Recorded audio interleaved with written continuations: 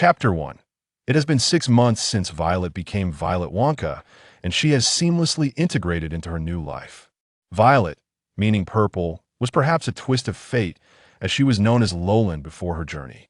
In her previous existence, one could call it that she met an untimely demise. After completing her college entrance examinations, she embarked on a trip, only to encounter a tragic plane crash. Fortune smiled upon her, however, as during the turbulence, she lost consciousness after colliding with the glass, thus escaping a painful farewell. When she awoke, it was in a hospital in England. She was informed of her parents' demise and that she had been admitted due to a high fever. This bewildering situation was simply characterized as a result of a fever that had damaged her brain, and she was subsequently taken home by her guardian, Mr. Wonka. Violet lowered her gaze to her petite hands and legs, speculating that she had likely transformed into a mere fraction of her original age. Gradually, whether due to physiological changes or not, she began to sense her intellect aligning more closely with that which was appropriate for her current age. Often, Violet found herself in a state of half-awareness and half-confusion. Her instinctive reactions bore a childish quality, and only later did she realize that such sentiments were perhaps not befitting an adult. Was she gradually being assimilated by the passage of time in this world? Upon coming to this realization, she decided to embrace the flow of life. Mr. Wilbur Wonka, a dentist, was her grandfather's brother and one of her 2 remaining relatives, the other being Mr. Wonka's son, Willy Wonka. Willy Wonka. Surely she was aware of the globally renowned novel and its film adaptation, Charlie and the Chocolate Factory. It became evident to her that while others were transported to magical realms of the Marvel Universe, she had landed in a world of children's literature. Nonetheless, Violet reassured herself that this world was quite peaceful. As Mr. Wonka's health continued to decline due to his advanced age, he resolved to transfer her guardianship to Willy Wonka to ensure she received better care. Violet contemplated the somewhat eccentric Willy Wonka and questioned whether this truly meant better care. However, upon Willis' arrival, she felt a surge of relief.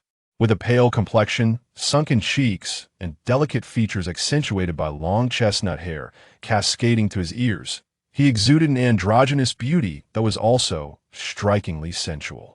Clad in a red velvet coat and wielding a cane, he resembled a comical figure from a bygone theatrical era. Yet, he was undeniably captivating. Violet joyfully followed this man back to his chocolate factory, while Mr. Wonka, until the very last moment, reminded her, never neglect to brush your teeth, avoid using dental floss, and consume chocolate sparingly. I know, she replied, rolling her eyes at the old dentist's obsessions. At that moment, Charlie and Mr. Wonka had already met.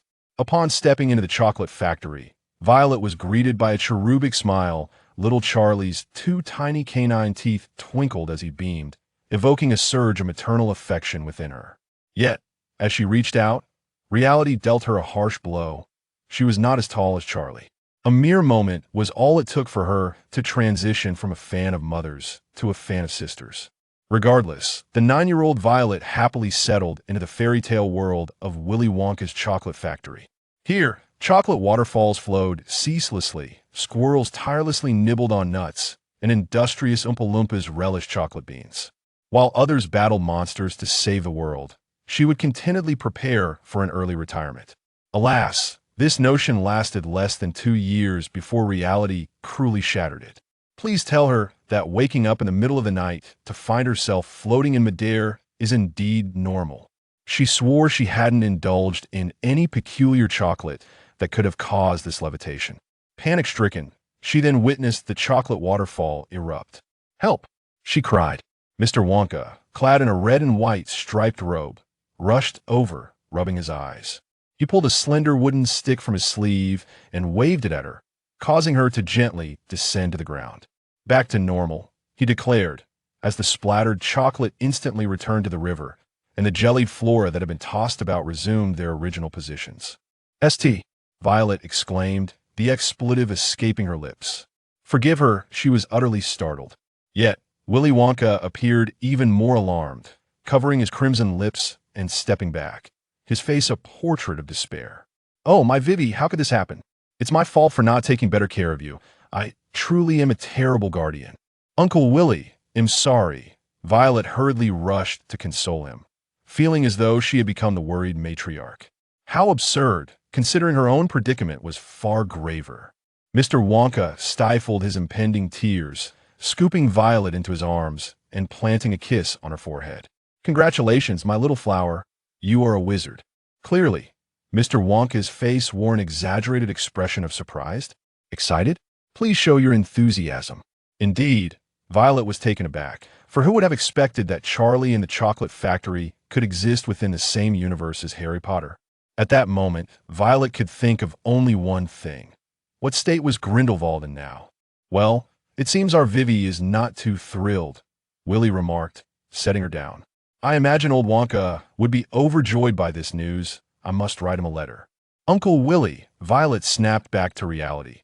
Does that mean Mr. Wonka is also a wizard? Oh, he is. Let me think of the term. Ah, yes, a squib. He is a wizard without magical potency, which is why he is always worried about you. But now, I am certain you are indeed a little wizard. Violet recalled that during the rift between Willy and old Wonka in the film, Willy was still a mere child, struggling with basic needs. Yet, if Hogwarts existed, perhaps it was feasible.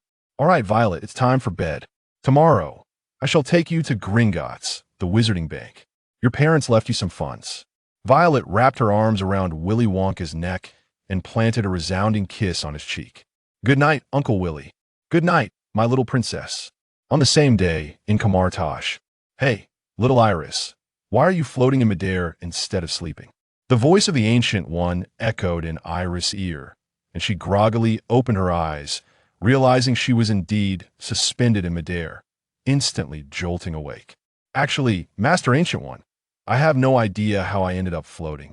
Iris, having seen her fair share of wonders, was unfazed by the presence of the Sorcerer Supreme. What could not be explained in his presence? She recalled her previous misadventures and assured, I swear, I haven't secretly studied any other spells. I promised you that I wouldn't do so again. Well, the Ancient One raised his hand, and Iris gently descended, unharmed. Placing his hand atop her head, he quietly assessed her, revealing a faint smile.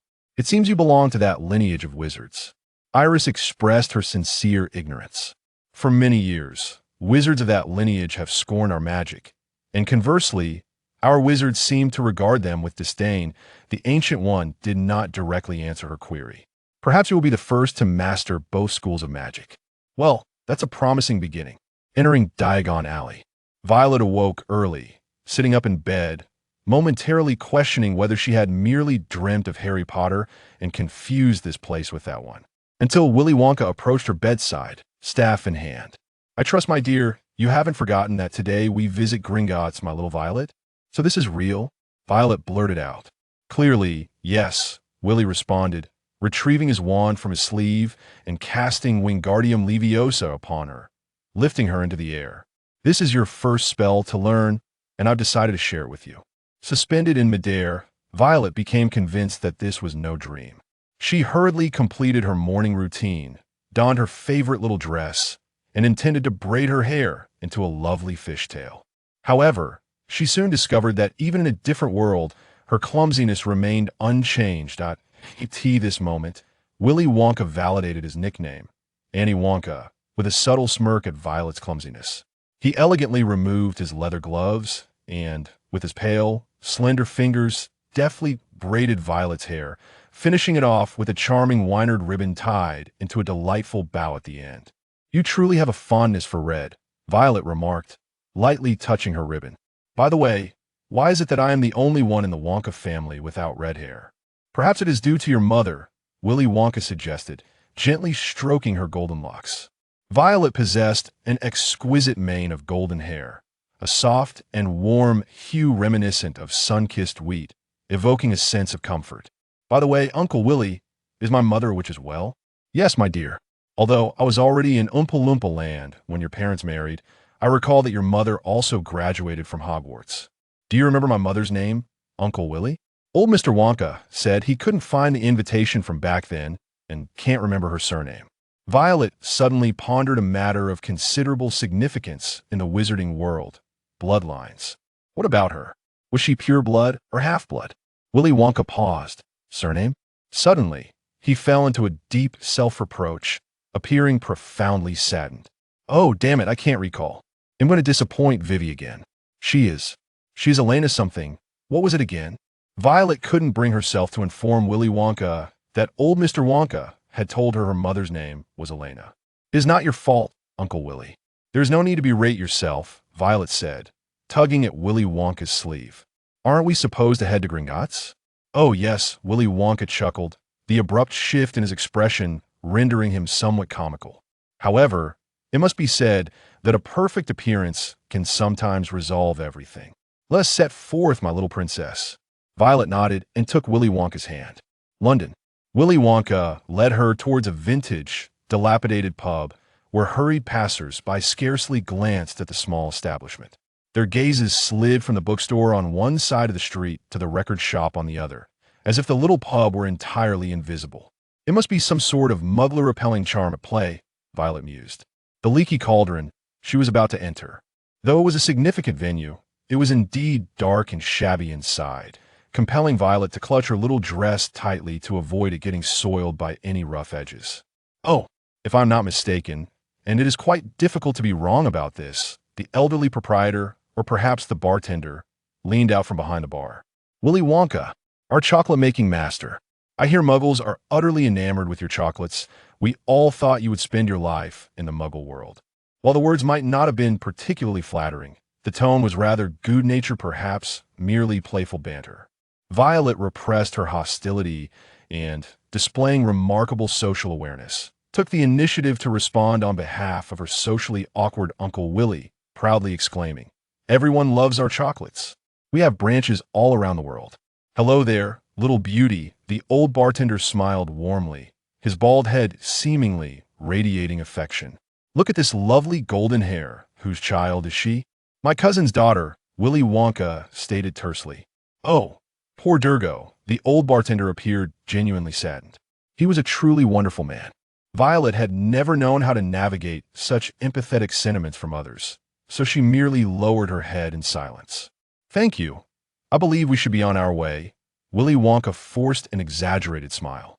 "Goodbye." He led Violet to a small courtyard enclosed by walls, which contained nothing but a few patches of wild grass. "3 up and 3 across," Wonka murmured softly, then tapped his wand against the wall 3 times. The brick he struck began to writhe violently, a small hole appearing and expanding until, moments later, a large archway wide enough for them to pass through stood before them. This archway led to a cobblestone street that wound forward, disappearing from view. "Welcome to Diagon Alley," Wonka said, performing an elaborate bow. "After you, my little princess." Violet inhaled deeply and stepped into Diagon Alley. Merlin. She was absolutely thrilled. "Do not rush, dear. First, we must visit Gringotts to withdraw some money." Willy Wonka brought her to a gleaming white building, towering above the surrounding shops, with a lustrous bronze door flanked by a row of goblins clad in deep red and gold uniforms. For some reason, the words bronze door abruptly sprang to Violet's mind. "Apologies for the interruption, it seems I have digressed. They're goblins," Willy Wonka explained to her. "However, they're not particularly benevolent creatures." As they entered, the goblins bowed to them before proceeding to a second door silver, engraved with words, "Enter, stranger, but beware the consequences of greed. Those who seek to take without giving will surely face the harshest retribution. So if you are here to seek wealth that does not belong to you, thief, be wary that what you find may not be treasure, but rather a curse." As they traversed the silver gates, 2 more goblins bowed in deference. Subsequently, they entered a grand hall paved with marble, housing approximately 100 counters. Behind each counter, a goblin perched on a high stool, some meticulously recording transactions, others weighing coins on scales, and still others scrutinizing gemstones through magnifying glasses. At the hall's far end, directly opposite the entrance, stood a resplendent golden gate. "Good morrow," declared Willy Wonka, flashing his signature insincere smile at a goblin while presenting a small golden key. "We are here to withdraw funds from Violet's vault, Violet Beauregard." "Indeed, it is authentic," the goblin confirmed after examining the key. "Griphook, escort them to Vault 1026. Violet." ensconced in a small minecart, embarked on a tumultuous journey akin to a temple run, hurtling toward her vault. She mused that she might not be a protagonist, as the vault contained a mere 7 small leather pouches, each labeled with a number from 1 to 7. Apparently, these were her tuition fees from 1st through 7th grade. Violet retrieved pouch number 1, already contemplating potential employment opportunities. She turned to the goblin and inquired, "Are there no accrued interest earnings after all these years?" The goblin cast a disdainful glance. "Evidently not. I suppose the principal was too meager," she muttered. Upon exiting, Willy Wonka instructed, "Vivi, promise me you'll remain here and not wander off. I, too, must retrieve some items." "Yes, Uncle Wonka," Violet assured him. After Willy Wonka's departure, Violet grew restless. Ascertaining that the goblins did not object to being observed, she approached a goblin weighing emeralds to watch. "Ouch!" Violet exclaimed, coinciding with a Manslow curse. Had the curse not resonated directly above her, she might not have discerned it. As it stood, the towering counter obscured her view, and she had nearly tripped a man. He appeared to be turning a corner, evidently in haste. The man stumbled but managed to regain his balance. Violet, however, fared worse, sprawling onto the floor. An irate voice echoed behind her, "You clumsy girl who tripped my father." "Oh, Merlin." Violet propped herself up, only to discover that she had inadvertently exposed herself. Her skirt had been hiked up to her waist, revealing her undergarments.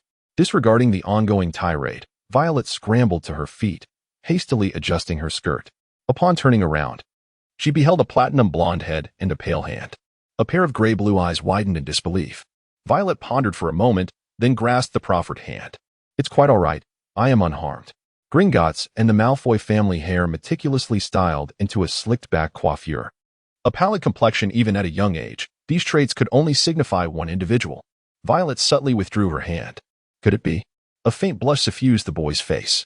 Violet did not delude herself into believing he was embarrassed. Rather, if this were that little scoundrel, it indicated profound irritation. Violet clung to a final shred of hope. Blonde hair was not uncommon, and surely he was not the only one with such aristocratic airs. Finally, the boy delivered his verdict, uttering the classic invocation, "Father." Before dashing toward Violet's rear, Violet turned to face 2 platinum-haired men, one large and one small, seemingly carbon copies of each other. The elder brandished a silver serpent-headed cane, his long platinum tresses bound with a forest green ribbon. His expression was haughty. Violet despaired. Indeed, nothing could be more disheartening than attending school for 7 years with a classmate whose undergarments you had glimpsed and whose disposition was notoriously unpleasant. A deathly silence descended. Did someone perhaps utter something? She raised her gaze to find the elder man wearing a forced smile, seemingly suppressing his ire. The younger man's face, however, was flushed crimson. "You uncouth woman." Violet regarded him with surprise. This was far more amicable than she had anticipated. She had expected a torrent of sophisticated insults. Draco, seemingly indignant, opened his mouth to retort, but a whirlwind of crimson interrupted him. "Oh, my little Violet. There you are, Mr. Wonka," exclaimed as he swirled toward her like a scarlet vortex. Clearly, when Mr. Wonka's attention was solely on her, others faded into obscurity. Lucius, once again staggering from the impact, glared balefully. "So," Lucius drawled, his voice languid, "this must be the child's guardian. Let me see. Red hair, a red ensemble. And those peculiar spectacles. Willy Wonka, renowned among muggles?" Violet understood why Lucius was so unpopular. His tone and demeanor alone would incite many to assault him. Willy Wonka attempted a friendly smile, but given that he was not addressing his beloved Charlie or Violet, the result was somewhat unsettling. "Greetings." Evidently, Willy Wonka did not recognize Lucius Malfoy. Violet, too, feigned ignorance, offering a forced smile to the father and son. "My father is," Draco began, but Lucius cut him off. "I trust you will endeavor to remain with your charge at all times. It is hardly safe for a young girl to wander Gringotts unaccompanied." Lucius remarked with a sardonic smile, placing a hand lightly on Draco's shoulder. "Do not presume that I am oblivious to your insinuation that I am a stray bludger." Violet's smile brightened. "Thank you for your concern, sir. I would also advise you to watch your step in the future. It would be most unbecoming for so handsome a gentleman to be tripped." A most considerate suggestion. Lucius surveyed her condescendingly. "We shall take our leave, Draco." But Draco mumbled before trailing off, then reluctantly allowed Lucius to lead him away. "Cease your ogling, and endeavor to forget this encounter. Vivi, these are for you." Willy Wonka swiftly dismissed the unpleasant encounter, placing a brimming bag of coinage into Violet's hands. "Your allowance for this term." Violet had momentarily forgotten that her guardian was the world's foremost purveyor of confectionery, rendering her, in effect, a child of affluence. "Uncle Willy, you truly spoil me," Violet exclaimed with genuine emotion. "Might you become a spoiled child?" Willy Wonka inquired with a smile. "Absolutely not. Then let us procure some magical trinkets to your liking." That day, Violet departed flourish and blots with Hogwarts, a history, great wizarding events of the 20th century, and great wizards of the 20th century. 2 years have allowed her to forget many things, such as the 7 Horcruxes and certain significant events. Perhaps immersing herself in books might trigger a memory. While ensuring her safety, it may also prove beneficial. Draco Malfoy, having been raised in an exceptionally privileged environment, enjoyed the luxury of fulfilling his every desire due to his affluent and powerful father, who indulged him without reservation. For the first decade of his life, he lived with a sense of pride and entitlement, with everyone around him exhibiting humility and servility. Occasionally, there were a few fools who dared to challenge him, but they swiftly regretted their folly and became even more submissive. However, today, a girl resembling a wayward ball unexpectedly appeared, nearly tripping his father. It was in Gringotts, and he could scarcely fathom the chaos that would ensue if his father were to stumble here. Enraged, he exclaimed, "You insufferable girl who has caused my father to stumble, Merlin," for he had inadvertently glimpsed the girl's undergarments. In a state of panic, Draco pondered the appropriate response for a gentleman in such a situation. He looked helplessly at Lucius, who silently urged him to feign ignorance and assist the lady in rising. Clearing his throat awkwardly, Draco extended his hand, saying, "My lady, permit me to assist you." Yet the girl disregarded his words, clumsily rising and brushing off his concern with a casual, "It's fine, I'm all right." This was a blatant provocation. Draco glared at the girl, his teeth clenched, only to find himself momentarily entranced. Merlin, how could her eyes be so exquisite? Such a beautiful hue reminiscent of dew-kissed violets on a foggy morning. No gem could rival their clarity. Was such a color even real? How could a person possess violet eyes? Such a stunning shade. His cheeks flushed, Draco found himself at a loss for words, instinctively seeking his father's presence. Surely, his father could navigate this awkward situation, allowing him the pleasure of getting to know this enchanting girl. "Good morning, beautiful lady," his father politely inquired. "I hope you are unhurt?" Yet, once more, the woman ignored his father's words, fixating instead on an unknown thought. Fury ignited within Draco. Never had anyone treated his father with such disregard. "You rude woman," he blurted out. The girl turned her magnificent, watery eyes toward him, appearing somewhat hurt. Draco struggled to harden his heart, but found it impossible. Damn it. Even so, she could not disregard a Malfoy. Nevertheless, he resolved to maintain his gentlemanly demeanor. Just as he opened his mouth to express forgiveness, a whirlwind of a figure collided forcefully with his father. "Oh, my Violet." Violet? So that was her name, just as beautiful as her eyes. What was he thinking? The priority now was that this impertinent girl had an equally insolent father, who seemed unfamiliar with his own. Draco raised his chin, addressing the girl haughtily. "My father is preparing for an apology." Yet it appeared his father was disinterested in engaging further with the man named Wonka, concluding their conversation rather quickly and pulling Draco away. He had lingered for a while, unable to comprehend the situation, yet he found himself unwilling to leave. Glancing back at the girl, he noted she had not followed. Indeed, she had no obligation to do so, yet Draco felt a twinge of discontent. Why wouldn't she come along, you? Well? Draco refrained from cursing her. "What's the matter, Draco?" Lucius inquired. "Is the Wonka family a wizarding lineage?" "Yes. Why do you ask?" "Oh, nothing. Just thought." The surname seemed unfamiliar, Draco fibbed. Deep down, he felt a flicker of joy, for Violet was likely a pure-blood witch, and it was highly probable they would both be sorted into Slytherin come the start of term. Violet, having immersed herself in the history of magic, finally mustered the courage to inquire about Mr. Wonka. "Uncle Willy, which house were you sorted into?" Speaking of that confounded hat," Willy Wonka scoffed lightly. "I profess my love for red, yet it still placed me in Ravenclaw. Exceptional wisdom is humanity's greatest treasure." Violet generously praised. "That clearly signifies you are undoubtedly a genius." Of course, Mr. Wonka hummed a tune reminiscent of Willy Wonka, the unparalleled master of chocolate making, and if he had a tail, it would surely be wagging with delight. "Oh dear, did I just mention that hat?" Willy Wonka exclaimed, "Merlin's chocolate." "Girl, you didn't hear anything. Your house sorting test is exceedingly challenging and complex. The hat, no. It is a dreadful monster." "All right, Uncle Willy, I didn't hear a thing," Violet chuckled, covering her ears as she ran off. On July 31st, the acceptance letter from Hogwarts arrived as anticipated. Violet traced the first line, Ms. V. Wonka, and felt a rush of warmth at her fingertips, undoubtedly a psychological effect. In a small house by the chocolate waterfall in the basement of the Wonka chocolate factory, Miss Violet Wonka received the letter. "Hey there, little darling," Violet said, stroking the owl. "How did you manage to fly in here?"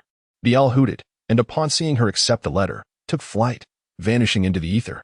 It appeared that the reading list had not changed much over the years. Willy Wonka commented on the list of books required for the first year. "Let us visit Diagon Alley once more, and soon you shall possess your very own wand. Xiao Yuan, which school do you wish to attend?" The Ancient One placed 4 acceptance letters before Iris: Hogwarts, Durmstrang, Beauxbatons, and Ilvermorny. It was evident that there were no magical schools in Camartage. Hence the 3 prominent European schools and the American institution had sent their acceptance letters. Hogwarts. Iris responded without hesitation. "I didn't expect you to choose to go to England." The Ancient One smiled faintly. "Indeed? Changing one's destiny is a challenging endeavor." The Ancient One gazed at her, as if peering through her being to her very soul. Iris, feeling somewhat guilty, touched her nose but candidly replied to the wise sorcerer, "However, someone is quite important to me." "Very well, I shall respond to the letter. By the way, you will need a guiding teacher, as I am unfamiliar with that place." The Ancient One winked. "How is your practice with the magic array coming along? After all, we cannot afford the plane tickets to England." After all, she had once been tossed into the snowy mountains. Sending herself to England was feasible. "Camartage, Miss Yao Yuan has arrived? Oh, it seems that in the eyes of Hogwarts, you have already come under my jurisdiction." The Ancient One affectionately tousled her hair. "My birth name is Yao. After so many years, I have nearly forgotten that surname." Yao Yuan nuzzled against the Ancient One's palm like a cat, already feeling melancholic. "I am a bit afraid to leave you." Although Yao Yuan had only spent 2 years with the Ancient One, during that time, the Ancient One had been both a mentor and a maternal figure. Whenever the Ancient One was present, Yao Yuan felt that nothing was insurmountable. Yet now, she would soon embark on a journey to England alone. "What? I already miss you," Yao Yuan lamented, growing increasingly sorrowful. She had heard that ancient magical edifices like Hogwarts possessed unique magnetic fields that were in conflict with their magic. "Then study their magic diligently," the Ancient One gently tapped her on the head, "but do not neglect your training. Once you graduate, you must face Mordo, understand?" When she graduated, it would likely not be a confrontation with Mordo, but rather with Dr. Strange. Yao Yuan contemplated Mordo's indiscriminate treatment and Dr. Strange's straightforward demeanor, fully realizing that she could not escape the fate of being beaten. "All right. Go pack your belongings." "Okay, Kirkwood District, Coal Town. Oh, this is quite a mouthful. Truly befitting a place for wizards." Yao Yuan traced a circle with her portkey, tossing her suitcase inside. Just as she was about to draw another circle, she couldn't help but turn back and give the Ancient One a heartfelt hug. "Will you return to Camartage during Christmas?" "I cannot guarantee that, my child. There may always be matters requiring my attention. However, Camartage will always have someone present. But who knows when this hidden villain among your disciples will erupt?" Yao Yuan's face fell, as she regretted not remembering the villain's name, only recalling their unconventional appearance. "I'm leaving, Ancient One," Yao Yuan said, burying her face in the Ancient One's shoulder. "You must be cautious. The human heart is unpredictable." The Ancient One ruffled Yao Yuan's hair. "Time is of the essence. One must be punctual." "Oh." Yao Yuan reluctantly released the Ancient One, creating a magical circle for herself. "I will write to you. You must read it." Then Yao Yuan arrived in Coal Town. Just as she emerged from the circle, she spotted a man in black staring at her, with fragments scattered at his feet, seemingly the remnants of her suitcase. Doubts crept into Yao Yuan's mind. Could it be that their portkey transport was as unreliable as apparition, resulting in broken belongings?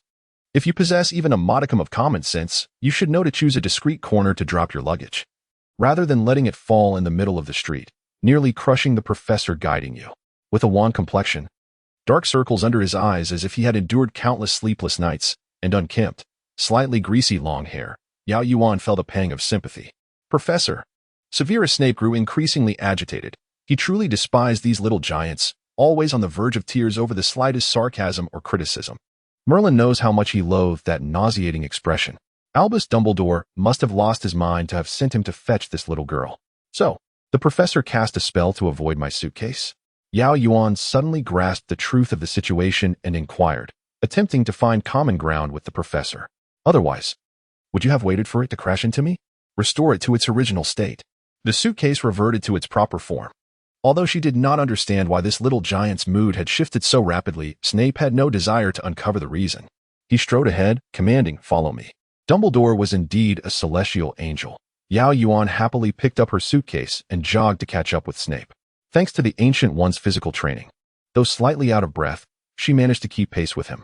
They ventured into a dim alley, where Snape glanced at her, somewhat surprised that she had followed without uttering a word, not a single complaint.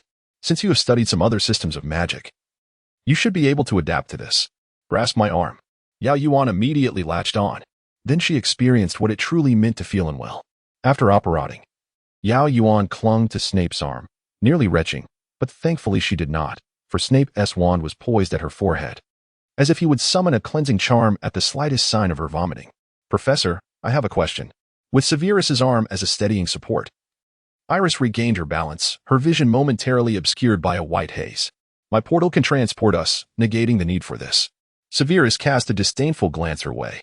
"Henceforth, your portal is relegated to the singular purpose of performing hurdles." "Yes, Professor," Iris acquiesced, too nauseated to argue, lest she regurgitate her sentiments. Hogwarts, in its benevolence, furnished her, a financially challenged fledgling sorceress, with a stipend, enabling her to procure the requisite accoutrements. Second-hand textbooks would suffice, yet even with such frugality, Iris could not amass sufficient funds for an owl. Perhaps in a couple of years, she mused. Expediting matters with the professor proved remarkably efficacious, particularly within the teeming confines of Flourish and Blots, where Severus served as an ambulatory plow, his mere presence inducing trepidation and subsequent egress among the student populace. Alas, a collision of crimson and ebony disrupted their progress. "Oh, my sincerest apologies," exclaimed a gentleman clad in a scarlet suit. "Apologies, sir." "Professor Snape?" inquired a fair-haired maiden. August 1st, 1991. Violet and Iris, kindred spirits, convened, a mere glance sufficing to establish their shared identity. Draco's Tracer, Part 1, a novitiate. Yet to matriculate, recognizing Professor Snape, coupled with the professor's presence in Diagon Alley alongside said novitiate, the deduction was self-evident. Violet, in her audacity, sought to corroborate their alliance. Venturing a salutation, "I espied you in eminent wizards of the 20th century, Professor Snape. I am honored to soon be under your tutelage." Severus responded with a curt, frigid glare. Undeterred, Violet pressed on, addressing Mr. Wonka, "Uncle Willy, might I procure a beverage from Florian Fortescue's ice cream parlor?" With Mr. Wonka's assent, Violet braved Severus's baleful gaze, extending a hand toward the raven-haired lass. "Care to join me?" "My treat. If memory serves, Monsieur, you have yet to acquire your wand. And your escort is not your personal tour guide." "Professor," Violet interjected, undaunted, "Ollivanders is presently besieged by a queue. We shall return ere it dissipates. Moreover, you might avail yourself of the opportunity to purchase sundry items." Judging by Severus's impassive countenance, he likely yearned for the solace of sensory deprivation. "I shall maintain your place in the queue, girls. Indulge in your preferred libations," Willy Wonka offered, his enigmatic alacrity renowned for its unwavering execution. With a jubilant skip, he advanced toward Ollivanders. "Very well. Should I not observe your presence at Ollivanders within a quarter of an hour, Miss, you shall secure lodgings at the Leaky Cauldron independently." With that pronouncement, Severus executed a sharp about-face, his departure marked by an aura of briskness. "Merlin's beard. A veritable Slytherin model," Violet exclaimed. While Professor Snape's timbre is pleasing, his cadence and phrasing induce a certain somnolence. Violet and Iris, within a span of 10 minutes, expeditiously exchanged intel. Then, each clutching a glass of fizzy apple juice, Note 1, they ambled toward Ollivanders. The confluence of the chocolate factory and the magical realm was sufficiently peculiar. Now, we incorporate a Marvel universe? By Arthur's beard. Note 2, however, the Marvel universe appears largely disconnected from this reality. I am, in all likelihood, an anomaly, Iris shrugged. Might I examine your sling ring? Violet inquired, curiosity piqued. Certainly. Iris divested herself of the sling ring, placing it in Violet's palm. If only it were impervious to magical fields, we could readily consign Voldemort to an alternate dimension. Violet lamented, returning the sling ring to Iris. At that juncture, they traversed Madame Malkin's robes for all occasions, before which stood a conspicuous figure, Hagrid. One could scarcely overlook a half-giant. He brandished 2 colossal ice creams, smiling through the window at the interior. Harry Potter must be within, Iris surmised, smiling. Indeed. OST. Violet exclaimed, her recollection triggered. Draco is also present within these premises, according to canon. As if on cue, the shop door swung open, the chimes announcing the forceful entrance. Out of my way, you oafish half-giant. Violet seized Iris's hand and bolted. Is he a tracer? How did he detect my presence? Violet, guiding Iris through the throng, their diminutive stature affording them concealment within the multitude. Girls, over here. Willy Wonka beckoned, only one individual ahead of him in the queue. Coming. Violet and Iris, breathless, reached Willy Wonka. Violet imbibed her fizzy apple juice in a single draught, discerning it to be merely ordinary apple juice. Burp. A bubble escaped Violet's lips, which Willy Wonka playfully punctured, releasing a subtle aroma of green apple. Burp. A beverage aptly named. Burp. Willy Wonka punctured each bubble Violet expelled, seemingly engrossed in the amusement. Might we terminate this trivial pursuit? Your predecessor has already entered, Professor Snape announced, his vitriol preceding him. Burp. Procure your wand, Iris. I suspect I shall be emitting bubbles for a while longer. Violet and Iris embraced. I shall correspond. Farewell until the commencement of term. Indeed. Farewell. Iris and Severus entered Ollivander's. Good afternoon, a mellifluous voice greeted them. Albinic hair, argent irises, unquestionably Mr. Ollivander. Greetings, Iris responded, a demure smile gracing her lips. Ah. Severus Snape. Your acquisition of a wand seems but a yesterday. Birch, 13.5 inches, with a core of. Spare us the reminiscences, Mr. Ollivander. Severus interjected curtly. We are here to select a wand for this young witch, are we not? Draco's Tracer, Part 2. Ah, yes, Mr. Ollivander conceded, seemingly regretful. Very well. Let us see.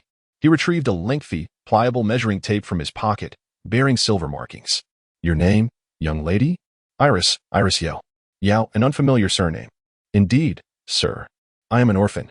It is the surname of my adoptive wizard. My apologies, Ollivander murmured. Which hand do you favor for wielding a wand? My right hand. Sir. The tape measured the distance from Iris's wrist to her elbow, knee to ankle, and even the breadth of her nose. Try this, Miss Yao. After a series of calamitous attempts, a polished wand emitted a gentle, azure luminescence in her grasp. English oak, unicorn hair core, 12 inches, remarkably pliant. Mr. Ollivander, in a dreamlike manner, spoke to Yao Yuan, stating that the master sought by the oak possesses strength, courage, and fidelity. They are the most devoted friends, family, and lovers. Endowed with an extraordinary affinity for the magic of nature and the myriad creatures and plants of the magical realm. The unicorn symbolizes purity. Being the most benevolent creature in existence, my child, I believe you must be a person of exceptional gentleness. Thank you, Mr. Ollivander. Yao Yuan, slightly embarrassed by such sincere praise, pursed her lips and responded with a polite smile. After settling the payment, Snape hastily made his way to the leaky cauldron. Almost as if in a race, and unceremoniously deposited her with the pub's proprietor, completing the check-in and payment before irresponsibly departing. Poor child, Tom Abbott, the pub owner, mused, having concocted some grand tale in his mind. Snape is like that. Do not blame him. I believe he simply struggles to express his emotions. Indeed, he was not adept at conveying his feelings. Meanwhile, Draco was engaged in conversation with Harry, unaware that he was speaking to Harry Potter. When Harry pointed out a figure named Hagrid standing outside, Draco scoffed dismissively. His father had mentioned that Hagrid was a half-giant, a mere servant tasked with overseeing the forbidden forest at Hogwarts. As he prepared to enlighten the boy of his age, he caught sight of a pair of pale lavender eyes. In the sunlight, the purple hue appeared slightly muted, creating a dizzying effect that alternated between blue and purple, perhaps influenced by the rapid beating of his heart. Draco dashed out of the shop, only to find the accursed half-giant obstructing his path, watching helplessly as that golden-haired figure swiftly vanished into the crowd, inciting him to pursue even more frantically. When did you become a troll, Draco? After careening past countless wizards, he was abruptly halted by a hand gripping the back of his collar. Professor Snape? He recognized him as a friend of his father's and one of Draco's idols, the most formidable potion master of the age. Often solicited by his father for assistance in crafting potions. Thus, among the living, the only individuals capable of intimidating Draco were Lucius Malfoy and Severus Snape. I have no interest in your little chase, but you have damaged the dragon's breath herb I purchased. Snape released Draco's collar. I hope you will remember to watch where you are going in the future. I apologize, Professor. I will report truthfully to my father, Draco replied, dejectedly. At that moment, even Draco's tracking spells could not locate Violet. For a considerable time afterward, Draco was utterly disheartened, forgetting even to ask his father to secretly procure a Firebolt 2000 for his school use. Hogwarts Express, Part 1, Violet's Wand, crafted from ebony with a dragon heartstring. Measures 11¼ inches, making it exceptionally suited for combat.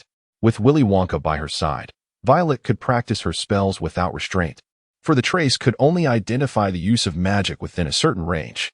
With an adult wizard present, it could not discern whether the magic was cast by her, an underage witch, or Mr. Wonka. It must be noted that Violet seems particularly adept at combat spells. She had secretly tested a few, such as the stunning spell, with commendable results, albeit on a small mouse. Moreover, Violet, the affluent Wonka, not only procured a black cat as her magical companion, but also acquired a brown owl, a larger species among owls, classified as a medium-sized raptor. Her choice was simple. The lady's call was melodious and captivating, standing out amidst a chorus of discordant voices. Violet promptly named her mermaid. The black cat, a pure black British shorthair, was quite young, and Violet finally realized her dream of owning a sleek black cat, despite Muggles considering them unlucky. However, there was a slight issue. If he were to close his eyes and Violet rose in the middle of the night, she would almost certainly step on him. Oh, poor Oreo. Despite his complete lack of white markings, he was still named Oreo. Soon, September 1st arrived. Mr. Wonka reluctantly escorted her to the Hogwarts Express, donning a pair of purple gloves that created a dazzling contrast with his vibrant outfit. Thankfully, his handkerchief remained a normal white. Otherwise, a red one might have given the impression of sending her off to marry. Oh, Uncle Willy, I shall write to you incessantly. Do not be too sorrowful. Observing him reach for his handkerchief, Violet, fearing he might weep, quickly changed the subject. You still have Charlie, don't you? I shall eagerly await the new chocolate creations for Christmas. Yes, yes, yes. Mr. Wonka instantly perked up, waving his handkerchief towards Violet in the train. I will send them to you in advance, my dear. I am looking forward to it. As the train set off, Violet dragged her suitcase towards the front. With Mermaid in one hand and Oreo nestled in her satchel, Violet had a peculiar preference for sitting in the front carriage, whether on subways, trains, or various roller coasters. So she instinctively moved forward, hoping to find an empty seat in the first carriage. Upon reaching the junction between the second and first carriages, a voice called out from behind her, "Hey, first year brat, this is the Slytherin compartment."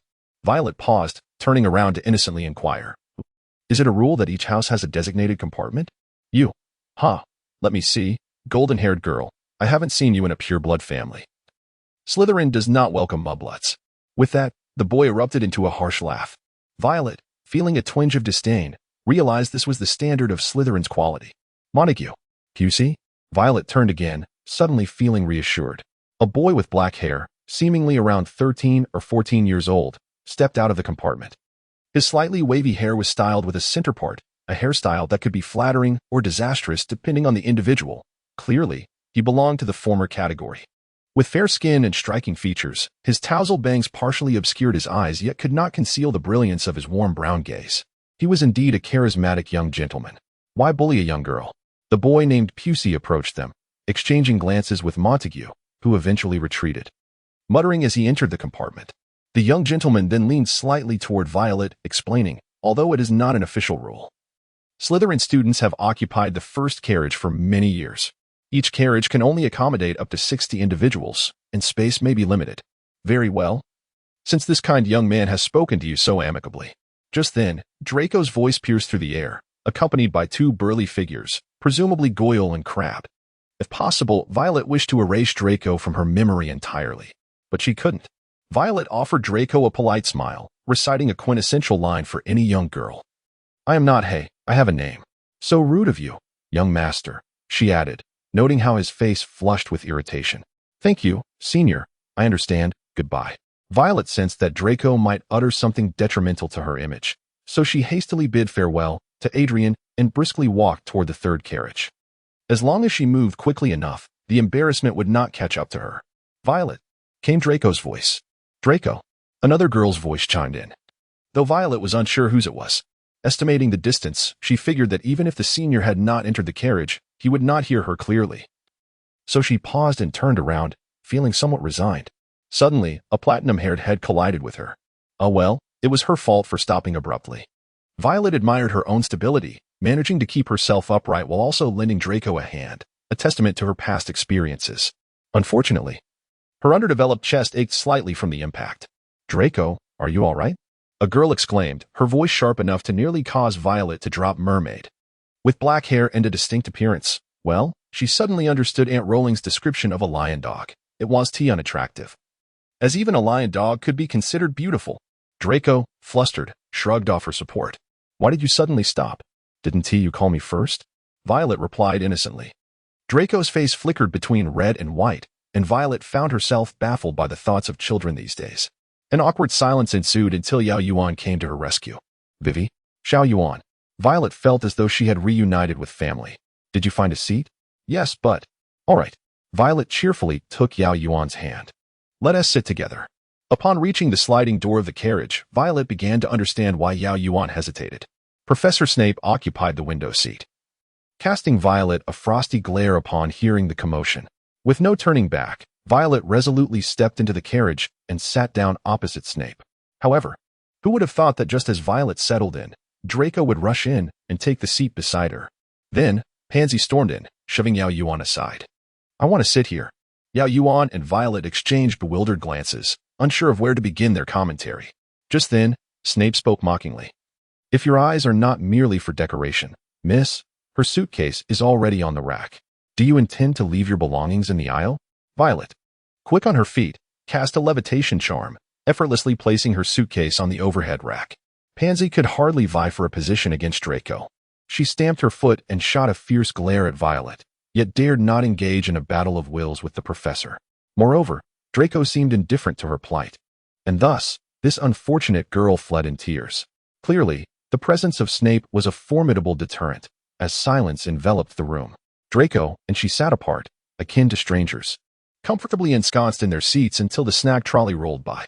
"Just one of everything chocolate," Violet declared. Mr. Wonka had truly spoiled her taste.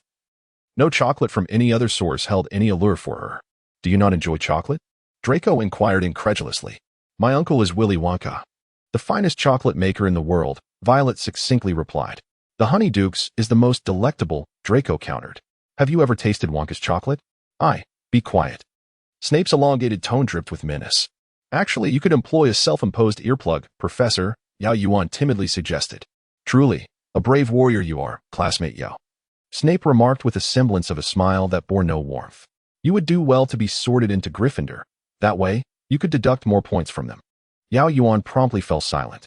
Thus, they journeyed in silence until they arrived at Hogwarts. Years later, Violet would reminisce about that scene with amusement. Such a spectacle was indeed rare. 3 11-year-olds, sitting squarely, munching snacks in an eerie quietude. Violet shared half her snacks with Yao Yuan. And then Draco produced an assortment of candies and chocolates from seemingly nowhere, pushing them toward Violet. She pushed them back, he returned them, and Professor Snape, unable to bear the sight, ultimately chose to ignore the exchange. Violet was the first to cease this childish back and forth, though she refrained from sampling the candies and chocolates until the 2-hour train ride concluded. Upon arrival, Snape promptly rose and exited, leaving a cadre of startled gazes in his wake. Violet wished to disembark as well, but as she stood, Draco deftly seized her wrist. "Oh no, this is bad. Why aren't you eating?" "Fine," Violet said, meeting Draco's predatory gaze as she unwrapped a piece of chocolate. Upon finishing, Draco wore a look of pride. "This is the limited edition chocolate from Honeyduke. It's decent," Violet assessed fairly, "but it pales in comparison to Wonka's chocolate." Just as Draco opened his mouth to respond, Violet shoved another piece of chocolate into his mouth. "Let us not debate this further. When Uncle Wonka's chocolate arrives, you may judge then." Draco's cheeks bulged, resembling a little hamster. Violet turned to pat Oreo, who was seated beside her. "The house elves of Hogwarts will escort you to my dormitory, so do not wander off." With that, she seized Yao Yuan's hand and dashed away. Draco had indeed anticipated an encounter with Violet on the train, but not under such circumstances. What was so great about Darren Puce? Merely a seeker for Slytherin, who would eventually become a seeker for the house. His impulsiveness returned. He had envisioned numerous polite greetings and engaging topics, yet now none of them were applicable, and he found himself openly despised. She ignored him when he called her by name. Thus, he pursued her, clumsily colliding with her. Merlin, her eyes were even more enchanting up close. Why wouldn't she eat his chocolate? She had fed him a piece. Wait, She claimed she wanted him to try Wonka's chocolate. He certainly wouldn't consume the chocolate sold to muggles. If she begged, he might reconsider. As per tradition, the new students were to traverse the Black Lake in small boats, with Violet naturally sharing a vessel with Yao Yuan, while the other two were unfamiliar faces. I heard the sorting hat ceremony involves slaying dragons, one whispered to the other, their faces paling. Yao Yuan and Violet exchanged glances, suppressing laughter as they enthusiastically exclaimed, "Really? Oh, by the way," Violet quietly asked Yao Yuan, "why was Professor Snape on the train?" "Professor Dumbledore commissioned him, stating he would look after me. A wizard from Kamartosh," Yao Yuan replied, her eyes sparkling with mirth. "Old Dumbledore is simply an angel. Is Snape's venom not lethal? When will this love-struck child come to terms with reality? Are you aiming for Slytherin?" Violet inquired again. "If possible, I would like to. What about you? Perhaps Hufflepuff?" The common room is right beside the kitchen. The boat soon reached the shore. Under Hagrid's guidance, the new students ascended a stone staircase leading to the grand wooden doors of the castle. Professor McGonagall emerged, briefly introducing the four houses before informing them that the sorting ceremony was about to commence. "I suggest you make yourselves presentable during this waiting period." Following her gaze, Violet noticed Ron standing beside her, easily identifiable with his unkempt red hair and somewhat dirty face. And next to him, where there is a Weasley, there is a Malfoy. Violet pivoted to distance herself from the unfolding scene, wishing to become a mere bystander. "Where are you going?" Draco's hand once again captured her wrist, his accuracy uncanny. Draco's expression softened unexpectedly. "There is nothing to fear, Violet. Do you have many friends? Let go of me. Your target is over there. Hurry. Extend your hand of friendship to the savior."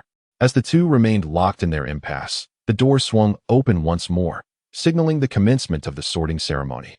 Draco, seemingly fearful she might flee, tightened his grip on her wrist, leading her inside. Violet felt utterly drained. White Porcelain Plum Wine, author today. I read on the encyclopedia that aside from the driver and the witch selling snacks, there are no other adult wizards on the Hogwarts Express. So why was Lupin taking the train to Hogwarts? According to official sources, teachers generally apparate near Hogwarts and walk the rest of the way. By the way, Snape was persuaded by Professor Dumbledore to accompany the child, Yao Yuan, to school. Old Dumbledore is quite the honest hammer. Sorting Part 2, as the saying goes. The flowing Harry Potter fan fiction, the steadfast Hannah Abbott. "When I call your name, please step forward and sit on the stool, donning this hat," McGonagall announced, producing a long roll of parchment inscribed with a plethora of names. Hannah Abbott, Hufflepuff, Wonka, and Yao were among the last surnames called. Precisely the third and second to last, with only Blaise Zabini, a handsome young man of dark complexion, following them. Malfoy appeared increasingly restless. Yao Yuan jested quietly to Violet, attempting to alleviate her own nerves. "He seems to have fallen for you at first sight. If he were truly smitten with a girl who exposed herself to him upon their first encounter, then I can only surmise that the lad harbors some peculiar predilections." Violet Wonka. The instant the hat was placed upon her head, Violet commenced a fervent litany of silent supplications. "Not Slytherin, not Slytherin, not Slytherin." Like a savior's broken record. "Oh, and why is that?" The sorting hat inquired affably. "An unconventional gambit?" Violet was taken aback, answering reflexively, to mitigate risk and needless complications. Whereupon the sorting hat, eschewing further inquiry regarding her desired house, cheerfully remarked, prudent and composed, "You shall attain the glory you merit." Slytherin. Draco, with considerable fanfare, applauded vigorously, his two dim-witted acolytes dutifully following suit. Even some of the elder Slytherins offered perfunctory applause, though most were unfamiliar with the Wonka lineage. As an aside, the Wonka family was indeed once a prominent magical dynasty, though it has long since waned in the annals of the magical world. Moreover, the sole two remaining male scions of this generation include one who has passed on, and another who has absconded to the Muggle realm to craft confections. Many young witches and wizards speculate that she may be a Muggle-born witch. However, given Malfoy's demeanor, this would appear not to be the case, as the Malfoy family are staunch adherents to pureblood ideology. "I've reserved a place for you," Draco announced, cocking his chin, his countenance practically screaming, "Hurry over already." Violet demurred, currently in a state of suspended animation. How could the sorting hat be so effusive in its praise? Couldn't a desire to avoid trouble be construed as a Hufflepuff's predilection for equanimity? She truly had no desire to come to the serpent's den to face a gaggle of utterly unendearing children. She mechanically ambled toward the table, pointedly ignoring Draco as she passed. Draco discovered that the act of becoming incensed could, in fact, be tolerated with prolonged exposure. As it stood, though vexed, he nevertheless seized Violet's wrist without delay, drawing her to his side. Violet mechanically took a seat, suddenly sensing something amiss. Indeed, after all this time, Yao Yuan's sorting ceremony had yet to conclude. This seemed to surpass even Neville Longbottom's protracted ordeal. Violet observed that Dumbledore had begun to fix his gaze in their direction, and even Snape had deigned to cast his eyes upon Yao Yuan. Could it be that Marvel mages and Hogwarts were somehow incompatible? The assembly commenced to murmur, and even Draco could not resist nudging her. That's your friend, isn't it? What's amiss with her? No idea. Slytherin, Part 1. Slytherin. If Violet's auditory perception served her correctly, the Sorting Hat's intonation betrayed a hint of reluctance. Xiao Yuan, over here. After beckoning Yao Yuan, Violet realized that Draco had not only saved a seat for her, but had also considered her friend. Violet bestowed an inquisitive gaze upon Draco, her unblinking stare causing a slight flush to creep up his cheeks. He averted his gaze to the wooden table before him. Why are you staring at me? Thank you for remembering my friend, Draco. Actually, Draco was quite affable, provided you were his friend. As the Sorting Hat had intimated, perhaps one might find oneself in Slytherin, and perhaps one might forge genuine friendships there. Violet had once endured a period of self-imposed isolation. During that time, she had greatly favored a progressive and liberal-minded secondary school, only to be enrolled by her parents in a rigorous, cloistered boarding school, a girls' school, no less, predisposed to prejudice against girls' schools. She had presumed that an institution populated solely by girls would inevitably be rife with internecine warfare and duplicity. Consequently, she had remained guarded, and had harbored no sentimental attachment to her alma mater. It was not until after graduation that she discovered, in the recesses of her memories, that her school had, in fact, been quite agreeable, and that the girls had been quite darling. Although Slytherin seemed to harbor a coterie of somewhat disagreeable children, now that she had arrived, this was her rightful place. Slytherin will help you reach the apex, and, correspondingly, your glory shall be Slytherin's glory. This is something a gentleman ought to consider. Draco began in a stilted manner. A friend of yours is a friend of mine. May I have the honor of knowing this fair lady's name? In truth, Draco, with his slicked back hair, exuded an air of high society when he spoke thus. Even the curve of his smile measured just so. However, he still paled in comparison to Lucius, for experience is the best teacher. After Draco and Yao Yuan had exchanged names, Draco continued with polished courtesy. May I address you as Iris? Oh, certainly. And may I, in turn, address you as Draco? My pleasure. Sandwiched between them, Violet exerted a considerable effort to suppress her laughter as she watched them volley pleasantries back and forth. Draco felt immensely gratified. Such impeccable social etiquette would surely redeem his prior image. The incident in Diagon Alley, where he had blundered about like a rhinoceros, had already earned him a stern reprimand from Lucius. Even a troll with a modicum of sense would know that Violet's esteem for him must have plummeted. Fortunately, the perspicacious Malfoy knew how to create and seize opportunities. Lastly, Blaise Zabini, unsurprisingly, was also sorted into Slytherin. It was rather uncommon to have 3 students in a row sorted into Slytherin. Besides the new students introducing themselves, the upperclassmen had also begun to murmur, and the hall was momentarily clamorous until Professor McGonagall tapped her goblet, whereupon everyone fell silent. Dumbledore rose to his feet, gazing upon the assembly below with arms outstretched, as if nothing could please him more than to see all the students gathered together. Let the feast begin. Despite having known it beforehand, Violet could not help but marvel at the sight of food instantaneously materializing upon the long tables. It was truly ingenious. A person who had not marveled at the magical starscape of Hogwarts Castle and the Great Hall was now marveling at the food. Truthfully, it was quite befitting of a Hufflepuff. In truth, everyone's personality contains elements of all 4 houses, the only difference being the emphasis and the intensity of one's desires. By the way, Xiao Yuan, what did you say to the Sorting Hat? Why did it take so long? Violet whispered to Yao Yuan. Oh, at first, it wanted to sort me into Hufflepuff, which is actually quite apartment. The Pottermore sorting test I took back then also placed me in Hufflepuff, but I felt I should sway it with my strong preferences. However, before I could finish arguing my case, its tone suddenly shifted, and it vehemently urged me to go to Ravenclaw. Then ensued another round of ceaseless argumentation. In the end, it must have grown weary of me. Yao Yuan shrugged. Do you regret it? Violet blurted out. It's not that serious, dear. Sorting is not like choosing a major in college. But for me, now that I've come to this world, I'll probably do everything I can to stay by the professor's side, right? Violet hesitated for a moment before asking, Actually, I don't quite understand. Is this love, or? Yao Yuan chuckled softly. I don't think so. Yao Yuan was clear-headed beyond Violet's expectations. Two fair young ladies, it's not good to just talk and not eat. That probably won't fill your bellies. A ghost appeared before them, or rather, emerged from the food, which startled Goyle and Crab, who were sitting diagonally across from them, causing them to drop their forks into their plates. The ghosts of the various houses had come to greet the new students. As Bloodman Barlow drifted past, he inadvertently bumped into Draco, causing the young boy's face to turn pale in an instant. I think you could use a cup of hot cocoa, Violet thoughtfully offered, pushing a warm drink toward him as a gesture of goodwill. Your cup has vanilla in it, but Draco doesn't drink vanilla. It was then that Violet noticed Miss Parkinson sitting on the opposite side of Draco. For the past 10 minutes, it had been her relentless chatter that occupied Draco's attention. No wonder she had been conversing with Yao Yuan for so long without interruption. Oh, never mind, Violet said, reclaiming the cup, determined not to waste it. I'm not a child anymore, Pansy, Draco stated as he took the cup from her hand. Vanilla cocoa sounds delightful. Thank you, Violet. Merlin's Arthur, Yao Yuan remarked ambiguously, nudging Violet with her elbow. What a domineering statement, trying something you dislike for someone else. You must have been quite the shipper in the past, she teased. In truth, Violet had experienced similar situations in real life, though back then, she had merely been a bystander.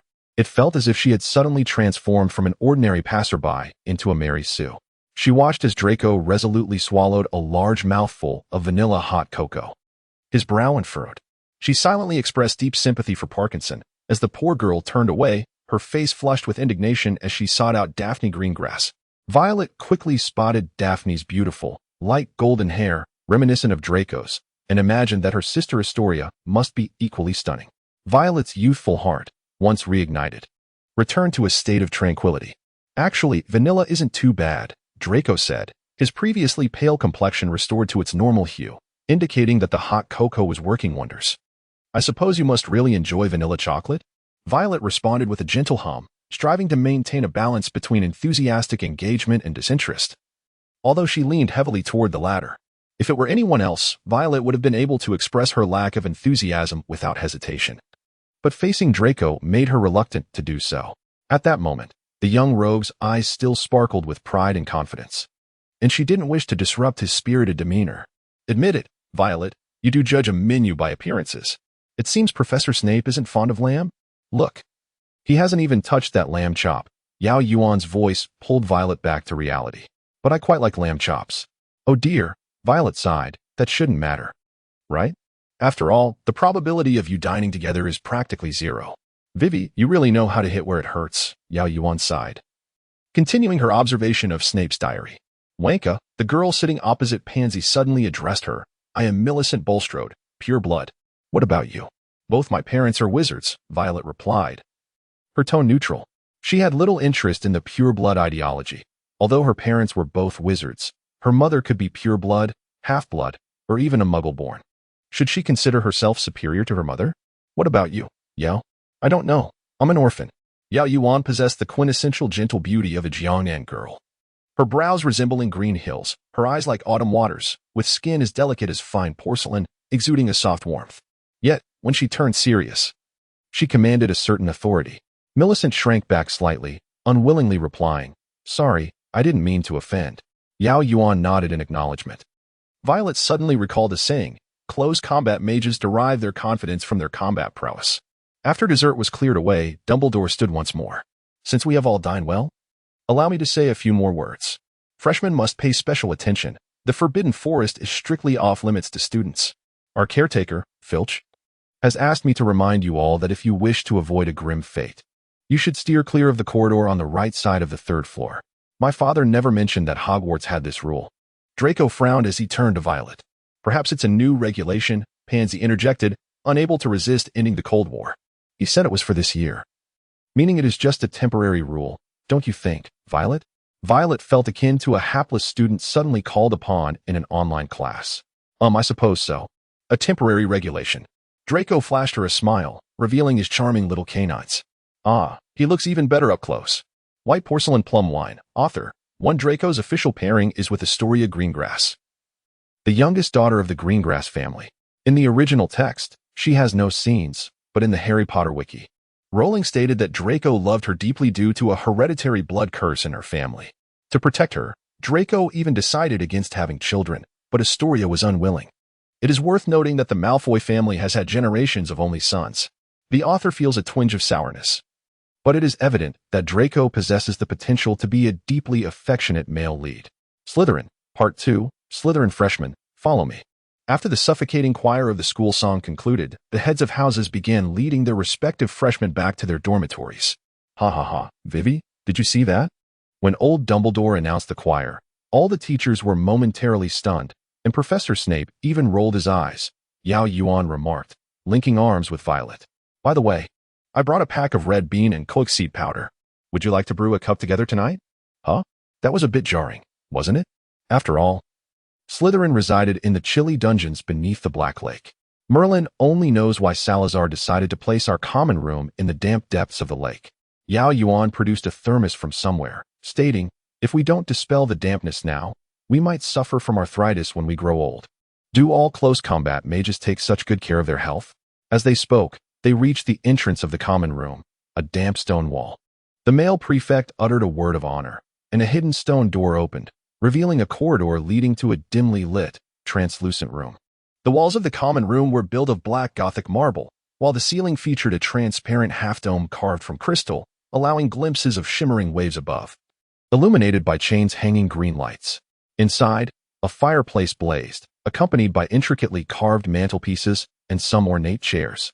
Freshmen filed in, and the brunette female prefect addressed them as they settled. First and foremost, welcome, Slytherin freshmen. I am your female prefect, Gemma Farley, and that is your male prefect, Philip Brown. She was a thoughtful prefect, indifferent to the notions of blood status, emphasizing that Salazar valued talent, urging the freshmen to focus solely on bringing honor to the house. Naturally, her words were not so bluntly stated. Many among the freshmen were displeased with her remarks. Yet none dared to voice their dissent. Slytherin respected strength, and Farley was undoubtedly a formidable figure. Holding a mixed-blood identity and serving as a prefect in Slytherin clearly required more than just excellent grades. Thus, although Draco appeared dissatisfied, to Violet's surprise, he refrained from causing a scene. Does this child's IQ only plummet when they are around their Potter? Well, I believe that suffices.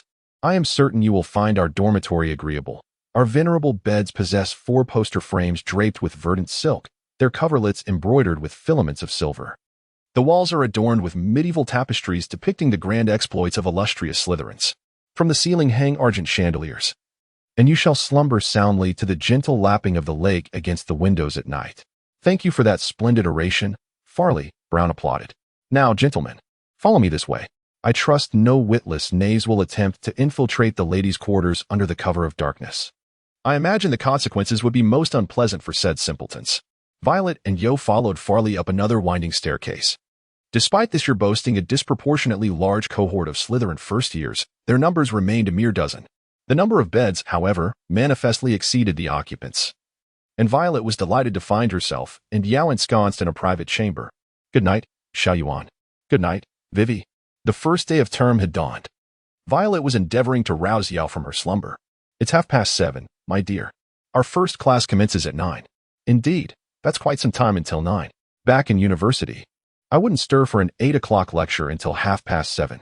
Unlike Yao, who was already a seasoned veteran, Violet, yet uninitiated into the liberating experience of university, retained the diligent habits instilled by the rigorous college entrance examination. Moreover, Hogwarts was not a Muggle institution, with its labyrinthine staircases. One could easily lose their way. It was imperative to allocate at least twice the necessary time.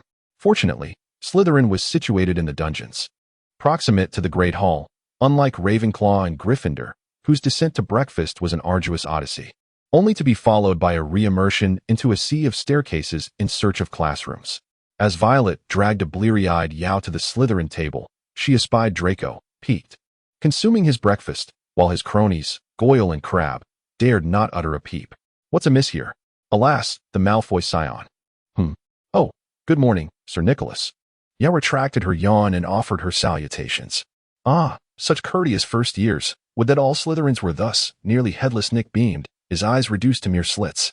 The Malfoy lad approached the savior to proffer greetings, and, in truth, the child's diction leaves much to be desired. Another utterance. and I dare say the Gryffindors would have bestowed upon him a fist. Inevitably, though the sorting hat consigned you to the incorrect house, that shall not impede the formation of friendships. I believe you ought to reconsider your affiliations. Nicholas mimicked Draco's deliberate cadence, and I believe the outcome is self-evident. Violet, seating herself beside Draco, noticed a faint contusion upon his brow, quite conspicuous against his pallid complexion. Had he truly been struck when Nicholas wasn't observing? Violet conceded that she possessed few serpentine traits. If any, it was a proclivity for loyalty. Draco's words, in her estimation, were scarcely offensive. Resorting to violence was excessive. "What befell your forehead, Draco?" Violet inquired, her tone grave. "None of your concern." "Violet?" Draco retorted, his ire immediately dissipating as his eyes widened, resembling those of a diminutive hamster. "Good morning, Draco," Yao interjected, a stabilizing presence. With measured composure, she extended her greetings, whereupon Draco, regaining his composure, offered an elegant nod. "Good morning, Iris. Good morning, Violet. As for this, you need not be overly concerned. I am merely unaccustomed to the beds at Hogwarts, the diminutive canopy." "Healing spell," Violet murmured as she gently flicked her wand. Why are you?" Draco abruptly ceased his discourse. Violet cast him a questioning glance. "Pray tell, Draco. Why did you not administer a healing spell yourself?" Yao queried. "I forgot," Draco responded curtly. It was manifestly not the correct answer, but Violet was unconcerned. Provided no fisticuffs ensued, she commenced to partake of her breakfast. Draco would never concede that he had surreptitiously visited the girls' dormitory under the cloak of night. By Merlin, he merely sought to ascertain with whom Violet was quartered, as Pansy seemed to harbor a certain antipathy towards Violet. Then, as he located the chamber in question, the staircase abruptly vanished, transforming into a slick incline down which the Malfoy, a scion for whom the word discomposure was foreign, tumbled headlong. Damn it. These bruises are proving resistant to dissipation. Were it not for his early tutelage in the incantation, Draco would have begun to question his recollection of the spell. Fortunately, only the contusion upon his forehead was exposed. The prospect of tomorrow's embarrassment was intolerable. Though Harry Potter had been sorted into Gryffindor, he was, in any case, an individual the Malfoy family sought to court. Thus, Draco resolved to extend his hand in friendship. The witless savior. To dare reject a Malfoy and consort with a Weasley. To spurn the friendship of a Malfoy was to invite the enmity of a Malfoy. It seemed his father's foresight was justified. There were invariably fools in this world. The savior not accepted. Violet had arrived. She looked resplendent in her Slytherin robes. The emerald tie complemented her lilac eyes far more eloquently than any scarlet hue. Her incantations flowed like song, elegant and refined, reminiscent of his mother. Healing spell? Wire. Draco suppressed his inner turmoil, stealing a glance at Violet as she consumed her breakfast. Her expression was gentle as she cast the spell upon him. A subtle smile played upon Draco's lips. It was rumored that if a male trespassed into the female dormitory, the resulting wounds were impervious to healing, unless the object of his clandestine visit personally administered the spell. Transfiguration, Part 1. All swooped in, depositing each student's schedule upon their respective desks. Violet unfurled hers. Discovering that the first lesson on Monday was Transfiguration, presided over by Professor McGonagall, a joint class for Slytherins and Gryffindors. The placement of the formidable Professor McGonagall's Transfiguration class as the first lesson on Monday elicited a silent groan from Yao. In her university days, her major courses had also been scheduled for Monday mornings, condemning her to forego any Sunday evening revelry, lest she be roused from her slumber by her tutor. "It's 8:30, Violet exclaimed. "We must hasten." Yao hastily extracted a napkin, enfolding her half-consumed sandwich, before being propelled from the great hall by Violet at breakneck speed. Poor Draco barely managed to utter weight before Violet vanished into the throng. With him as a guide, how could she ever be tardy? Silly Vivi. As they breathlessly burst into the classroom, Yao managed to swallow the last morsel of her sandwich.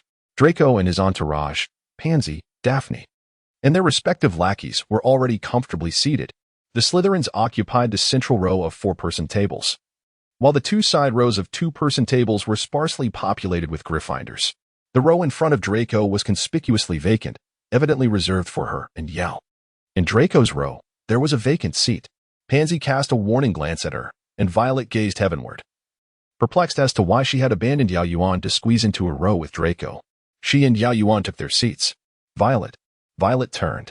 "Perhaps we could convene again," Draco offered with a subtle smirk, which, despite its amicable nature, possessed a certain roguish quality. Violet nodded, and as she turned Two figures burst in. Good. We made it, one exclaimed. Can you imagine the look on Professor McGonagall's face if she knew we were late? It was Harry and Ron. Violet glanced at the cat on the desk, feeling a pang of sympathy for Ron. As predicted, the animagus tabby transformed back into a person. That was bloody brilliant. Ron exclaimed. Thank you for your praise, Mr. Weasley, Professor McGonagall responded. Perhaps transforming you and Mr. Potter into pocket watches would better instill the essence of punctuality. We got lost, Harry offered lamely. Then perhaps I should transfigure you into a map? McGonagall retorted without leniency. Draco emitted a derisive snort. Surely finding your seats doesn't require a map. Fortunately, Professor McGonagall didn't prolong their embarrassment. In a stroke of misfortune, they stumbled and plopped down next to Violet and Yao Yuan. Ron was already horrified to see two Slytherins beside him, but then he turned and saw Draco. Bloody hell. Transfiguration class, part 2. Weasley's a pauper, Draco sneered. Can that second-hand one of yours even transfigure anything? None of your business, Malfoy, Ron retorted, his face flushed. Gentlemen. Violet interjected, forestalling Draco's retort. Bickering in the front row is hardly judicious. He started it. But you retaliated. Violet, recognizing the futility of reasoning with impetuous young Gryffindors, sighed inwardly. Tardiness coupled with classroom chatter will inevitably incur the displeasure of the fair-minded Professor McGonagall, and points will be deducted. Ron fell silent, muttering something about cunning. Draco harumphed but remained silent. Yao Yuan cast a sympathetic glance at Ron. Poor dear, if Violet hadn't intervened, Draco would have been relentless. Yet, you perceive her actions as a thread of point deduction. Darling, your gaze is bordering on the morbidly affectionate, Violet remarked, nudging Yao Yuan gently. Alas, in a few years, they won't be fluffy-haired, soft, and endearing children anymore. Let me savor the moment. Violet and Yao Yuan had reached a remarkable consensus in their approach to their past lives. Preserving their privacy, Yao Yuan knew only that Violet had been a student, while Violet was aware that Yao Yuan was in her 20s. Sister, are you perhaps a genuine stan? Professor McGonagall demonstrated the allure of transfiguration, transforming a desk into a pig and then back again. Everyone was captivated, brimming with anticipation. However, they soon realized that mastering the art of transforming furniture into animals required considerable study. After copious notes were taken, each student received a matchstick, tasked with transforming it into a needle. For underage wizards, transfiguration demanded intense focus and adept control of magic. While Violet could maintain mental focus, her physical abilities were lacking, causing her match to undergo a nebulous, dynamic transformation. One moment it was a silver needle, albeit a rather thick one, and the next it reverted to a red-tipped wooden stick, far from the slender, gleaming needle that McGonagall expected. Violet sighed in mild frustration. Yao Yuan turned to her, about to offer solace, when she noticed the dynamic model. Dearest, observe your surroundings. No one else has managed to alter their match. But I am mentally an adult. Violet whispered. Hey, so am I, Yao Yuan said, displaying her unchanged match. She then slumped onto the desk, muttering, I've disgraced Camartage. By the end of class, only Hermione had managed a partial transformation, eliciting cheers from the Gryffindors. Though only partial, Violet was envious, as it was at least consistent. Professor McGonagall offered Hermione a rare smile. Yao Yuan raised her hand. Professor, Violet's match can transform into an entire needle, but the effect is fleeting. How might she improve? Yao Yuan's phrasing was artful, prompting McGonagall to address the situation while subtly showcasing their progress. Oh, you should have mentioned that sooner, Wonka. McGonagall said with a hint of surprise. It signifies that your magical approach is correct. It simply requires greater conviction. I trust that in the next class, I shall see transformations. Your homework is a 10-inch essay on the principles of transfiguration. Wonka and Granger each earned their houses 2 points. The students were momentarily uncertain whether to groan or cheer, but the carefree Gryffindors swiftly opted for the latter. Well done, Violet. The first to earn points. I'm sure the head of house will be pleased. Draco approached Violet, frowning. McGonagall is being unfair.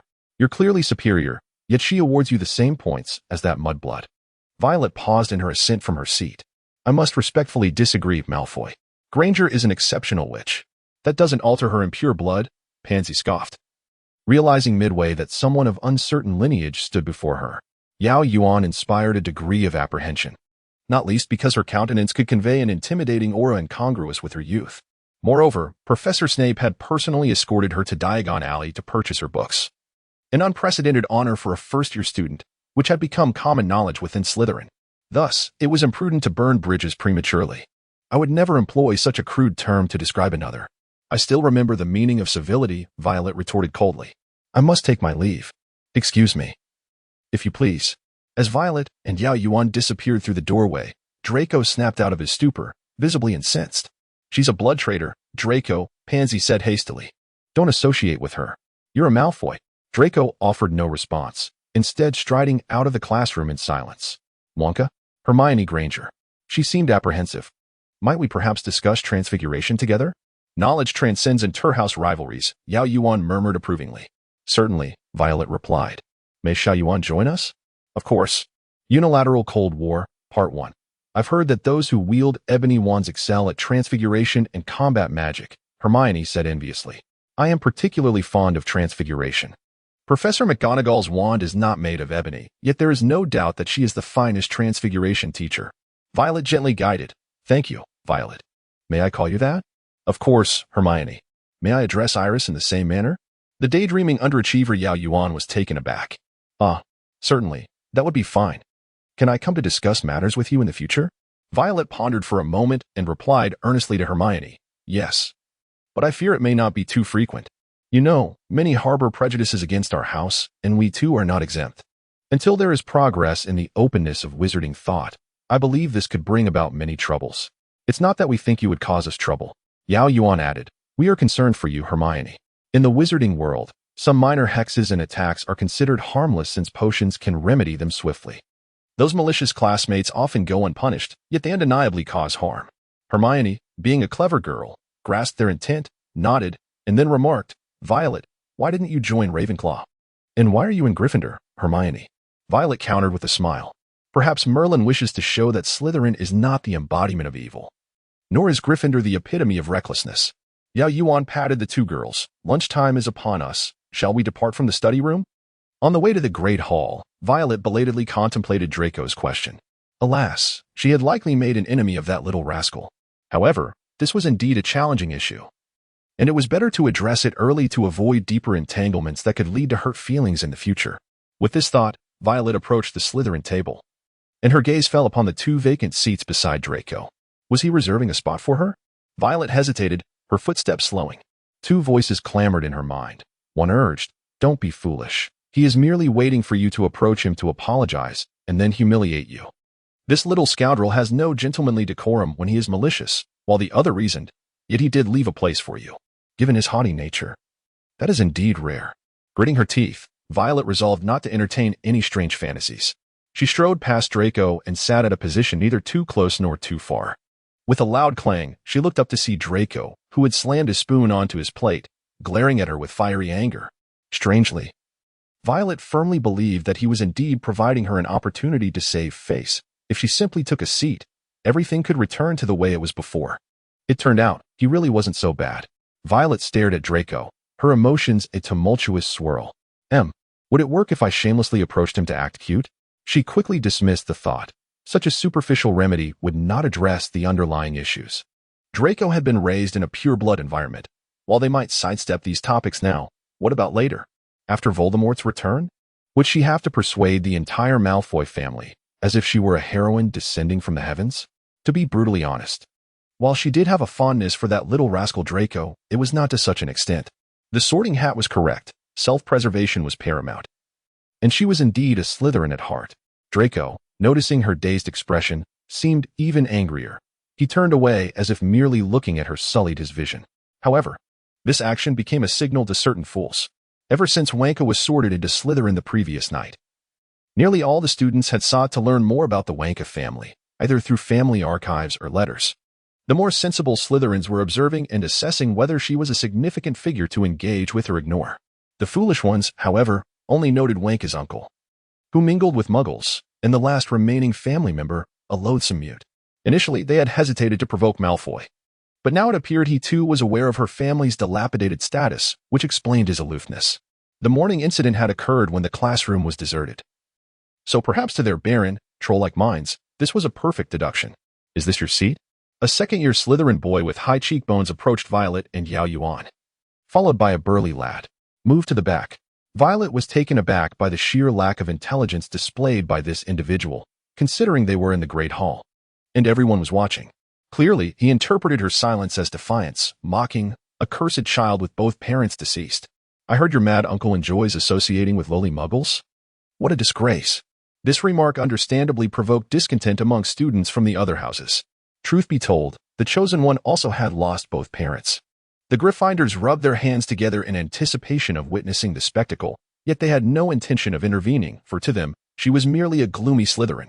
This was a family squabble. They merely wished to remember Roar and later teach this insulting Slytherin a lesson. Violet was acutely aware that the best way to deal with such morally bankrupt individuals was to humiliate them with their own pride, showing no mercy. She was grateful that Draco had tirelessly introduced her to the members of Slytherin the night before, even if he had merely wished to showcase his social prowess. In her instant recollection, she recalled this boy's background, a pure-blood family reminiscent of the Gaunt lineage, albeit impoverished and desperate to maintain appearances. I see no disgrace in my situation. Violet mimicked Draco's tone, speaking slowly. At least I possess an endless supply of galleons. I hear some families can no longer settle their bills. Oh, by the way, I also heard a saying from the East. Money allows one to act as they wish. Violet exhaled with a haughty expression that was thoroughly infuriating. If you have the guts, come at me. I could crush you with my galleons. The unilaterally Cold War continued. Yao Yuan nearly burst with laughter, struggling to contain herself. Even the students from other houses were momentarily stunned, bewildered by this ostentatious display of wealth. While Muggle-born wizards whispered to each other, enlightening them about Wonka chocolates and the Grand Factory. It was said that Wonka chocolates sold millions daily, with stores worldwide, all in high demand. The boy's face darkened to the hue of a night stallion, and just as he made a move, someone restrained him. Am I mistaken, Roar? Do you plan to confront your classmate, or a first-year student here? I believe violating this rule incurs a deduction of at least 5 points for your house. If you wish to have tea with the head boy or headmaster, I imagine there are many ways for you to achieve that. The observing Ferris lifted his gaze. Roar shot Violet a venomous glance before retreating. Violet inhaled deeply in her heart. It was a boy with split black hair. He sat down across from them and smiled amicably. Hello, I am Dorian Pusey, a third-year seeker from Slytherin. After they exchanged introductions, Pusey, or perhaps now Dorian, deftly alleviated their tension. Violet and Yao Yuan enjoyed a peaceful lunch. All is well. At least Roar dares not confront me now. Thank you. Violet expressed her heartfelt gratitude. Just as the owls arrived, Momiat soared towards her, dropping a parcel before her and snatching a piece of cod from her plate before departing without a hint of nostalgia. The young girl is in disarray. Violet could hardly wait to return to her dormitory. She eagerly unwrapped the package and, indeed, it contained a letter from Willy Wonka, along with a generous amount of chocolate and an assortment of mysterious items. Last night, she had written to inform him of her sorting into Slytherin. From Wonka's response, it was evident that he was worried. Although Mr. Wonka had not experienced the era of the Dark Lord, during which he was preoccupied with seeking new workers, it was clear that Slytherin had long-standing grievances with other houses. He was deeply concerned that his little Violet might be harmed by those petty snakes. Hence he sent an abundance of protective gear. Violet recalled that before she arrived at school, Mr. Wonka had gifted her a silver crystal bracelet, said to ward off minor curses and hexes. Now, in his evident anxiety, he had sent her a matching necklace, brooch, ring, cufflinks, and even earrings. Goodness. She wasn't ready to pierce her ears just yet. Violet stuffed the bundle of jewelry and the letter into her satchel, rolling up her sleeves, poised to indulge in some sweets. Silver crystal? It seems your uncle truly cares for you, Dorian remarked. Really? Violet blinked. Indeed, Dorian explained. For silver crystal can wholly absorb minor curses for its owner and is quite beautiful, thus it is quite expensive. However, it can only withstand a single curse before becoming ineffective, which is why few purchase it, as one must buy several pieces to be safe. Those familiar with the properties of silver crystal would certainly cast multiple hexes at once. Such an extravagant expense? Violet sighed inwardly. Willy Wonka surely had no concept of cost-effectiveness. Yet, he was the finest Uncle Wonka in the world. A small commotion erupted from Draco's side. It turned out Mrs. Malfoy had sent him a large package of candy and chocolates, evident from the luxurious packaging. When Violet glanced over, her gaze met Draco's, and she awkwardly clutched her Wonka chocolate. She recalled her insistence on the train that she would let him try some of Wonka's chocolate, and now, alas. However, Violet was certain that if she dared to share her chocolate with anyone in his presence, that person would surely loathe her. Unfazed, Violet inquired of Dorian, Do you enjoy chocolate? Quite so, Dorian smiled at her. This is an experimental product sent by my uncle. He loves to innovate. Once this new product passes the trial, I'll save a generous amount for you to sample. Violet beamed up at him like a little girl, her eyes sparkling, proud of her Wonka chocolate. That sounds delightful. With a twinge of guilt, Violet stuffed the chocolate into her bag as well. In hindsight, she felt grateful to that Raoul for the high-profile display of her wealth, as it had prompted the ordinary students of Slytherin to adopt a courteous demeanor towards her. This was the utmost civility they could muster. Of course, the fools remained unchanged in their thought processes, but that was a matter for another time. The afternoon was designated for Charms class. The seating arrangement resembled a hearing, with long rows curving around the podium. As Violet and Yao Yuan had no pressing need for an afternoon nap, they arrived early to secure seats in the front row. Yao Yuan diligently practiced the switcher spell, while Violet fervently wrote her Transfiguration paper. An old habit of squeezing in study time between classes had transformed into a race to complete assignments. Students trickled in one by one. Suddenly, someone sat beside her with a forceful thud of a textbook on the desk, nearly jolting her eardrums. She looked up to find Draco. He lifted his chin, glaring at her. Do not get too carried away, Violet. I'm only sitting here because I refuse to be near those foolish lions. Violet glanced around and noticed the savior and his entourage seated across from her. Well, Draco, you could have easily had Goyle and Crabbe sit on either side of you. Couldn't you? Does your father know you're such at Sundara? Violet dared not expose the truth, merely nodding earnestly, feigning belief in his words. Draco huffed once more. The one-sided Cold War continued. Violet had practiced the levitation charm countless times, yet she dutifully followed the steps outlined in class. Hermione was the first to successfully levitate her feather, prompting Draco to grit his teeth and engage in a contest with the feather, ultimately lifting it with remarkable elegance. Unfortunately, it was not a particularly challenging spell, so Professor Flitwick awarded no points to anyone. I recall you could already perform this on the train. Why not show off a bit? Yao Yuan turned to see Draco surreptitiously practicing the swirling charm on his feather, and she glanced at her textbook. Chapter 6. Excuse me. Diagonal to them, the explosive genius, Seamus Finnegan, lived up to his reputation by blowing up his feather. Violet, engrossed in her secret practice of the swirling charm, was startled and fell against Draco's shoulder. My apologies, she said awkwardly. Draco merely grunted in response. After a moment of stunned silence, everyone burst into laughter. Violet joined in the laughter, only to be startled again by a series of jarring cracking noises from beside her. Yao Yuan, did you just obliterate your feather? I swear I was casting Wingardium Leviosa. Yao Yuan exclaimed, dumbfounded. When class concluded, Violet dared not urge the young master to leave, so she sat forlornly with Yao Yuan, waiting for him to depart. Draco remained still, and so did she, his face flushed red and pale, alternating in color until he finally shouted at her in a tone reminiscent of a dual challenge, hurry up and follow me. At your pace. You'll surely be late for the next class. Slytherin points will be deducted from you. Violet instinctively nodded. By the time they realized it, they were already seated in History of Magic class alongside Hufflepuffs, still in the same row as Draco. It is worth mentioning that Yao Yuan was utterly in awe of Violet, wondering how she managed to stay awake during History of Magic. Equally surprising was Draco's attentive posture, sitting up straight and listening intently. The subsequent events unfolded somewhat inexplicably. During dinner, Draco's side remained empty as Violet cautiously took a seat under Pansy's murderous glare. Draco wore a stern expression but did not shoo her away. Thus, this peculiar arrangement persisted. Whether in the classroom, dining hall, or during study sessions, she sat beside Draco. Reminiscent of their first day, the only difference being that Draco no longer spoke to her. The atmosphere was oddly harmonious. Although Violet did not deliberately convey that she would not speak to him if he remained silent, it seemed that as the days passed, they existed in this unspoken agreement. There were also notable incidents, such as Draco snatching Neville Longbottom's memory ball. He had been gleeful at the thought that Harry's reckless antics would lead to his expulsion, only for that hope to remain unfulfilled.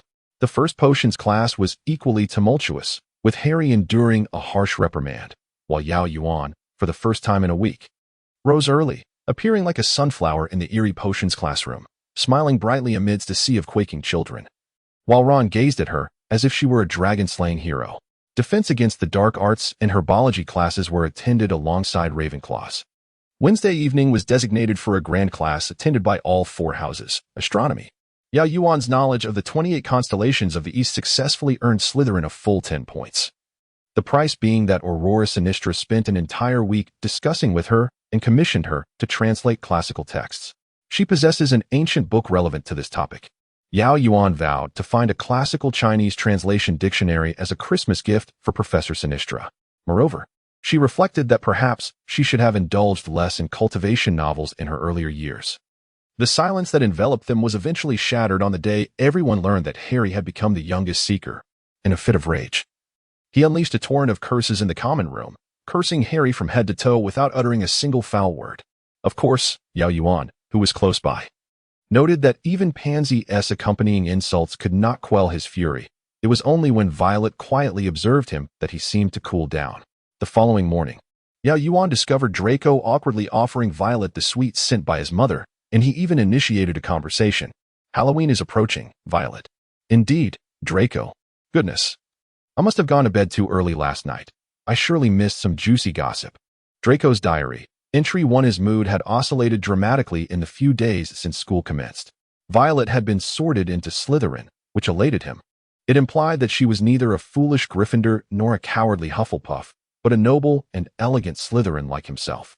Yet, the joy was swiftly eclipsed by a storm of dismay. What was wrong with the Mugglets? Muggles were merely non-magical beings, inferior to wizards. And any wizard emerging from their ranks was merely a thief of fortune, tainting the pure blood of sorcerers. Why was Violet angry and calling him Malfoy? Was she intending to sever ties with him? Draco had never endured such indignities. He could dismiss the Gryffindors, but why was Violet behaving similarly?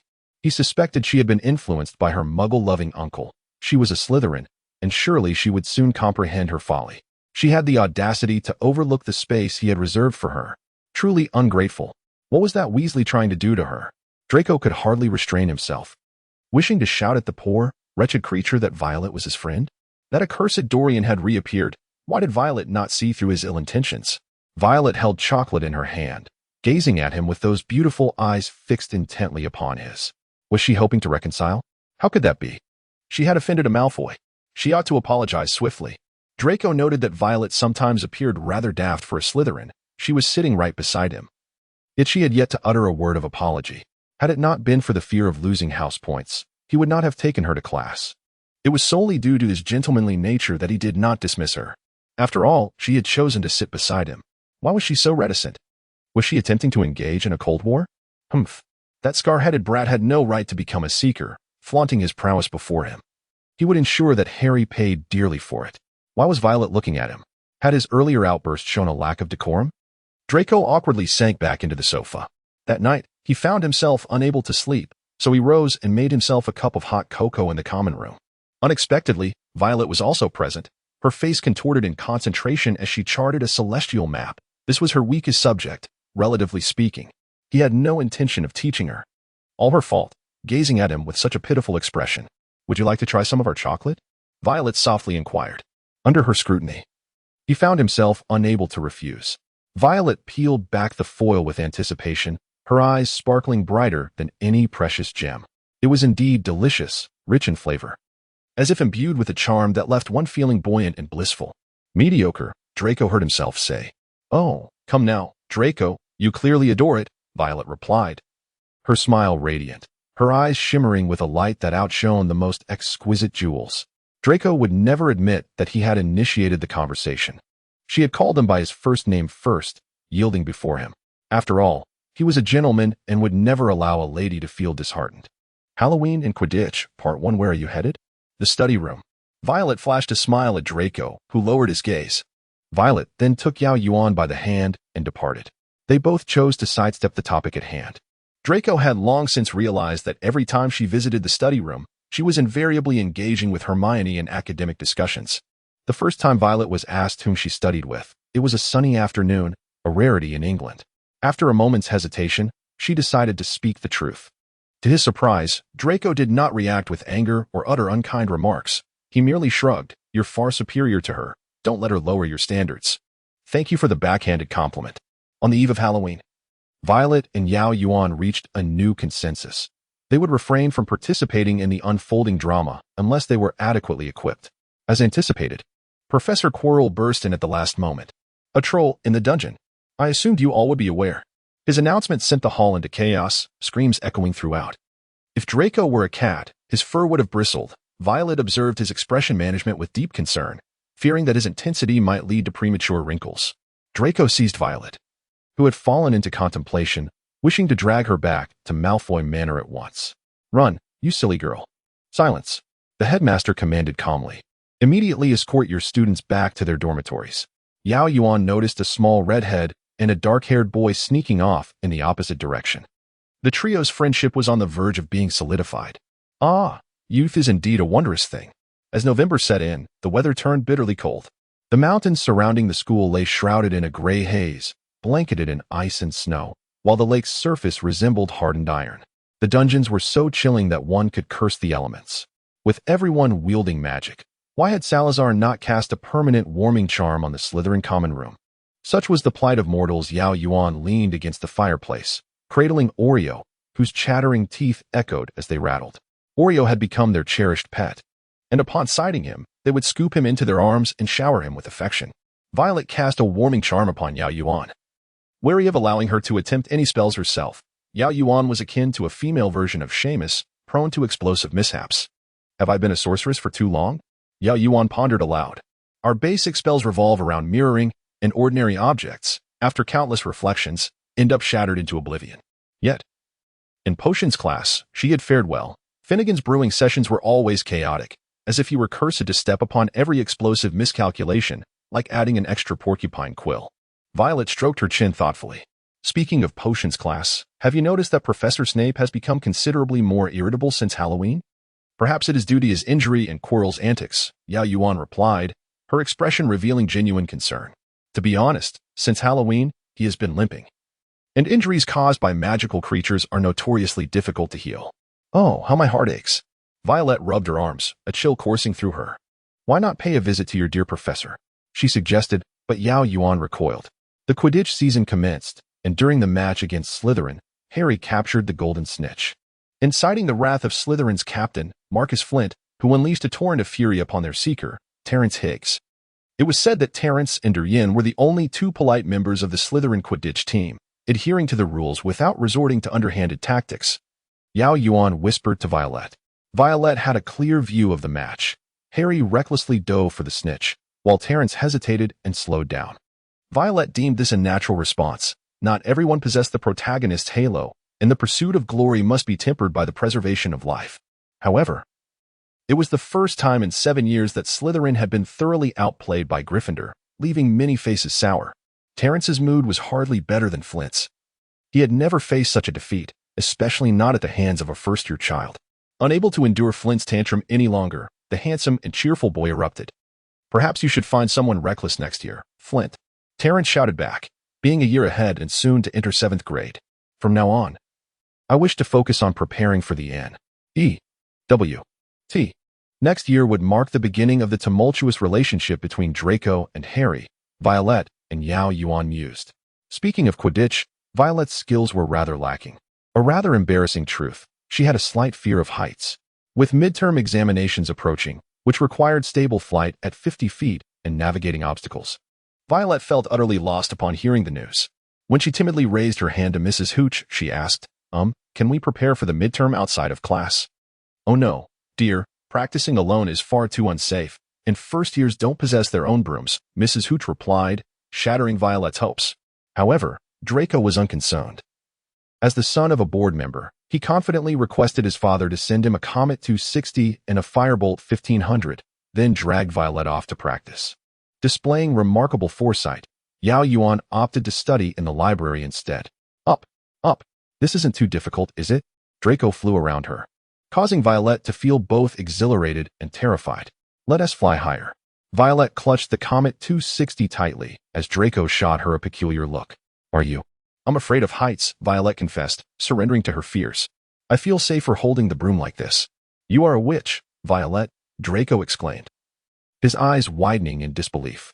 "You actually." Violet shot him a fierce glare, vowing that if he uttered another word, she would transfigure all his chocolates into pure dark chocolate upon her descent. The instinct for self-preservation prompted Draco to fall silent. Father always said, "Never poke a lady's sore spot."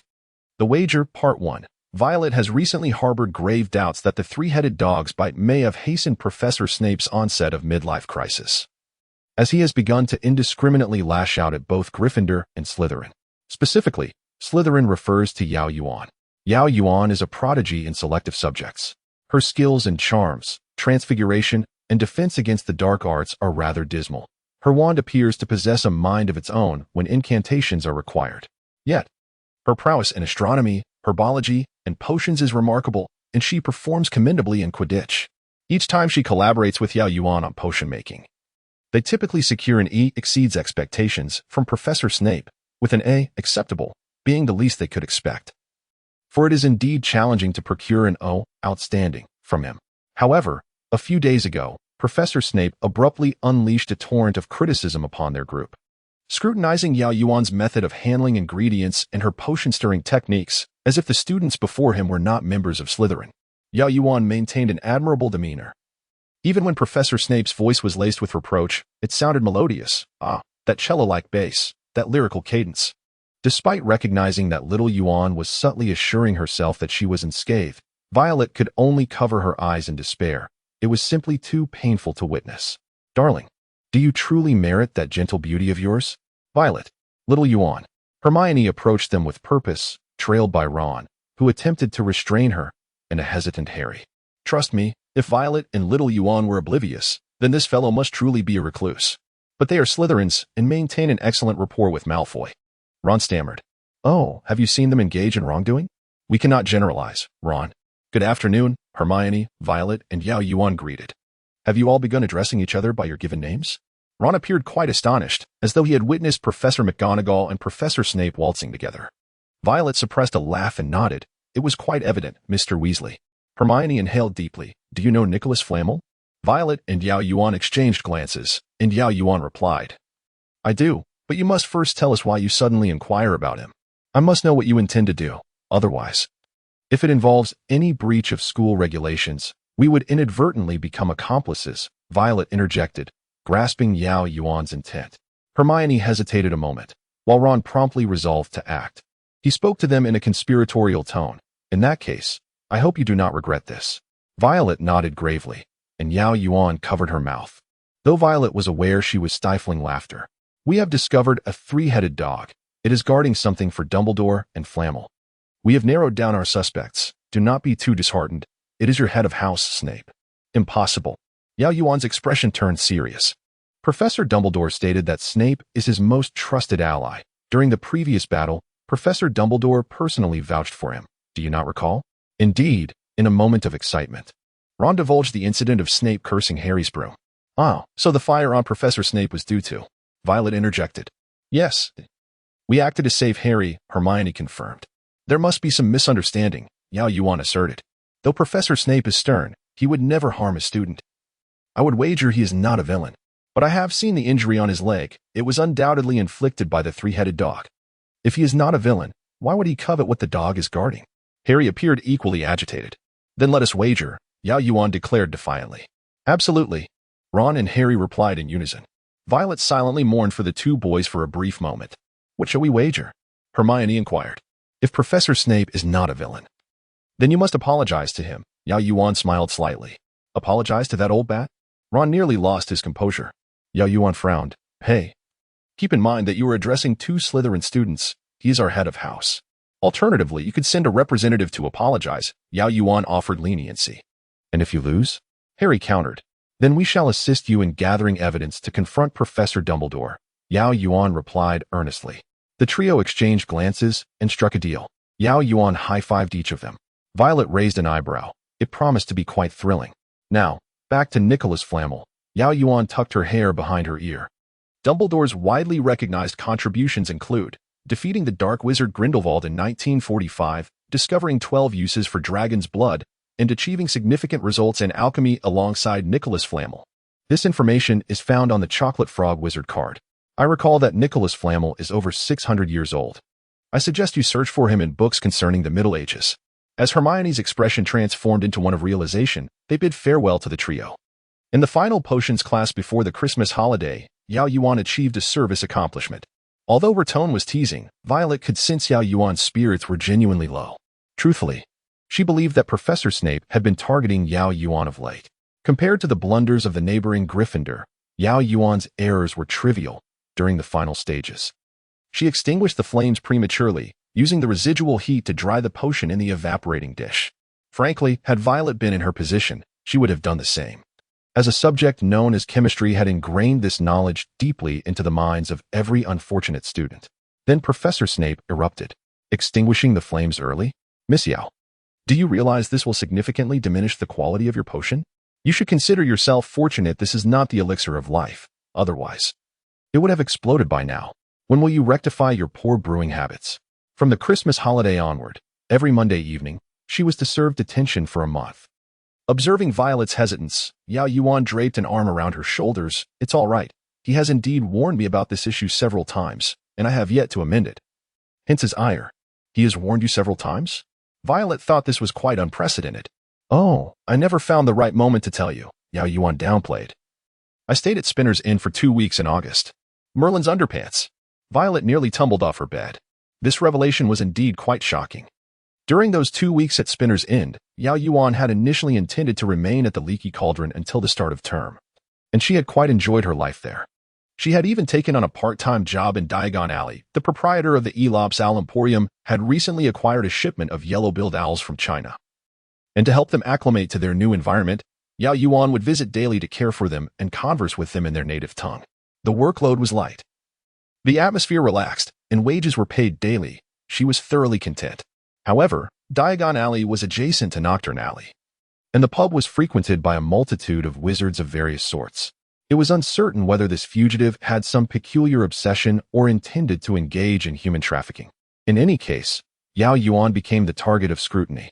On August 15th, on her way home from work, she was petrified by a Petrificus Totalis spell. Then, a levitating charm whisked her away into Nocturne Alley. In truth, Yao Yuan remained remarkably calm. The further she was from the Goblin Bank, the weaker the magical field became. Should this dark wizard dare to abduct her, she would swiftly ensure he experienced a free fall akin to Loki's for 30 minutes. However, this old acquaintance was rather unfortunate. Initially, old Tom harbored no suspicions, but just as the dark wizard had stolen Yao Yuan away, the proprietor of the Elops Owl Emporium had wandered into the Leaky Cauldron for a drink. In their conversation, they discovered, oh, isn't Yao Yuan supposed to have finished her shift? Where could she possibly be? Old Tom hastily contacted Severus Snape and Albus Dumbledore. Professor Snape had placed a tracking charm on Yao Yuan, effortlessly locating the fugitive hiding in Nocturne Alley, rescuing her while simultaneously returning the criminal to Azkaban. When Snape brought Yao Yuan back, his expression was dark enough to rival storm clouds. Dumbledore, with a cheerful demeanor, addressed Snape. Severus, I did mention that leaving a child at the Leaky Cauldron was ill-advised. Why not take this poor child in for a few days? Hogwarts has more than one teacher. I'm certain any of them would suffice. Snape's voice was cold and unyielding. Severus, you know this child is no ordinary witch. She is, as they say, a sorceress. Dumbledore's eyes, framed by his half-moon spectacles, bore into Snape's. Snape's facial muscles twitched slightly. He gritted his teeth, casting a fierce glance at Dumbledore before sullenly escorting Yao Yuan home.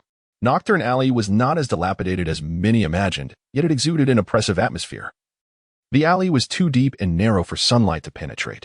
Snape's home similarly lacked any vibrant energy, with decor dominated by shades of black and gray. The living room contained merely a single armchair and an entire wall of books. The second floor housed 3 rooms, one for Snape's bedroom, another for potion making, and a storage room. Clearly, Yao Yuan was to reside in the storage room. Snape used a shrinking charm to stow away the clutter into a large trunk, leaving her to manage as she pleased, then locked himself in his study. Poor Yao Yuan had no choice but to start manually cleaning the bedding and conducting a thorough tidying up. After completing these tasks, she realized she hadn't eaten dinner and was quite famished. Merlin's socks. Could one believe that Professor Snape's kitchen contained only potatoes and cabbage? How meager. Yao Yuan lamented, hugging Violet. However, recalling that he had managed with such fare every summer left her genuinely concerned for his health. And then, Violet inquired with interest. Yao Yuan bravely knocked on Professor Snape's door.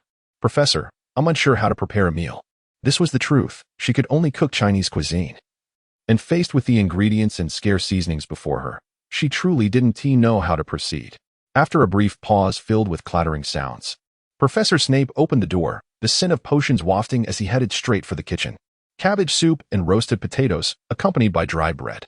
For Snape, this was a long-awaited proper dinner. Typically, he resolved both cooking and dining in one swift action in the kitchen.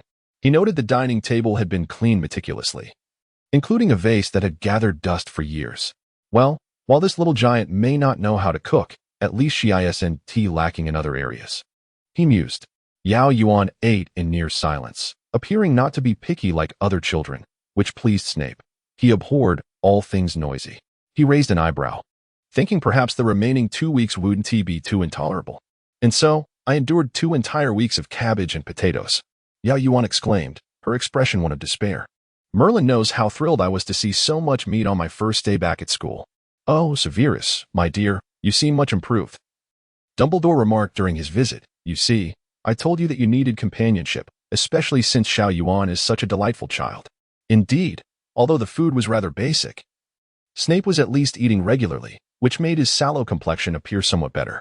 Yao Yuan quietly touched her gaunt cheeks. She felt she was becoming a mere shadow of herself. Would you care for a honeyfist candy? Dumbledore produced a handful of sweets from seemingly nowhere, which Yao Yuan gratefully accepted, in dire need of a sugar boost. By the way, Severus, do remember to take the young lady to King's Cross Station when term begins. It would be even better if you could accompany Xiao Yuan on the Hogwarts Express.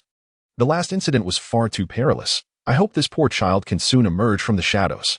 She appears to have lost weight, Dumbledore said, gently patting her head.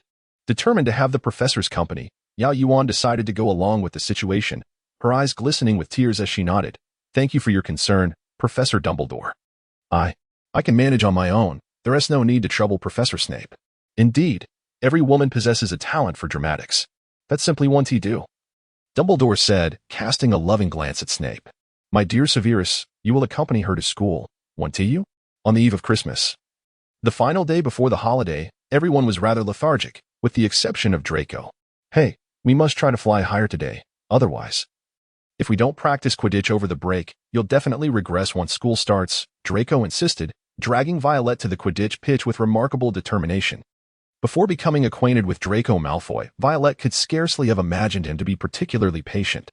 She speculated that this was likely due to his early tutoring of Goyle and Crabbe, with even the worst temper likely worn down over time. Yet, joking aside, Violet found herself developing a modicum of admiration for Draco. Though the weather was crisp, it was fortunate there was little wind. As Violet mounted her Comet 260, Draco leaned his Nimbus 1700 against the wall and then turned, also mounting the Comet 260, positioning himself directly behind her. This way, you needn't fear falling, Draco assured earnestly. Though Violet had always treated Draco as a child, she suddenly realized that she, too, was but a child, and Draco's presence offered her a supportive foundation. The broomstick soared excitedly to several dozen feet high, likely eager after being confined for too long in her hands. The wind whistled around her ears as she soared to a height that still made her legs tremble, yet Violet felt less fearful. Sitting upright, she gazed at the spires of Hogwarts Castle and the distant rolling mountains, suddenly understanding Draco's words. She was a witch. This should be her instinct. As Violet turned her head, the wind tousled her hair across her face.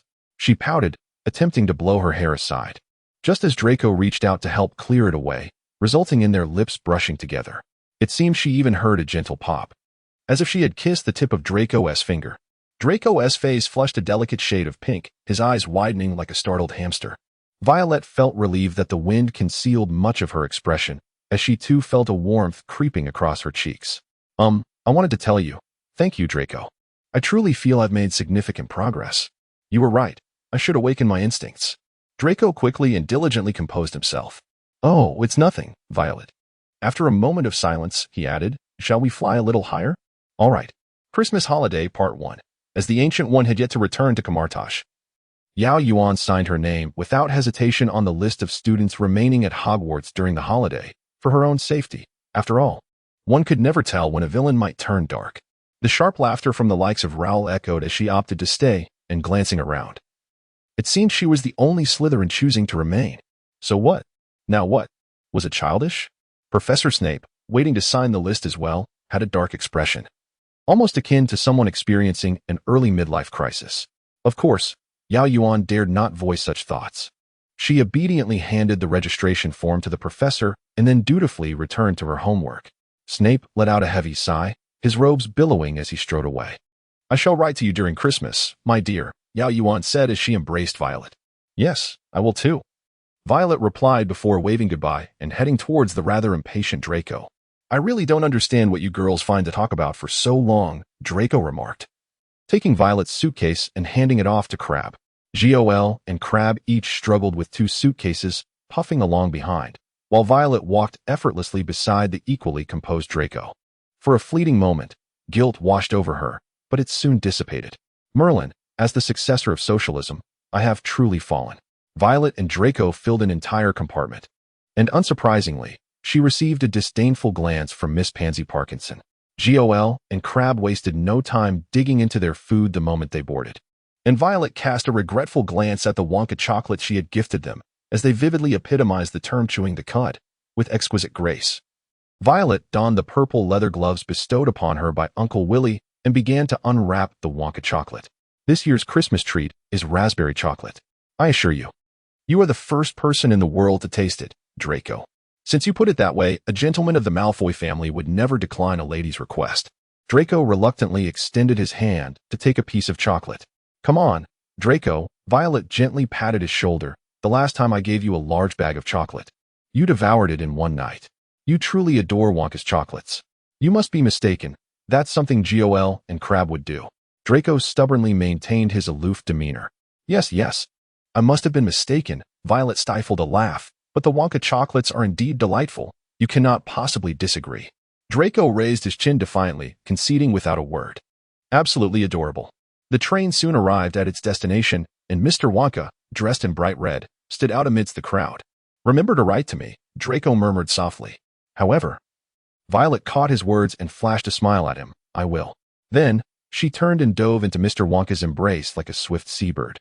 The rich aroma of chocolate mingled with a hint of blueberry sweetness enveloped her. "Oh, Uncle Willy, how I miss you." "I miss you too, my little princess, Mr. Wonka replied, placing a chocolate-scented kiss on her forehead. Christmas Holiday Part 2. To be candid, Yao Yuan found the Christmas holiday at Hogwarts to be utterly delightful. The Slytherin common room was entirely hers, while she could sit close to the fire. The chill of the dungeon often drove her to spend most of her time in the Great Hall, compared to the densely populated exam provinces she had previously known. Hogwarts had relatively few students. The entire school barely matched the number of students in a single grade back home. As a seemingly muggle-born Slytherin, her notoriety exceeded her expectations. According to Dumbledore, on such joyous occasions, there should be no house divisions, hence a single long table occupied the Great Hall. Even so, a space often formed around her, with a few classmates passing by, casting glances filled with unvoiced curiosity, all believing they were discreet. "Well, Potter," Yao Yuan set her book aside and turned to Harry, who was seated nearest to her. "Perhaps you could enlighten me on what opinions others hold about me?" Caught off guard, Harry fumbled to set down his chocolate frog card and turned to her. No one has any issues with you, truly. Wesley?" Yao Yuan smiled kindly at Ron. "It depends on which lovely lady you are referring to." "Yes, lovely lady, you know there are." One of the twins, either George or Fred, chimed in, with the other immediately following suit. In no time, they had flanked her on either side, declaring in unison, "For Weasleys, Percy Weasley." The Gryffindor prefect seated at the head of the table pressed his fingers against his temples, pretending to be oblivious to the commotion. Yao Yuan rested her chin on her hand, intrigued. "So, Gentleman Weasley seated beside me, why not voice the questions that everyone seems to hesitate to ask? The glances of uncertainty are quite overwhelming. Since you have bestowed upon us such a noble task, we shall be brave knights. What we wish to inquire is, you hardly seem like a Slytherin." Yao Yuan could tell the entire hall was now quietly listening. "Ron, the piece you are holding has been raised for quite some time," she teased. "Oh, are Slytherins supposed to be dreadful people?" Yao Yuan arched an eyebrow. "Perhaps you should ask the graduated seniors about Professor Slughorn's impression. Our former head was surprisingly accommodating towards exemplary students. Salazar Slytherin appreciated ambitious children." "Who defines the scope of ambition?" Yao Yuan smiled at the twins. "My ambition is to render purple sweet potatoes extinct." "Offended? Thanos, I feel slightly aggrieved." "Well," the twins exclaimed in genuine awe. Following their banter, the atmosphere lightened considerably, and Harry, misinterpreting the situation, resolutely sat beside her with Ron. We don't have any issues with you. It's just that, Harry stammered, nudging Ron with his elbow. Ron, without a hint of awkwardness, piped up, yeah, it's just. We don't quite know how to interact with a Slytherin, but you seem very approachable. Thank you. So, don't be too upset. Did she appear to be upset? Yao Yuan pondered as she quietly made her way to the restroom, glancing at her reflection in the mirror. Oh dear. A few days prior, the proprietor of the Ollivander's Owl Emporium had penned a letter to her. He had always been solicitous of her, an orphaned witch. He mentioned that a friend of his had a scrivening opportunity available. Someone desired a hand-copied tome in Chinese. He thought her Chinese calligraphy was exquisite and inquired whether she would be interested in a part-time occupation during the holidays. Yao Yuan's procrastination compelled her to frantically work against the deadline, culminating in an all-nighter the previous evening. Subsequently, she hastily tidied herself and proceeded to the Great Hall, neglecting to glance in a mirror. Alas, her youth notwithstanding, the effects of excessive screen time coupled with a sleepless night were manifest. Her eyes were bloodshot. To contemplate interrogating Harry, with those very bloodshot eyes, as to whether everyone harbored grievances against her. Thus, Harry surmised that she had been ostracized, secretly weeping throughout the night, and subsequently came to console her. Is that it? Oh, Harry is such a little angel. Concerning the Yuletide gifts, Part 1. Upon returning home, Violet cast aside all thoughts of Hogwarts and Draco Malfoy. Wasn't chocolate simply delightful? As she gazed at the waterfall, it felt akin to reuniting with a beloved family member. It was her ingenious uncle who could conceive of using the waterfall to enhance the flavor of chocolate.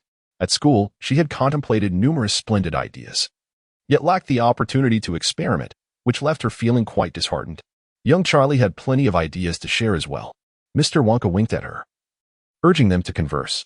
Vivi, Charlie, Violet dashed over, only to notice something peculiar. It is often said that girls change dramatically as they grow, but how could Charlie have matured so much in just 6 months? Violet's head barely reached his collarbone now, and the remnants of his childhood innocence had transformed into a youthful charm, making him resemble a vibrant young poplar. Charlie, displaying remarkable gentlemanly manners, crouched slightly to gaze up at Violet, a perspective that was undeniably captivating. What was she about to say? Oh, right, her new idea regarding chocolate. Under the leadership of the Savior and the Weasley brothers, Yao Yuan had developed a decent rapport with students from the other 3 houses, especially compared to her relationships with fellow Slytherins. At this age, children's preferences shift easily. As they advanced in grades, their likes and dislikes became more polarized, particularly between Slytherin and Gryffindor. For instance, their head girl, Farley, was undoubtedly well-liked by teachers and respected by peers. Ravenclaw would never resent a knowledgeable individual, and Hufflepuff would not shun someone without malice. However, there were still those in Gryffindor who found Farley insincere. Just as many in her house believed that students from other houses were inferior, unless someone was truly exceptional. One could only say that with such deep-seated contradictions, it was best to focus on oneself. Did not Draco endure 2 years of anguish before experiencing any transformation? What was this slight disdainful thought? Merlin.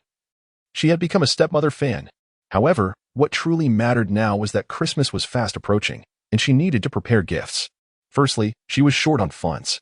Secondly, it would be prudent for the gifts to have a long shelf life to avoid being forgotten by the professors for ages. Yes, our brave Yao Yuan intended to prepare a gift for Professor Snape, which was indeed a courteous gesture, considering he was her mentor. She set her sights on the Forbidden Forest. This had been her plan for some time. Although her spellcasting was not particularly adept, the further she ventured from Hogwarts, the weaker the magical field became, allowing her to use the suspended ring more effortlessly. Breaking school rules was a traditional custom of Gryffindor, not a commendable description, but tonight, as a Slytherin, Yao Yuan would embark on this endeavor for quite some time. Today was a rare fine day. Young wizards of England rushed outdoors to bask in the sunshine. Shall we build a snowman, Yao? Harry, the little angel, invited her along. Oh, I would love to, but I still have some translations to finish, so I can't join you, Yao Yuan lamented. Harry understood that she had to fend for herself. Though he was not favored at his aunt's house, he at least had a small fortune, while Yao Yuan, also an orphan, had to work to support herself. What a strong girl she was. Oblivious to Harry's thoughts, Yao Yuan silently urged the little ones to hurry and play, so that she could sneak off to the Forbidden Forest. A splendid afternoon began with her gathering herbs in the Forbidden Forest. Yao Yuan tested the suspended ring at the forest's edge.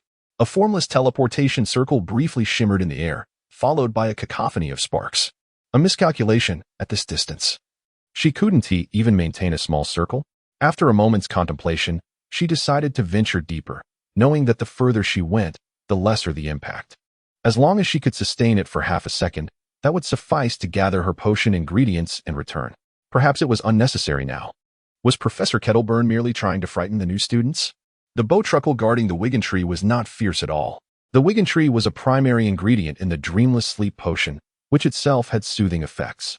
The potion was relatively expensive compared to Muggle sleeping pills, and the scarcity of the dreamless sleep potion was due to the bowtruckle that guarded the Wigan tree. They fed on the Wigan tree and would attack anyone who approached. A bite from them could leave one unconscious for 10 days. Was this a case of like attracting like? However, as Yao Yuan locked eyes with the bowtruckle for an extended period, she realized they had no intention of driving her away. After some thought, she bent down and politely inquired, "I hope I'm not intruding, but may I pick for Wigan tree sprigs?" Magical creatures generally understand a wizard's words to a certain extent. Yao Yuan took a step forward, then another, boldly extending her hand clad in dragonhide gloves to pluck one Wigan tree sprig. The bowtruckle remained motionless, overwhelmed with gratitude. Yao Yuan quickly gathered 4 sprigs and expressed her thanks. As a token of appreciation, she rummaged through her bag for a jar of dried figs, a snack she had brought to school. "I'm not sure if you like this, but thank you, and Merry Christmas." After placing the food down, Yao Yuan joyfully dashed back to Hogwarts. Thank Merlin for his blessings. Regarding the matter of Christmas gifts, Part 2, a robust owl rapped insistently at Violet's window. Lacking any food nearby, she pondered for a moment before offering a piece of chocolate, only to be met with disdain from the creature. "Well, no tip for you then."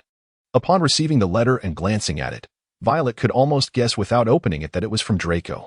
The glossy emerald green stationery, the elaborate silver embellishments, and the fragrant ink, undoubtedly from Malfoy Manor. It suddenly dawned on Violet that she had, well, not written a single letter to Draco since the holiday began. Well, it had only been 7 or 8 days since the break started. No, that was right. They had left on the 15th, meaning today was the 23rd. Tomorrow night was Christmas Eve. With that thought in mind, Violet carefully opened the letter, fearing it might contain a scolding. Fortunately, it did not.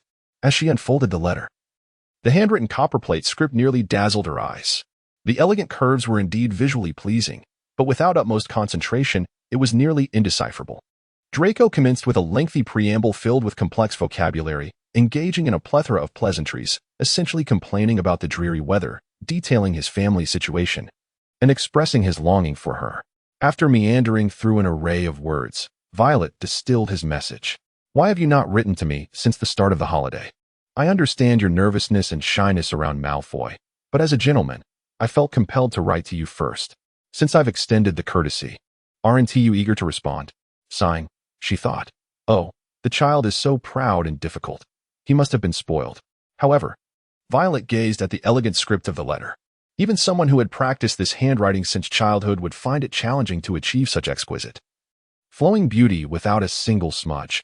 It was evident that considerable effort had been invested, and countless crumpled papers must have been discarded. Although the young master could be a bit insufferable, he truly treated his friends well. Despite his haughty demeanor, one could still perceive an unmistakable sincerity in his kindness. Not to mention his rather handsome appearance. Violet could vividly imagine Draco, with his little frown, sulkily composing this letter. Well, perhaps it would be best to indulge him. "Dear Draco, I am delighted to receive your letter. First, allow me to commend you on your choice of stationery and your handwriting. Both are remarkably elegant and noble. Much like the beautiful Mrs. Malfoy. The weather has indeed been rather dreary, but I have remained indoors, so it has not affected me greatly. My family and I have been experimenting with new chocolate flavors, which I believe you would enjoy. I miss you dearly, as well as the life at Hogwarts. Enclosed is a Christmas gift. I hope you will like it. By the time this letter reaches you, it should be Christmas Eve. Wishing you a joyful Christmas Eve.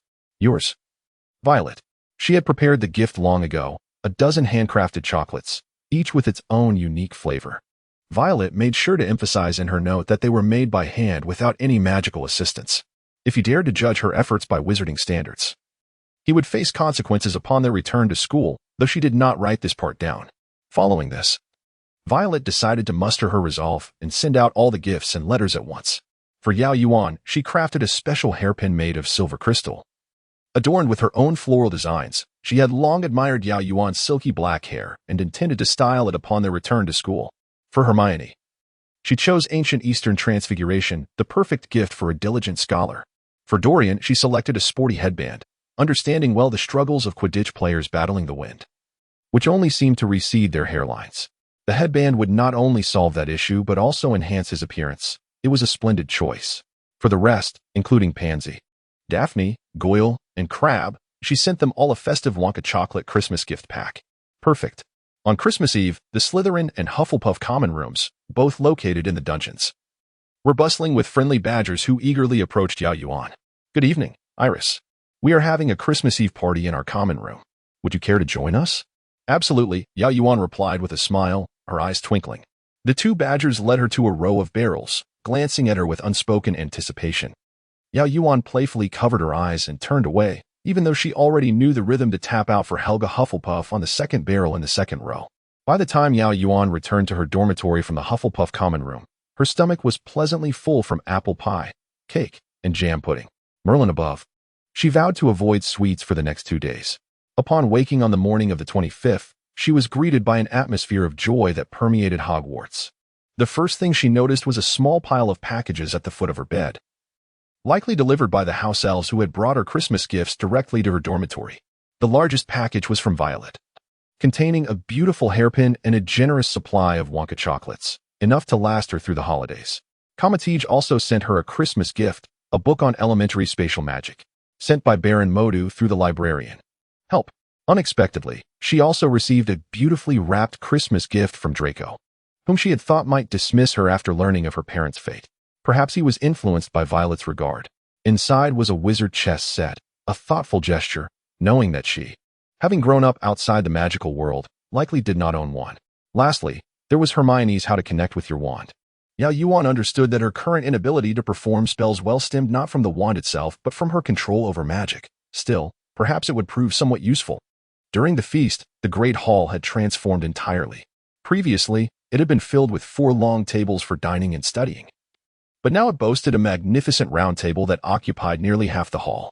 The centerpiece was a Christmas tree, enchanted to sparkle in a literal sense, while the perpetual snowfall added an ethereal beauty to the scene. The Weasley twins, along with Ron and Harry, donned their distinctive hand-knitted sweaters from Mrs. Weasley, while Percy appeared to have been coerced into wearing one as well, his unruly hair sticking up in defiance. Merry Christmas, Yao. Merry Christmas, Potter and Weasley. Yao Yuan squinted, puzzled by the twins' sweaters, which were worn inside out. She quickly discerned the truth. George wore a sweater emblazoned with a large F, while Fred sported one with a G. Looks like we need to switch things up next time, mate, Fred whistled cheerfully. As they took their seats at the table, Yao Yuan was treated to the sight of 100 plump roasted turkeys, mountains of roasted meats and boiled potatoes, platters of delectable sausages, bowls of buttered peas, and rich, thick gravy accompanied by cranberry sauce, such a stunning array of food all on one table. The professors arrived in sequence, with Professor Snape being the last to enter, leaving only a space between him and Professor McGonagall, while Professor Trelawney sat between a Ravenclaw student and another empty seat. Both Trelawney and the Ravenclaw student shivered simultaneously. Professor Snape let out a cold huff as he took a seat beside Yao Yuan, while Harry, looking somewhat pained, sat on her other side, and Ron gave him a sympathetic glance. Yao Yuan felt a rare sense of nervousness. The experience of dining alongside Snape was entirely different from sitting across from him during the summer, and the distance between them had never felt as minimal as it did now. She pondered whether her Christmas gift had reached his office, and Merlin, Arthur. Her elbow was less than 5 inches away from the professor's. She could even detect the faint scent of potion lingering on his fingertips. No. One must not entertain inappropriate thoughts about a career idol. Yao Yuan attempted to redirect her focus. Professor Snape, Professor McGonagall, Hagrid, Professor Dumbledore, Professor Flitwick, Professor Trelawney. She suddenly realized that nearly half of Hogwarts professors were solitary, as those with families had undoubtedly returned home for the holidays. Iris, would you care to join us? Yao Yuan was lost in thought and did not hear Professor Dumbledore's preceding words, instinctively nodding when questioned. Oh, Iris. I have long yearned to experience the music of the East. Do you play any instruments? We need not sing, Professor Flitwick exclaimed excitedly. Yao Yuan knew of Professor Flitwick's love for music, but she wondered why he suddenly desired her to perform. Professor Snape drawled with a slow, mocking tone. Your focus is hardly superior to that of a troll. Harry nudged her gently, whispering, "Professor Dumbledore said that a Christmas party cannot proceed without music. He suggested we each sing a song, purely voluntary."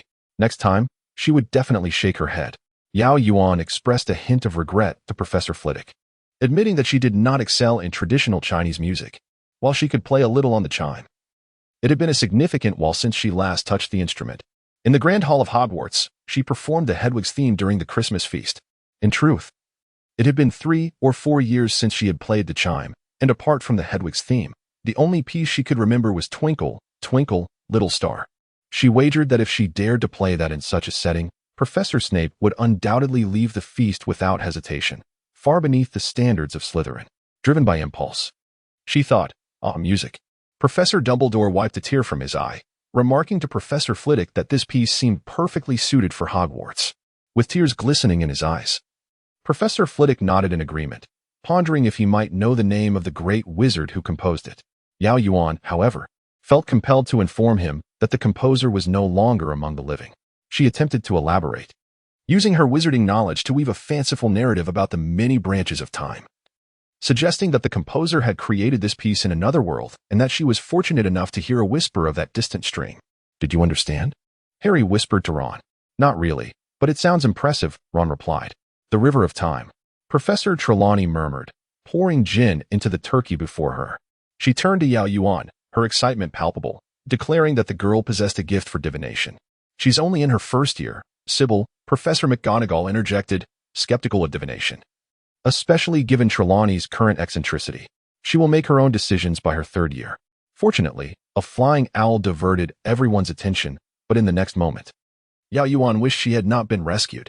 The infernal owl headed straight for Professor Snape. The familiar wrapping paper was unmistakable. It was the gift she had personally wrapped. "Oh, Christmas gifts should be delivered to one's bedside, not the dining table. Is this owl foolish? A nameless hero. We commend you," the twins chimed in unison. With a scowl, Professor Snape waved his wand, causing the package to vanish. 5 points. Yao Yuan hoped that the spell he had just cast was not a cleaning charm. "Holidays should not incur point deductions," Severus, Dumbledore said with a smile. "Why not open it and see?" "I have no interest whatsoever," Snape replied coldly. "Oh, what was broken?" Her poor heart. At Malfoy Manor, it was still too early for Christmas Eve, and Barney could not bring the young master's Christmas gift prematurely. "Do not bring everyone's gifts, just Violet's," Draco whispered, ensuring his parents remained oblivious. "Otherwise, you might as well leave Malfoy Manor. Please, do not dismiss Barney." The house elf sobbed, disappearing only to reappear moments later with a red gift box on Draco's desk. "Barney defied tradition and will punish himself by putting his head in the oven," he lamented, bowing to Draco before vanishing again. Draco frowned. He found the house elf's incessant chatter irritating. Why could they not be quiet? Nevertheless, that was not the main concern. When Violet's gift arrived, he realized the little creature that had flown past his window was none other than Moaned. He could hardly wait to unwrap his Christmas gift. The red box, adorned with a green ribbon, was the epitome of Christmas spirit. Chocolate? Is she jesting? He mused, having put considerable thought into selecting her gift. Was this her idea of a joke? Yet, he recalled the effort Violet had put into preparing the chocolates herself, laboring in the kitchen all day, stirring chocolate batter, pouring it into molds. Well, it was somewhat heartfelt. The shapes were indeed thoughtful, featuring the Slytherin crest, a broomstick, and a unicorn. Draco smiled, realizing she truly cared for him, as she had even inquired about his wand core, which contained unicorn hair. He had completely forgotten that he had mentioned it to Violet. Draco hesitated, not wanting to eat any piece of the chocolate. Perhaps it would be prudent to cast a preservation charm on it for now. Mr. Wonka's gift nearly sent Violet soaring 3 feet into the air, a complete chocolate-making kit, enchanted with automatic transformation spells. This meant that whenever she had a new idea, she could experiment at Hogwarts. If she lacked any ingredients, she could simply visit the kitchens, where the house elves were exceedingly friendly. Mr. Wonka winked at her. Oh, how she adored her Uncle Willy. Violet resolved to master the shrinking and enlarging spells, along with the undetectable extension charm, imagining the possibility of creating a miniature chocolate fountain in their dormitory. She was floating with excitement. Charlie gifted Violet a model of a chocolate factory. She knew that before inheriting the chocolate factory, he had constructed one from discarded toothpaste lids, but this one was made from everlasting chocolate. In front of the factory, there were not only Mr. Wonka in his top hat, but also she and Charlie. Family was truly wonderful. Upon returning to school, Violet immediately spotted Draco sulking on a dark green velvet sofa. Although she did not know what had transpired, the expressions on Goyle and Crabbe's faces indicated they needed her. She approached Draco, holding Oreo and adopting a gentle, sisterly tone. "Happy New Year, Draco. You seem a bit down." Draco was indeed feeling low. He had gone to great lengths to avoid Pansy, securing a private compartment, eagerly awaiting Violet's arrival. Yet, Merlin only knew where she had vanished off to. "Hey, Violet," said Adrian, entering the conversation. "You left your handbag in the carriage. It was so crowded that I lost track of you. I took the liberty of bringing it back." He added, "Oh, how forgetful of me." "Thank you, Adrian," Violet replied. "It was no trouble," he said, feigning a hat tip before retreating to his dormitory. Violet worried that Draco might feel slighted after seeing her with a friend, so she quickly explained, "I almost missed the train. Adrian was buying drinks when he saw me looking for a seat and mentioned there was space in their compartment, so I went with them." "Ah, understood," Draco replied, dismissively. However, Goyle and Crabbe were quicker to speak. "Draco saved you a seat." An awkward silence fell over them. It was clear now, the young master was upset with her. Violet's mind raced, and she swiftly made a decision, artfully clutching her heart with a feigned expression of astonishment as she exclaimed, "Oh my, Draco. I thought you had already secured a spot with Pansy. I truly did not anticipate this." "Oh, you were so kind." She propped her chin on her hand, gazing sincerely into Draco's striking blue-violet eyes. "Perhaps during the summer break, I shall have the honor of sharing a seat with you as we depart from school?" Merlin. It had been ages since she had indulged in such exaggerated flattery, more so than Draco's compliments towards Pansy. However, Draco appeared to relish her words, the slight tension in his demeanor dissipating as he feigned hesitation before reluctantly nodding. "All right then." Thank goodness, she had smoothed things over. As Violet observed Draco's forced aloofness while suppressing a smile, her heart softened. Perhaps it was worth attempting to steer him towards a better path? Previously, she had firmly asserted her boundary against derogatory language, and Draco had indeed refrained from uttering mudblood in her presence since then. "By the way, where is Xiao Yuan?" Violet noticed that Yao Yuan was absent from the common room. Surely, it was too early for her to have returned to the dormitory for a nap? "Have you forgotten that her labor service commenced after the Christmas holiday?" Draco remarked, scratching Oreo's chin. Upon recognizing the person who often fed him premium cat food, Oreo promptly abandoned Violet's embrace in favor of Draco's, eliciting a slightly smug smile from him. "Today happened to be Sunday." "Well, oh, the headmaster must be exceedingly strict." Violet shot a disapproving glance at Oreo, the ungrateful little rascal. "You certainly know how to choose your companions." Draco raised an eyebrow. Holding Oreo up to meet his gaze, "Leo is far more intelligent than those foolish lions. He understands what is truly best. I have a Christmas gift for you, little kitty." Violet then watched as he presented an extravagant collar to adorn Oreo. Indeed, Draco's Christmas gift to her was an incredibly opulent necklace. Frankly, Violet was taken aback by its weight when she lifted it. "Is this not uncomfortable around your neck?" "Oreo looks splendid, doesn't he?" Draco placed the newly adorned Oreo into her arms. Indeed, for this sleek and graceful black cat, no amount of lavish embellishment was excessive. Draco then inquired naturally, "Have you tried on the necklace I gifted you?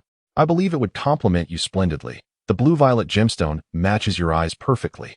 It took me quite a while to find it. I have tried it on, and it indeed complements the color of my eyes," Violet managed to say with difficulty. "Then why do you not wear it?" Draco's eyes sparkled as he looked at her. "It is too heavy. It hurts my neck." Draco's expression froze. The young master turned his back in a huff, refusing to acknowledge her. Well, it seemed she had once again upset Draco. However, it was not entirely her fault if the gift was not a perfect fit. Perhaps she was merely vexed with herself. Sigh, life was indeed challenging. In Professor Snape's office, a series of knocks shattered the silence. Snape, his cool never faltering, responded, "Enter." "Labor service, Professor Snape," Yao Yuan announced as she approached his desk, moving almost soundlessly, akin to a little cat. "Ah, Miss Yo," Snape remarked without lifting his gaze. "How unfortunate that your idyllic holiday has come to an end." Yao Yuan offered an awkward yet polite smile, realizing that compared to her understated presence in Slytherin, she had certainly made her mark during the Christmas holiday in other houses. "There are 40 vials of blue-winged toad slime, all evaporated. I trust Miss Yao remembers not to extinguish the flame prematurely," Snape said with a sardonic smile. "As for the consequences of doing so, I believe you are well aware, Miss Yao." Yao Yuan's mind raced. If the flame were extinguished too soon, The entire viscous mass would explode from the cauldron, and should it come into contact with skin, it would corrode the flesh entirely. Oh, esteemed professor, you are truly merciless. Moreover, if she recalled correctly, the blue-winged toad was part of the fifth-year curriculum. Had she not scoured the library for a gift for the professor, she would have been oblivious to this knowledge. Was this an opportunity for him to mock her? At that moment, Yao Yuan felt a strange sense of pride. Ah. She was receiving treatment akin to that of the chosen one. Wipe that smug expression off your face, Snape said with malice. If you fail to complete your potion in time for curfew, I shall painfully deduct points from your house, Monsieur. Professor. My pride is not due to my recall of that knowledge. Yao Yuan grumbled internally as she hurried to the workbench. 40 vials. If she were to lose points for this, her head of house would certainly be displeased. Snape seemed intent on tormenting her, willing to deduct points from his own house.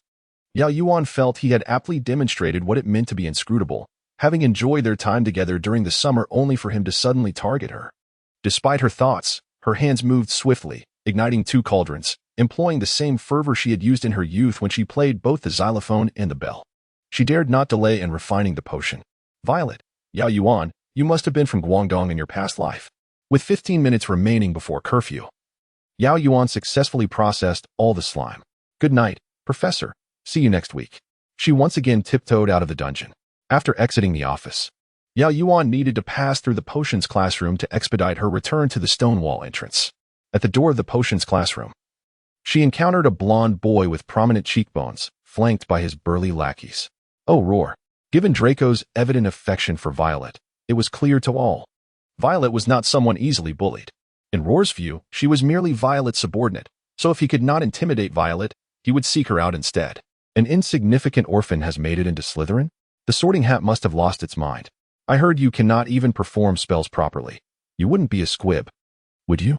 Roar shoved her roughly, causing Yao Yuan to stumble into a nearby table, sending a Hungarian horntail skeleton crashing to the floor, shattering into pieces.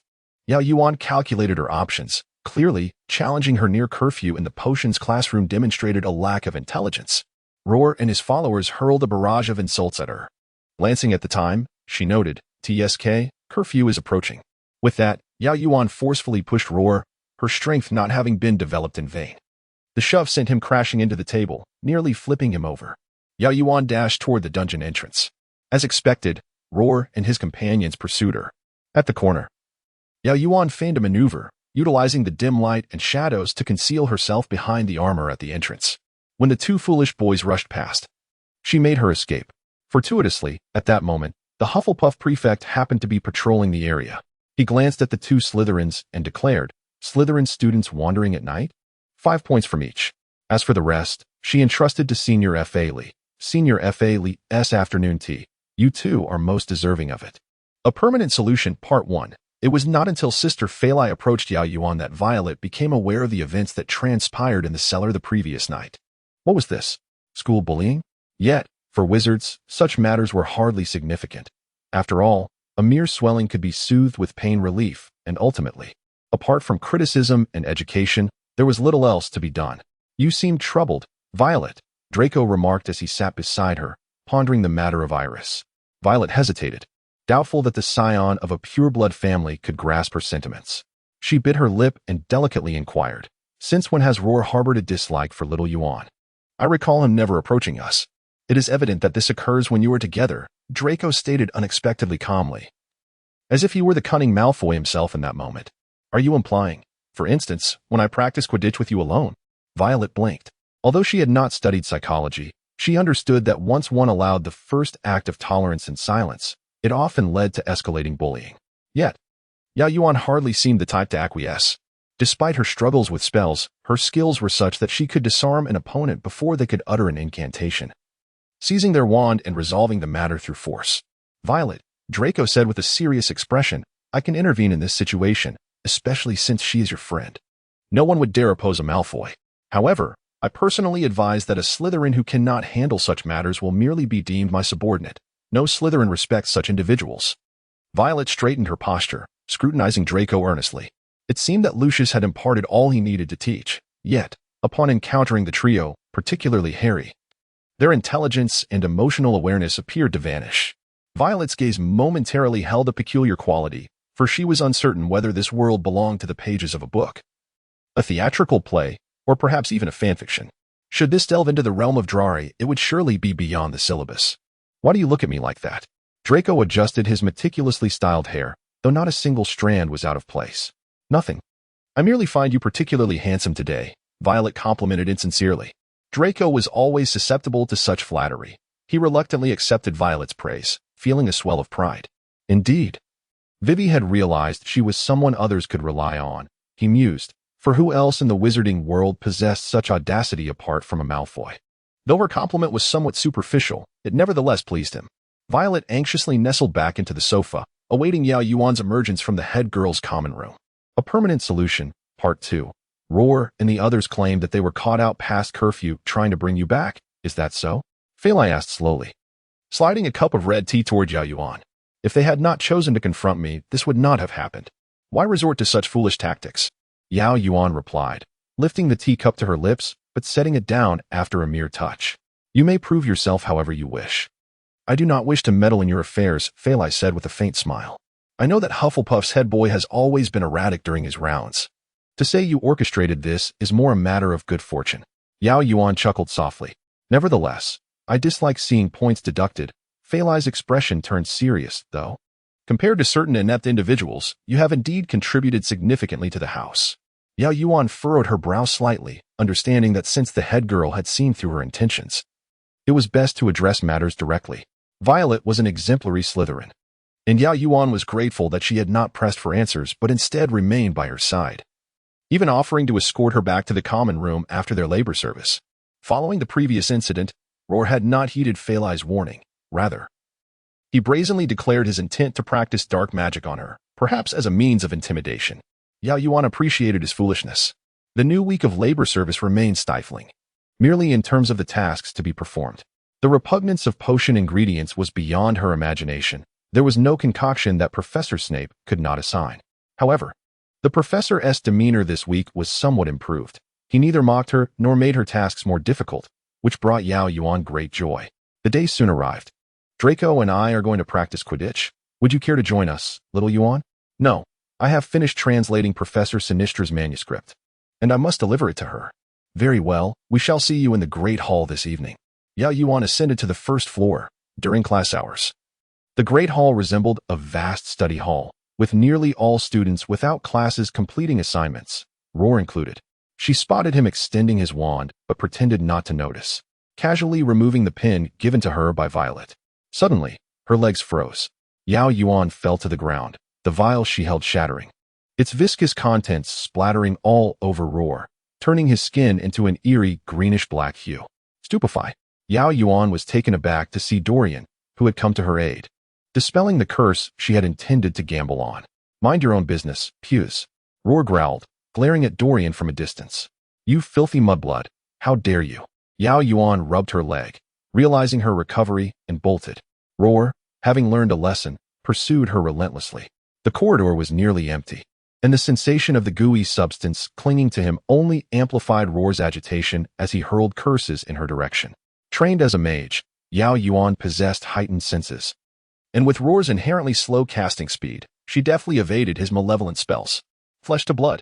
The incantation, ominously dark in its nature, stunned Yao Yuan, and she could not evade it entirely, feeling it strike her arm. A piece of flesh was torn away. Yao Yuan quickly popped a mandrake root into her mouth, chewing and swallowing to dull the excruciating pain. She curled on the floor, feigning tremors of agony. The raw mandrake possessed anesthetic properties. You lowly, filthy. Roar panted as he drew near, wand raised high. Footsteps approached. It was not too late. Oh, what are you all doing? Professor Sinistra's voice rang out. Soothe the swelling and ease the pain. Merlin, this is dark magic. Another unexpected voice interjected, its tremulous tone revealing deep-seated fury. Using dark magic against a fellow student in second year. Aurora, please take this poor girl to the infirmary immediately. Mr. Roar must come with me to the headmaster's office. Why is Professor McGonagall here as well? A permanent solution, Part 3. Yao Yuan had not anticipated that Roar would genuinely cast dark magic against her.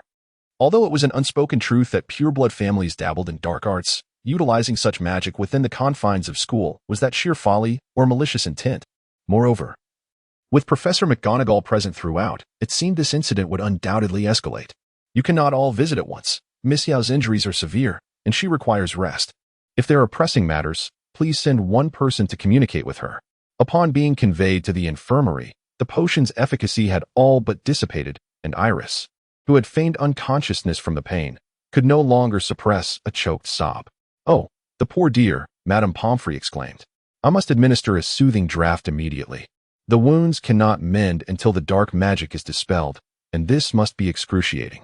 Violet glanced at Hermione, then at Draco, Harry, and Ron, who stood poised for confrontation. Indeed, the Gryffindor trio, arriving to inquire after Iris, had encountered them at the entrance. Goyle and Crabbe loomed behind Draco, lending him an air of formidable support. "I suggest you retire," Draco sneered. "What purpose could you possibly serve by entering? Will you regale Iris with jests to alleviate her suffering?" "As if you possessed the means to undo the dark magic," Ron retorted. The two seemed poised to unleash a torrent of curses upon each other. "Enough, gentlemen," Violet interjected, turning to Hermione. "I understand your concern for Iris, but Madame Pomfrey has advised you should return for now.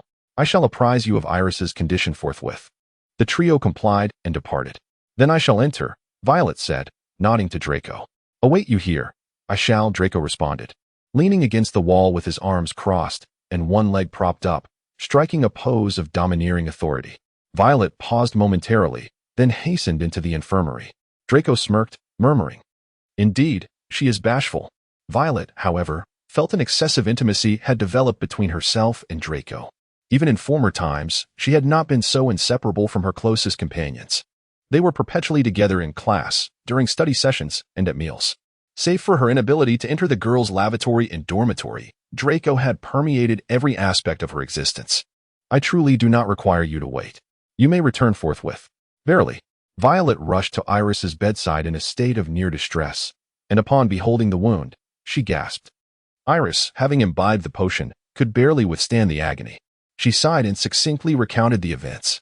Her actions had been predicated on the 14th article of the Hogwarts Charter, which prescribed the use of injurious spells against fellow students, save in duels, under penalty of detention or, in severe cases, expulsion. This regulation was largely ineffectual, as most young witches and wizards from wizarding families possessed remedies to alleviate swelling and pain, making it impossible to ascertain whether a student had violated the rule. However, the presence of a teacher as witness altered the situation.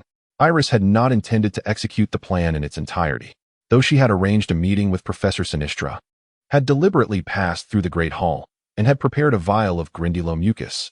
She would have refrained from dousing Roral had the prefect's counsel induced him to moderate his behavior. Through previous instances of forbearance, Iris had thoroughly discerned Roral's temperament.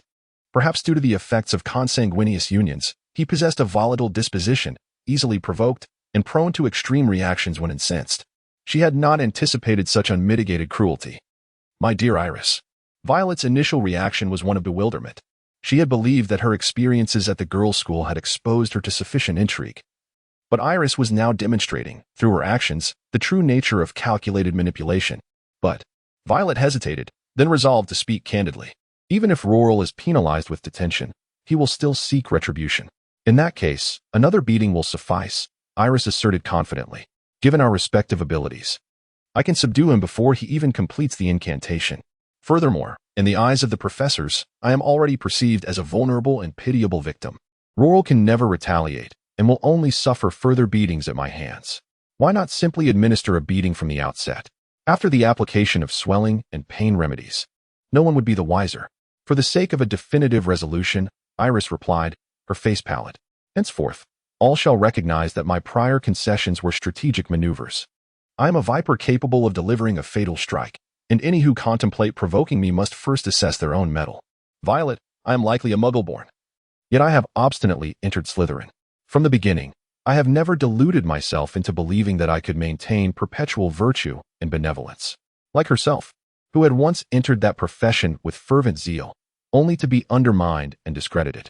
Later, she understood that compassion and certainty were extraneous in that environment. As for adversaries, even potential ones, one must never afford them a modicum of respite.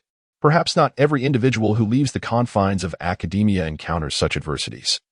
But she had been unfortunate and excessively pliant, ultimately becoming the very person she had despised. The once gentle badger had become adept at navigating the world with the cunning and duplicity of a serpent. This, perhaps, was why the Sorting Hat had ultimately acquiesced to her desires. However, I did not anticipate the plan's actual success, Iris admitted, touching the hairpin in her bosom. The bullies are such hypocrites. They deem themselves entitled to inflict abuse, yet they deny the bullied the right to resist, or even to evade it. Violet fell silent. Indeed. Iris had laid the trap, but she had not actively enticed Roral to spring it. Roral's current predicament was entirely the consequence of his own actions. You're engaging in bullying. The bullied person only spilled mucus on you because you tripped her, though Iris did it on purpose, but in reality, isn't it just useless anger? It's like you want to slap an innocent classmate, but you miss and get pricked by a nail. And you blame the person for not sticking their face out for you to hit. Aren't you sick? Later, when the victim doesn't want to be abused by you, you even chase after them to kill them. If you have any conscience, this plan would never have succeeded. After all, Professor Sinistra wouldn't ask Iris to help translate documents every day. Violet looked at Iris and suddenly smiled.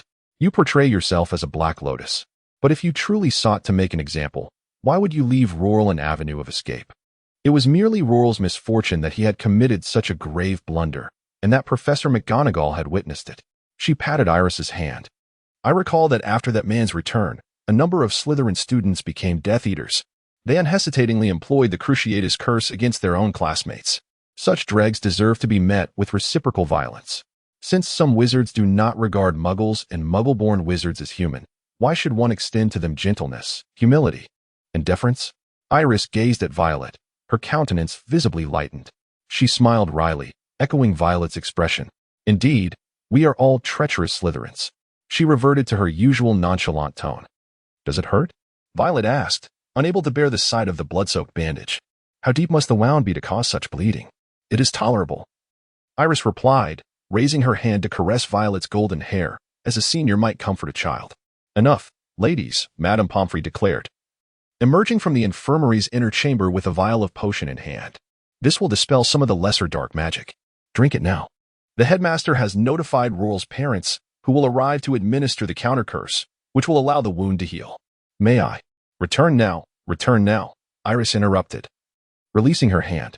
Rest assured, if you do not return, you shall be late for evening classes, and Prefect Fari will devour you. Depart now, depart now. Violet glanced at the clock and realized how swiftly time had elapsed during their conversation. Ultimately, she departed the infirmary with a heavy heart. Draco stood at the doorway, holding a paper bag.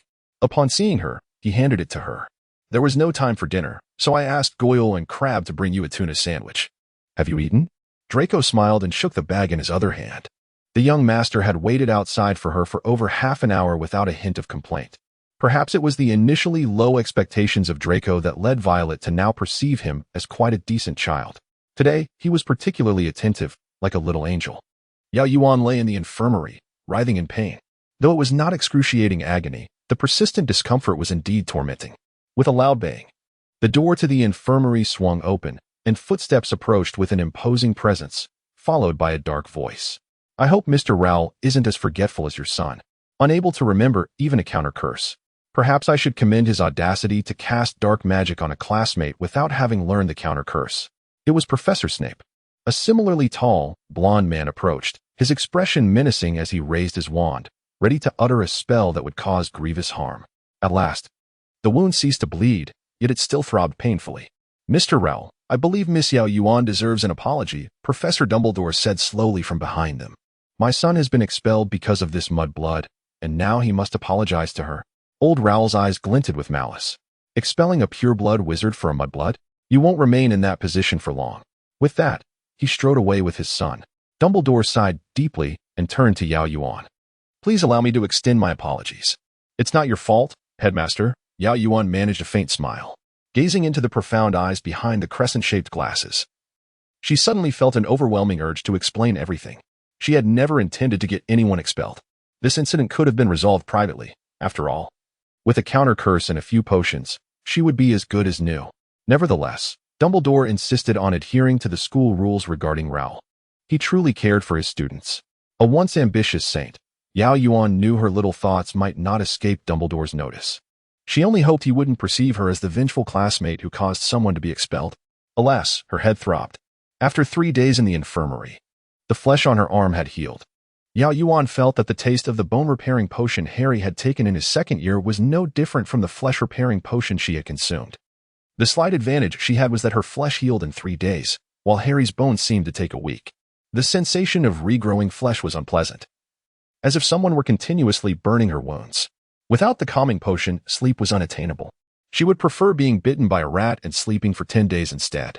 Madame Pomfrey removed her bandages, her eyes red as she sighed.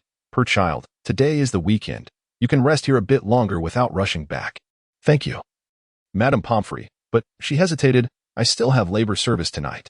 Professor Snape swept into her bedside like a gust of wind, placing a vial of potion on Madame Pomfrey's tray. "Oh, Severus, she has just recovered. You are being rather unreasonable." Madame Pomfrey cast a disapproving glance at him. "Unreasonable?" Professor Snape slowly articulated, as if savoring the word, before turning to Yao Yuan with a meaningful smile.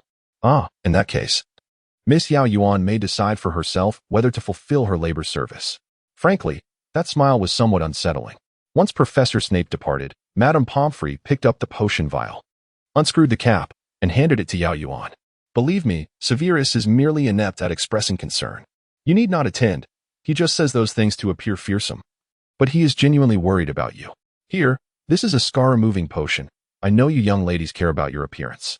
Ultimately, Yao Yuan still went to the dungeon. Not for any other reason, but because she felt that Professor Snape's smile indicated he had definitely seen through something. After all, we come from the mire, we crave power, we are filled with ambition, we are strong and composed, we are elegantly restrained, we never regret, we are Slytherin. And Snape is an exceptional Slytherin. However, a Slytherin so young yet so profound in thought is unlikely to be well-liked. She stood at the dungeon door, took a deep breath, and knocked gently. "Come in." "Good evening, Professor." Yao Yuan steeled herself as she stepped into the potion's office. "What potion materials am I to handle tonight?" "Gertie-root." As expected, the inevitable had arrived. Although Yao Yuan's pretense of ignorance had been honed to perfection, she chose to be direct. "I'm sorry, Professor. I've caused trouble." "Do you believe your error lies in causing trouble?" Professor Snape asked darkly, his demeanor foreboding. Yao Yuan swallowed the question. "Isn't that so?" Instead, she explained, "Our house motto is to protect oneself, and I not only paid a painful price but also involved you in this matter. However, I truly never intended for him to be expelled." Yao Yuan added in a hushed tone, "But what difference did it make? After all, those who designed such mischief were not the ones Professor Snape favored. He preferred girls who were upright, kind-hearted, cheerful, intelligent, and pure of mind." She ultimately harbored thoughts that were inappropriate. Having poured her emotions into a character, how could she not feel a twinge of affection when that character suddenly stood before her as a living, breathing person? "You involved me?" Snape slammed his quill onto the desk. "From the moment Dumbledore appointed me as your guiding professor, I was already entangled in this. I expected you to be at least a bit smarter than the other children, yet you are just as foolish." Though the words were harsh, Yao Yuan, accustomed to her superior's reprimands, detected a hint of something different in Professor Snape's tone. Indeed, she had forgotten the essence of self-preservation. Ending up in the infirmary for 3 days. Had no one performed a counter-curse, her arm might have been rendered useless. Yao Yuan felt her current thoughts were somewhat absurd. Yet her sixth sense unwaveringly affirmed them. She looked at Professor Snape, opened her mouth to speak, but he interrupted impatiently. "You may leave. There's no need for you to perform labor service." "Professor." Yao Yuan smiled faintly. "Are you concerned for me?" Professor Snape paused, his expression blank for a moment. And when he spoke again, he seemed somewhat flustered. It appeared that Miss Yao Yuan's comprehension was indeed peculiar. Her professor suggested she should return and get some rest, perhaps to clear her mind. Yao Yuan inwardly stuck out her tongue. "All right, Professor, I promise I won't do this again. Thank you for your concern." Then she fled the dungeon, leaving Snape scolding behind her. He and she Part 1. To be candid, Snape did not harbor any significant aversion towards Yao Yuan. This young witch, aside from shedding tears during their first encounter, otherwise exhibited a likable demeanor. Her talent in potion-making was commendable, earning her additional points in Snape's estimation. She was also eager to learn, potentially fitting into Ravenclaw, though Hufflepuff was also a possibility. Snape was aware that he was a nightmare for many students, however. Yao Yuan seemed entirely unperturbed by him, even displaying a certain closeness that could be attributed to a rather naive or forgiving disposition akin to that of a Badger House member. Could it be the courage of a Gryffindor? The thought sent a chill down Snape's spine. In any case, she was certainly not a Slytherin. She lacked ambition and any trace of darkness. Such a young girl could never belong to Slytherin. Yet, to his surprise, she was sorted into Slytherin. Snape could already envision her life there. Even if she befriended Miss Wonka, in a place that valued bloodlines and power, she would endure trials beyond her comprehension. Snape could not fathom why he felt such anger. Her compliance or rebellion had little bearing on him. Perhaps it was a reflection of his own first-year self? The discomfort in his stomach intensified. His critical attitude towards Yao Yuan led to increasing ridicule from others, yet she remained oblivious to the need for resistance. Despite her evident proficiency in potions, Yao Yuan was different. During his student days, he had been sullen and withdrawn, an object of fear, while she was well-liked. Despite wearing second-hand robes and using second-hand textbooks, perhaps it was her striking appearance? Yet, what did it matter if others from different houses admired her? Would they come to her rescue as gallant knights? The night when Rower was deducted points coincided with Yao Yuan's evening of labor service, and Snape could almost deduce the reason for the deduction, which slightly improved his mood. Her clumsy methods were somewhat effective, though he was unsure why he felt a sense of comfort. However, he did not anticipate the subsequent developments. Rower loudly accused her of deliberately splattering slime on him. Yet all the students present could attest that it was Rower who had stumbled into Yao Yuan, resulting in his slime-covered state. Snape immediately recognized the familiar trick. He himself had employed similar tactics in the past, leading to the same foolish lions losing points. Yet he would not allow himself to be nearly sent to St. Mungo's Hospital for Magical Maladies and Injuries. He and she, Part 2, with a few words. He compelled the fool to admit his bullying of classmates and kindly hinted to old Rower that while everyone tacitly understood the implications of dark magic, should he truly take his son to court, it could cost him a considerable sum. It would be more prudent for his son to withdraw from Hogwarts. As expected, old Rower chose to lift the curse on Yao Yuan and proceeded with the withdrawal process from Hogwarts. After all, there were plenty of schools, and galleons were not in abundance. Having completed this, Snape began to confront the responsibility bestowed upon him regarding this girl. Indeed, since she was sorted into his house, Dumbledore had naturally expected him to look after her. Everything she had done previously, was it all to deceive Rower for a final, decisive blow? That bore resemblance to a Slytherin's tactics. Yet, Snape's instincts told him that Yao Yuan was not a Slytherin, despite her undeniable display of talent. It was a contradiction. Yet it existed. Regardless, Merlin above, could this foolish girl not exercise a bit more cunning, risking her life for such endeavors? Had she not contemplated the consequences of losing her arm? Did she believe she was still in the Muggle world, where a simple stitch would suffice? When she inquired whether he cared for her, Snape found himself unexpectedly resonating with that sentiment, a feeling that vexed him immensely. Why would he care for a child with whom he had no connection? He was no saint like Dumbledore. Perhaps it was due to Dumbledore's constant mentions of this child, who had spent a considerable time in his home. Snape almost brusquely expelled Yao Yuan from his office, and after doing so, he returned to his chair, closing his eyes and shielding himself from the light with his hand. Suddenly, the image of her tear-filled eyes flashed in his mind. Snape's gaze grew vacant. He was a master of mental occlusion, capable of enveloping his mind in darkness whenever he so desired. He should remain alone in his mire. Upon returning to the Slytherin common room, Yao Yuan could sense a palpable shift in atmosphere. The upperclassmen, ever fond of conspiracy theories, had already labeled her as the mastermind behind Rower's withdrawal. Their furtive glances scrutinized her before retreating politely. Yao Yuan understood that she had now become a subject of scrutiny, someone to be befriended and collaborated with, yet must also be approached with caution. Well, perhaps this was acceptable. Violet approached her with an affectionate embrace, her face radiating admiration. Merlin Socks, your first act after leaving the hospital wing was to engage in labor service. Even Draco could not help but cast her a sidelong glance. Well, perhaps this was acceptable. Valentine's Day, Part 1. Life returned to tranquility. February 14th. A day of significance. You might think she referred to Valentine's Day? No, in fact, this day marked Violet's birthday. Violet had initially intended to celebrate her birthday quietly. However, Mr. Wonka was rather ostentatious, with even the wrapping paper emblazoned with vibrant happy birthday designs, almost as if he were to send a loud proclamation of her birthday. Just a jest. Happy, Draco began to say, his gaze shifting from the wrapping to Violet's face, his brow furrowing. Is today your birthday? Why have you never mentioned this? You never asked, Violet thoughtfully replied, sincerity in her tone. Forget it. Draco pursed his lips. Today is your birthday, so I shall let it slide. At that, his lips pressed together, causing his cheeks to puff slightly. Violet could not resist poking at him. However, Before Draco could respond, Pansy let out a shriek. "What are you doing?" Although Violet was accustomed to Pansy-esque dramatics, the outburst in the Great Hall drew the attention of many. "Pansy, your manners," Violet muttered, exasperated. Indeed, Pansy fell silent, like a cat caught by the scruff, her gaze now directed fiercely at Violet. Violet remained unfazed. Her 3 years in a girls' school had taught her that with certain girls, one should never engage directly. Ignoring them was the most effective way to resolve all troubles. Thus, Pansy had no choice but to lower her voice menacingly. "How can you just touch Draco's face without permission?" "I didn't, Violet replied earnestly.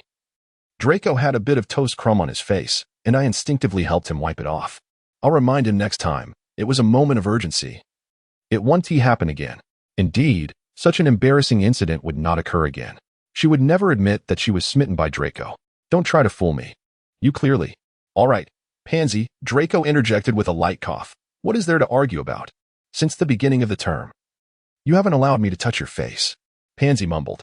"Oh dear, what did she just say?" It is said that Draco once shared a fleeting romance with Pansy during their school days. "We are no longer children," Draco declared solemnly, putting down his cutlery. "We must maintain our distance, Pansy." Pansy appeared utterly heartbroken, while Yao Yuan wore an expression of disbelief.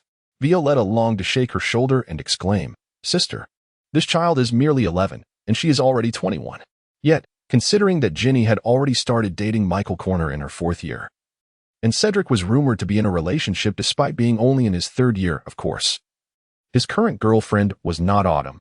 Violetta felt that the days of innocent childhood were swiftly dwindling. Were the children truly maturing at such an early age? Valentine's Day, Part 1. As it was a Sunday, a birthday party was inevitable. When Violetta sat before the cake, she was astonished by the turnout. Numerous members of the Slytherin Quidditch team had arrived, and every first-year student was present. To her surprise, both Blaise Zabini and Theodore Knott had also come.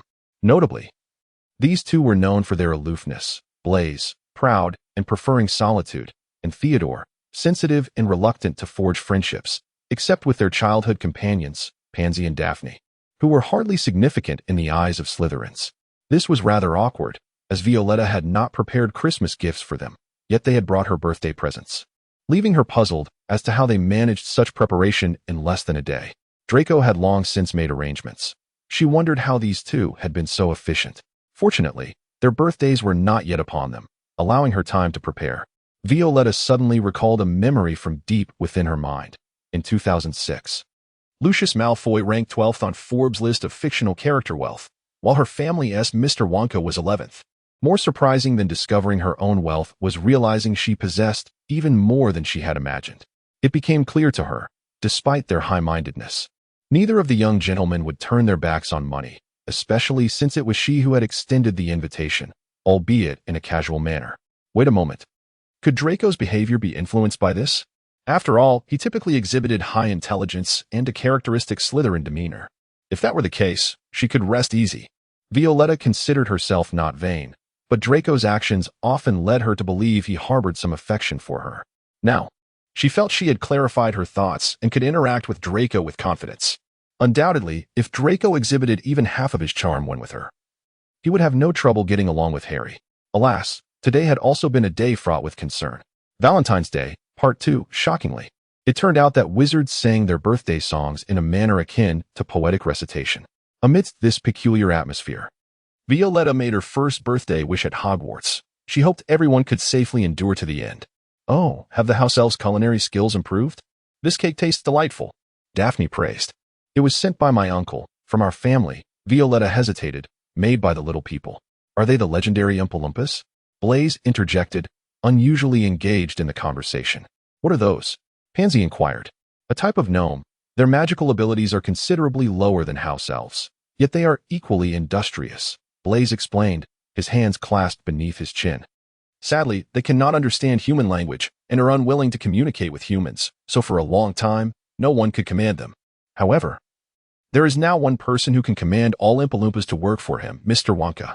Valentine's Day, Part 2, in Blaise's tone. Uncle Willy seemed to transform into a figure of mysterious authority.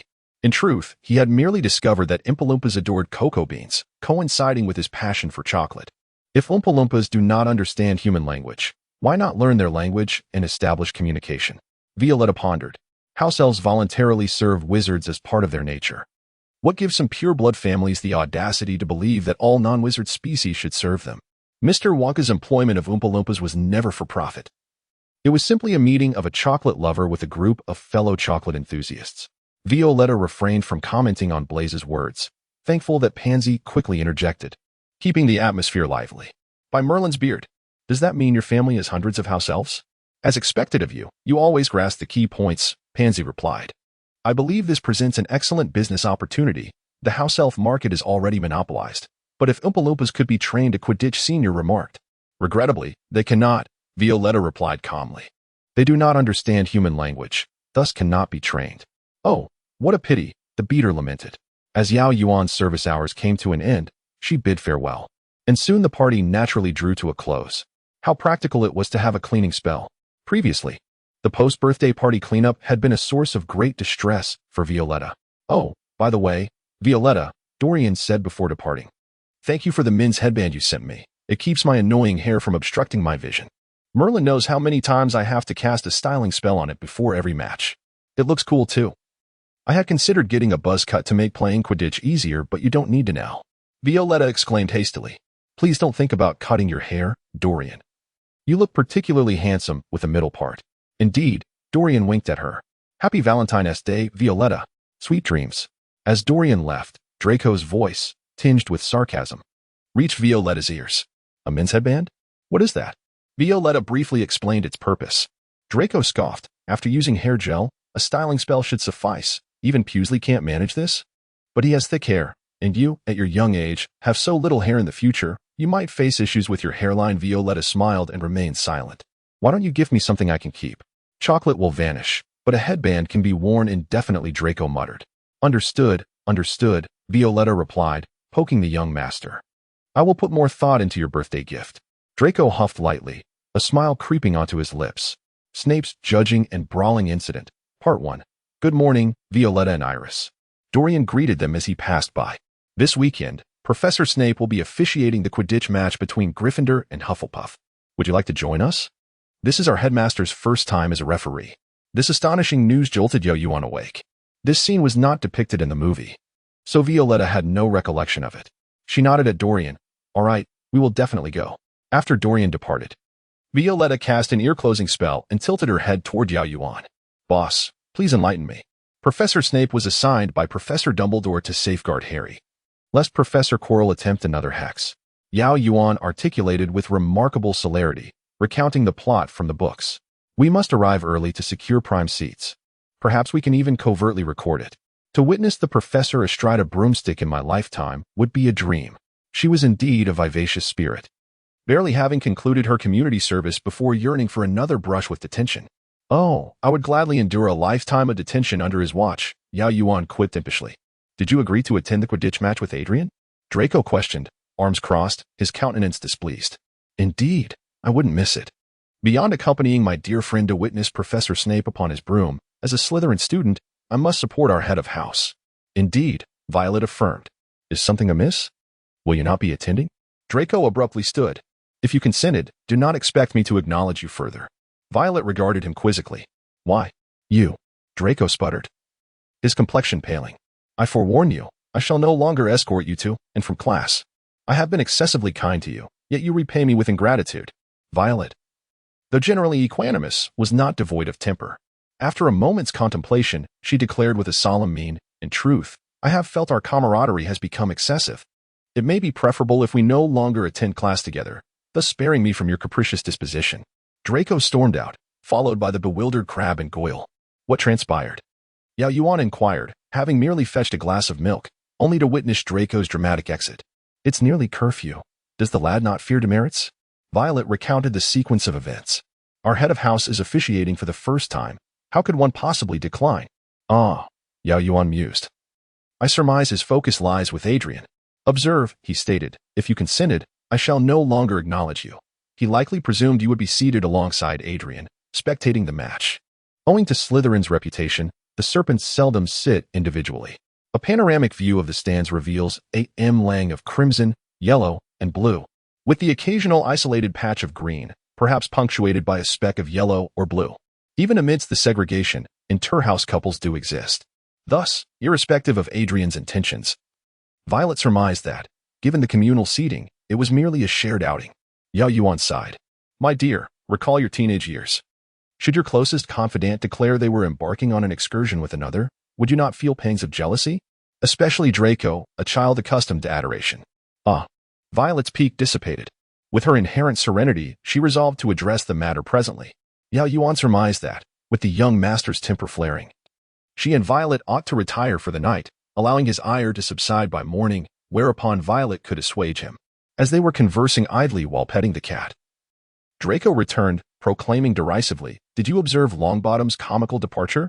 I fail to comprehend the Sorting Hat's decision to place him in Gryffindor. Even the most timorous Hufflepuff would surpass him. Crabbe and Goyle echoed his sentiments mindlessly. Pansy, having greeted Draco upon his entrance, chimed in obsequiously. Incapable of dispelling a leg locker curse, he is likely a squib. Yao Yuan furrowed her brow slightly, before relaxing her expression. These pureblood children are indoctrinated with such fallacious values from a young age. The children themselves are blameless. She noted Violet's composure, finding it curious. I anticipated you would be more offended, considering the Hermione incident. Regarding that matter, I harbor a divergent perspective, Violet began. Do you not perceive Dumbledore's guidance of Neville? Or rather, Rowling's foreshadowing? Despite our detours, the inevitable transpired. I recall that after Neville was afflicted with the leg locker curse, Harry and his companions encouraged him, and subsequently, they engaged in a skirmish.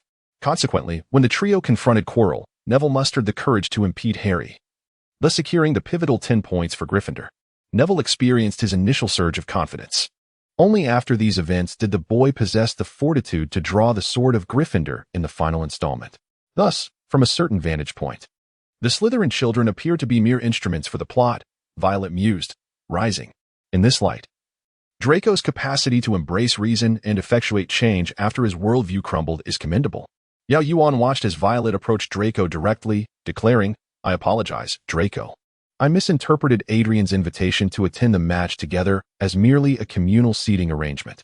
I value our friendship and cherish your presence. Is reconciliation possible? Is this what they call a direct approach?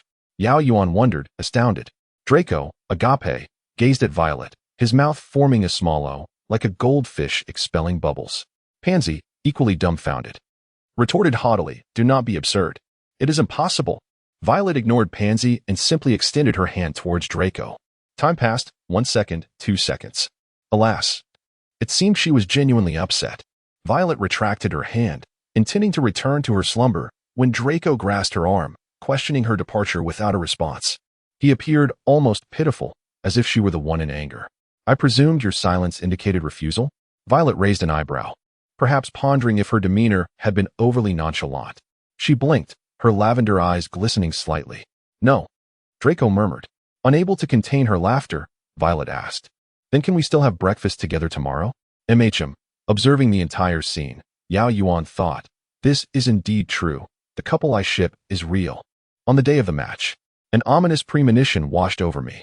Just as Yao Yuan muttered this, she noticed Draco seating Violet at the edge of Slytherin territory, right next to Gryffindor. Aren't you worried about getting mobbed if a fight breaks out, young master?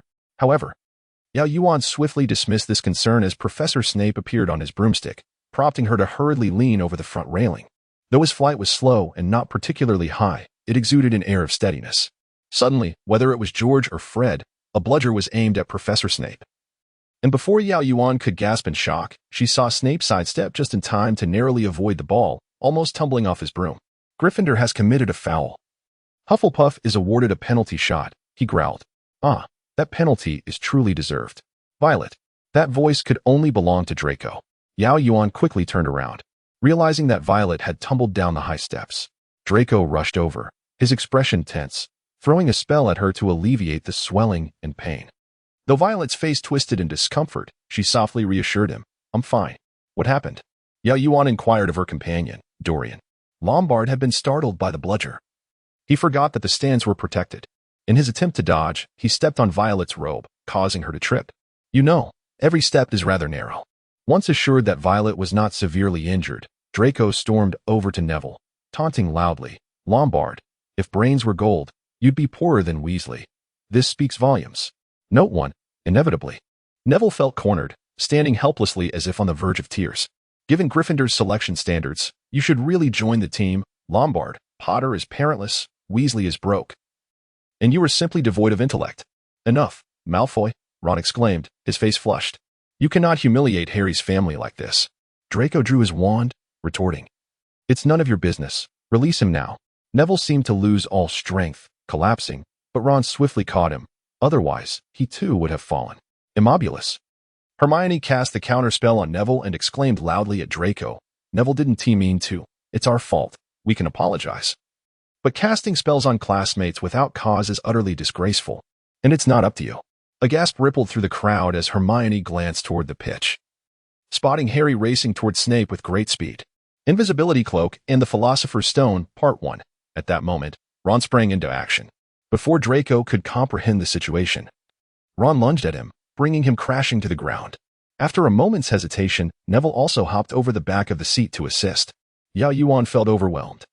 She entrusted Violet to Dorian, forcefully rousing the dazed Goyle and Crabbe, exclaiming, "What are you standing around for? Pull them apart." As Goyle and Crabbe finally managed to lift Neville, he instinctively struck them, and soon the three were entangled in a brawl. Yao Yuan sighed inwardly, thinking it was imperative to rescue the young master.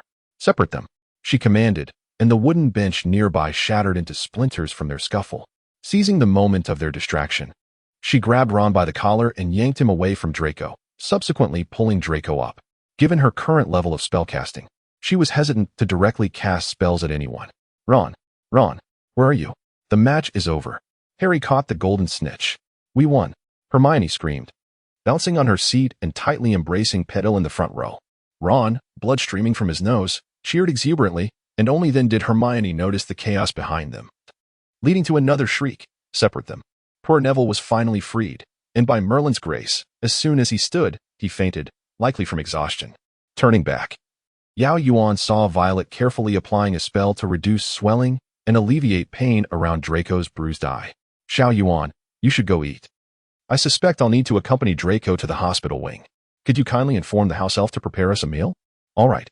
Yao Yuan was glad to avoid disturbing the two and made her way alone towards the great hall, moving slowly towards the kitchen. Then, a fluttering black robe corner caught her eye. Yao Yuan quietly followed from a distance, struggling to recall the myriad details, despite having watched the films and read the books countless times. Oh, Quirrell is also here. This likely indicated a confrontation between the two, which Harry would probably discover. Yao Yuan decided against involving herself and turned back the way she came. As dusk deepened, the lights dimmed. Yao Yuan collided with someone. "Oh, I'm sorry." A voice rang out Harry's. Yet, there was no one in front of her. Instinctively, she reached out, grasping a cool, slippery fabric that felt akin to silk. "Ah, it's the invisibility cloak." Harry's frantic voice emerged from beneath it. Iris, I actually, sorry, I didn't mean to." Sighing internally, Yao Yuan realized she had to play along. She feigned confusion, asking, "Harry, where are you? How are you speaking to me?" Invisibility Cloak and the Philosopher's Stone, Part 2. Harry walked despondently back to the common room. "Harry, where have you been?" Hermione inquired. "We won. You won. We won," Ron shouted, thumping Harry on the back. I even blackened Malfoy's eye. Neville faced Crabbe and Goyle alone. He is still unconscious, but Madame Pomfrey says he'll be all right. "Everyone is waiting for you in the common room. We're throwing a celebration." Fred and George stole some cake from the kitchen. Harry grimaced. "Let us not focus on that right now. We need to find a private room to discuss." "So Yao Yuan knows you have an invisibility cloak?" Ron exclaimed, his mouth agape in disbelief. "Merlin's socks. She is Malfoy's friend, right? She promised to keep our secret," Harry said dejectedly. "Isn't that good?" Hermione asked, puzzled. "But then she asked me why I was wearing the invisibility cloak at school when it wasn't even curfew yet. I couldn't think of an excuse. So I ended up telling her about my following Snape. As you all know, Iris has always defended Snape, so I mentioned the conversation between Quirrell and Snape. Then she must have deduced the Philosopher's Stone." Hermione pressed her forehead, overwhelmed with sorrow. How could she not be upset? The professor she admired was attempting to steal the magic stone hidden by the headmaster. Surely she wouldn't impulsively confront Professor Snape, would she? Ron and Harry exchanged terrified glances. Shortly after Yao Yuan returned to the common room, Violet came back with Draco, who was muttering curses. Surprisingly, despite his evident anger, Draco showed no intention of bothering Ron and the others. This was quite uncharacteristic of him. The trio prayed throughout the night, and during the next day's Transfiguration class, they finally seized the opportunity to timidly advise Yao Yuan against acting rashly. What impulsive act? Violet inquired, leaning in. As long as you don't, informed the headmaster. Violet, it's acceptable. Amidst their hushed tones, Yao Yuan barely grasped their meaning. She was to keep this matter from her headmaster, but Violet could know, while others should remain uninformed. What did the scar-headed one say to you? Draco asked, his expression somewhat sinister, especially given their recent skirmish. Oh, Potter thought Dorian's headband was quite impressive and asked me where it came from. I told him it was a discovery of Violet's, Yao Yuan fabricated. His messy hair certainly could use something to tie it back. After Draco's mocking retort, he fell silent. Invisible Cloak and the Magic Stone, Part 2. It was peculiar that Draco remained mute during the fight, only to start whining once they entered the infirmary. Violet harbored serious doubts about whether Draco was merely seeking her sympathy. Yet, witnessing his usually immaculate hair transformed into a disheveled golden mane, paired with his pitiful expression, she found herself unwittingly drawn in. I'm fine. You know how reckless Longbottom can be. There's no need to dwell on it, Violet said. Observing Draco as he grimaced while finishing a large cup of potion, she produced a small chocolate bean from her pocket, unwrapped it, and offered it to him. Look at you, standing up for me and ending up like this. After Draco consumed the chocolate, his furrowed features began to soften. He cast a glance at Neville, who lay unconscious on the bed, and scoffed. He dared to step on your hem. I merely taught him a lesson. That Weasley actually laid hands on me. I must write to my father. Hey, Draco, Violet carefully chose her words. You needn't inform Mr. Lucius about such an embarrassing altercation, right? Draco's face turned crimson. I didn't. I bloodied his nose. Violet, I was helping you. And you're mocking me. Violet felt she had exhausted all her patience with Draco. She gently stroked his hair, smoothing down the rebellious strands, and softly reasoned with him. I truly believe Longbottom didn't intend any harm. Let us be magnanimous and forgive him. Also, I'm not mocking you. I think you were remarkably brave today. Supporting her chin with her hand, she smiled lightly. You know, Draco, you were the first person to defend me like this, albeit a bit unreasonably. Draco, initially at a loss for words with his flushed cheeks, felt his heart racing faster as he heard her last sentence, his temper flaring anew. You think I'm being unreasonable? Ah, Violet chuckled. Have you forgotten how you insulted Potter's family? If anyone were to insult Yao Yuan's family in my presence, I would surely cast a minor curse upon them, let alone the impulsive Weasley. After a moment's thought, Violet added, You are an elegant Slytherin. After all, the sole heir of the Malfoy family. Such speech is rather impolite. Draco averted his gaze, his hair again defying gravity. Violet, suffering from her obsessive-compulsive tendencies, reached out yet again to flatten it. Fine, you make a valid point, he mumbled. I want to stoop to the level of those brutish wizards. Violet considered this child truly teachable, only to glance down and discover a light golden hair in her palm. Alas, she would need to find a way to persuade him to use less hair gel. He was losing hair at such a young age. That night, Draco lay in bed, fondling the top of his head, his eyes sparkling like the most exquisite gems. Yao Yuan shared Harry's situation with Violet. After pondering, Violet remarked, So, the trio now believes that Snape is coercing Quirrell to help him steal the magic stone? Indeed. By the way, I find it odd. I always thought the storyline followed the book, yet now Harry encounters Snape while wearing the invisibility cloak. While Draco's first meeting with Harry in the bookstore seems to align with the book. So, let us take it one step at a time and not overthink things.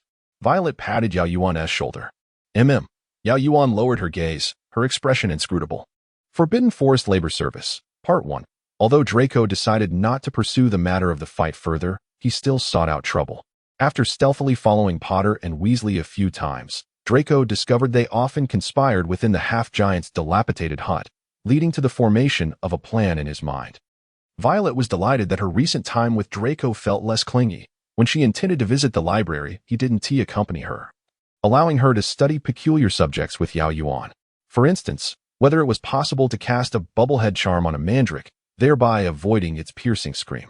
Eventually, they received news of Draco and the trio's labor service in the Forbidden Forest. Based on various subjective accounts and their grasp of the plot, they deduced the following.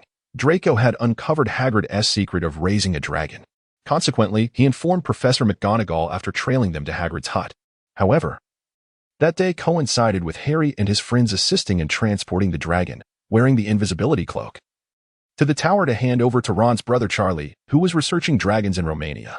Charlie took the dragon away, and McGonagall, unaware of the trio's involvement, believed Draco was lying.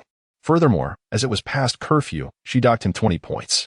After Draco was escorted back to the common room, Professor McGonagall encountered the trio returning the dragon, who had left the invisibility cloak behind in the tower.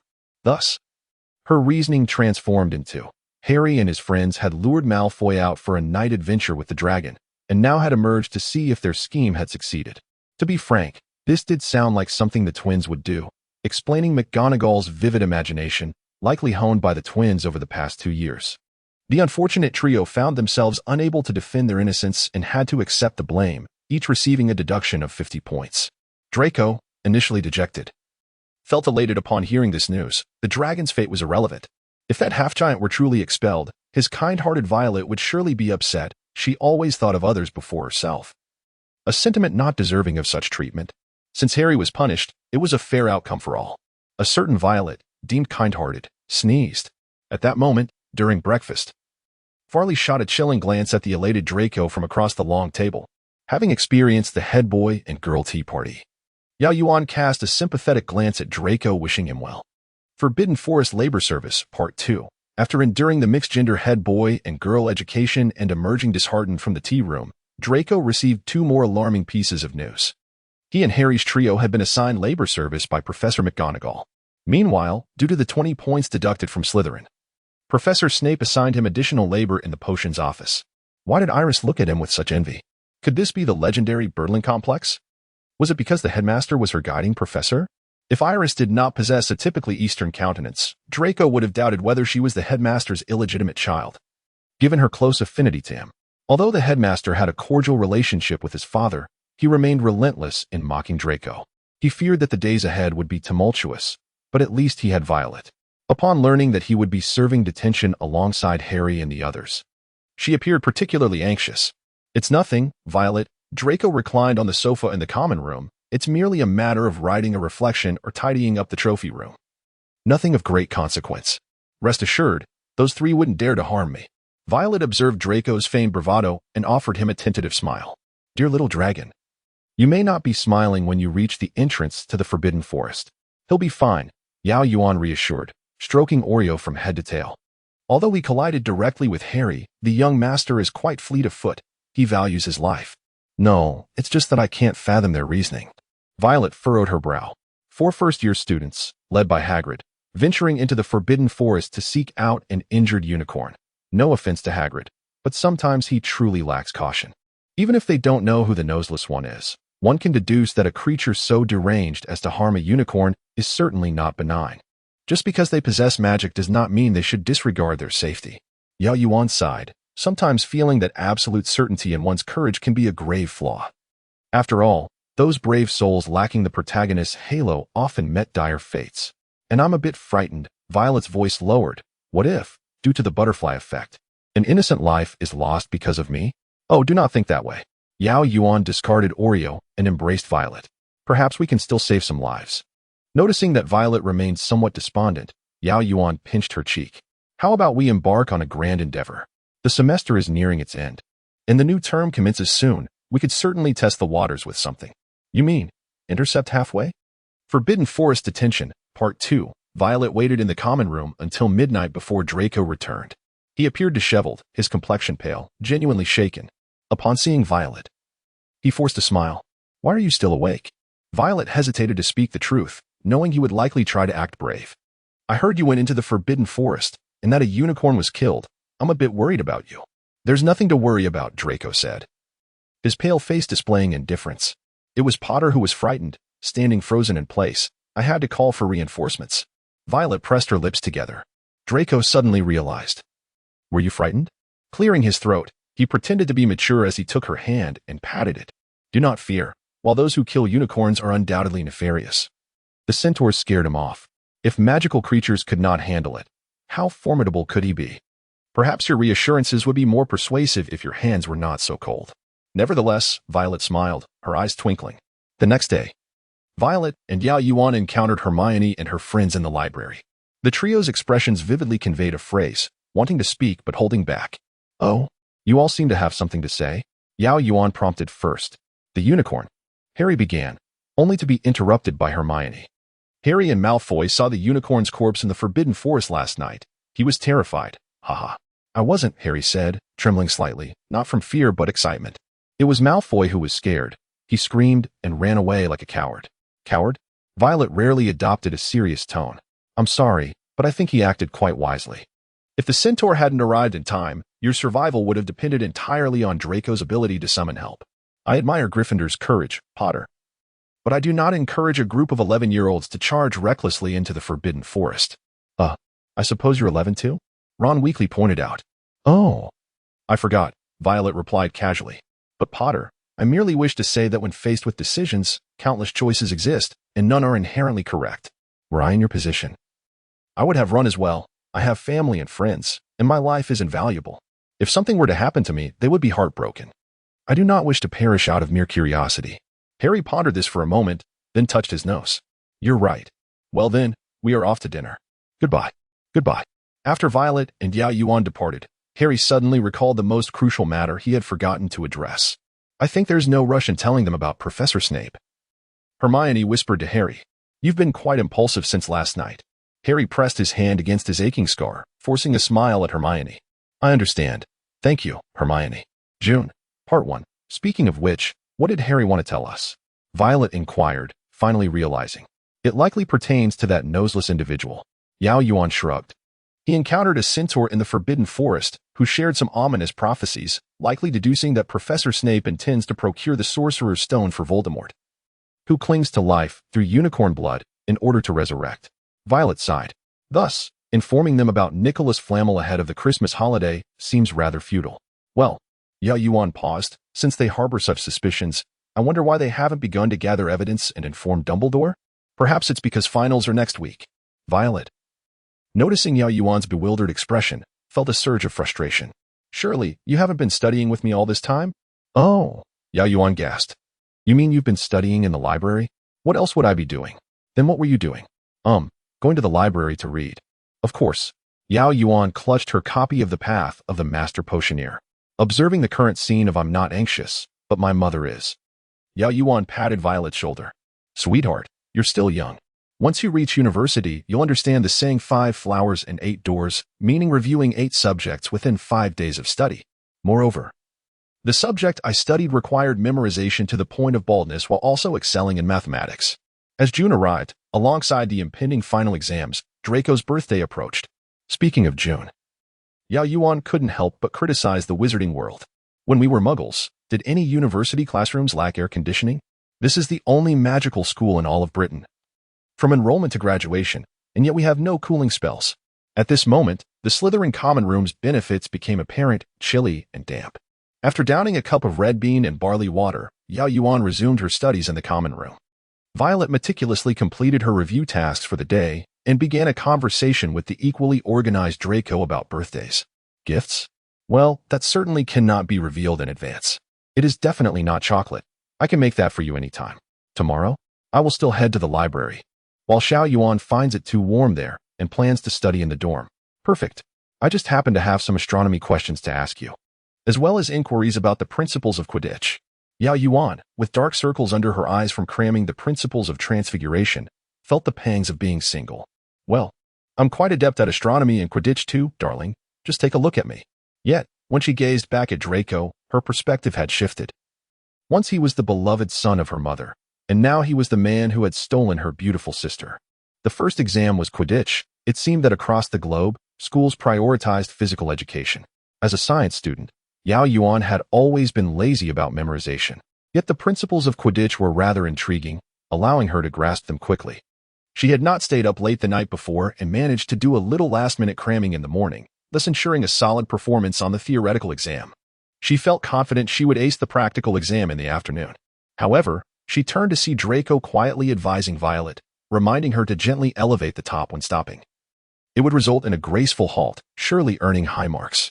Oh, she wished for a charming little brother to offer her such guidance. Little did she expect that advice would come swiftly, though not from a youthful, endearing sibling. In mid-June, when Senior Fairy called her to the potions office, Yao Yuan had just concluded a dismal day, fervently memorizing the origins of spells in hopes of achieving a better score on the written test the following day. Knock, knock.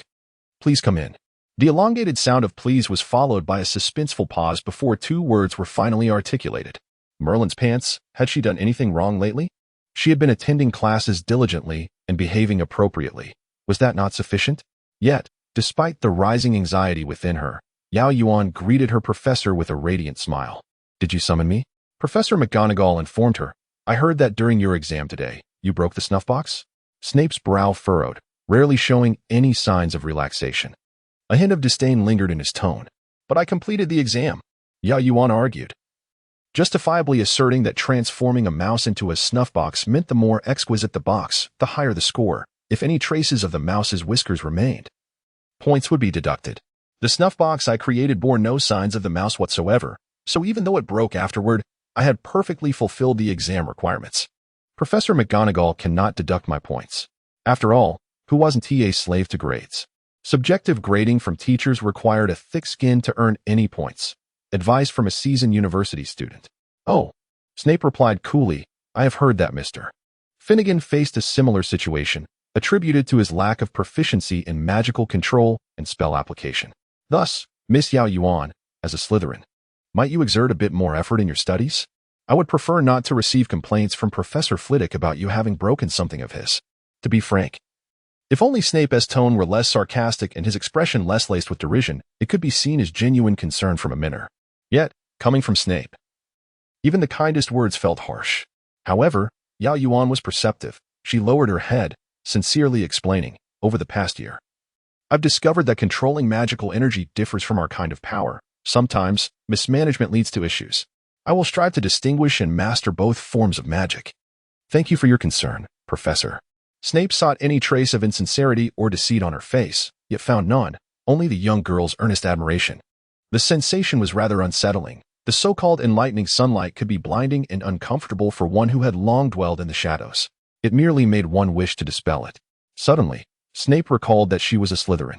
Slytherins do not act in such foolish manners. They esteem the strong, pursue the powerful, and conquer the formidable. In late June, Draco's birthday, nestled amidst exam week, felt particularly bittersweet. Even Pansy, his #1 fan, could not resist pulling out her potions textbook after indulging in cake.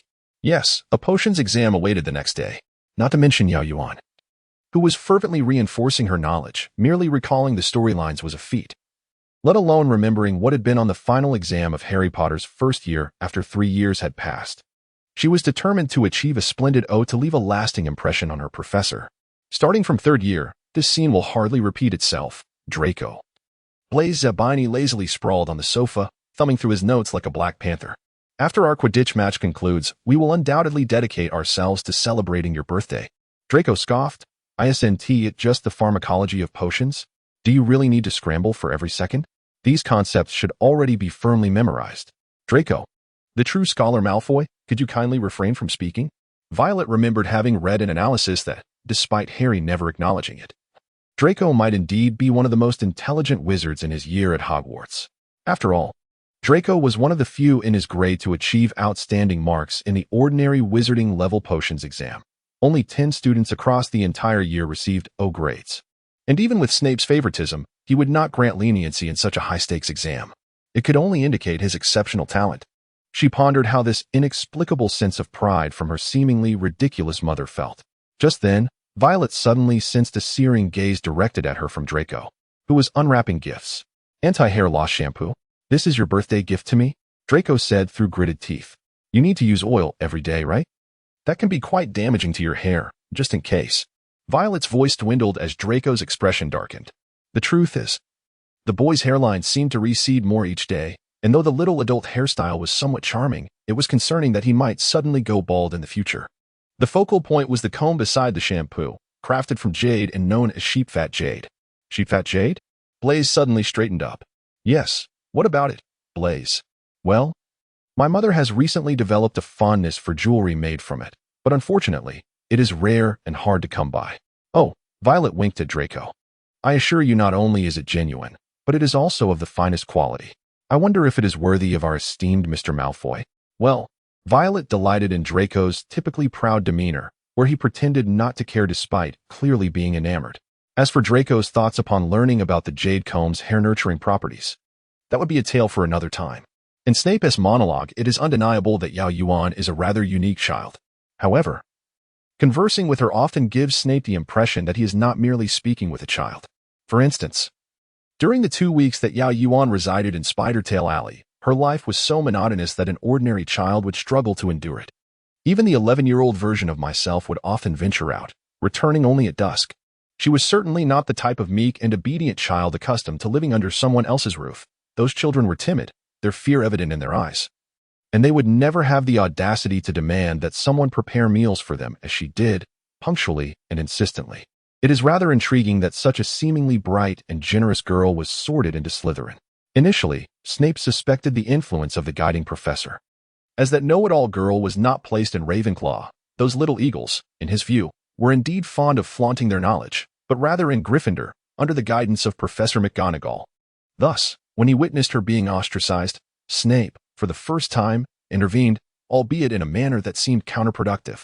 He began to viciously attack Yao Yuan, seeking to provoke her, for he could not bear the sight of her being bullied like a helpless victim.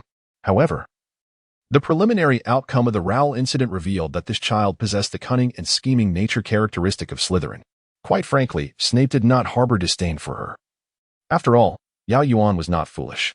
It is the foolish who resort to cunning that truly elicit contempt. Yet, what Snape did not anticipate was the extreme nature of Yao Yuan's method, as she wagered her very life on it. He scolded her vehemently, unaware that his anger stemmed from genuine concern, a fact that Yao Yuan discerned with a mere glance. Such sensitivity is certainly not typical of a child. Snape found himself inexplicably reminded of certain women he had encountered. When he was included in the outstanding wizards of the 20th century, numerous witches flocked to him, not out of love, but for fame, wealth, and status, all while believing they could warm the heart of a man hardened by a troubled childhood. When he spoke harshly, they interpreted it as a fade masking a tender heart. When he wore a stern expression, they viewed it as a sign of restraint. Initially, they appeared gentle and understanding, as if they were the most patient women in the world. However, these disappointed women would soon leave in frustration when their patience wore thin. Yao Yuan, on the other hand, seemed remarkably composed, as though her tolerance for his harsh demeanor was simply a given, unlike those others who, armed with baseless gossip, offered him insincere sympathy. Snape realized he was unconsciously placing Yao Yuan in the realm of adulthood, contemplating her thoughts and emotions. For a young girl could not possibly possess such a mindset. End of Year Feast, Part 1. To be honest, Neville's poor performance in potions had its reasons, Professor Snape. While supervising the exam, lurking ominously behind students was quite an unusual habit. Fortunately, Violet had a strong psychological constitution. Otherwise, the sudden appearance of a dark figure in her peripheral vision could be quite alarming. In such a tense examination environment, even Draco, who usually enjoyed Snape's favor, wore a serious expression, turning the potions exam into a courtroom trial. Except for Yao Yuan, she appeared genuinely relaxed. Violet recalled how tense she had been during the previous exams, yet this time, not only did she seem soft and at ease, but she even managed to flash a broad smile at Professor Snape as he loomed behind her, only for him to depart with a scowl. Were it not for her fondness for him, Violet would have thought this was a clever tactic to shield herself from the professor's intimidating gaze during the exam. Ahem. After completing the final exam in History of Magic, the first-year finals concluded as scheduled. Youth truly is a blessing, Yao Yuan mused. Having studied until 3 in the morning the previous night, yet miraculously feeling no fatigue today. However, dear, your dark circles are spreading across your entire face. You should eat quickly and get to bed early. Violet felt like a worried mother. At dinner, all the Slytherin students were in high spirits, as the House Points hourglass in the entrance hall displayed their status as this year's champions, even if Gryffindor triumphed over Ravenclaw this weekend. With a bonus of 150 points from Quidditch, it would not surpass Slytherin's score. Slytherin was poised to clinch the House Cup for the 7th consecutive year. Even the typically aloof little snakes could not conceal their joy at this moment. After all, they were still children, unless someone in Slytherin was caught cheating in the exams, resulting in point deductions. The House Cup was firmly within their grasp. Indeed, unless someone deducted points from Slytherin. But who could have predicted Albus Dumbledore, the point-giving maestro? That night, as Violet and Yao Yuan lay in bed, Yao Yuan silently calculated the time. At this moment, Harry should be facing Quirrell, right? I wonder if he remembers that wager. I am thinking about the year-end banquet. Violet began wistfully. Despite everyone claiming that Professor Snape favored Slytherin, the truth is, with the fewest number of students in Slytherin, they were at a disadvantage in many activities. The fact that they had won the House Cup for 6 consecutive years could not solely be attributed to Professor Snape's favoritism. The upperclassmen were genuinely working hard to earn points for the house, and Senior Phalli was under immense pressure, being the first half-blood head girl. It was no surprise that her streak was interrupted. She would likely find it challenging to serve another term. Perhaps this is the fate of supporting characters. End of Year Feast, Part 2. Wait, did you just say Harry and the others are going to the trapdoor tonight? Violet inquired. Yes, indeed. You remember quite well. I watched the first 3 books the most, as they felt like fairy tales back then. The later ones were too harrowing to read often. I thought you might have forgotten as well. Violet propped herself up. I assumed you would want to get involved? I used to love reading fanfiction where characters defied fate, but now that I find myself in the midst of it, I realize that every step is taken with utmost caution. Yao Yuan buried her face into her pillow. If we were to go over there too. Not to mention the difficulty of finding a rationale, old Dumbledore would be impossible to deceive. Who would believe someone had crossed into a book? Ah. Is there any dream-sharing technique we wizards can learn? I could just tell him in a dream how to handle it. Violet chuckled. Dream-sharing? You might as well start diligently studying divination now. In a couple of years, hire some PR folks to write a press release, pretending to be a descendant of some Eastern fortune-telling master, and then perform for Dumbledore. To be fair, that is not a bad idea. Yao Yuan sprang up. Do you think a descendant of Yuan Tiangang or Lu Bowen would be more impressive? Or perhaps, boldly claiming to be a descendant of King Wen of Zhou? Violet tossed a pillow at her. I merely mentioned that idea in jest. It sounds utterly implausible. You should seek out the Duke of Zhou instead. Our late-night chat has already gone on long enough. Do you still wish to reduce those dark circles? Ahem, I was just joking. Yao Yuan caught the pillow, sticking out her tongue. Good night, good night. The next day, the trio's adventure had become common knowledge throughout the school. As Dumbledore said, secrets have a way of spreading like wildfire. I told you there was definitely something amiss in the Forbidden Forest that day. Draco sat on the sofa in the common room, his face pale, astonished to discover that it was Chilo who had dared to drink unicorn blood. I must inform my father, they have gone too far. I was so close to him at that moment. Thankfully, I left just in time. This is utterly outrageous. I believe the method of punishment needs revision. Violet nodded in agreement. After all, how could they allow underage students to venture into the Forbidden Forest at such an hour? You actually agreed with Draco for once? Pansy teased, a sly grin on her face. I thought you would always refuse. What do you think? Oh, Pansy, did you know? You are quite beautiful, Draco remarked, causing Pansy to roll her eyes, though it was evident that she was pleased. What a shame you decided to speak. Violet. Hey. A lady does not scream in public, Draco interjected, and indeed, Pansy fell silent at once. So, Draco cleared his throat. What are everyone's plans for the summer? We will visit relatives in France this year. You know, my second cousin, Pansy replied, twirling a strand of hair around her finger. We'll probably be back in early August. Oh, I will likely stay home, as my little sister is starting school this September, Daphne said, looking rather exasperated. She is quite the playful child. We must intensify her training. If she gets sorted into Hufflepuff, our parents might very well have a fit. Astoria Greengrass? A character scarcely mentioned in the original text, yet if she were to change alongside Draco, abandoning the ideology of blood purity, she must be quite a different pureblood girl. Coupled with Daphne's playful nature, perhaps it is a subtle form of rebellion for pureblood families. I will probably stay at home as well, Violet mused. Though I might take a few short trips in between. Yao Yuan nodded in agreement, suddenly realizing everyone was looking at her, feeling somewhat overwhelmed. I will return to the Himalayas, but I actually wish to remain in England, she added with a sparkle in her eye. Draco whispered to Violet. I find Iris's smile rather peculiar. What does she intend to do in England? Violet merely smiled in response, as the atmosphere among Slytherin grew merrier. It foreshadowed a rather dismal conclusion to the end-of-year feast. And at last, that day arrived. The Great Hall was adorned in the green and silver of Slytherin, celebrating the house's 7th consecutive victory of the House Cup. Enormous banners depicting the Slytherin serpent hung from the ceiling and the wall behind the head table. When Harry entered, the hall fell silent before erupting into chatter once more. The boy who lived returns, Draco scoffed. Moments later, Dumbledore arrived, and the noise gradually subsided. Another year has passed. Dumbledore exclaimed cheerfully. Before we indulge in these delectable dishes, I must trouble you all to listen to an old man's platitudes. We shall first proceed with the awarding of the House Cup.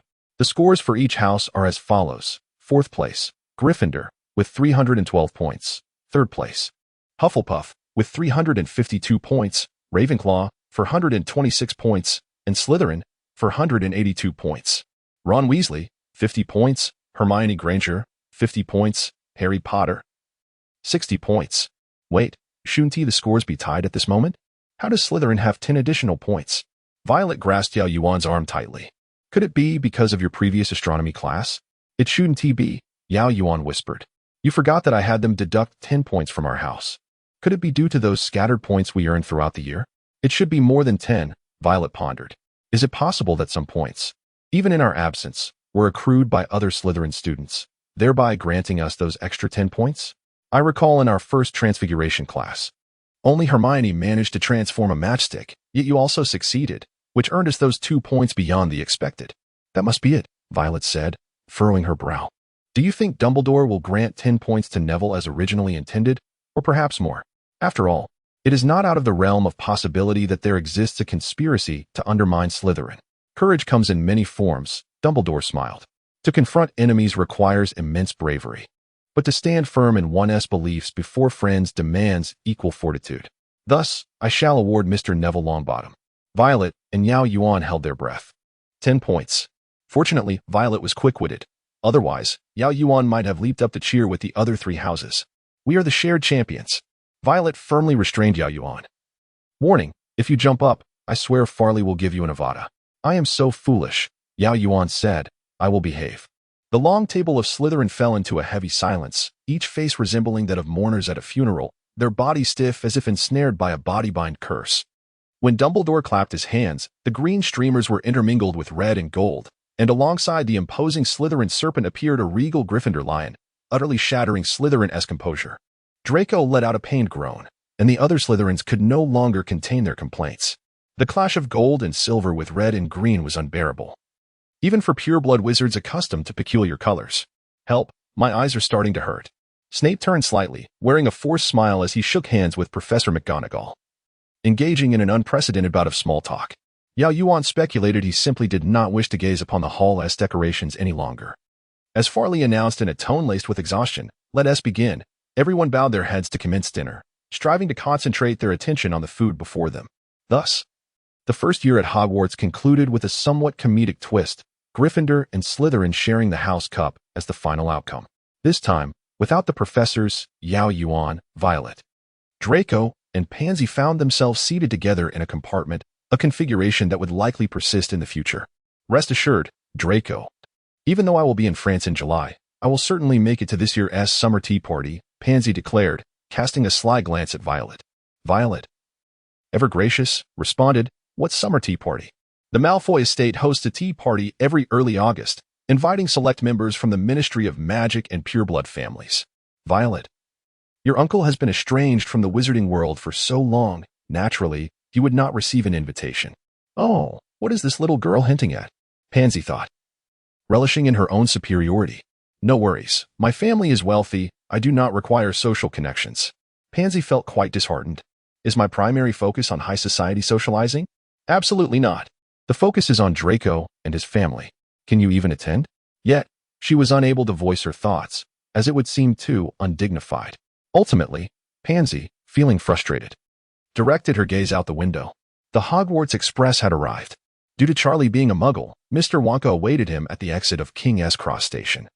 Rather than entering platform 9 3/4 like wizarding parents, the Malfoy couple was undoubtedly conspicuous in the crowd. Narcissa's haughty demeanor vanished upon seeing Draco, replaced by a gentle smile.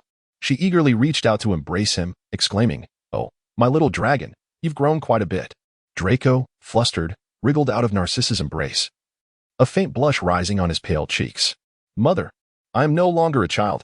"Very well," Narcissa said affectionately, stroking his head, her peripheral vision catching a glimpse of a familiar accessory. It was a light purple hairband, shimmering even in the dim light of the station, not due to any cheap sparkling charm, but because starlight grass had been woven into its fabric. The delicate glimmers flowing across the ribbon like a living galaxy. Along with this hairband, there were many other items. Narcissa had been somewhat perplexed at the time. Pansy, Daphne, And even Daphne's younger sister seemed ill-suited for that color, yet besides them, Draco appeared to have no other female friends. Now she understood. The girl possessed a beautiful mane of golden hair, unlike the cold metallic hue emblematic of the Malfoys, resembling freshly ripened wheat, warm and soft. Before Narcissa could fully discern her features, the young girl hurriedly exited through the ticket barrier. Was there no one to meet her? Was she perhaps a half-blood or a muggle-born? Narcissa furrowed her brow tightly. Ah, my violet little princess. Over here. Happy summer vacation, Vivi. Uncle Willy. Oh, my poor little darling. You've lost so much weight. I believe Vivi is simply growing taller, Mr. Wonka. Yes, I think Charlie is quite right. Truly, I am merely stretching out. Amidst this little chaos, after all, a man clad in a burgundy coat and a top hat was enough to draw attention at the station. Meanwhile, Yao Yuan stepped out of the station, contemplating finding a quiet spot to sketch a circle back to Camartage when a hand ruthlessly yanked her collar, pulling her alongside. Ah, that familiar scent of potion ingredients. Looking up, Snape appeared to be gritting his teeth as he said, "Your guardian has informed me she cannot return to Camartage just yet. Professor Dumbledore sent me to fetch you." The corners of his mouth twitched slightly as he spoke slowly, back to Spinner's End. What a delightful surprise for a joyous summer. Master Gui, please feel free to save the world. There is no need to rush back to Camartage. Yao Yuan's spirit soared, though her face remained composed. Her smile polite. I apologize for the inconvenience, Professor. Hold on tight, Snape said, his expression impassive. Ah, she's still a child. Must you always apparate so abruptly? Happy Summer Vacation, Part 2, Kirkwood District, Cold Town. Tesco. Yao Yuan could never have imagined that one day she would be grocery shopping with a professor. As she watched Professor Snape purchase a large bag of potatoes and then reach for cabbage, her hunger overcame her rationality, and she mustered the courage to grasp Snape's arm. Professor. Snape, he raised an eyebrow. Professor, I feel it is rather inappropriate for me to take advantage of your hospitality. Perhaps I should buy the groceries? But as far as I know, you are not particularly well off. Well, Yao Yuan slowly withdrew her hand. My few senior brothers probably think it's quite unfortunate for a little girl like me to have no pocket money, so they pooled some funds for me, pounds, dollars, renminbi. I've got a bit from every country. After all, every wizard likely experienced extreme hardship before becoming a wizard. Savings were either squandered or spent on curing their own ailments, leaving everyone rather impoverished now. Let's go, Professor. Since Snape remained silent, Yao Yuan took it as consent and cheerfully dashed toward the meat section. As the only professor at Hogwarts who utilized PowerPoint, he naturally had all the Muggle appliances at home. The refrigerator, enhanced with preservation charms, could store food far beyond expectations. Girl, are you buying all this beef to make meatballs? Can you carry it all home by yourself? The butcher inquired with concern. Yao Yuan's gaze darted to the chicken that had been shrunk with a shrinking charm and stuffed into her bag, both whole and cut pieces. Ahem, I am a professional witch. I cannot let Muggles detect anything amiss. At that moment, Professor Snape, holding a black bag, approached. Yao Yuan quickly pulled him over. We can carry it home. The butcher looked at Snape and then back to her. Oh, are you the Snape from Spinner's End?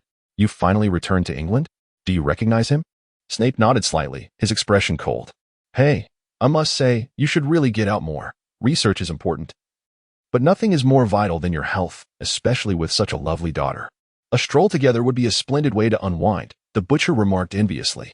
Yao Yuan nearly choked on her breath, coughing repeatedly, and even Snape's usually stoic demeanor showed a crack. Thank you for the meat. Have a pleasant day. Snape swiftly lifted the bag and turned to leave. Yao Yuan, sensing the gossip, stomped her foot in frustration and followed him, glancing back every few steps. A normal person wouldn't jump to conclusions about a daughter. After all, if he had such a daughter, why hadn't anyone seen her before? And why wouldn't he, Professor Snape explain? However, it seemed that given his character, he genuinely rejected all forms of social interaction. The Rumored Snape, Part 1. Upon returning home, they began to sort through the groceries. Snape's seemingly ordinary black bag yielded a bounty of potatoes, onions, tomatoes, and peas. At least there were more than 2 varieties of vegetables. Yao Yuan silently tucked away her assortment of chicken, pork, beef, fish, and semi-prepared foods like sausages and cured meats into the refrigerator. I cannot guarantee that I will handle these ingredients properly, Snape remarked tersely. What? Are you expecting me to make a stargazing dish? Though inwardly grumbling, Yao Yuan replied sweetly, I will learn to cook, Professor. After all, she had gathered all the necessary seasonings and tools. It was time to showcase her culinary skills. I fail to understand the purpose of summoning me here, Snape said, appearing vexed. From what I've observed, you have successfully prepared a tomato soup, which could serve as your dinner. Clearly, it was enough for two. Yao Yuan pulled out a chair. Dinner time has arrived. It is improper to skip meals, Professor. You interrupted my work. Snape frowned as he sat down. Since you can now. Not quite. Yao Yuan raised her hand, wrapped in bandages. The knife is still a bit heavy for me. You will have to handle the chopping for now. Merlin's socks, cannot you use the cutting charm? Snape recalled her magical proficiency, practically a passing grade. Oh. So you mean to say that every morning, noon, and night, I must come and assist you with spells, and then sit on the couch wasting half an hour waiting for dinner? Yao Yuan filtered out his sarcasm, wearing a gentle and harmless smile. Professor, previously you would spend half an hour cooking in the kitchen. Now, during those 30 minutes on the sofa, you could indulge in a good book. Severus Snape found himself at a rare loss for words. Yao Yuan had observed over the past summer that Professor Snape, whether concocting potions in his study or reading in the living room, seldom paid heed to the other occupant of the house. On one occasion, at mealtime, Snape happened to be in the living room while Yao Yuan deliberately waited in her room long after the mealtime had passed, yet he showed no sign of movement. Thus, it was reasonable to assume that should she venture out, Snape would likely have no interest in her destination or activities. Therefore, on a sunlit afternoon, Yao Yuan donned her small bag and set off for Tesco. Gossip, here I come. Ah, it's you, exclaimed the butcher, spotting Yao Yuan as she selected small lamb chops next to his stall. Isn't Professor Snape with you today? No, Yao Yuan replied, wrapping up the lamb chop. Since Professor Snape had no fondness for it, she would have to satisfy her own cravings. Oh, what a careless father, the butcher remarked. Why would I assume you were his daughter? Yao Yuan feigned confusion. I could just as easily be his niece or granddaughter. Oh, the butcher appeared quite disappointed. I thought our deduction was quite accurate. Yao Yuan feigned curiosity. What deduction? Oh, you know, Mr. Snape is a very enigmatic individual.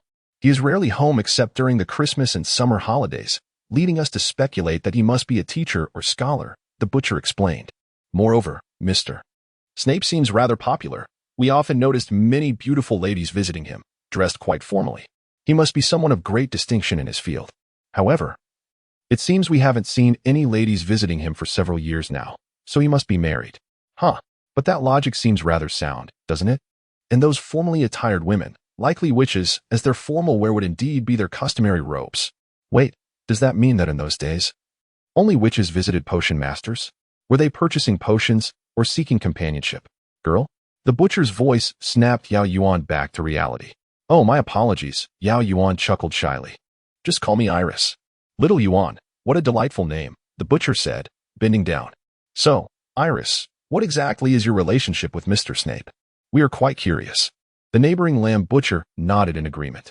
This is the first time we've seen anyone by Mr. Snape's side since the passing of Mr. and Mrs. Snape. He has been quite solitary. He is merely fostering me temporarily. Yao Yuan carefully chose her words, as Snape had not disclosed his occupation, and she felt it prudent to refrain from elaborating further. Oh dear, I am so sorry, both butchers sighed simultaneously.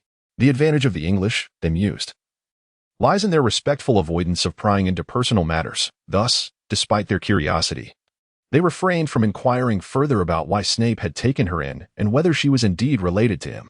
Having gleaned the information she sought, Yao Yuan cheerfully bid farewell to the two butchers and made her way back to Spinner's End. Wait, what was there to be cheerful about? What was the meaning of all those witches visiting the professor?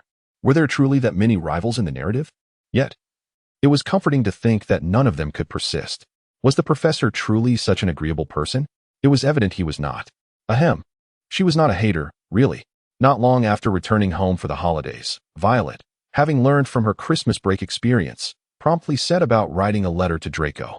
During the previous Christmas holiday, she had thought it unnecessary to rush a letter after only a few days, nearly missing the holiday, though there were no festivities this time. To prevent young Master Draco from sulking, it was prudent to pen her letter early. As for the content, she would simply use a letter-writing template. Seen Draco template? You write to me using templates? Violet ahem. Draco, why won't you look me in the eye, Vivi? Violet, come, lower your head. Draco, what for? Draco, but obediently lowers his head. Violet, tiptoeing, she plants a kiss. Violet, my dear, I was wrong. Draco, don't let it happen again. Summer Tea Party, Part 1. After Violet finished that letter, she eagerly immersed herself in the joys of summer vacation, resembling a master of time management. Then, she received a reply adorned with an invitation. The summer tea party. Oh, she truly harbored a psychological shadow regarding Lucius Malfoy. Not to mention their first encounter was painfully awkward. Interacting with Lucius was mentally taxing. Violet's intuition suggested that Lucius harbored considerable animosity towards Mr. Wonka. Draco, on the other hand, was a child with a remnant of kindness in his heart, although many believed his later actions stemmed from cowardice. Violet felt that one could discern a person's true character through prolonged interaction. In contrast, Lucius was a complete egotist. If Draco's arrogance was merely the misguided perception of a wealthy fool, Lucius genuinely looked down on others. So, could she decline? Wonka, my little princess. Why do you appear so distressed? Violet, handing over the letter, Wonka Malfoy? I feel I've heard that surname before. Violet, internally, quite impressive that even Mr. Wonka, who struggles with social anxiety, recognizes the name. After all, it is the Malfoy family. Wonka anyway, who cares who he is? It's clearly a Slytherin. Violet, oh indeed. Quite apparent. Violet, internally, not to mention the Malfoy family's distinctive flamboyance. Wonka, these peculiar Slytherins are once again inviting people for a feast. My potions professor, who resembles a walrus, is the same. I fail to understand why there are so many banquets. Violet, when Mr. Wonka thinks someone is odd, that person is likely exceedingly socially adept. Violet, poor Professor Slughorn, your students can't even remember your name. Wonka, I think your current potions professor is splendid. I encountered him in the bookstore, very quiet and amiable. Violet indeed, particularly so. Thus, Uncle, I believe I can write a letter to decline. Wonka, prepare for the feast. Violet, pardon me? Wonka, oh, my poor little Violet. I know you detest such occasions, but this letter writer seems genuinely pitiable. He truly wishes to invite you. Wonka, a lovely lady cannot refuse such a sincere gentleman, can she? Violet, reread the letter. Was it her straightforwardness or Mr. Wonka's peculiar reading comprehension that led him to perceive Draco's earnest intentions? Therefore, Mr. Wonka clapped his hands joyfully. We need a new dress for the summer tea party.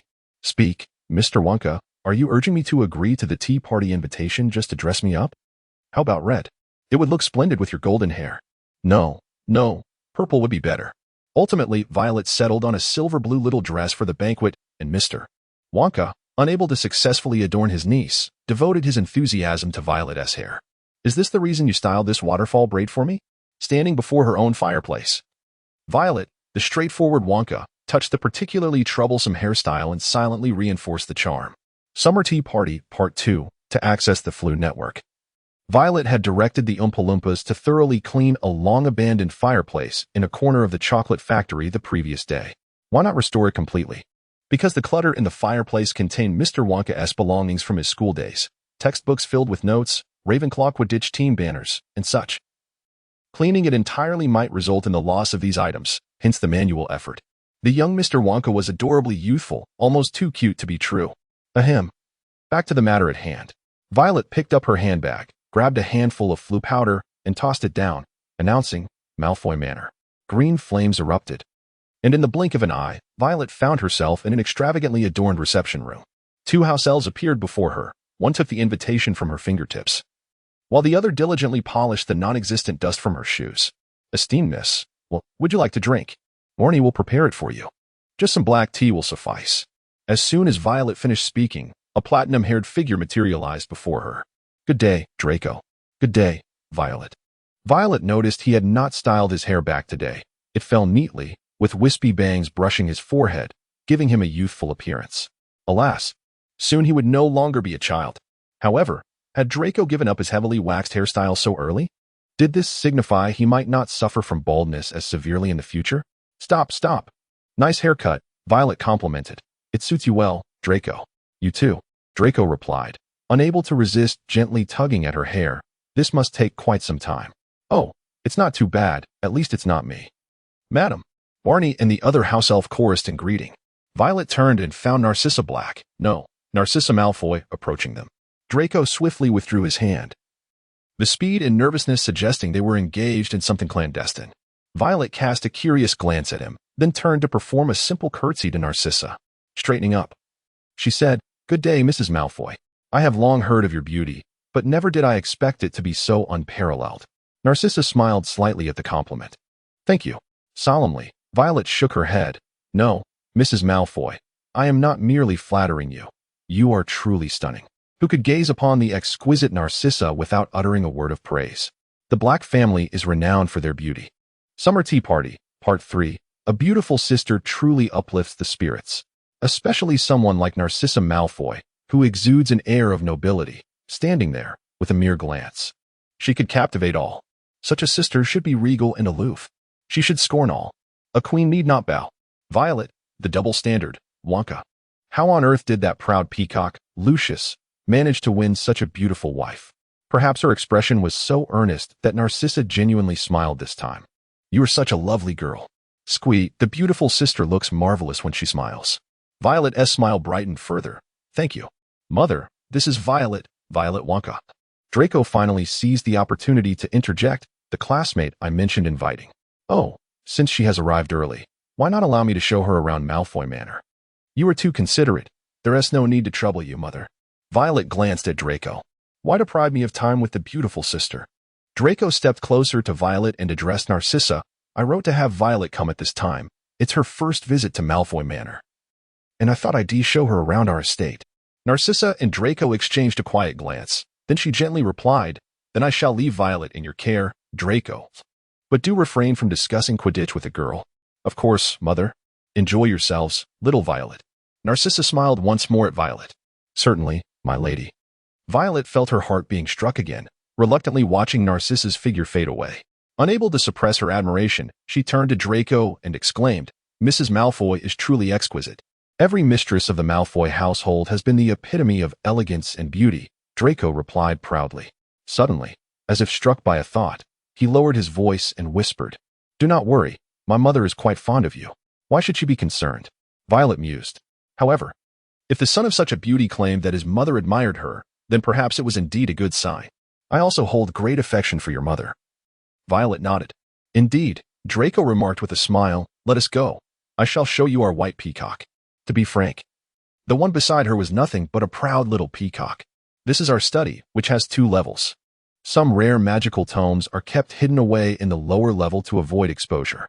Here is my Quidditch pitch. We can practice together next time. Violet interjected. Do I appear to be particularly interested? This area is perfect for practicing apparition. It is quite spacious and safe. Draco, filled with a strong desire to survive, noted in his diary. When Narcissa arrived, Draco sensed that she had perceived something, for her smile was unmistakable. As Narcissa greeted Violet, Draco swore he had never seen Violet smile so sweetly before. Her attire today was remarkably refined, undoubtedly requiring considerable effort, as Draco knew Violet usually eschewed even the simplest braids. Clearly, Violet had put great thought into her appearance today, and she must be quite pleased with herself. Yet, Draco could not indulge in his happiness, for he overheard Narcissa suggesting a stroll around Malfoy Manor with Violet. Although Narcissa was unconditionally affectionate towards him and equally gentle with his father, Lucius, Draco was well aware that his mother was as cunning as a serpent. Anyone attempting to scheme against her or her family would find themselves dealt with without a trace. Draco knew that Violet was not as composed as she appeared, after all. She had shrunk back nervously during sorting.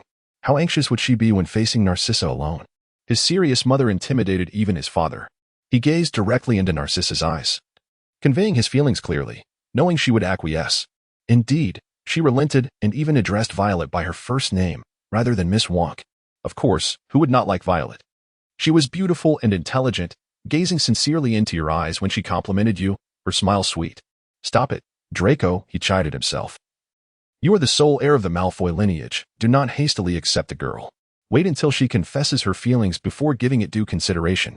Narcissa recognized at a glance the girl she had seen at the station, distinguished by her strikingly beautiful eyes, though she was not wearing that distinctive hairband today. She adorned herself with exquisite accessories.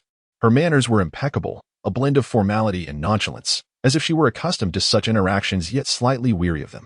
She was not likely a conventional girl and must hail from a respectable background. From their current dialogue, her character remained elusive, yet she had gleaned something from Draco's gaze. Ah, my child has grown, developing an interest in young ladies. If he is so taken with this girl, let him be. What matters is his happiness. As for the rest, I shall manage it. Should this Wonk girl pose any trouble, she will come to regret approaching the Malfoy family. The social tea gathering commenced in the back garden of Malfoy Manor. beside the white rose bushes. The advantage of being a witch, perhaps, was the complete disregard for the weather. Above their low tea table hovered a transparent magical shield, ensuring that even a torrential downpour from the capricious English skies would not intrude upon their afternoon tea. Violet was exceedingly grateful that this was a gathering of ladies and children, as the names being tossed about were already dizzying. Fewer attendees were a blessing. Thanks to Draco's extensive explanations of their family's broomsticks, she could overlook the 20-minute monologue. When the guests learned of her surname, there was little astonishment, likely related to Uncle Willy's news of opening a shop in the wizarding world. Regardless of wealth, one could be ostracized by pure-blood wizards should they associate too closely with muggles. Uncle Willy had previously been indifferent to the wizarding community, but now, his only niece was a young witch attending Slytherin at Hogwarts. When Violet heard Uncle Willy's plans to open a branch in the magical realm, she understood it was for her benefit. Even the eccentric Willy recognized the conservatism of wizards. He knew the sting of abandonment, which compelled him to re-enter a world he despised solely for the sake of his violet flower.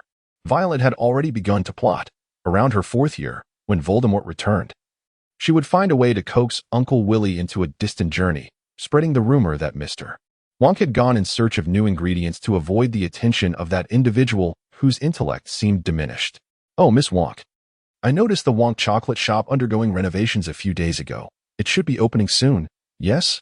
Indeed, indeed. Have you been to Hogsmeade recently?" "Oh no. I just returned from Germany, where I spotted it beside Durmstrang."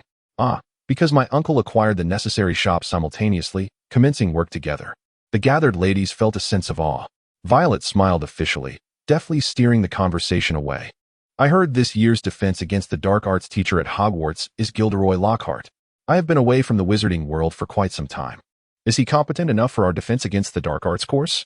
As anticipated, the ladies launched into discussions about Lockhart's charming smile and legendary tales, with the discerning matron scrutinizing him from head to toe, revealing their worldly sophistication. Excellent. Her social obligations concluded, Violet could now enjoy her tea in peace. Ah. The Malfoy biscuits were quite delightful. Yet, reality proved unyielding.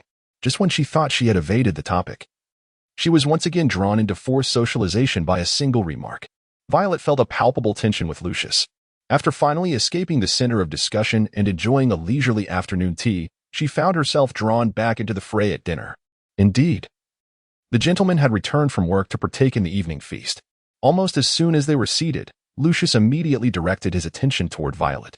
It was difficult for him not to, as Draco had arranged her seat beside him. Draco, with a flourish, declared that Violet was visiting Malfoy Manor for the first time, and as the host, he must ensure the well-being of a new classmate. Brother, there's really no need. The entire wizarding community is already aware that the Malfoy family was the first to forge ties with the Wonka family. There's no requirement to flaunt that connection further. However, such social niceties could not be openly dismissed, so Violet forced a smile and replied, "Thank you, Draco, you are truly considerate." Draco returned her sentiment with a gentlemanly smile, stating, "It's nothing, it is my responsibility." His pace of speech was measured, and his smile was both charming and gracious.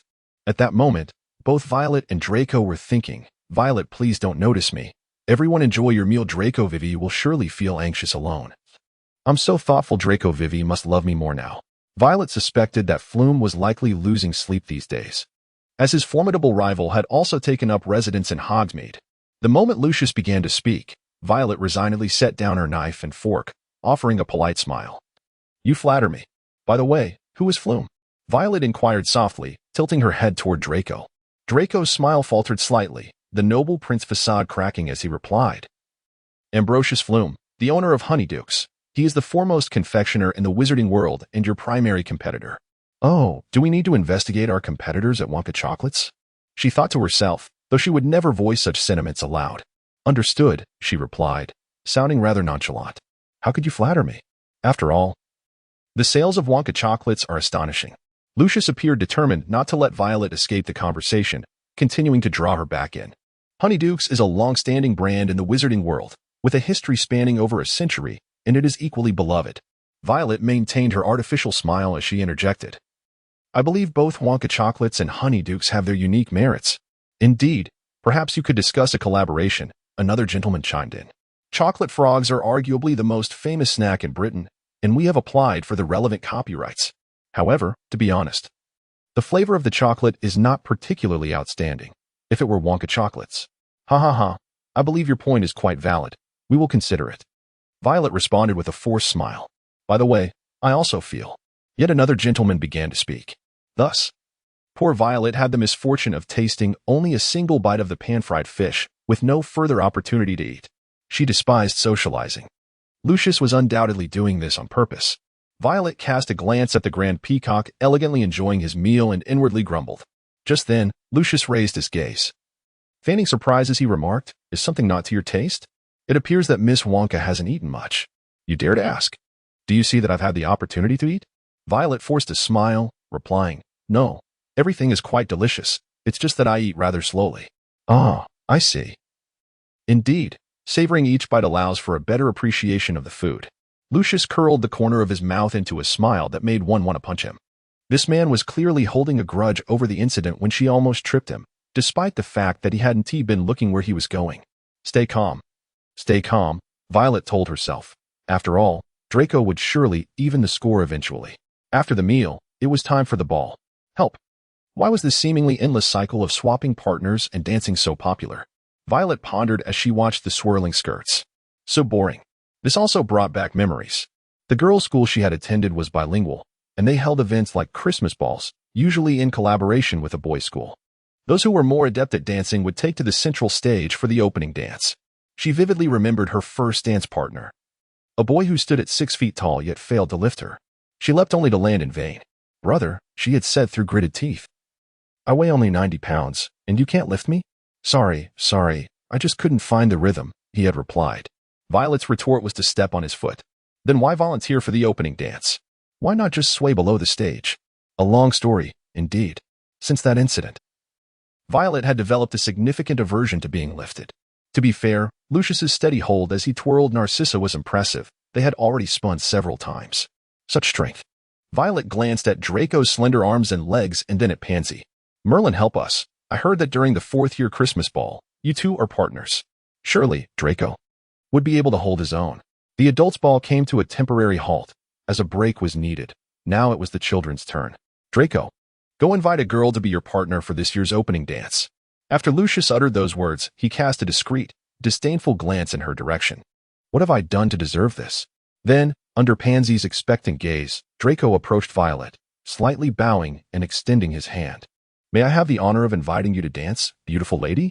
Violet noticed Lucius's expression falter momentarily. She speculated that Lucius likely assumed Draco would never invite a little witch like her, but rather a pure-blood heiress like Pansy or Daphne. "It would be my honor." Violet raised her practiced, impeccable smile, standing up and lifting one side of her skirt before placing her hand in Draco's palm. "Oh, Lucius, perhaps you should learn a thing or two from your son. Clinging stubbornly to biases will lead to a rather unfortunate outcome." Draco led her to the center, and they faced each other. Draco slightly bowed, and after a brief pause, Violet opened her arms to the sides, bending her knees to nearly parallel with his. As the first movement of the dance concluded, the rhythm shifted from a slow 4/4 time to a more lively 3/4 time. Fortunately, the children's social dance didn't involve many complicated moves. It primarily consisted of twirling. Violet truly did not wish to experience the sensation of jumping in high heels only to land heavily again. Without a partner to cushion the impact, it genuinely hurt. Yet she had heard tales of unfortunate girls being lifted forcefully by their partners and nearly crashing to the ground. By comparison, she considered herself fortunate. Indeed, such dances should be rehearsed in advance for amateur dancers. "Violet." Draco's voice pulled her thoughts back to reality. "You seem distracted." He scolded softly. "How could you be zoning out at a time like this?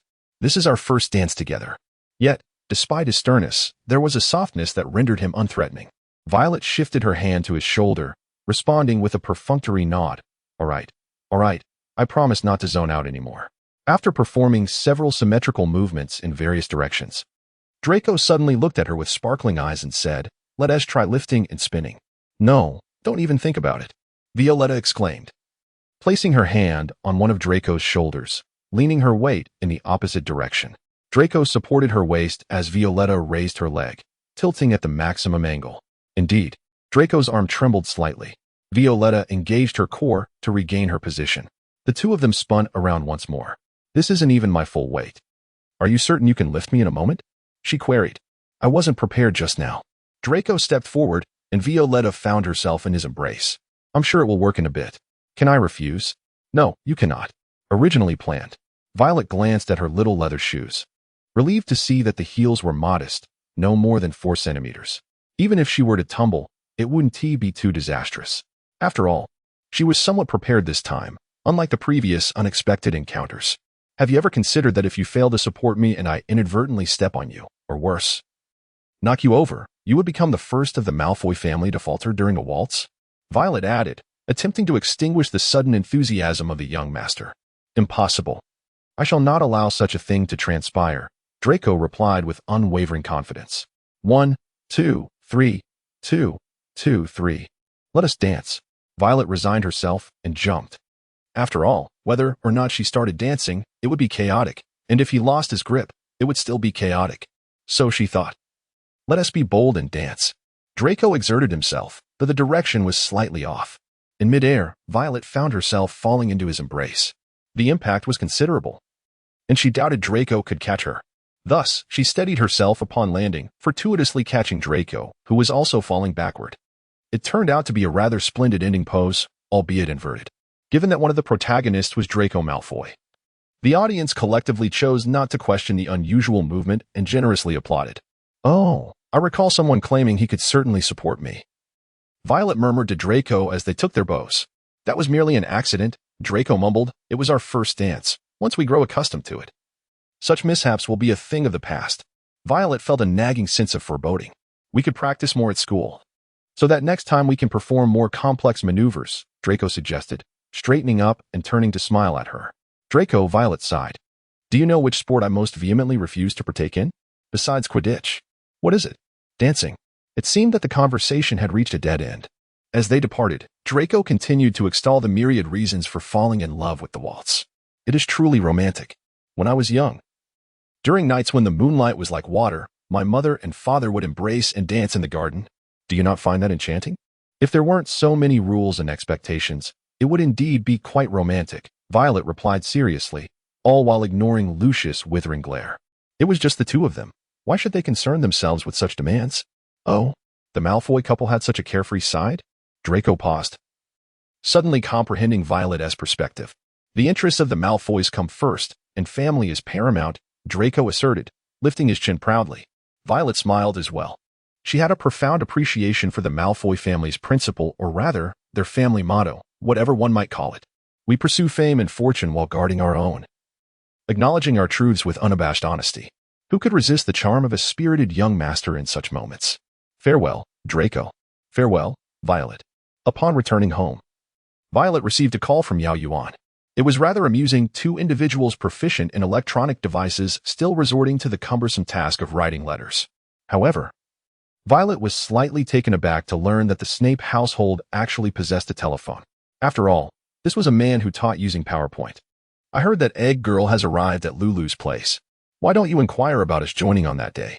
Although Professor Snape was not one to engage in lengthy phone conversations with young ladies, one could not rule out his attentiveness towards Yao Yuan's words, given the uncertainty surrounding her identity.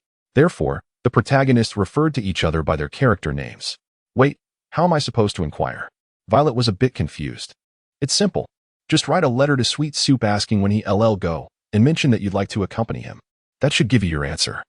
Violet replied, to be honest, that sounds a bit embarrassing, but I'll give it a try. After pondering for a moment, Violet conceived a brilliant idea. Dear Draco, good day. I would like to inquire about the day you plan to visit Diagon Alley to procure the books and supplies for the new term. With the imminent opening of the Diagon Alley branch of Wonka's Chocolate, I would like to extend an invitation for you and your father to attend our ribbon-cutting ceremony if it coincides with your visit.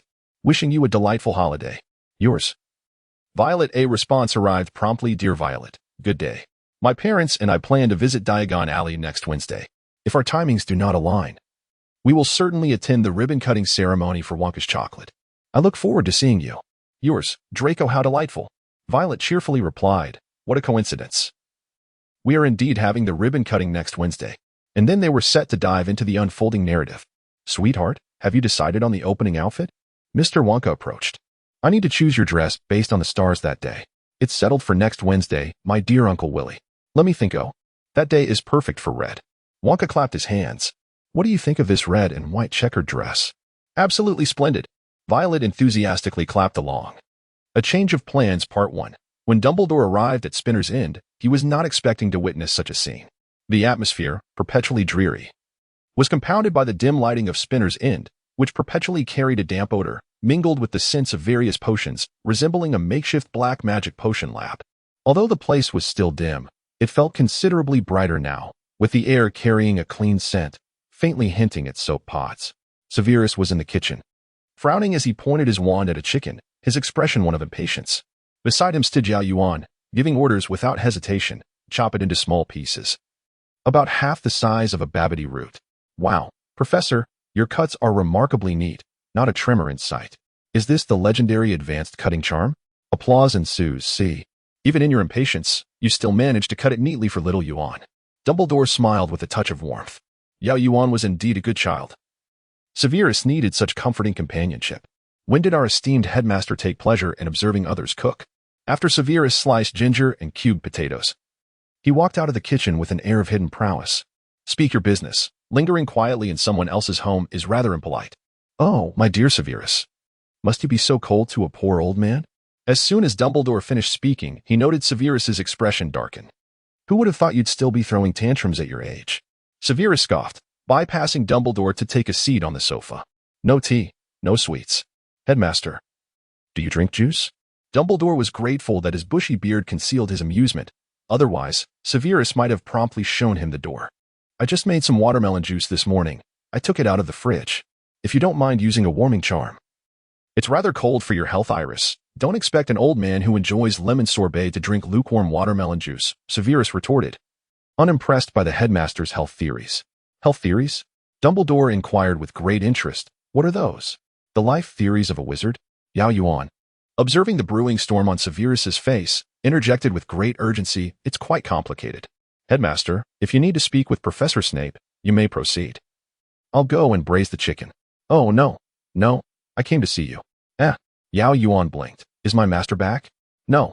It's a letter from the librarian of your wizarding school, Dumbledore replied, handing over a letter. Spinner's End had been enchanted by Severus, preventing ordinary owls from delivering mail. So he took on the role of a postman for a moment. Yao Yuan, surprised. A Change of Plans Part 2. Yao Yuan opened the letter. And indeed it was from Mr. Percival. The letter stated that the Ancient One had instructed that 1 year after borrowing the book Introductory Spatial Magic, she should be reminded to return it and continue borrowing Intermediate Spatial Magic. Therefore, she needed to make a trip back to Camartage. Oh, I hope the timing allows. Today is already Monday, and I need to head to Diagon Alley by Wednesday. I need to go back to Camartage, Yao Yuan succinctly explained. I have new textbooks to collect for the new term. Shall I accompany you to the Immigration Bureau? I wonder if their flying routes extend to the Himalayas. Dumbledore asked kindly, hands folded before him. Thank you for your concern, but we have a direct route. There is no need for worry. It's quite safe. Yao Yuan smiled politely. Now, I must return to cooking. Dumbledore watched as Yao Yuan skipped into the kitchen. The sounds of flowing water and clinking dishes blending into a harmonious melody. She was truly a likable child, wasn't she? Dumbledore turned to Professor Snape. You seem to be in fine spirits, Severus. I have never seen you so vibrant. Thank you for your concern for my health, Severus replied dryly. You didn't stay just to praise her, did you? Well, somewhat. There hasn't been much of significance lately. Much of significance? Severus ground his teeth. Allowing the child to face that person alone, is this your way of protecting him? He has the right to confront Tom, does he not? Dumbledore replied softly. And we now know that he is safeguarded by the greatest magic his mother left him. But Severus's voice rose slightly as he glanced back at Yao Yuan in the kitchen before returning his gaze. Perhaps we should not discuss this here. The aroma of food wafted from the kitchen, and Dumbledore nodded. Then I shall not disturb your meal. If the fireplace remains this tidy, I might visit every day. Dumbledore entered the fireplace and winked at Snape. Take care. No need to see me off.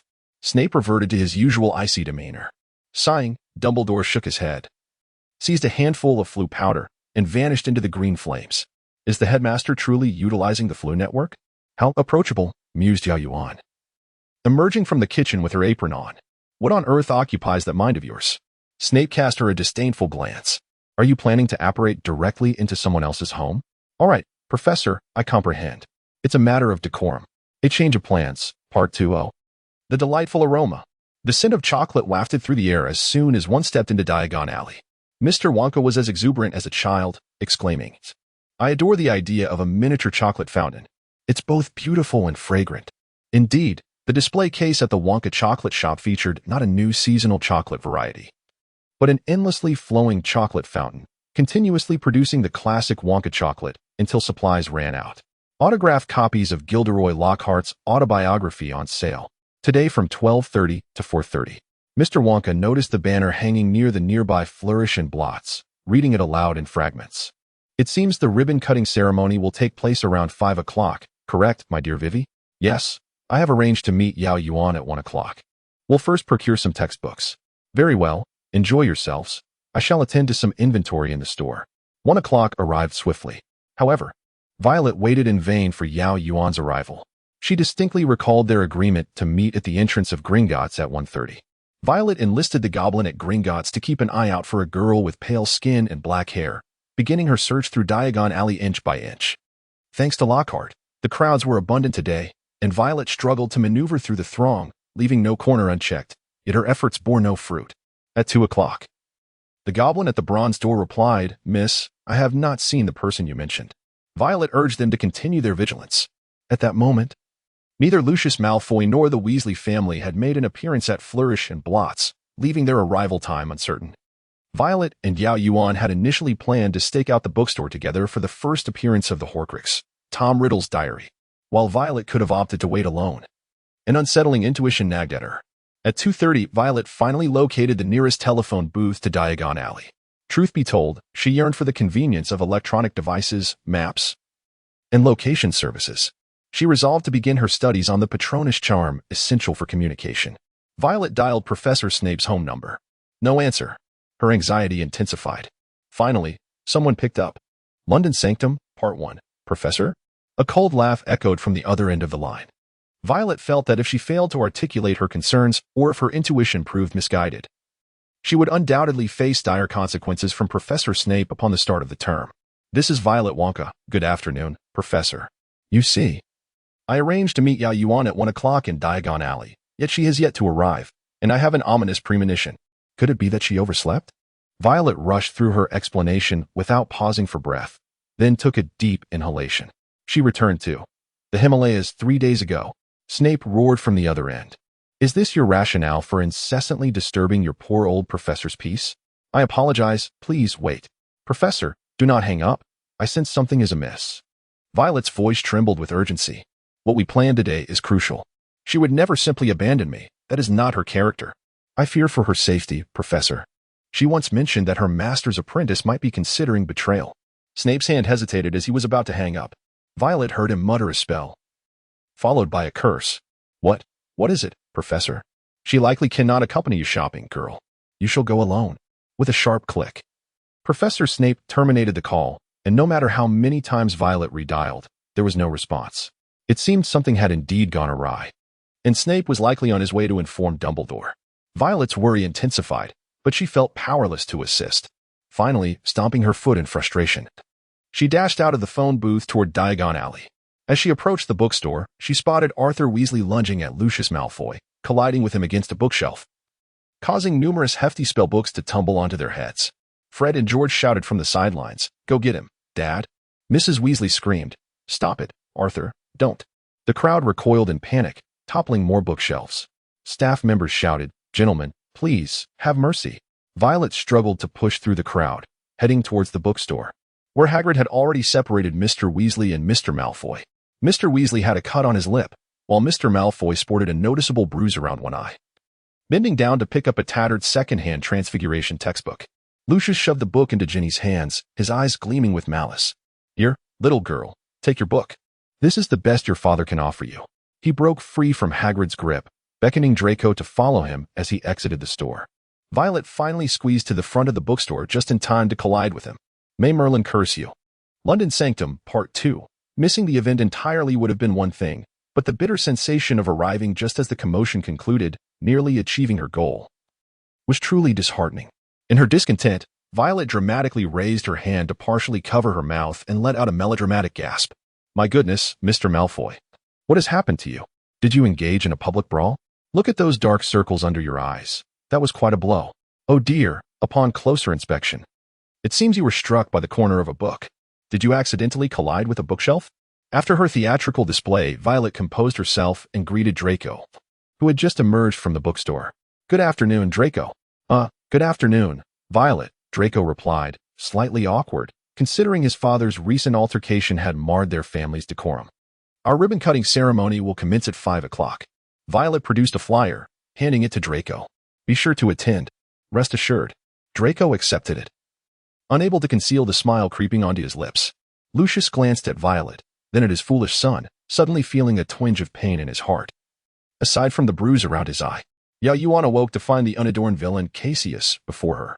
So it is you. I must admit, I hardly recognized you, as the difference pre- and post-makeup is quite striking. Yao Yuan's fortune appeared to be rather unfortunate. The letter indeed came from Mr. Percival, the librarian, but at that time, Cassilius had not yet betrayed anyone. When Yao Yuan arrived at the library via the teleportation array, she stumbled upon Cassilius ruthlessly attempting to murder Mr. Percival in order to steal forbidden books. Yao Yuan felt that she had never witnessed such a gruesome scene in her entire life. The moment she emerged from the teleportation array, her face was splattered with blood. A severed arm, dripping with blood, flew toward her. The walls and floor were in a constant state of mirrored transformation, and with a sudden slip, Yao Yuan found herself beside the antagonist. Good day, Mr. Cassilius, she said with a forced smile before turning to flee. However, at the sound of Mr. Percival's anguished cry to run, Cassilius yanked her back by the collar. Let her go. We have matters to discuss, Mr. Percival commanded, clutching his wound. There is nothing to discuss, Cassilius declared, brandishing a piece of paper. All I desire is this. Unless you step over my dead body, I will not allow you to leave with it. As Mr. Percival uttered this classic line, Yao Yuan quickly intervened. As long as the green hills remain, one need not worry about firewood. You should tend to your wounds, Mr. Percival. If you do not stop the bleeding, you will truly become a corpse. At that moment of deadlock, the students of Camartage were drawn in by the sounds of the fight. Outnumbered, Cassilius took Yao Yuan hostage and fled Camartage clutching the page that summoned Dormammu. Yao Yuan had assumed he would take her to some villainous lair or a remote wilderness, but unexpectedly, Cassilius knocked her unconscious. When she awoke, she found herself and Cassilius inside a certain sanctum. Observing the damp, rainy day outside, Yao Yuan surmised they were likely in one of the 3 sanctums, the London sanctum. Surely, you are not going to tell me that the most dangerous place is the safest place, she mused, unaware of how long she had been unconscious. Regardless, her entire body ached as if she had been beaten mercilessly. Just as she struggled to rise, a cold object seized her ankle from behind, nearly causing her to scream. Turning around, she saw the main guardian of the London sanctum, Mr. Aldrich. Oh, hello. You don't appear to be well. Mr. Aldrich was bound behind her, and the object gripping her ankle was a whip, wholly incongruent with his English gentleman persona. Of course, a mage's bindings were no ordinary ropes. The secto-red bands were not something that could be easily cut. Is it because I appear too weak that I was not bound? Yao Yuan flexed her limbs and inquired, What day is it, Mr. Aldrich? Evidently taken aback by her peculiar focus, Mr. Aldrich nonetheless answered, It is Wednesday, but you? Bloody hell. Yao Yuan's heart sank. Mr. Aldrich, what time is it? It is already 3 in the afternoon, my dear. Mr. Aldrich repeatedly reminded himself that she was someone he had watched grow up, and thus, he must refrain from reprimanding her. Yao Yuan resignedly lay back down. All right. Oh, by the way, Mr. Aldrich, how can I assist you? You have barely practiced any of the magical arts. That certainly won't suffice. You need not be so blunt, Mr. Aldrich. Do me the courtesy of sparing my pride. How did you end up captured? After a moment of sarcasm, Mr. Aldrich finally posed the question he wished to ask. Well, I was rather unfortunate. I happened to encounter Cassilius's rebellion while retrieving a new book assigned to me by Master Gui. He escaped Camartage by taking me hostage. Otherwise, I would likely have been beaten. Mr. Aldrich's expression suddenly shifted to something more complex. Yao Yuan turned to see Cassilius had appeared behind her. Ah. Is this the infamous law of awkwardness where the protagonist speaks ill of the antagonist, only for the antagonist to appear? Yao Yuan pretended not to see him and turned back, hastily adding, however, I believe the students of Camartage would still struggle to defeat him. He probably just took me as a mere convenience. Little Yuan, you have not changed in your tendency to speak your mind. Cassilius approached, gently stroking Yao Yuan's hair. I know. You have never been the obedient girl, or else you would not sneak into the library at night to peruse magical tomes unfit for your age. Yao Yuan's expression became equally complicated. Big brother, you knocked me unconscious for 2 days, which means I have not washed my hair for 2 days. Today marks the 3rd. Are you certain you wish to touch me? Following her will lead you nowhere. She will only stifle your talents and obstruct your ascension to greater heights. The power we can attain far exceeds this. Little Yuan, you. I will not join your organization. Yao Yuan cleared her throat and earnestly replied, my talent is not merely inadequate, it is non-existent. Look at how long I have studied. I have barely conjured a few magical threads, and I have only just completed the basics of spatial magic. Master Gui recognized my lack of talent and sent me to Hogwarts, which I find quite agreeable, as their food is delightful. Caecilius's expression remained impassive, urging her to silence herself. Very well. Where's the spatial ring?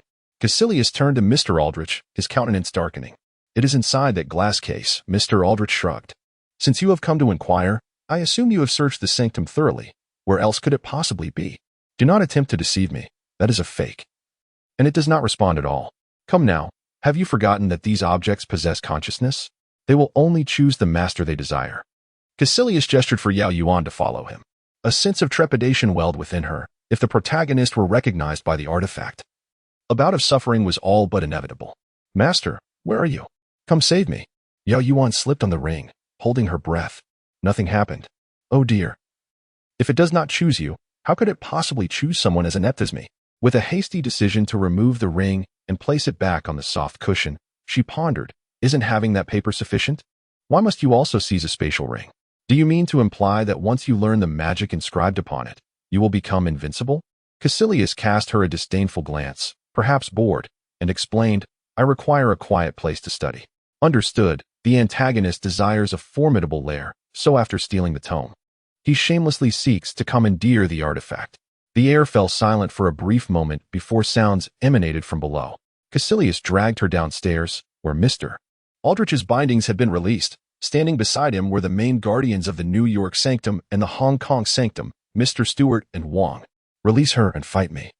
Wong declared, his face stern. I can understand your suicidal tendencies, Caecilius scoffed, but I do not have time to waste here with you. Tell me how to activate the spatial ring, or I shall kill her. In a swift moment, 2 red ribbons of secto ensnared Caecilius's hands, while another coiled around her, drawing her toward the 3 guardians. Run! Mr. Stewart shouted urgently. The 4 melee mages quickly became embroiled in a fierce struggle. Amidst the chaos, Caecilius did not forget to cast a spatial distortion on her. As Yao Yuan ran, the ground transformed into a vertical plane. With a flick and a shake, Wingardium Leviosa, Yao Yuan found herself suspended in midair. Just in time, she managed to maintain her composure. After safely landing, she initiated a suspension ring, intending to make a swift exit. Suddenly, a flying knife whizzed toward her. Yao Yuan barely dodged, causing her teleportation spell to fail. It was one of Caecilius's accomplices. The 3 adversaries ensnared Aldrich, Stewart, and Wong, while Caecilius approached Yao Yuan with a derisive gaze. Look, how do they describe this little stick? Ah yes, a wand. What can it do? It cannot save your life. Her legs went rigid, paralyzed in fear. With a flick of her wand, Caecilius's trousers ripped apart. I swear this spell was not intended for such exposure. Yao Yuan bolted away as the floor began to recede, the walls closing in ominously, as if Caecilius intended to crush her. Fly swiftly. Fall into darkness. That familiar voice. Professor.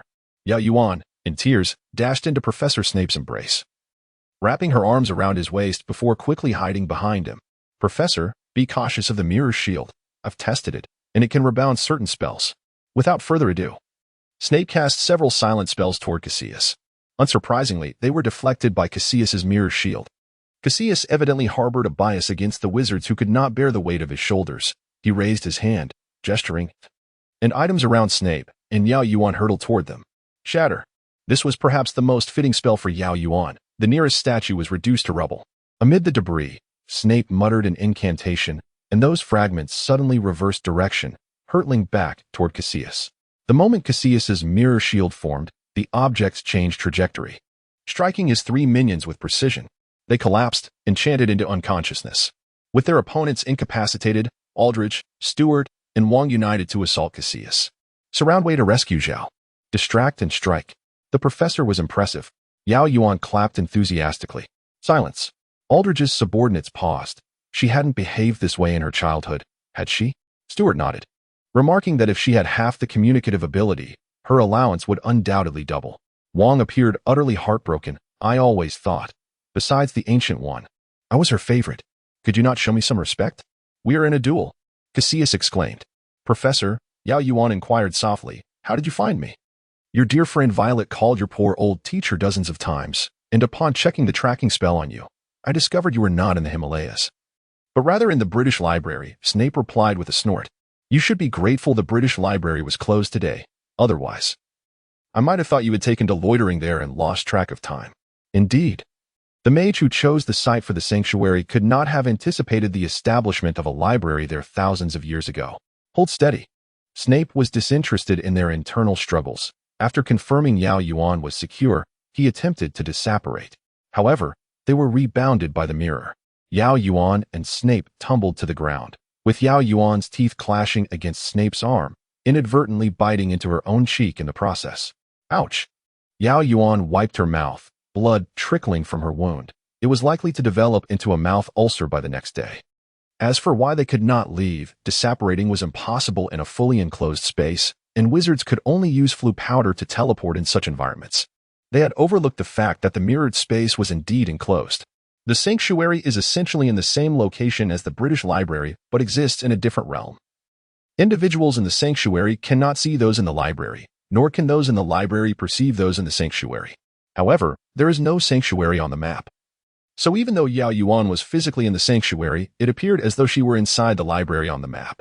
That day, the British Library was closed, making Yao Yuan's presence in a lockdown library rather suspicious, prompting Professor Snape to suspect that something was amiss.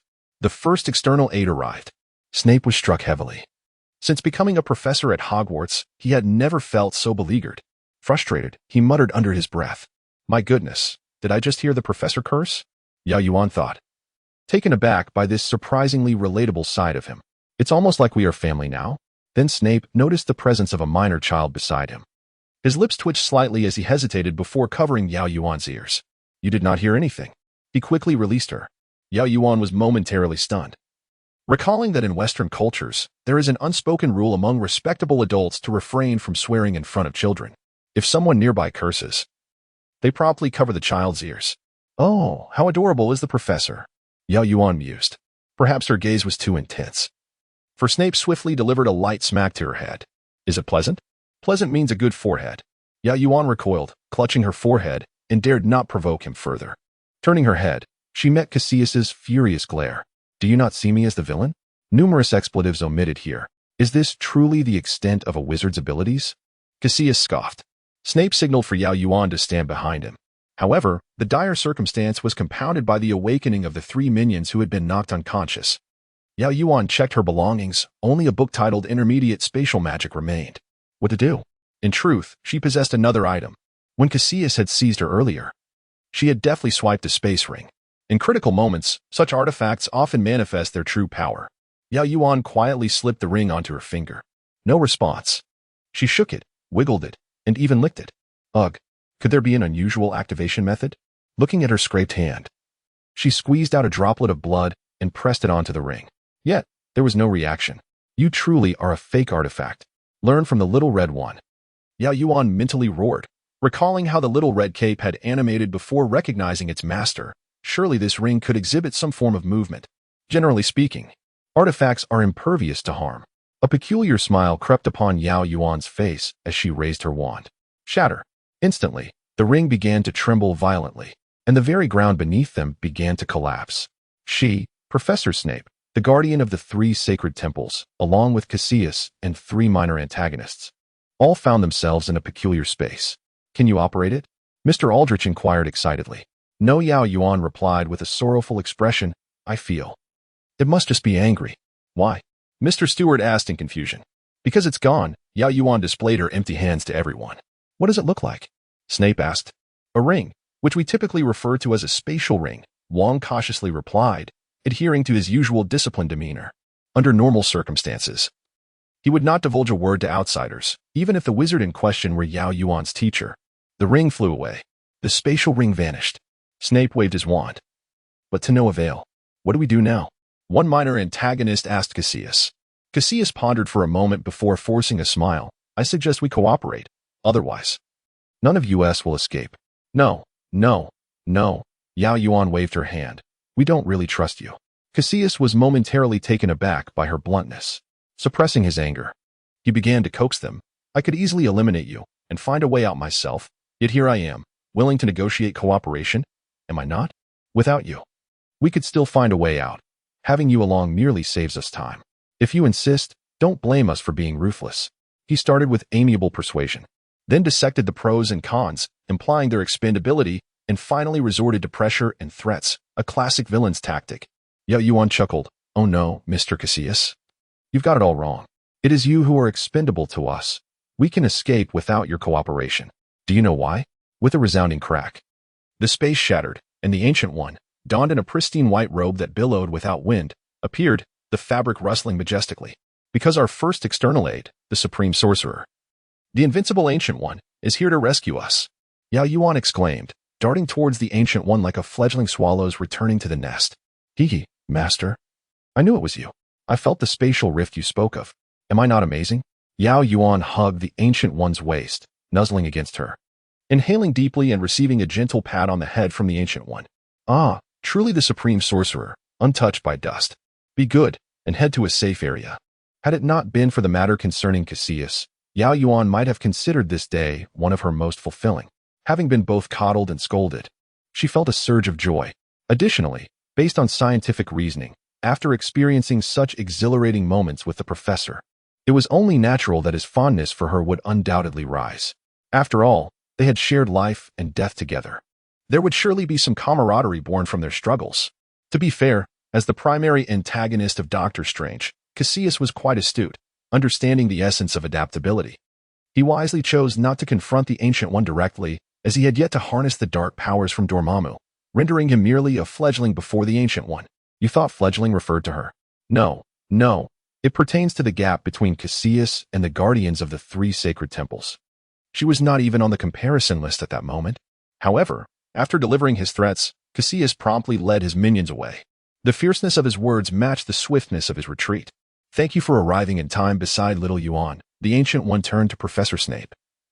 I truly could not break free, and this child has caused you much concern.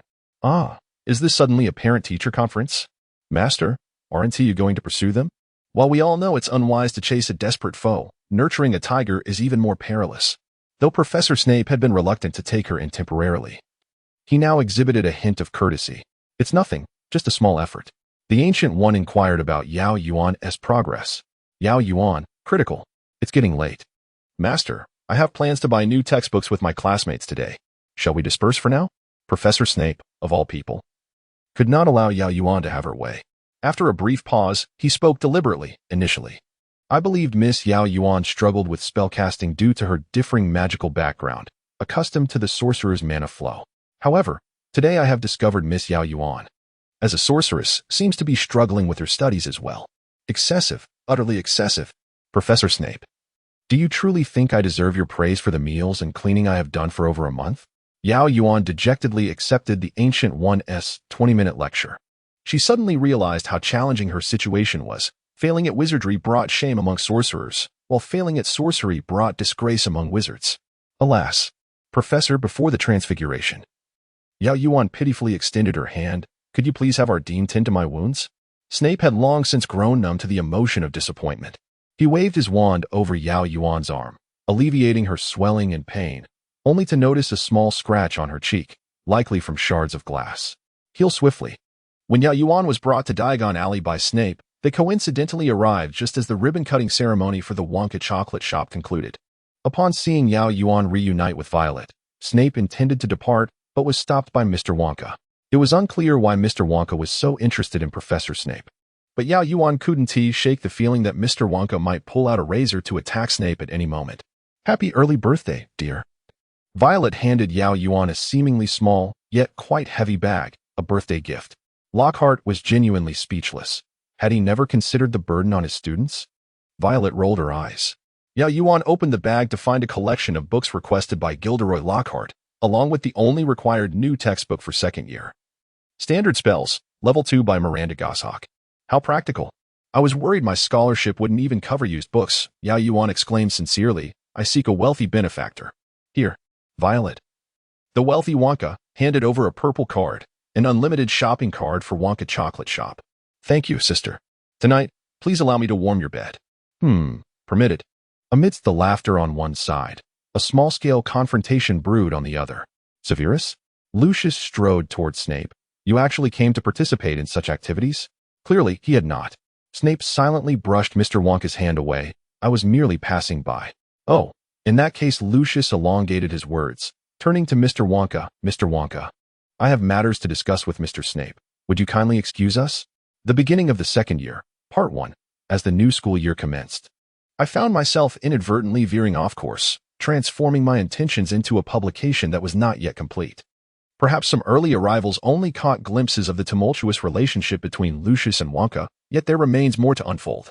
However, I still have queries I wish to present to Professor Snape. Mr. Wonka cast a pitiful glance towards Lucius. The corners of Lucius's mouth twitched slightly, evidently unable to maintain direct eye contact with Mr. Wonka's expression. Suddenly, Mr. Wonka squinted, recalling an acquaintance from the past. Have we crossed paths before, sir? It is Mr. Malfoy, Snape kindly interjected. Mr. Wonka slapped his thigh in realization, exclaiming, I remember.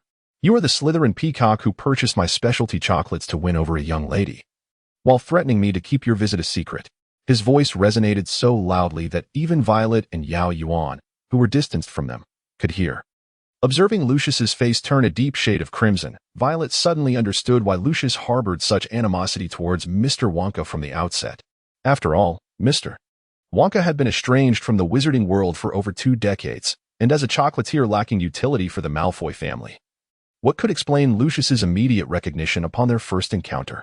It could only imply that Lucius had been keeping an eye on Willy Wonka's activities. For the Malfoy family, interest in a person stemmed either from benefit or resentment, just as Draco's feelings towards Harry Potter exemplify. Given Lucius's demeanor towards Uncle Willy, it was likely that the incident involving chocolates to charm a girl had become common knowledge. Father? Draco inquired gravely, which young lady were you attempting to impress? From Draco's expression, it was evident that Lucius's familial standing was quite low, while Draco served as Narcissa's loyal informant. This was a matter of life and death. Of course, it was your mother, Draco. Lucius smiled affectionately, his desperation palpable. You may ask Mr. Wonka for confirmation. Oh, I recall it was a Slytherin girl. Something related to black, though her hair was golden, came the reply. Narcissa was the only blonde in the Black family. With the tension eased, Lucius, naturally, had no chance to converse with Snape, who hastily departed after extricating himself from Mr. Wonka's company.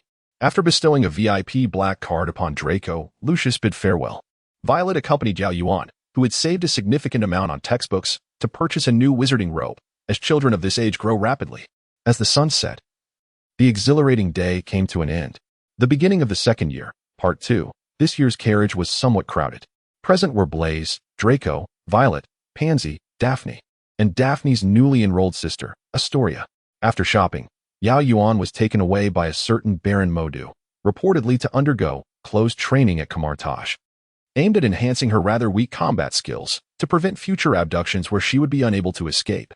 In the foothills of the Himalayas, where signals were weak, Yao Yuan managed to make an international call to Violet, stating, You need not wait for me. Just head to school. My master will return me directly to Hogwarts. Thus, with Yao Yuan's absence, Blaise joined, accompanied by the Gringotts sisters. Astoria was a lovely girl with light golden hair, a hue that seemed naturally suited for the Malfoy lineage.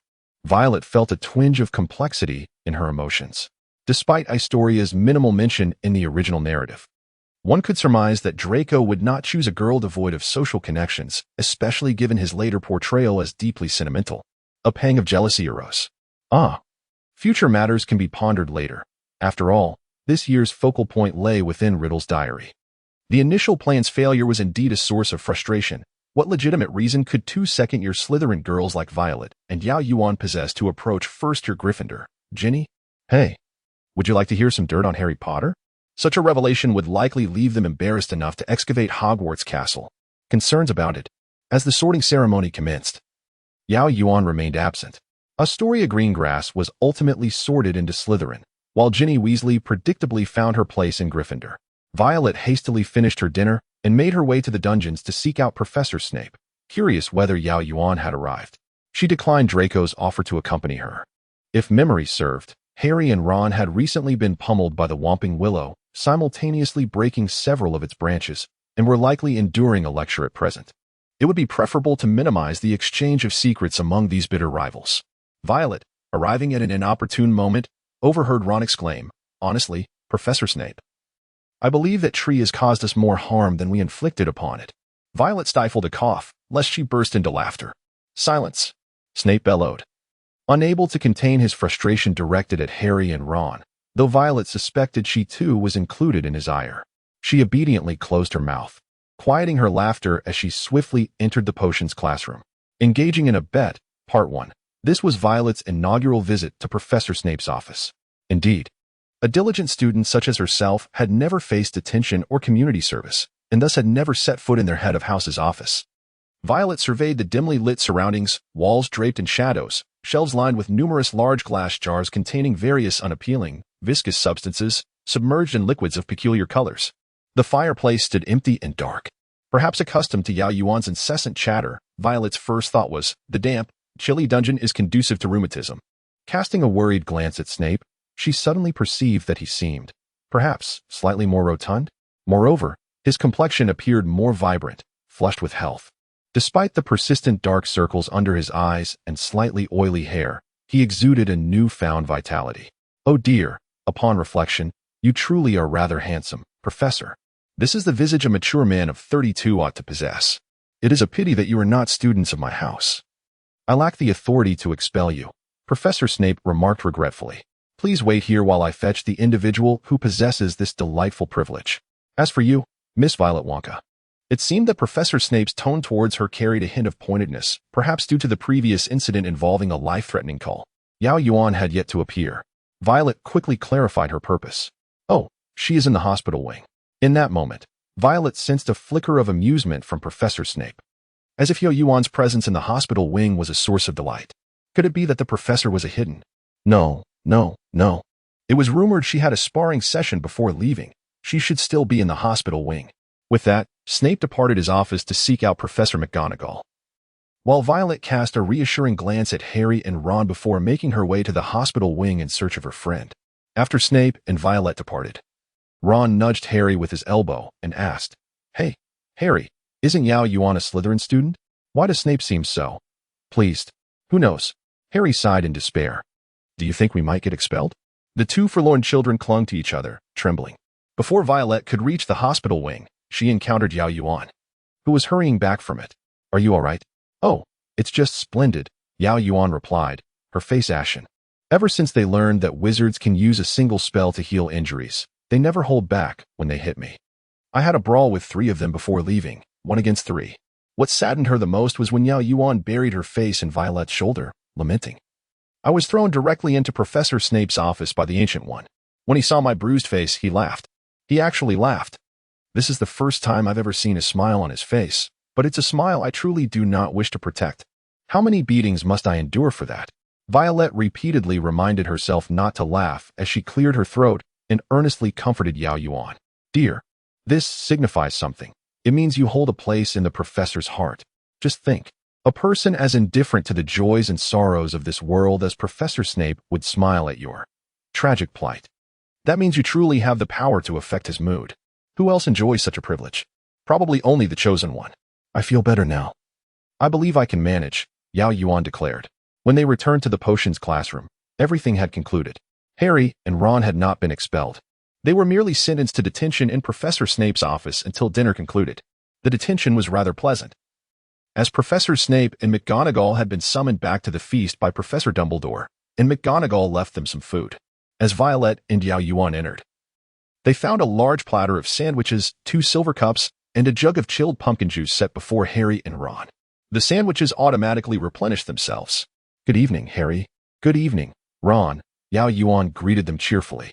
"Hey, long time no see," Ron mumbled, his mouth stuffed with chicken and ham, crumbs decorating the corners of his lips, making him look endearingly silly. "Are you all right, Iris? I heard you went to the hospital wing." Harry's kind inquiry was always warm. I'm fine. Yao Yuan waved her hand dismissively. See, I returned quickly. Oh, that's good. Harry took a sip of the chilled pumpkin juice. Professor Snape is no longer in the office. You can go find him in the Great Hall. No, no, no. Yao Yuan smiled knowingly. We came to find you. Eh? Harry's eyes widened in surprise. What? What's wrong? Don't you remember that last semester, Harry Potter defeated Professor Quirrell and made a wager with his friends and me? Harry and Ron stared blankly for several seconds before both let out a pained groan. The brave Gryffindors are known for their integrity, right? Violet added with a mischievous grin. Exchanging glances, Harry bravely closed his eyes and declared, I want to go back on my word. With that, Yao Yuan and Violet gracefully departed the potions office, leaving Harry and Ron to gaze at each other in despair. Mate, Ron grimaced. Should we resolve this tonight or wait until tomorrow and drag Hermione along to face our doom? Let's bring Hermione. Harry responded without hesitation. Sharing joys and sorrows, Hermione. Our friendship will be put to the test. However, Harry truly did not expect the trial to come so swiftly. Because they missed the feast and were unaware of the new password for the term, Harry and Ron were barred from entering by the fat lady. As they wandered the corridor near the Gryffindor common room, they encountered their savior, Hermione, rushing to rescue them. There you two are. Where have you been? Everyone is talking about you. The rumors are outrageous. Some say you flew in a car and got expelled. We haven't been expelled, Harry reassured her. Did you really fly here? Hermione's tone was almost as stern as Professor McGonagall's. Spare us the lecture, Ron said impatiently. Just tell us the password. The password is honeysuckle, Hermione replied. Equally impatient. But that's not the issue. Yes, that's not the issue. We have a major problem. Harry quickly relayed Yao Yuan's words to Hermione. Are we going to find Professor Snape together tomorrow, or what are you three little lions doing here so late instead of resting? Snape's voice interrupted them. The three exchanged glances, deciding to face their fate head-on. Hermione, I came to find them to take them back, she explained first. Then Ron continued. We have something to tell you, Professor Snape. Harry took a deep breath and said, what we want to say is, we are sorry, Professor. Last semester we suspected you of being the one who harmed me and tried to steal the Philosopher's Stone to resurrect Voldemort. Even though you often took points from us and showed favoritism, you truly are not a bad person, and we apologize for misunderstanding you. As soon as Harry finished speaking, he ran off. Hermione hurriedly added, good night, Professor, before Ron pulled her away, and they fled the scene. They had no idea how Professor Snape reacted to their words. At least the next morning, when they visited the jewel funnel, they discovered that Professor Snape had not deducted points from them. The ceiling on the first day of the new term was a dreary gray, reflecting an uncomfortable overcast sky. The 4 house tables were laden with bowls of porridge, plates of pickled herring, towering stacks of bread, and platters of eggs and bacon. Hundreds of owls swooped in, circling above the great hall, dropping letters and parcels among the conversing crowd. A large, gray fellow tumbled into Hermione's milk jug, splattering milk and feathers all over them. Errol, Ron exclaimed. As expected, Ron received a howling letter from Mrs. Weasley. It was indeed as powerful as rumored, and the Slytherin table, being the closest to the Gryffindor table, was not spared from the commotion. Though his eardrums throbbed painfully, Ron's receipt of the howling letter amused Draco for the entire day.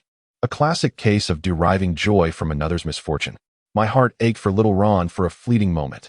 The new semester's courses remained largely unchanged, except that the charms class they attended with Gryffindor had been switched to one with Hufflepuff, while History of Magic, originally with Hufflepuff, was now with Gryffindor. Facing a Mandrake on the first day was quite distressing, prompting Violet and Yao Yuan to feel an increasing urge to attempt the bubblehead charm on the Mandrakes. Then, during the first Transfiguration class, Yao Yuan felt as if the knowledge she had acquired last semester had slipped from her mind, as the beetle under her wand refused to transform into a button. At noon, another small commotion ensued. After dinner, they exited the hall alongside Draco, just in time to witness Colin Creevey, Harry's most ardent admirer, beseeching Harry for a photograph, preferably an autographed one. Violet could guarantee that Draco was indeed seething with jealousy, bubbling over internally. An autograph photo? Are you handing out signed photographs, Scarhead? Draco halted behind Colin, adopting a sarcastic tone as the others lined up, eager for Harry Potter's autograph. I'm not, Harry retorted angrily, clenching his fists. Shut it, Malfoy. You're just jealous, Colin fervently defended his idol. Jealous? I am not envious of that hideous scar. Violet tugged at Draco's arm with a sigh, whispering, You've already caused a congestion in the corridor, Draco. Professor Lockhart is approaching. Draco exchanged glares with Ron, who was scowling at him, and strutted away with Violet like a victorious rooster. I say, Violet sighed. Can we refrain from being so childish? Childish? Draco straightened his posture. I simply cannot stand that Scarhead stealing the limelight. You know, Draco. Violet earnestly adopted a roundabout approach. Novels often depict that when a boy likes someone unknowingly, he tends to create trouble for that person at every opportunity. I do not like that Scarhead. Draco exploded, stammering. Violet suppressed a knowing smile and cleared her throat. Just joking. Just joking. Besides, Potter probably isn't doing it on purpose. Does he seem unhappy being pursued? As the Slytherin Quidditch team prepared for practice, Draco had successfully secured a position as a reserve seeker during the September tryouts, leading to the well-received donation from Lucius, who generously presented the team with 7 Nimbus 2001 brooms. Terrence Higgs, the former seeker, was now in his 7th year, and everyone expected him to resign after last semester's complaints, yet he truly submitted his resignation this term. My parents wish for me to work in the Ministry of Magic, and with my current grades, I simply do not have the time to continue training. Terrence appeared somewhat wistful, remarking that those remaining in their 7th year were all bound for the Quidditch Club. He patted Draco's shoulder solemnly. You know that Wood is notorious for his training obsession, right? However, what they did not realize was that Marcus was far more intimidating. Early one morning, the team was roused from slumber and spent an hour in the chilly dungeon discussing tactics. Before they could finish their breakfast, they marched toward the Quidditch pitch. I have this strange, ominous feeling, Violet murmured as they observed the flock of green jerseys heading for the Quidditch pitch. Soon, they spotted a clash of green colliding with red at the entrance. The Gryffindor Quidditch team captain, Oliver Wood, a quintessential British heartthrob with big eyes, was present. Wood's charm had reached an almost ethereal level. Not a single girl from the 4 houses would dare claim that the Gryffindor captain was unattractive. Unfortunately, his focus was solely on Quidditch. Flint Wood called out to the Slytherin captain, I've booked the pitch for today. This is our training time. We woke up early for this. Please return. Oh, Flint replied, but I possess a special decree signed by Professor Snape himself. I, Severus Snape, permit the Slytherin team to practice on the Quidditch pitch today to train their new seeker. Wood's attention seemed diverted. A new seeker? Who is your new seeker? The Slytherin team members stepped aside, and Draco strode forward with pride. Malfoy? Harry instinctively tightened his grip on his Nimbus 2000. Yes, Draco sneered, glancing disdainfully at Harry's broom. Your broom is outdated. Draco was holding a brand new Nimbus 2001, a customized Slytherin green. Not just him, every member of the Slytherin Quidditch team had one. The latest model, released just last month, Flint casually brushed off some dust from his broom. I believe it is significantly faster than the Nimbus 2000 series. As for the old shooting star, he cast a malicious glance at Fred and George, who each held a shooting star 5. Use them to sweep the floor. At that moment, Ron rushed in, dumbfounded at the sight of the 7 high-end brooms. Where did you all get those Nimbus brooms? Gifts generously donated by Draco's father, Flint replied. See that, Weasley? Draco taunted. Unlike some, my father can always provide the best. At that moment, Violet and Yao Yuan, who were rushing over, heard Draco's provoking remark from afar. Yao Yuan thought to herself, it's too late. A dramatic scene is about to unfold. As anticipated, Hermione stepped forward beside Ron, retorting sharply. At least no member of the Gryffindor team had to pay to join. They all earned their spots based on merit. In truth, Violet felt a surge of anger and discomfort at that moment. Regardless of the truth behind past events, in the world she had personally experienced, Draco had rightfully become a seeker. She could still vividly recall how Draco had gracefully maneuvered through all the obstacles and soared to the finish line, only to swoop down before her in a display of flamboyant skill. Although she felt a twinge of impatience at the prospect of being a substitute seeker for another year, she ultimately accepted her position with integrity. Of course, from a cold-hearted perspective, one might argue that Draco's arrogance had led to widespread speculation that Terrence Higgs had resigned due to threats from the Malfoy family. Yet, how could Violet ever view Draco through such a merciless lens? Thus, even if Draco had uttered that offensive term, Violet might choose to remain silent, focusing instead on how to protect the boy from harm. Draco's expression darkened momentarily. Get lost. No one wants to hear your. Violet positioned herself behind Draco. I must respectfully disagree. Draco earned his place through merit. She attempted to overpower Draco's voice with her own. The squirrel-toothed sea creature has spoken. While it was true that first-year Hermione's hair had been particularly unruly, Such remarks were excessively cruel towards a girl, weren't they, little dragon? Strangely, she felt a flicker of relief. Did Draco truly recognize that mudblood was an inappropriate term? You foul, pointy-faced skunk, Ron retorted, brimming with indignation. Huh. The Weasley family's red-haired rodent. The exchange escalated into a chaotic argument. Perhaps we should quietly depart? Yao Yuan suggested softly. However, at that moment, Dorian greeted them. Good morning. Vio. Good morning, little Yuan. Vio? Draco's attention shifted entirely. How dare you address a lady so intimately without permission? Isn't Violet rather long? Dorian shrugged. Come on. Friends shouldn't be so formal. In the midst of their banter, Ron, whose opponent had suddenly vanished, exclaimed, Can we please continue our argument? All right. Let us resolve the situation first. Violet intervened, separating Draco and Dorian. Flint, I believe you, and we should reach a conclusion soon.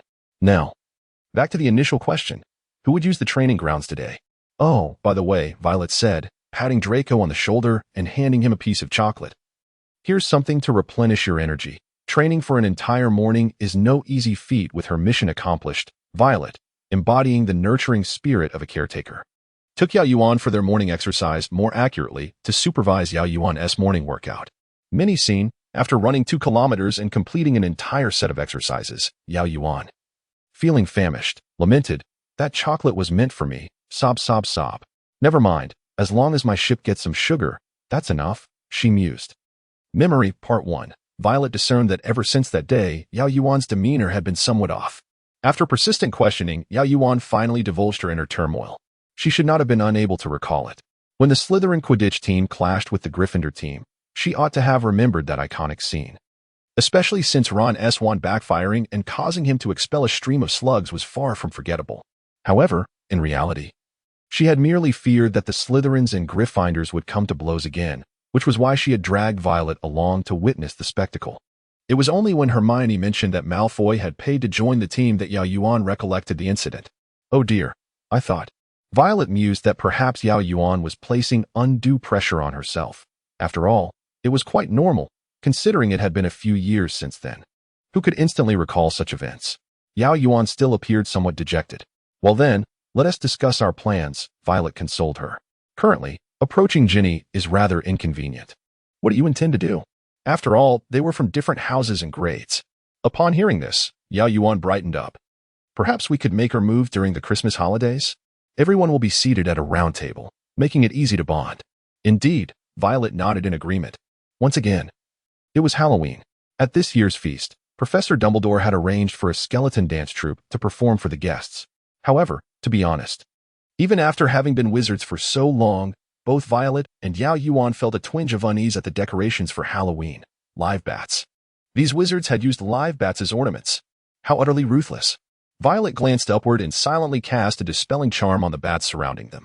After the banquet concluded, the crowd jostled out of the hall, converging in the grand corridor. Upon reaching a fork in the path, everyone came to a halt. Before them, at a height of about a foot off the ground, some words were scrawled on the wall, glimmering faintly in the light of the burning torches. A large puddle lay on the floor, reflecting a peculiar shadow, which, upon looking up, revealed it to be Mrs. Norris, Filch's cat, her tail hanging from the torch bracket. Her body as stiff as a board, her eyes wide open, fixated on the ground.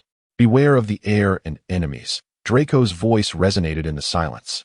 Memory in the Chamber of Secrets has been opened. Violet softly uttered another phrase, catching a glimpse of Draco glancing in her direction when she pronounced the words Chamber of Secrets. Before swiftly averting his gaze, pretending not to notice, Violet feigned curiosity and inquired, What is the Chamber of Secrets? This time, Draco did not transform into the wizarding encyclopedia he had been previously, instead shaking his head, albeit with a hint of guilt as he turned away. Still young, he could not lie. Even though Violet had forgotten many details, she could surmise that Lucius Malfoy had undoubtedly shared something with Draco. Amidst Filch's shrill outcry, Dumbledore arrived at the scene, followed closely by several professors. In the blink of an eye, he passed by Harry, Ron, and Hermione, freeing Mrs. Norris from the torch bracket. Everyone, return to your respective common rooms.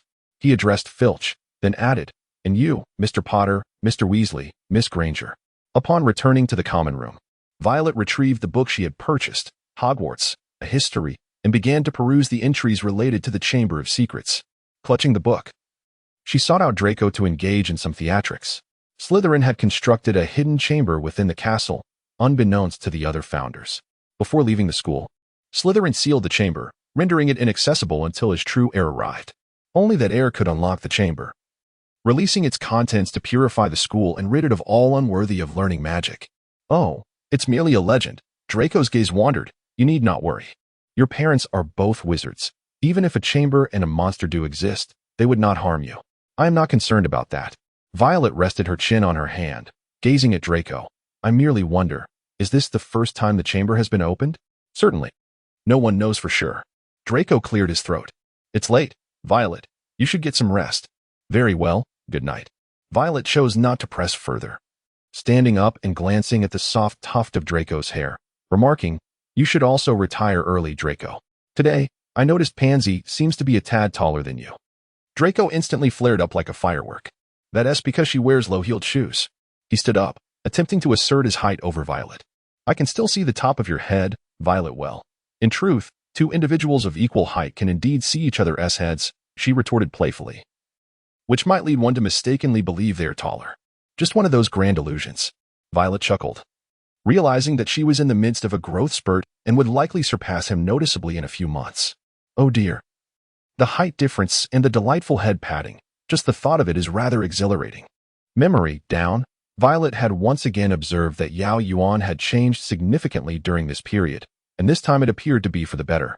In the past, when Violet returned from her morning routine, Yao Yuan would still be struggling under the covers, but in recent days, she had already emerged from her cocoon. Moreover, in her studies, Yao Yuan had suddenly exhibited a fervent dedication. For instance, when Professor Binns assigned a class to write a 3-foot-long reading report on the compendium of medieval European sorcerers, the two found themselves seated across from each other in the library, fervently scribbling away. Violet happened to glance over and noticed that Yao Yuan had not only written 3.5 feet, but was still not finished, her pages densely packed with notes. Violet felt an overwhelming sense of gratification. As the cold winds of November ushered in the Quidditch matches, Violet subtly hinted to Draco on numerous occasions to maintain his composure. However, once on the pitch, he transformed into a childlike figure. Despite not verbally provoking anyone, his constant circling around Harry was perplexing. Was he attempting to flaunt that his Firebolt 2001 was swifter than Harry's Firebolt 2000? While Violet was half-heartedly waving her green flag in rhythm with Yao Yuan, she noticed an uncontrollable black bludger hurtling toward Harry at an alarming speed, exceeding the usual force. Nevertheless, Harry managed to evade it just in time. At that moment, George Weasley of Gryffindor sped past Harry with his bat, striking the bludger toward Draco. Watch out, Violet shouted to Draco. Unexpectedly, the bludger altered its trajectory mid-flight and soared straight back toward Harry. In a swift movement, Harry descended to avoid it, while George struck it again, sending it crashing toward Draco. The bludger then returned like a boomerang, aiming directly for Harry's head. At that moment, a glimmer of gold caught Violet's eye, leading her to almost believe she had seen the golden snitch. Instead, it was Draco speeding on his broom, blocking her view of Harry. Ah, how petty. Honestly, his hair shone blindingly in the sunlight, resembling a glaring bulb. Perhaps they could all dye their hair golden in the future. It would surely distract their opponents effectively. Harry ascended higher, twisting and turning, spiraling down, and then circling upward, weaving in and out. He felt slightly dizzy but kept his eyes wide open, the sunlight reflecting off his glasses nearly bringing him to tears. As he maneuvered to avoid another fierce bludger attack, hanging headfirst while zigzagging, Draco could no longer contain his laughter. Are you practicing ballet, Potter? He taunted, observing Harry's clumsy aerial spins. Another flash of gold caught Violet's attention this time. It was indeed the golden snitch, darting just behind Draco's ear. Yet, Draco's focus remained solely on Harry, oblivious to how close the snitch was, within reach with just a lift of his hand. Perhaps influenced by the exhilarating atmosphere of competitive sports, or perhaps because the commentator, Lee Jordan, had just declared Slytherin leading 60-0, Violet felt an unusual surge of excitement. She anxiously pounded the railing and shouted at Draco, Draco, for Merlin's sake. Stop watching Harry and turn around. As Draco turned, Harry sped toward them, clearly having spotted the snitch. Draco immediately accelerated, the two of them pursuing the snitch, their figures merging into mere silhouettes. Violet, with her free hand pressed against her lips, turned to Yao Yuan beside her and asked, Has Draco ever bested Harry? It seems he never has, Yao Yuan replied softly. Yet, deep within, Violet held onto a flicker of hope. Compared to the arrogant Malfoy from the books, the Draco of today had undergone considerable transformation. Could it be? The rogue bludger continued its relentless pursuit of Harry, placing Draco at significant risk of being inadvertently harmed as they chased the snitch. Thus, both had to continually dodge the bludger during their pursuit. The Firebolt 2001 remained faster than the Firebolt 2000, and as Draco gradually edged ahead of Harry, reaching out for the snitch, Harry suddenly leaped from his broom in a reckless attempt to grasp it, reminiscent of his first-year daring exploits. At that moment, the bludger collided with them. Unsurprisingly, the bludger caused Harry and Draco to crash into one another, sending them tumbling to the ground in a tangled heap. Professors rushed toward the scene of the accident. Amidst the sandpit created by their fall, a hand emerged, tightly clutching a golden snitch, the sleeve distinctly scarlet. The sounds of whistles and shouts echoed loudly, with Lee Jordan's voice resounding throughout the Quidditch pitch. Harry Potter has caught the golden snitch. Gryffindor gains 150 points. The match is over. Violet felt no sorrow. She dashed down from the stands, heading straight for the pitch. Who knew if Gilderoy Lockhart would whimsically cast yet another peculiar spell on Draco?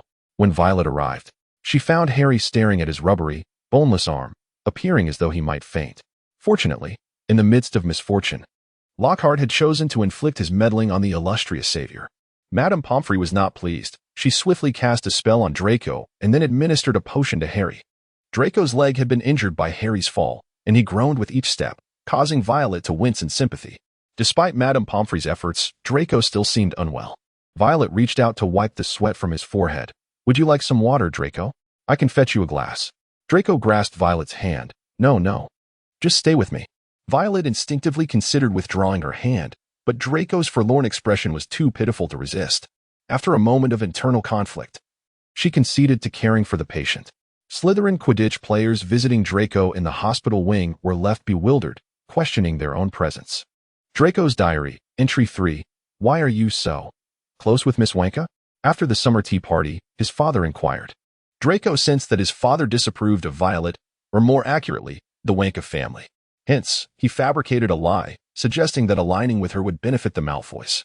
True to form, Lucius seemed pleased, nodding. You have matured, Draco. I have heard that Mr. Wonka intends to re-enter the wizarding business sphere, since we have already established rapport. There is nothing to fear. However, Draco, you must remember that Muggles are lesser beings. Do not follow that old Wonka's example and lower your status by befriending them. But our family does engage in business with Muggles.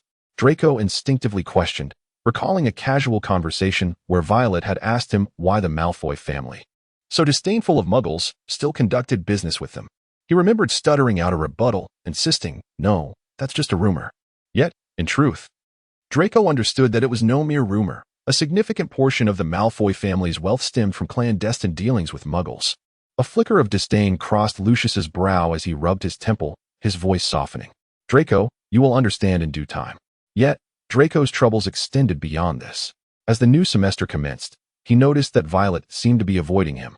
Whenever his elbow brushed against hers while they worked on assignments, she would shift away. She no longer peeled chocolate wrappers for him, but handed them directly instead. Most importantly, Violet no longer allowed him to touch her hair. Had she developed feelings for someone else? Preposterous. Who could she possibly like besides him? However, that morning, when Dorian called her Vio, she responded. Draco sensed Dorian's ill intentions, having schemed since their first year to get closer to his Vivi. But Violet only prepared chocolate for him. Violet, accompanying Yao Yuan for morning training, sneezed. I wonder if Draco's blurred sense of gender identity stems from always playing with Pansy as a child, she mused. Rubbing her eyes, she sighed. Children must learn to avoid misunderstandings. We can no longer be as touchy-feely as before. Is that your reason for refusing to let him touch your hair? Yao Yuan panted. He was clearly tugging at my braid. Violet exclaimed, hands on her hips. You know I'm clumsy. It takes me a lot of effort every morning to braid my hair. And he immediately loosens it. I can't indulge him. Oh, boys will be boys. Isn't pulling a girl's braid just a sign of affection? In the dueling club, Draco continued to hum while holding Violet's hand. I feel so dizzy. Then perhaps you should remain silent and lie down for a while, she suggested gently, brushing his unruly bangs aside to prevent them from poking his eyes. Draco pouted, finding silence equally uncomfortable. Mr. Malfoy, you are completely fine now. Madame Pomfrey remarked as she passed by with an empty potion bottle. Stop lying there and complaining. Hurry back to the common room. A heavy silence hung in the air. Violet withdrew her hand, smiling warmly. Feeling dizzy? Not well? Draco gazed silently into the distance. Violet stood to leave. Consequently, the entire Slytherin Quidditch team watched as the young Malfoy clumsily rose from his bed, hurried after Violet, wanting to tug at her sleeve but hesitating. Trailing behind her like a dejected white peacock. Who am I? Where am I? I shouldn't be here. I want to go home. Violet strode back to the common room.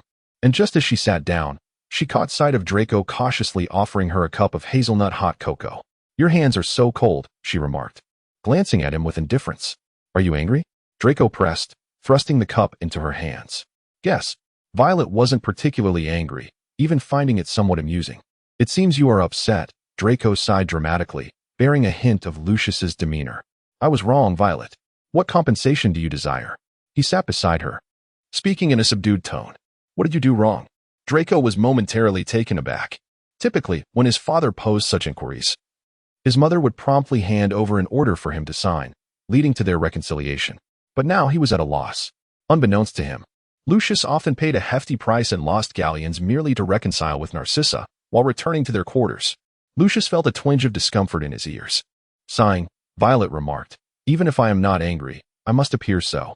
This indifferent attitude is inappropriate. If left unchecked, it could escalate into a matter of principle. She fixed her gaze upon Draco and stated earnestly, You know I worry about you, right? Seeing you hurt or unwell makes me anxious. Only to realize later that you were merely pretending, I would feel as though my concern was in vain. Draco lowered his head, struggling to defend himself. But I truly was in pain when I fell.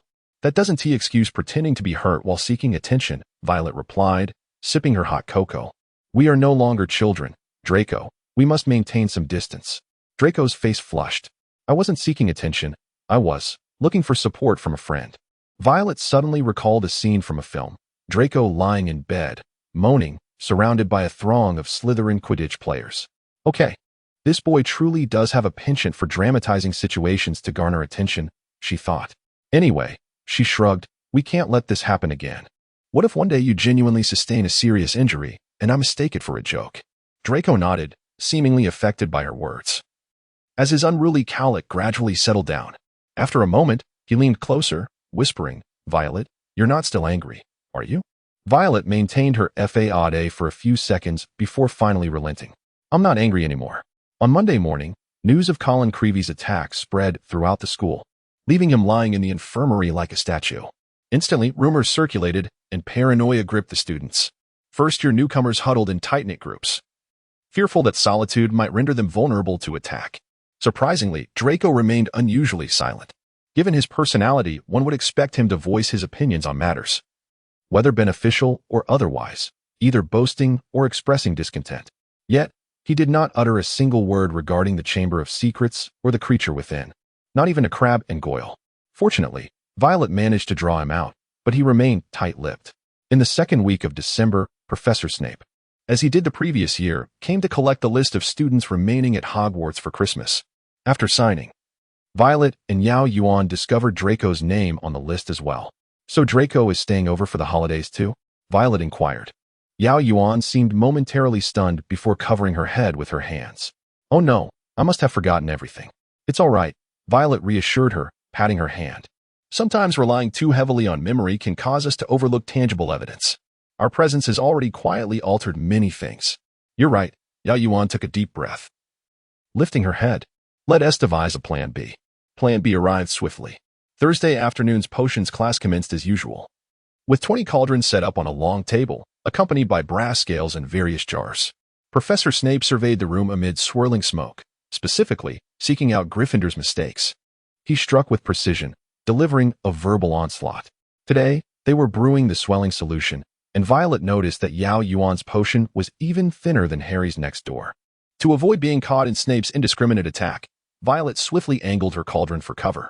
Darling, you're not thinking of shutting yourself in again, are you? Did you forget to add the pufferfish eyes? Violet whispered. Huh? Yao Yuan suddenly came to her senses and gazed into the cauldron, pondering whether she had indeed added 2.5 doses. Just as she spoke, Goyle's potion erupted violently, splattering all over her classmates. The room was filled with shrieks as the swelling potion rained down. Draco was drenched, his nose ballooning grotesquely. Violet was somewhat fortunate as she turned away. She shielded Yao Yuan, escaping unscathed, though her robe's back was left damp and unpleasantly sticky. Snape desperately attempted to restore order and ascertain the cause of the chaos. Amidst the pandemonium, Violet noticed Hermione stealthily slipping out of the classroom. "Silence! Silence!" Snape bellowed, instructing those splashed by the potion to come forward for an antidote. "Until I discover who is responsible."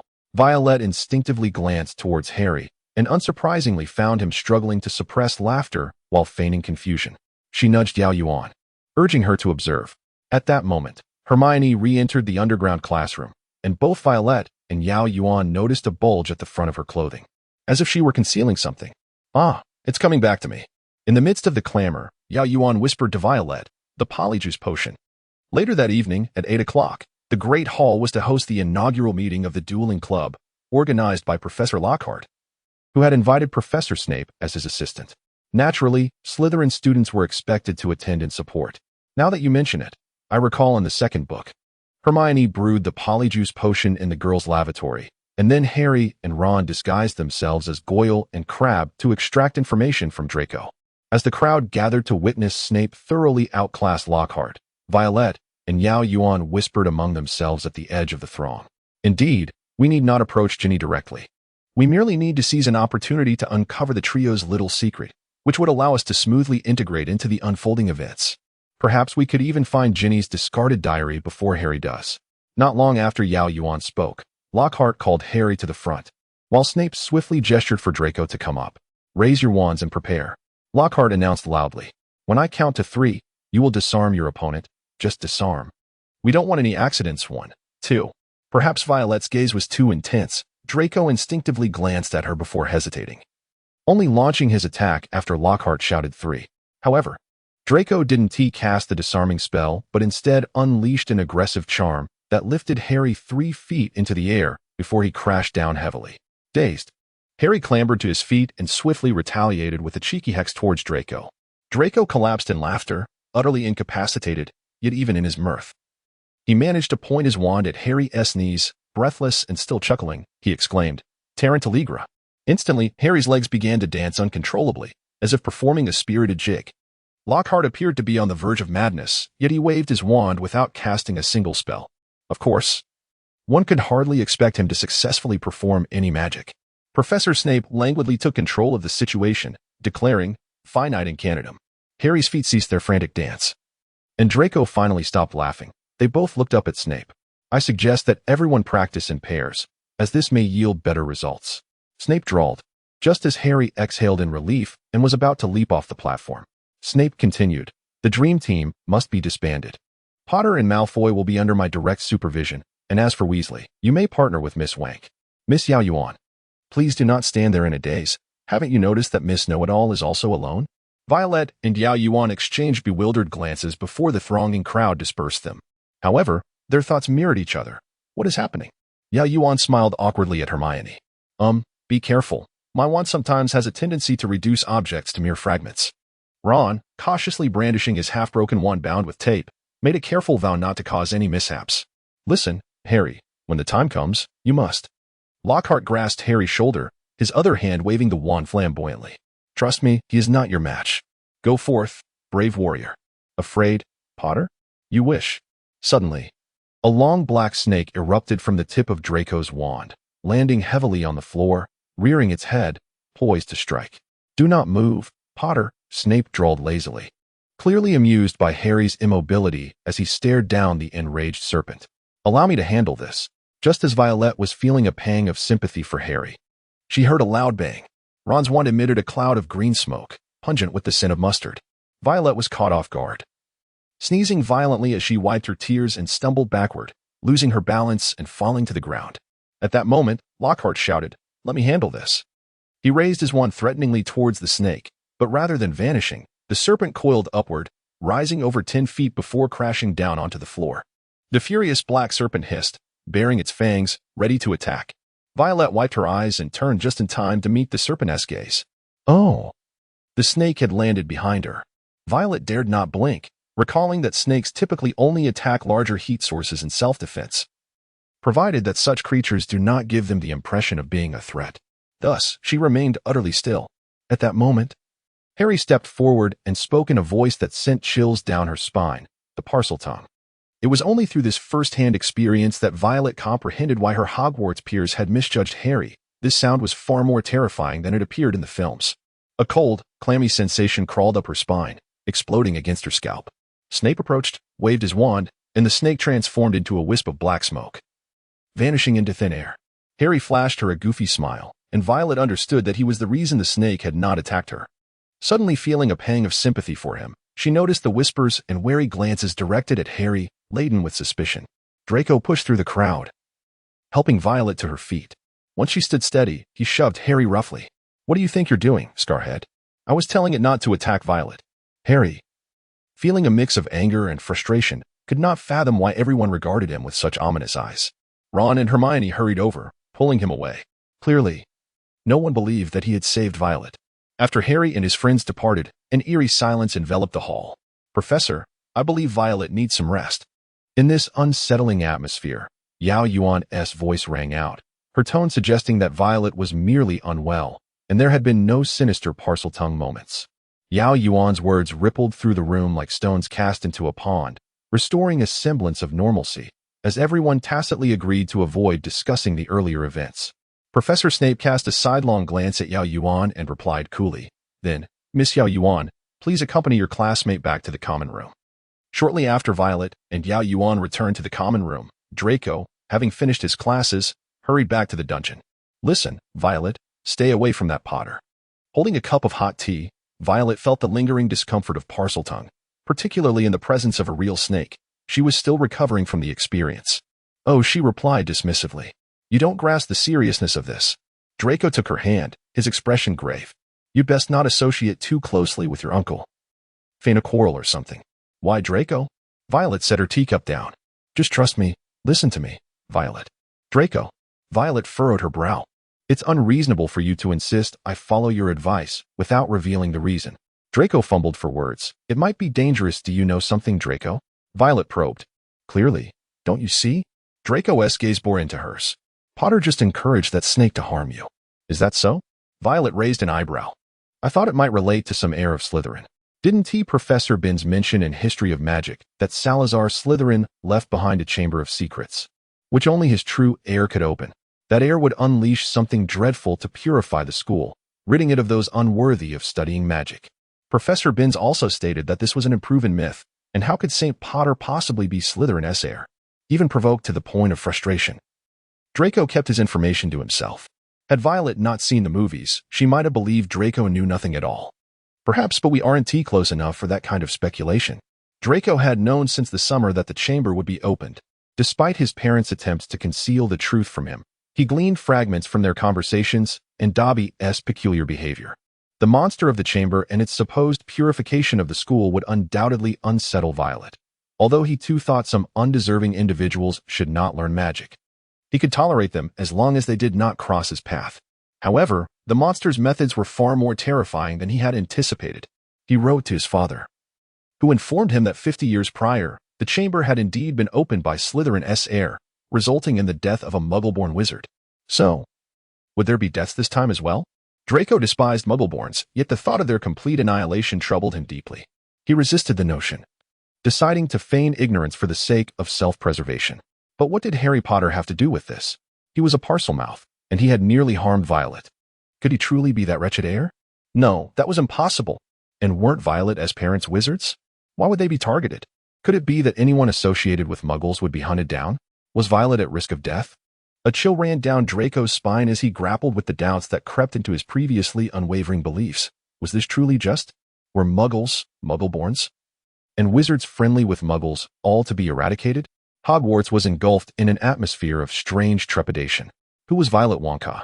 A pure-blood Slytherin. If Harry Potter was indeed that malevolent heir, what could his motives be for attacking her? Rumors circulated wildly, with reasons ranging from eye color to hair color, even to chocolate.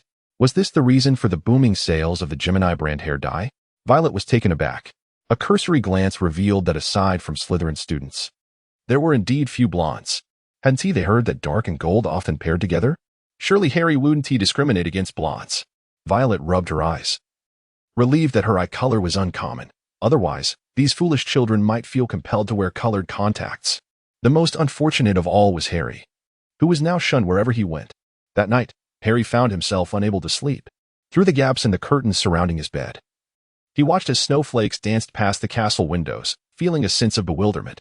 Could he be a descendant of Salazar Slytherin? After all, he was entirely ignorant of his father's lineage. But I am a Gryffindor, Harry thought. If I had Slytherin blood, the Sorting Hat would not have placed me here. A cruel voice in his mind interjected, but the Sorting Hat originally intended to put you in Slytherin, don't you remember? Harry turned over. Tomorrow he would see Violet in herbology, and he intended to explain that he had not incited the snake to attack. Violet's face had appeared so pale at that moment. She must have been terrified. He hoped she had not misunderstood him. However, the following morning, the gentle snowfall transformed into a fierce blizzard, resulting in the cancellation of the last herbology class of the term. With no choice but to wander near the library in hope of encountering Violet, he was met with avoidance and whispers that only deepened his gloom. Never mind. Why should he care so much about Wonka's opinion? If she has also decided that you are, Malfoy must have spoken ill of you. Ron scratched his nose. However, Violet. Harry Potter? Upon hearing her name, Violet turned in the direction of the sound and spotted the two little lions. Oh, did I interrupt you? Violet smiled apologetically, as if she had mistakenly heard her name and intruded upon them. Sorry, I might have misheard. Just as she was about to leave, Harry called out to her. Hey, I said. Violet stepped a little closer. I wanted to say, that day. I meant to make that snake back off, not to incite it to attack you or anything. Harry's voice trailed off, growing quieter. Lacking confidence for reasons unknown. It was absurd that he felt guilty explaining something he hadn't done, and he thought it ridiculous of himself. Well, I believe you meant no harm. Violet smiled kindly. And by the way, Draco was just worried about me that day, so he was a bit impatient. I apologize. No, it's fine, Harry replied absent-mindedly. If that is all, I shall take my leave. Violet gathered the books she intended to borrow. Goodbye, Potter and Weasley. Harry waved mechanically. It took him a while to regain his senses. He nudged Ron. So, is that it? It appears so, Ron sighed. So not everyone thinks he is a villain? Harry suddenly felt much calmer. He looked around and realized that not everyone was whispering and pointing at him. Quite a few were occupied with their own affairs, merely nodding politely when they noticed him. Polyjuice Potion, Part 2. Even the speculations of Ernie he had previously overheard faded from Harry's mind as he and Ron exited the library, only to encounter Hagrid. Hagrid's face was completely obscured by a woolen hat covered in snowflakes, but it could only be him, as his stout figure in a moleskin coat nearly filled the corridor. He held a dead rooster in his gloved hands. How are you, Harry? He asked, pulling his hat up to speak. Quite well, Hagrid. What are you doing here? Hagrid lifted the soft, limp rooster, explaining that it was the second one this term that had been killed, likely by a fox or a blood-sucking creature. He needed the headmaster's permission to cast a spell around the henhouse. After exchanging a few words with Hagrid about Transfiguration class, they bid each other farewell. It seems Hermione was right. This solves the matter, doesn't it? Ron said, putting his arm around Harry's shoulder. Honestly, Winky is quite a decent witch. I wonder why she associates with Malfoy. Ron was saying when Harry suddenly tripped over something lying on the floor. Golden hair like wheat, clad in Slytherin robes. Instantly, Harry felt as if his stomach acid was burning through him. Violet lay on the ground, icy and rigid, and as if that weren't enough, there was another figure beside her, a sight Harry had never seen before. It was nearly headless Nick, no longer in his milky, translucent state, but now enveloped in darkness. Swirling with smoke, suspended motionlessly 6 inches above the ground. What's wrong, Ron? So many spiders are passing by. Ron rubbed his arms. Harry had no time to worry about spiders, as classes had ended and the teachers were emerging. The last time there were so many teachers in the infirmary was when Harry was unconscious due to the Philosopher's Stone. Harry and Ron were incoherently recounting the circumstances of discovering Violet when Hagrid burst into the infirmary, eyes blazing with fury, the dead rooster still swinging in his hand. It wasn't he, Harry. Professor Dumbledore, Hagrid exclaimed urgently, just seconds before that child was discovered, I was speaking with him. He had no time. Dumbledore attempted to say something, but Hagrid didn't give him the chance, anxiously waving the rooster. It couldn't have been him, if necessary. I can swear before the Ministry of Magic. Hagrid. You have the wrong person. Harry would never, Hagrid. Dumbledore raised his voice. I do not believe Harry attacked those individuals. Oh, Hagrid said. The rooster flopped limply at his side. Oh, fine. I shall wait outside for instructions, Headmaster. Dumbledore scrutinized Harry, his long fingers steepled together, preparing to speak when the infirmary door burst open again. Madame Pomfrey, who was examining Violet, looked as if she were about to explode. Just then, a pale golden head charged at Harry, knocking him to the ground, and a scuffle ensued. Mr. Malfoy? Professor McGonagall covered her mouth. What are you doing? Additional chapter, you murderer. Draco's hair was a tangled mess, and that foolish Violet actually believed you were innocent. I didn't do it. Why would I harm Winky? Harry's glasses had been knocked off in the chaos. If you find me displeasing, why not challenge me to a duel? What kind of man attacks a girl? Yao Yuan stumbled in, nearly falling flat in the infirmary. Rumors can be deadly. The two were separated by Professor Dumbledore's spell, with Professor Snape and Professor McGonagall each taking one away. Yao Yuan touched Violet's icy hand, her thoughts in disarray. Is Voldemort resorting to such underhanded means to frame Harry? Violet is pureblood. How could a Slytherin heir attack a pureblood and expect to be listened to? Or is it possible that Violet was merely an unfortunate coincidence? By some mishap, she became the target of Harry's snake, thus taking the place of Justin Finch-Fletchley, who would have been petrified. Just as Draco and Harry were glaring at each other, Madame Pomfrey suddenly gasped softly. This child has not been petrified. Amidst the astonished gazes of the crowd, Madame Pomfrey waved her wand again, stating with certainty, she has merely been subjected to a full petrification curse. As long as we contact St. Mungo's to send a curse breaker, she will awaken. Draco and Harry exchanged glances, the former angrily speaking up, reversal spell. Harry and Ron hadn't yet reacted when Professor McGonagall spoke first. Malfoy, I believe at your age, you are still incapable of inventing spells. However, for the sake of Harry's innocence, I will have the headmaster inspect his wand.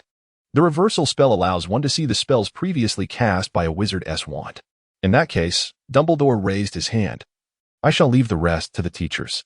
Children, you should return to your classes. The semester came to an end, and a heavy silence, thick as snow, enveloped the entire castle. Due to the attack, many young witches and wizards who originally intended to stay chose to return home instead. In the third-floor girls' lavatory, the polyjuice potion was nearly complete. You two shouldn't be so listless. Hermione tore the double-ended herb into pieces, sprinkling it into the cauldron. But honestly, I don't believe it was Malfoy. Not to mention Violet being pureblood. Even if he were attacking Snape, he wouldn't target Violet. Perhaps Violet encountered individuals not affiliated with the Slytherin heir. Ron remained convinced that Malfoy was the one who opened the chamber, and she wasn't petrified like a corpse, merely afflicted by a malicious curse. Regardless, the answer will soon be revealed. Hermione raised an eyebrow. Christmas had arrived, perhaps due to Violet still being asleep. Draco appeared rather listless. Otherwise, he would have likely begun critiquing Harry's new sweater. Layered Schemes, Part 1. After Harry and Ron finished their third helping of Christmas pudding, Hermione led them out of the Great Hall to execute their plan for the evening. We still need some belongings from the individuals we intend to transform, Hermione remarked casually. I have meticulously planned everything, and I have infused this with a sleeping potion. You merely need to ensure that Crabbe and Goyle discover it.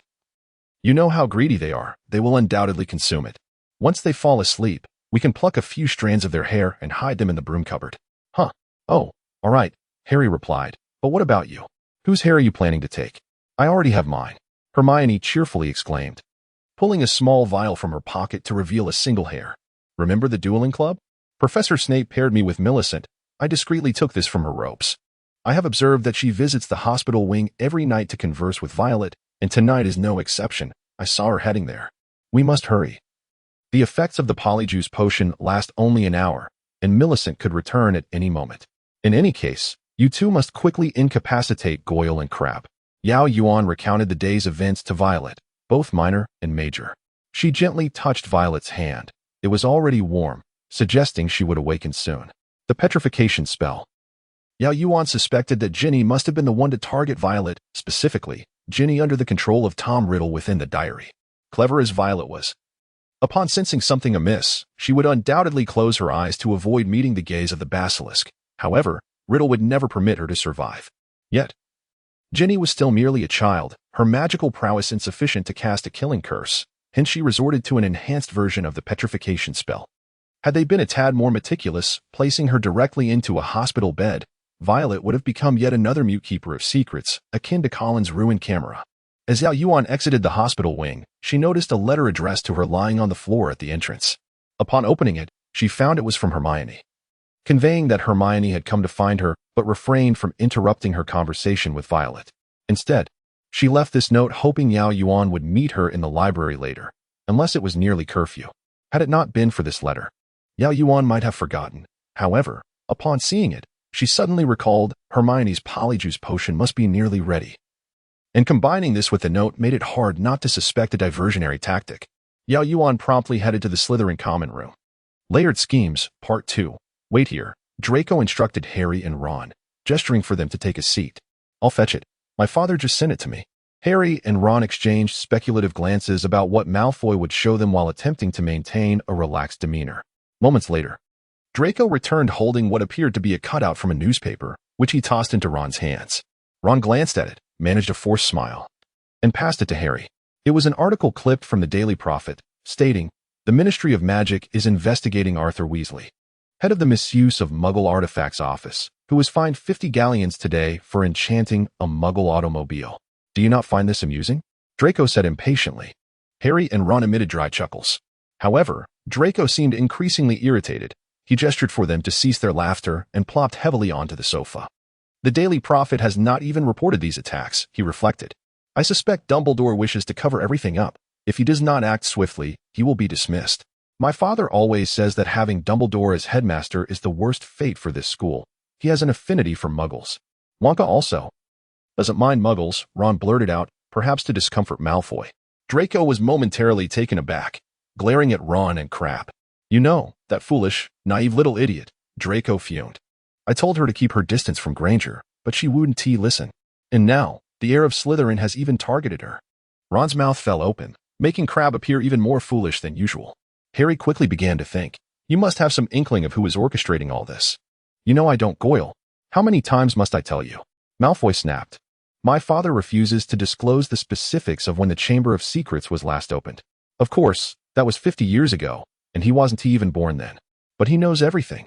He says all of it is confidential. If I learn too much, I'll appear suspicious. But one thing I do know is that the last time the chamber was opened, a mudblood died. Violet has no idea how perilous this is. Draco buried his face in his palms and sighed. Never mind, let it be. I am here, after all. Oh, Ron exclaimed. Noticing his hair turning red, they were running out of time, and Ron was reverting to his original self. From the look of horror that Harry caught from Ron, he realized he too must be transforming back. Harry and Ron leapt to their feet to retrieve the potion for their stomach aches. Ron mumbled incoherently. They ceased their chatter, darting through the Slytherin common room, bursting through the stone wall, only to see Yao Yuan approaching the common room with crossed arms. Layered Schemes, Part 3. Harry and Ron anxiously led Yao Yuan to the girls' lavatory on the 3rd floor. Hermione, come out. You all should leave. Hermione called sharply. Harry and Ron exchanged surprised glances. What on earth is wrong with you? Ron asked. Iris should be looking well, but you must have returned to your original form by now. At that moment, the weeping Myrtle suddenly flitted out from the cubicle door. And Harry had never seen her look so cheerful. He. She emitted a series of eerie giggles, which was truly unsettling. They heard the door unlock, and Hermione appeared, sniffling, her hood drawn up to conceal her head. Hermione, we managed quite well. We just encountered. Hermione removed her hood, causing Ron to take a step back and bump into the sink. Her face was covered in dark fur, her eyes had turned black, and 2 pointed ears protruded from her hair. She stammered, that was a cat hair, but this polyjuice potion ISNT meant for animal transformations. Then her gaze locked with Yao Yuan's, and she gasped. Yao Yuan cleared her throat. I believe that might be Oreo's fur, Violet's cat. Thus, through a series of mishaps, Hermione had transformed into a cat due to mistakenly acquiring the wrong hair. Your situation is quite dire, Yao Yuan patted Harry. You should head to the hospital wing first, and we can discuss this later. But, Malfoy, Ron hesitated. I will keep your secret, but I hope you will not withhold anything when you explain later. Yao Yuan spoke earnestly, then watched them leave the washroom. Did you go through such a long detour just to confirm that Draco is the opener of the Chamber of Secrets? Yao Yuan raised an eyebrow, stating frankly that Draco wouldn't attack Violet even if he were to confront Snape. At least we now know that the chamber was opened 50 years ago. Ron stubbornly replied. That diary just happens to be from 50 years ago. Diary? Yao Yuan paused, almost losing her composure. Oh, just a few days ago. When we accompanied Hermione to brew potions, we found it next to a toilet. According to Moaning Myrtle, it was tossed in from outside. Harry adjusted his glasses. But there wasn't a single word on it. Hermione used many spells and magical tools to no avail. Only the date on the cover indicated it was from 50 years ago. May I take a look? Yao Yuan tried to keep her voice steady. It was a small, thin diary with a tattered black cover. Upon opening it, the first page revealed a barely legible name written in ink. Tom Riddle. A Horcrux. Hermione shook her head, declaring it useless. Even if the diary belonged to a Hogwarts student from 50 years ago, no one besides the teachers knows about such significant matters. But the student council president must know something, right? Yao Yuan remarked, noticing the trio looking at her in confusion. Suddenly, she felt something was amiss. You don't know Tom Riddle? He won a special contribution award. Yao Yuan elaborated, there have only been a few individuals in our school history who have received that award. She adopted an expression of incredulity, and sure enough, Hermione slapped her forehead, exclaiming, when I read Hogwarts, a history. Sigh, I shouldn't have rushed through it. Harry and Ron, oblivious to the unusualness, merely mumbled that it was surprising someone besides Hermione would read such a dull book. Thus, the group proceeded to the trophy room, intending to examine Riddle's special contribution medal closely. Hermione appeared keenly interested while Ron remained skeptical. Tom Riddle's golden medal was housed in a display case, covered in a thin layer of dust. Yao Yuan recalled that originally, due to Draco's insolent words, Ron had aimed a spell at him, which rebounded and landed on himself, resulting in his punishment of cleaning the trophy room.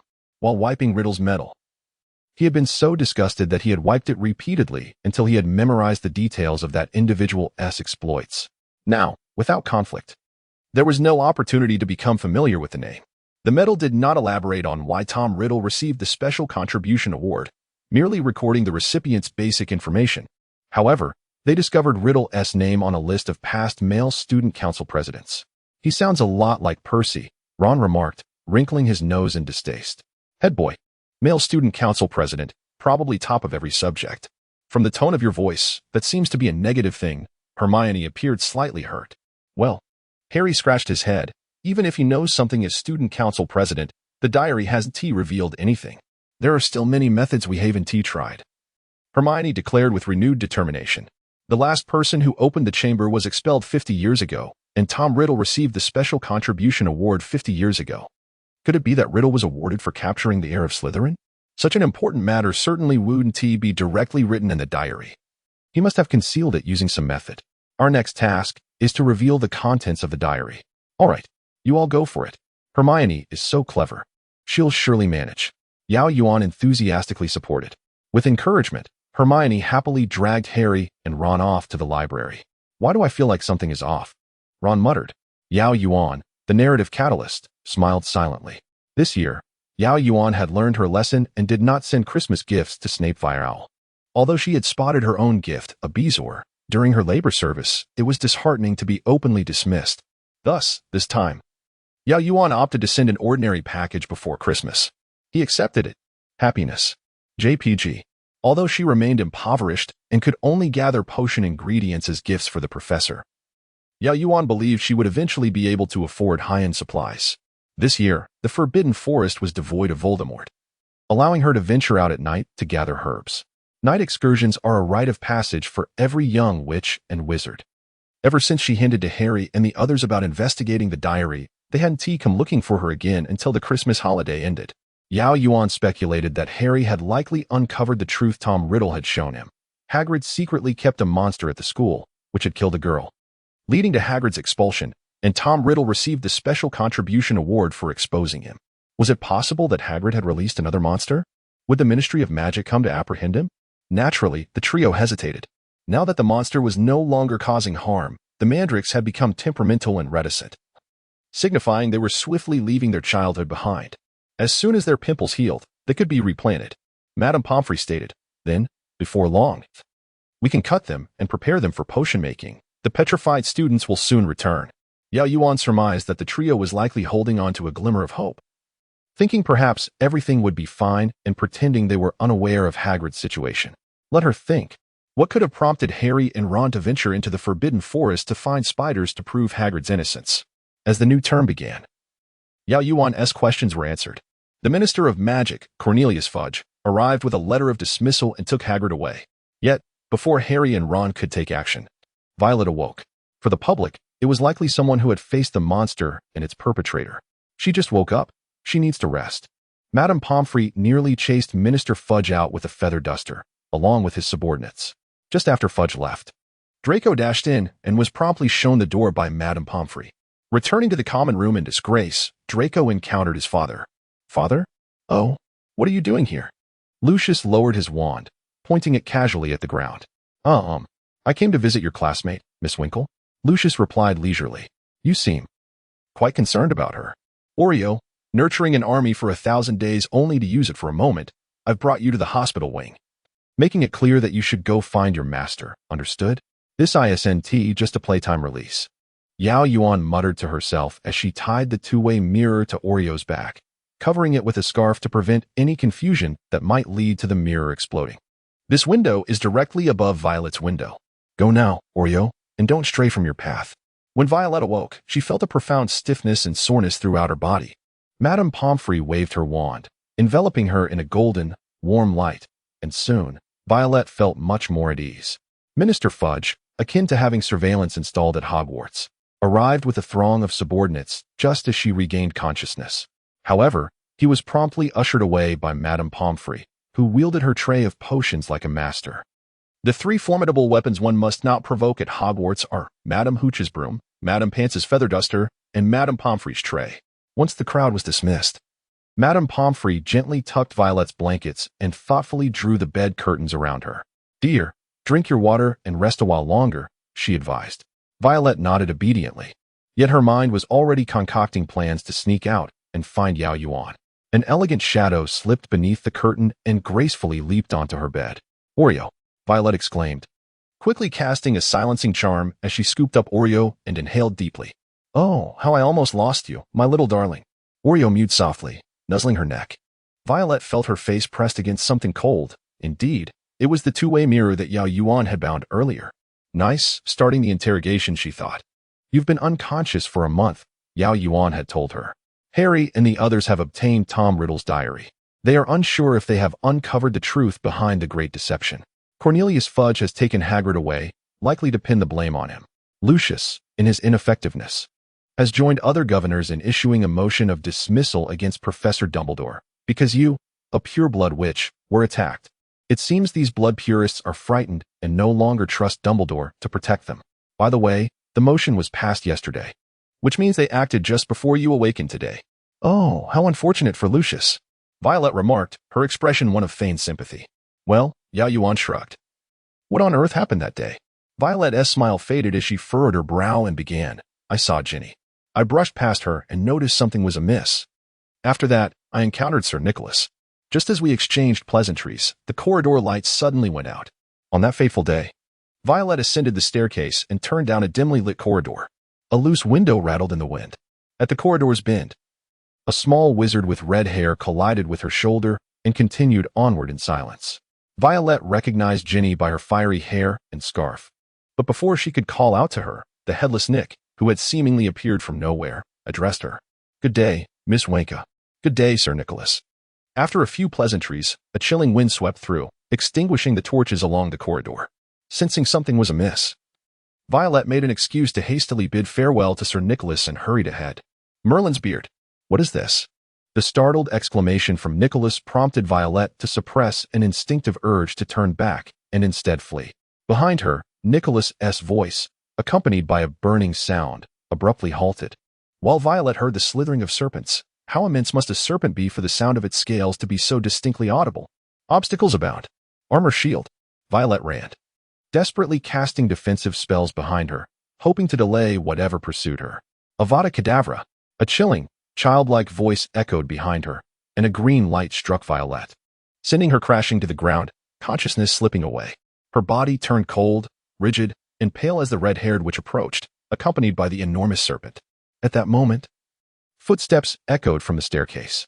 Ginny paused, hesitated, and ultimately retreated down the corridor, disappearing from sight. The serpent hesitated, swiftly retreating into the drainage pipes. Lying motionless on the floor, Violet's silver crystal necklace lay shattered into dust. When Minister Fudge returned, Violet sat on her bed, surrounded by a throng of ministry officials and governors.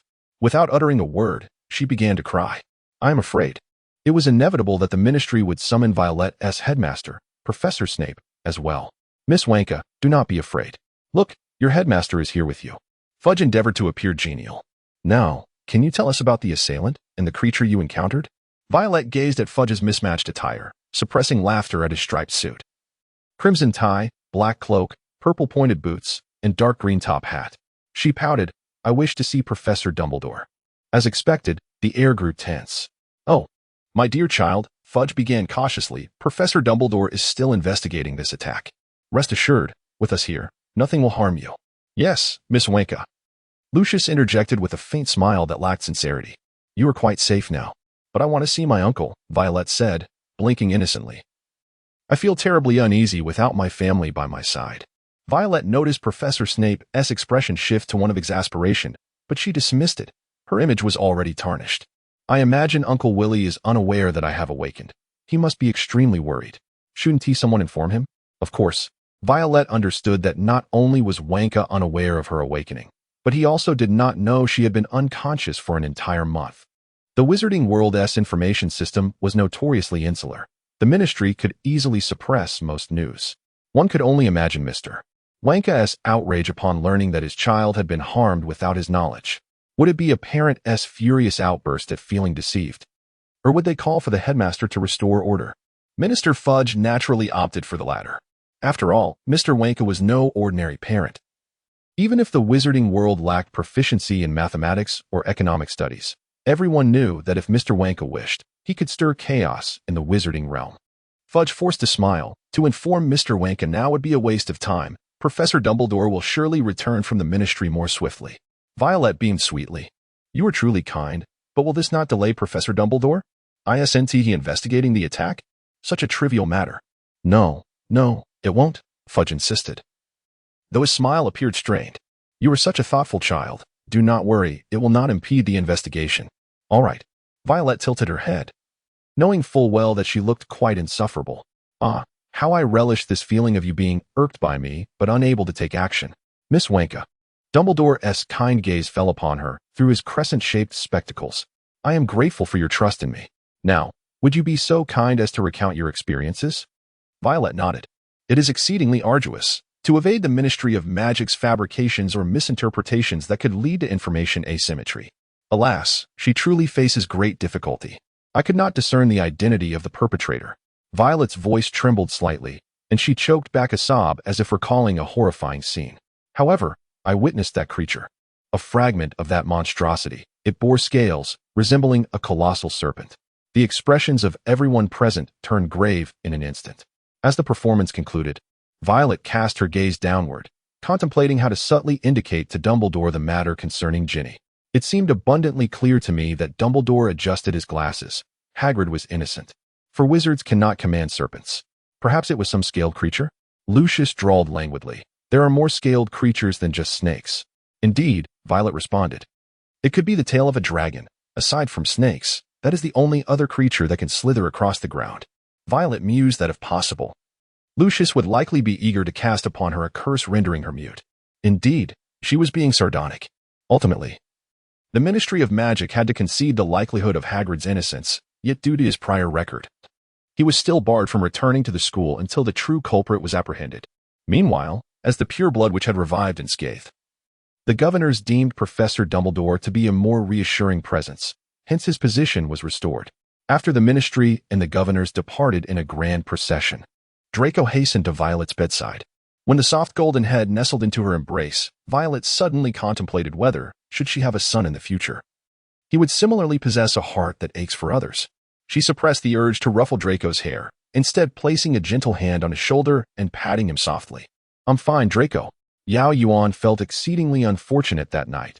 To avoid disturbing Draco and Violet's intimate moment, she opted to continue her potion ingredient gathering only to encounter Ron and Harry in the Forbidden Forest, beside a grand Sicilian fig tree. "What are you doing here?" Yao Yuan exclaimed preemptively. Ron and Harry, equally flustered, momentarily overlooked Yao Yuan's presence and incoherently explained, Hagrid once said to follow the spiders. And we found spiders near Madame Rosmerta and Violet, so had Yao Yuan not been privy to the plot, she would have been utterly perplexed. Oh, indeed. Yao Yuan feigned understanding, attempting to placate the two young boys. Violet mentioned there were numerous spiders in the corridor, so you came following the spiders as well? Harry enthusiastically concocted a rationale for her. Yes, but I believe the Forbidden Forest is exceedingly perilous. I have decided to return, Yao Yuan declared with conviction, as if she were a beacon of righteousness, and turned to leave. Then, she was dragged into the Forbidden Forest by Harry and Ron, under the pretext of fearing she would report them for their mischief. When did you transform into such a person, dear Harry? The subsequent events were ones she preferred not to recall, those involving her encounter with the ancient spider, Aragog. Yao Yuan, having narrowly escaped with her life, sat upon a sofa, though it was as hard as stale bread, wearing a numb expression while removing the cobwebs clinging to her hair. Fong, Hagrid's enormous dog, cowered beneath a blanket. Trembling, poor Ron had yet to gain entry into Hagrid's hut, instead retching desperately in the pumpkin patch outside. Harry retrieved the invisibility cloak from beneath a basket, offering her an apologetic smile, and after a moment's hesitation, finally asked, Are you all right? Thanks to Merlin, at least I've not lost my life, Yao Yuan replied, her expression one of utter despair as she gazed out the window. I fear for Mr. Weasley's current condition. The two donned the invisibility cloak and exited the hut. Following the spiders, Ron lay sprawled atop a large pumpkin, wiping his mouth with his sleeve as he weakly lamented, I will never forgive Hagrid. Our survival this time was purely by chance. I dare say he believed Aragog would not harm his friends, Harry interjected. That is precisely Hagrid's flaw, Ron exclaimed, striking the hard pumpkin shell with frustration. He always assumes that monsters are not as malevolent as people portray them. Yet what purpose does sending us there serve? I wish to know what we actually discovered. We discovered that Hagrid has never opened the Chamber of Secrets, Harry replied, draping the invisibility cloak over Ron and nudging his arm to prompt him to move. He is innocent. By Merlin's beard, he is indeed innocent. Yao Yuan rolled her eyes, nearly losing her composure as a fan. Violet said she saw part of that creature. It bore scales and slithered, resembling a serpent. And we all know that ordinary wizards cannot command serpents. Hagrid is not a parcel mouth. Ron appeared utterly heartbroken. So why are you so eager to delve into the Forbidden Forest? Yao Yuan queried in confusion. Has Hermione not come to dissuade you? Well, Harry scratched his head awkwardly, exchanging glances with Ron. It was precisely because Hermione opposed our entering the Forbidden Forest after curfew that we chose to act independently. Yao Yuan felt a series of ellipses hovering above her head. In relative silence, Harry and Ron gallantly escorted her to the entrance of the cellar before returning. Yao Yuan looked at her disheveled hair and tattered robes, sighing deeply. She hoped the house elves in the laundry would provide mending services. Otherwise, she would have to beseech Violet for a restoration spell. The mere thought of having grappled with a giant spider left Yao Yuan feeling utterly inadequate as a witch. Standing at the entrance of the common room, she sighed once more, preparing to utter the password when a slender wand was prodded against her neck, an act of magic. Behind her, Snape's icy voice resonated. Wandering outside the dormitory after curfew? From next week onwards, you shall serve detention until the end of term. Now, tell me what you were up to. Snape withdrew his wand slightly, uttering a spell that illuminated the area. Yao Yuan turned slowly, akin to a rusty automaton, and met Professor Snape's gaze. Yao Yuan felt she might be hallucinating, as she perceived a fleeting glimmer of amusement in Snape's eyes. A sense of playful intrigue enveloped him. On the matter of having become a source of amusement for Snape, why does witnessing her misfortune bring him such joy? The subject in question, feelings are complicated. I suppose you wish to convey that you were clandestinely visiting Miss Wonka in the hospital wing? Snape prodded Yao Yuan's forehead with his wand, akin to a cat toying with a mouse. Quite unfortunately, I just came from the 4th floor and did not encounter your presence at all. Yao Yuan lowered her head, speaking pitifully. Do you believe me when I say I took a detour to the common room after leaving the hospital wing, Professor? Snape twitched his lips. Beginning next week. Every Friday evening, you shall serve detention until the end of term. Is that so? And Snape elongated his words. Perhaps you may be inclined to speak truthfully to your old professor then. With that, Snape strode away, leaving Yao Yuan in a state of bewilderment. No, it cannot be. Did he see me enter the Forbidden Forest? Harry, you have such an extraordinary advantage with your invisibility cloak. Harry and Ron returned safely to the Gryffindor common room. The the moonlight shimmering through the castle windows onto their beds. Leaning against his pillow, Harry found himself at a loss for solutions, caught in a stalemate. Riddle had misidentified the victim, who truly was the heir of Slytherin. Was the individual who opened the Chamber of Secrets the same as before? Who had stolen the diary? What connection did he share with the one who had opened the chamber?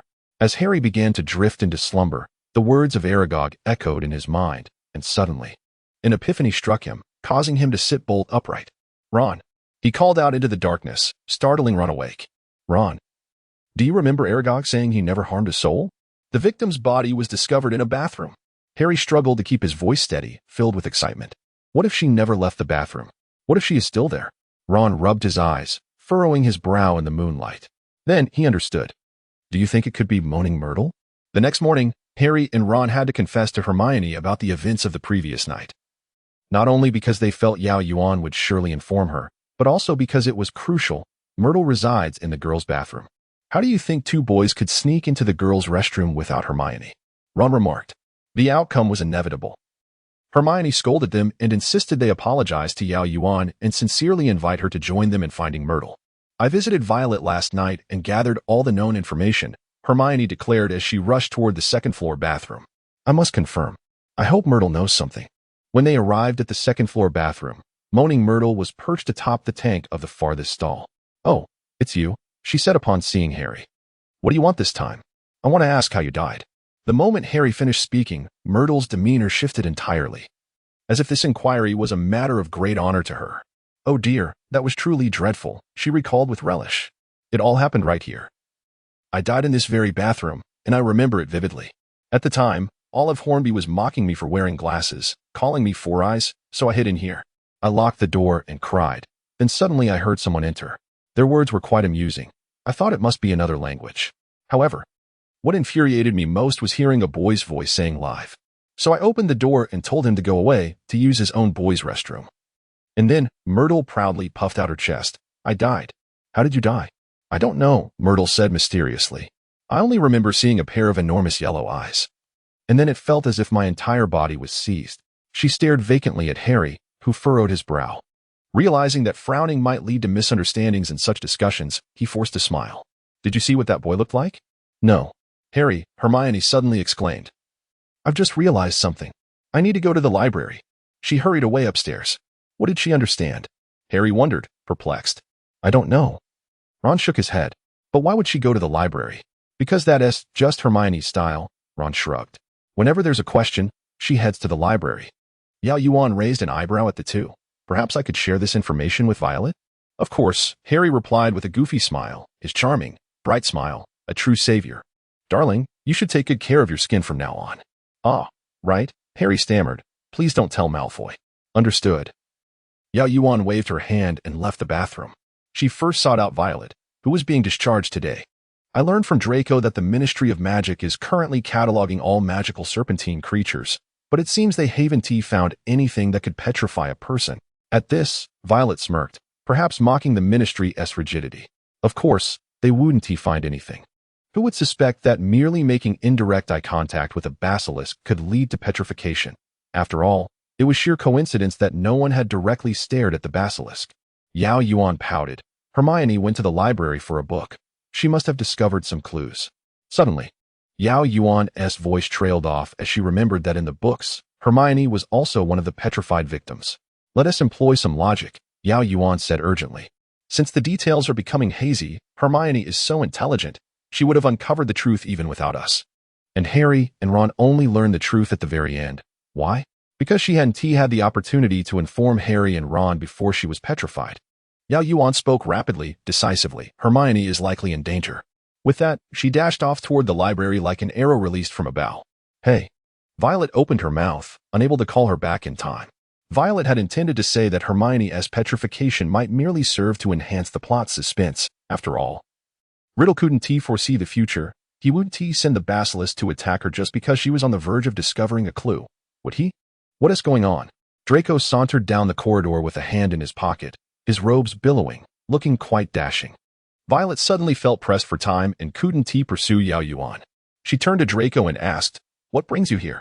Draco paused, his expression momentarily contorted with rage.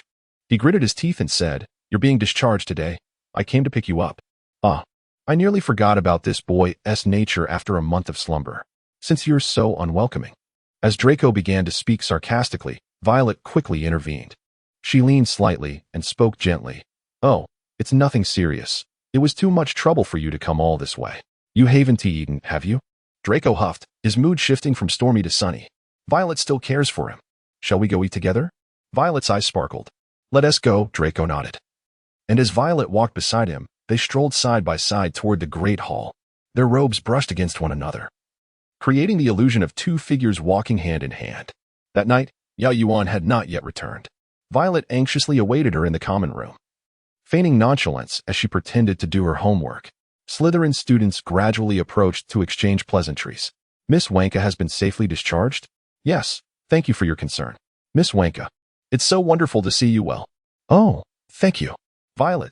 A surprised voice called from nearby. It was Adrian. Violet put down her untouched homework and smiled as she turned to him. As they exchanged pleasantries, the stone wall stirred, and Professor Snape entered the common room with a stern expression. Although he usually maintained an impassive demeanor, this time, Violet sensed a disturbing pallor on his face. Professor Snape produced a piece of parchment, announcing that henceforth, all students must return to their respective common rooms by 6 o'clock in the evening. No student was permitted to leave the dormitory after this hour. Each class would be accompanied by a teacher, and students were forbidden to use the restrooms without supervision. Furthermore, all Quidditch practices and matches were postponed, and no activities would be held in the evening. Miss Wonka, when was the last time you saw Miss Yao Yuan?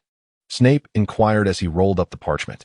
Around 6 this afternoon. She came to the infirmary to collect me, because I was discharged today, Violet replied, furrowing her brow. She mentioned she had an urgent matter to attend to. I can attest to that. Headmaster, Draco interjected hastily, moving closer to her, inadvertently pushing aside Dorian. I saw Iris rushing down the stairs just as I reached Violet. Understood, Mr. Malfoy, Snape said, his lips pressed together, clearly in a foul mood. He paused before announcing. The school is likely to close, unless the culprits behind these attacks are apprehended. Snape surveyed the room before continuing. I personally advise anyone who believes they possess pertinent information to come forward. Silence enveloped the crowd, not from self-preservation, but rather from genuine ignorance. Snape's gaze shifted back to Violet, deducing that Miss Wonka was the last person to have seen Yao Yuan. We need to ascertain the details. Please accompany me. Violet exchanged glances with Draco, reassuring him with a nod before following Snape out of the stone walls. Violet found herself in the headmaster's office, which was crowded with teachers and officials from the Ministry of Magic.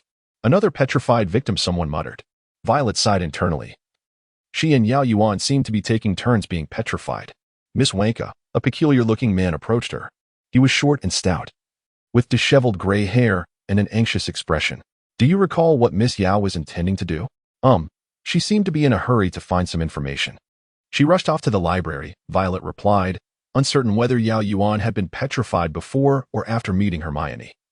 So she refrained from disclosing the truth. Yao Yuan was actually seeking Hermione. The man's brow furrowed deeper. Minister, a tall, dark-skinned man behind him, spoke up. I believe she may have discovered something, prompting the murderer to abduct her to conceal the truth. Abducted? Violet paused. I thought someone just mentioned she was petrified. Yes. It was Miss Granger, came Dumbledore's aged voice from behind the desk, and Miss Yao is missing. All the teachers had searched the castle, yet there was no trace of Miss Yao Yuan. Violet abruptly turned to Professor Snape. Headmaster Snape's expression was grave as he shook his head. Even Professor Snape cannot locate her. This must indicate that Yao Yuan is either ensnared within a powerful magical barrier, such as the Chamber of Secrets, or she is transcended to another realm or plane. Captain America hasn't even been unearthed yet. It's unlikely that extraterrestrial entities would meddle so soon, Violet mused. So Yao Yuan cannot genuinely have been ensnared in the Chamber of Secrets, can she? But why would young Voldemort abduct her? Is it because she is a sorceress? Violet felt the gravity of the situation intensify, prompting her to suggest, perhaps we should notify Master Ancient One.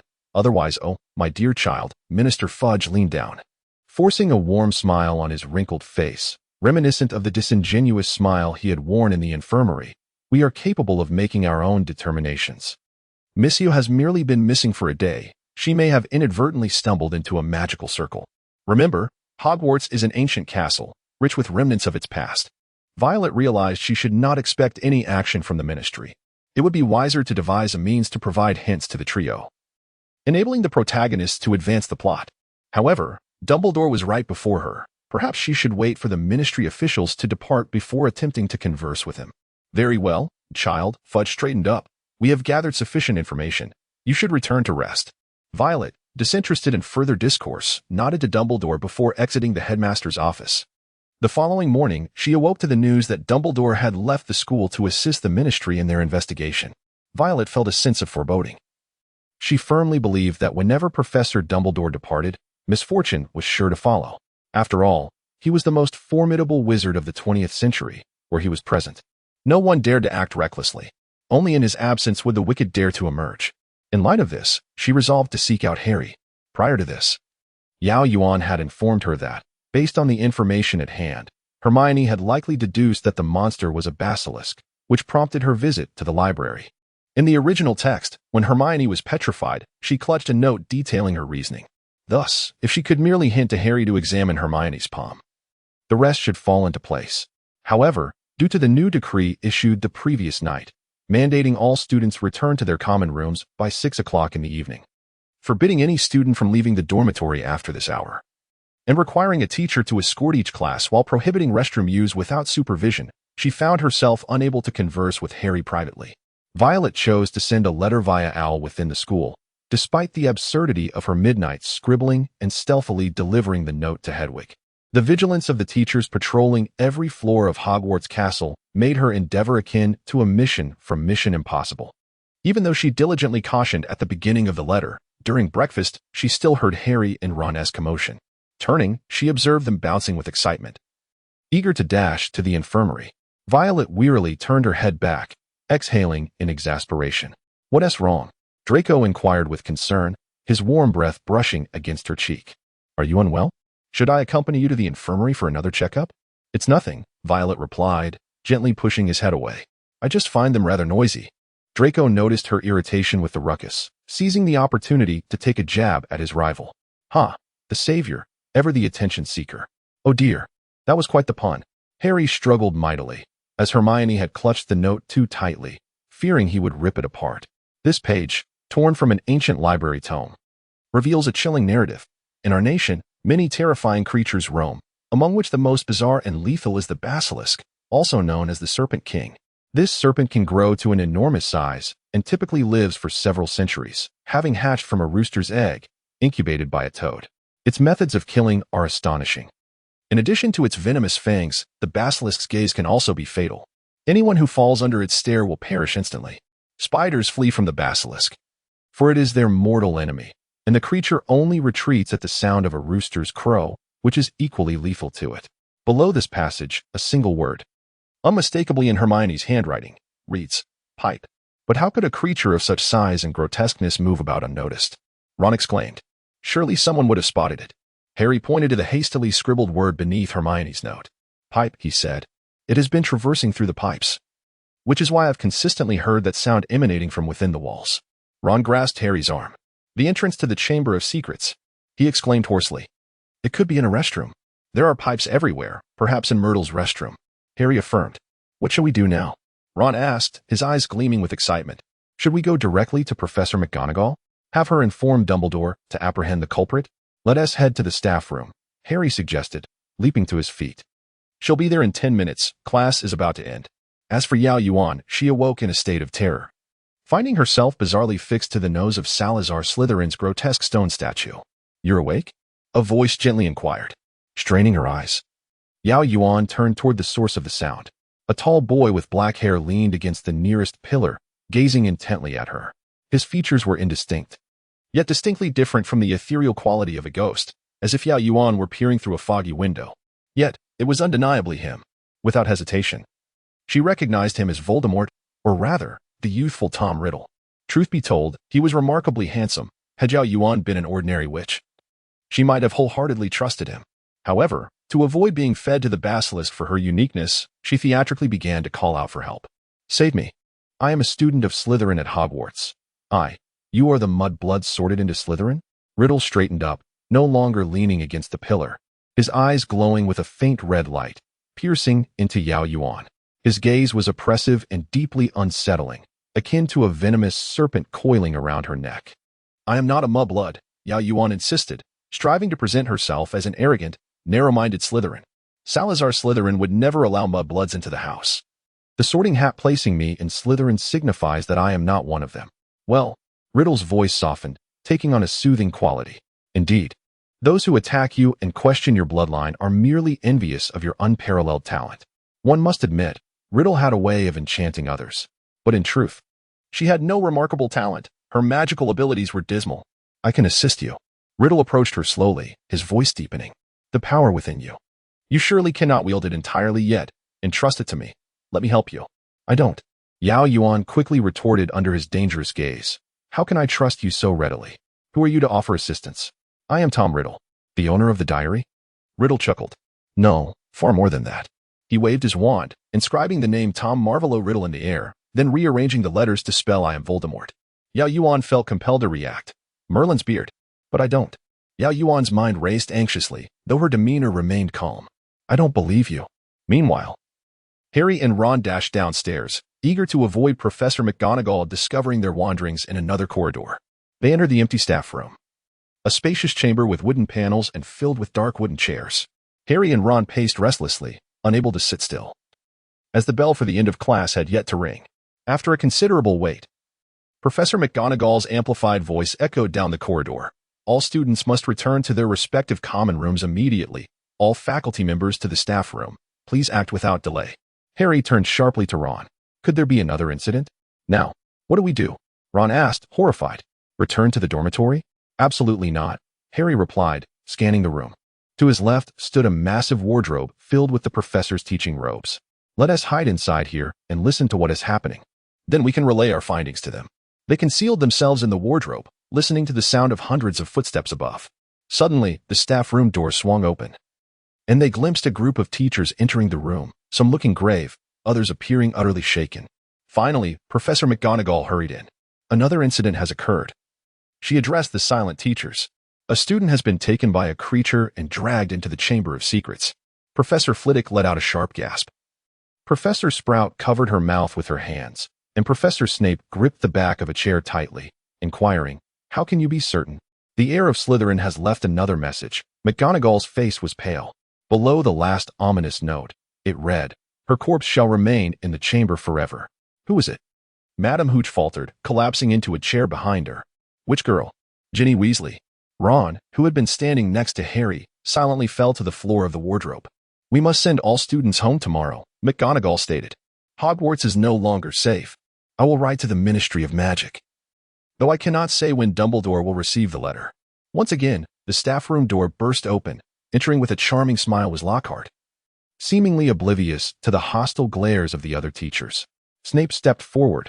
The solution to our predicament has arrived, he said. Lockhart, a girl has been taken into the Chamber of Secrets. Your moment of glory has finally come. Indeed, Gilderoy, Professor Sprout interjected. Did you not claim last night that you knew precisely where the entrance to the chamber is? Very well, Gidro, you shall handle it, Professor McGonagall declared. Tonight presents an excellent opportunity for you to showcase your abilities. We assure you that no one shall interrupt you. You can confront that monster alone at last. Violet. Please don't tell me you intend to rush into the Chamber of Secrets like a foolish lion, Draco interjected, positioning himself in front of Violet to obstruct her path toward the entrance of the Slytherin common room. His cheeks were puffed, likely due to some peculiar frustration. Oh, Draco, is this truly the image I project in your mind? Violet shot him a sidelong glance, shaking the letter in her hand. Even if I possess the absurd courage to duel the monster, I wouldn't know where the entrance to the chamber lies. I am merely going to the Ollery to send a letter. To whom? Draco queried, but Violet did not respond directly. Did you see those blood-written words? Her remains shall forever reside in the chamber? Draco appeared somewhat perplexed. We all witnessed it. Thus, Yao Yuan must have also been abducted into the chamber, Violet stated solemnly. Given this, we have reason to alert the Ministry of Magic to inform the Ancient One. Although owls cannot locate the wizard, the Ministry and the Ancient One always possess special means of communication. Of course, it would be splendid if Professor Dumbledore could return at this very moment. Oh. Draco, you cannot deny he is the finest wizard of the 20th century, can you? Violet had pondered throughout the day. She felt that even if Riddle had silenced Yao Yuan, there was no need to conceal her body within the chamber. He must covet something she possessed. As far as she knew, Yao Yuan's unparalleled trait was that she was both a witch and a wizard. Voldemort was not blind to such potential. Even if the wizarding world looked down upon wizards, she believed that if Voldemort discovered there was power he could not attain from the wizards, he would undoubtedly seek to acquire it. As for why he took Ginny, if memory served her correctly, Ginny's waning vitality had become sustenance for Voldemort's fragment of his soul. It was likely he had absorbed enough and was prepared to complete the resurrection ritual. May I leave now? Violet glanced around, noticing that the headmaster had finally departed from the cellar. I will accompany you. Draco slightly shifted aside, grasping Violet's arm. Really? While I am merely sending a letter, I still wish to sneak to the second-floor restroom to ensure that Harry and the others are staging a rescue. Just sending a letter? Why can't I accompany you? Draco firmly tightened his grip on her wrist, pulling her toward the common room door. Are you planning to meet someone? Please, Draco, we are only in our second year. Blaise Zabini has already acquired a girlfriend. Draco pressed his lips together tightly. By Merlin S. Arthur. It wouldn't be Daphne, would it? Certainly not Pansy. She is infatuated with you. No, it's a third year, a Selwyn. Wow, an upperclassman. Zabini has done well. Tom Riddle had evidently lost his patience. His handsome visage twisted into a grimace. What are you hesitating for? The Dark Lord shall grant you unparalleled glory. What more do you desire? She yearned for a delay. In moments of desperation, one often clings to peculiar details. When did you take my wand? Yao Yuan fixated on Riddle's hand, which clutched her oak wand. In that instant, she found an excellent justification for her actions. Are you attempting to deceive me? Yao Yuan feigned the demeanor of a suspicious madwoman, her jaw clenched. You even stole my wand while I was unconscious.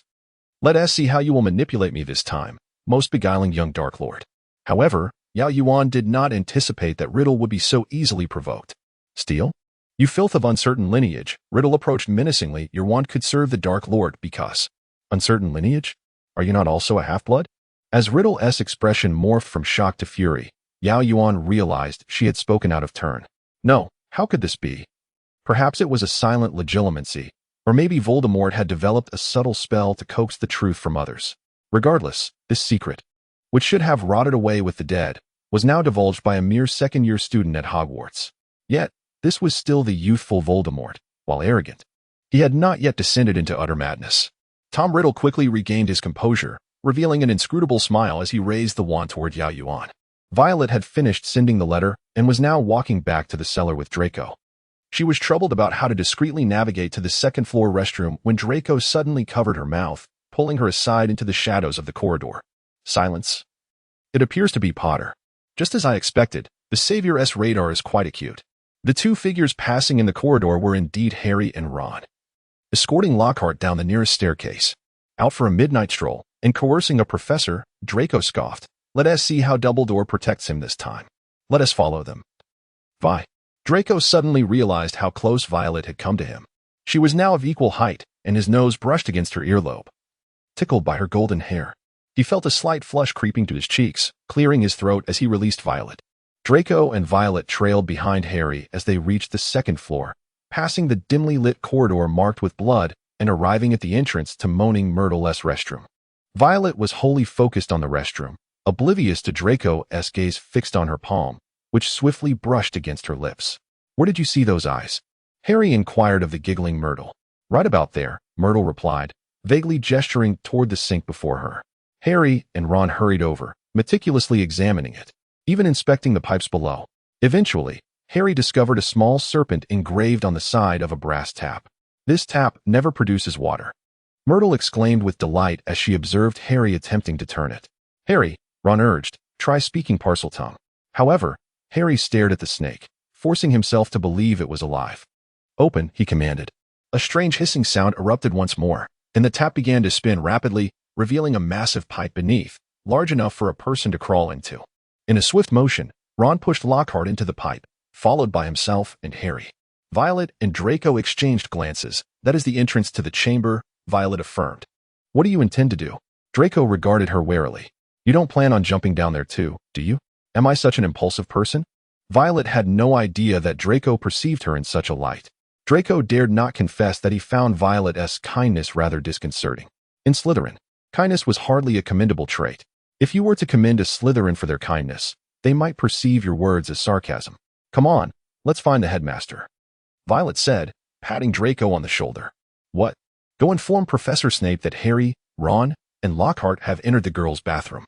Although Draco was unaware of the fabrication spun by the illustrious Rita Skeeter, he couldn't shake the feeling that what was once mundane seemed amiss after Violet's summation.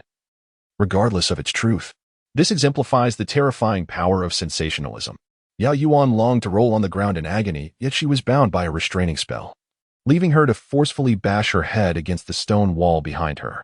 Though Voldemort remained oblivious to the possibility of exchanging perspectives with his fragmented soul, she could not afford to grant him even the slightest inkling of future events, having never practiced mental occlusion.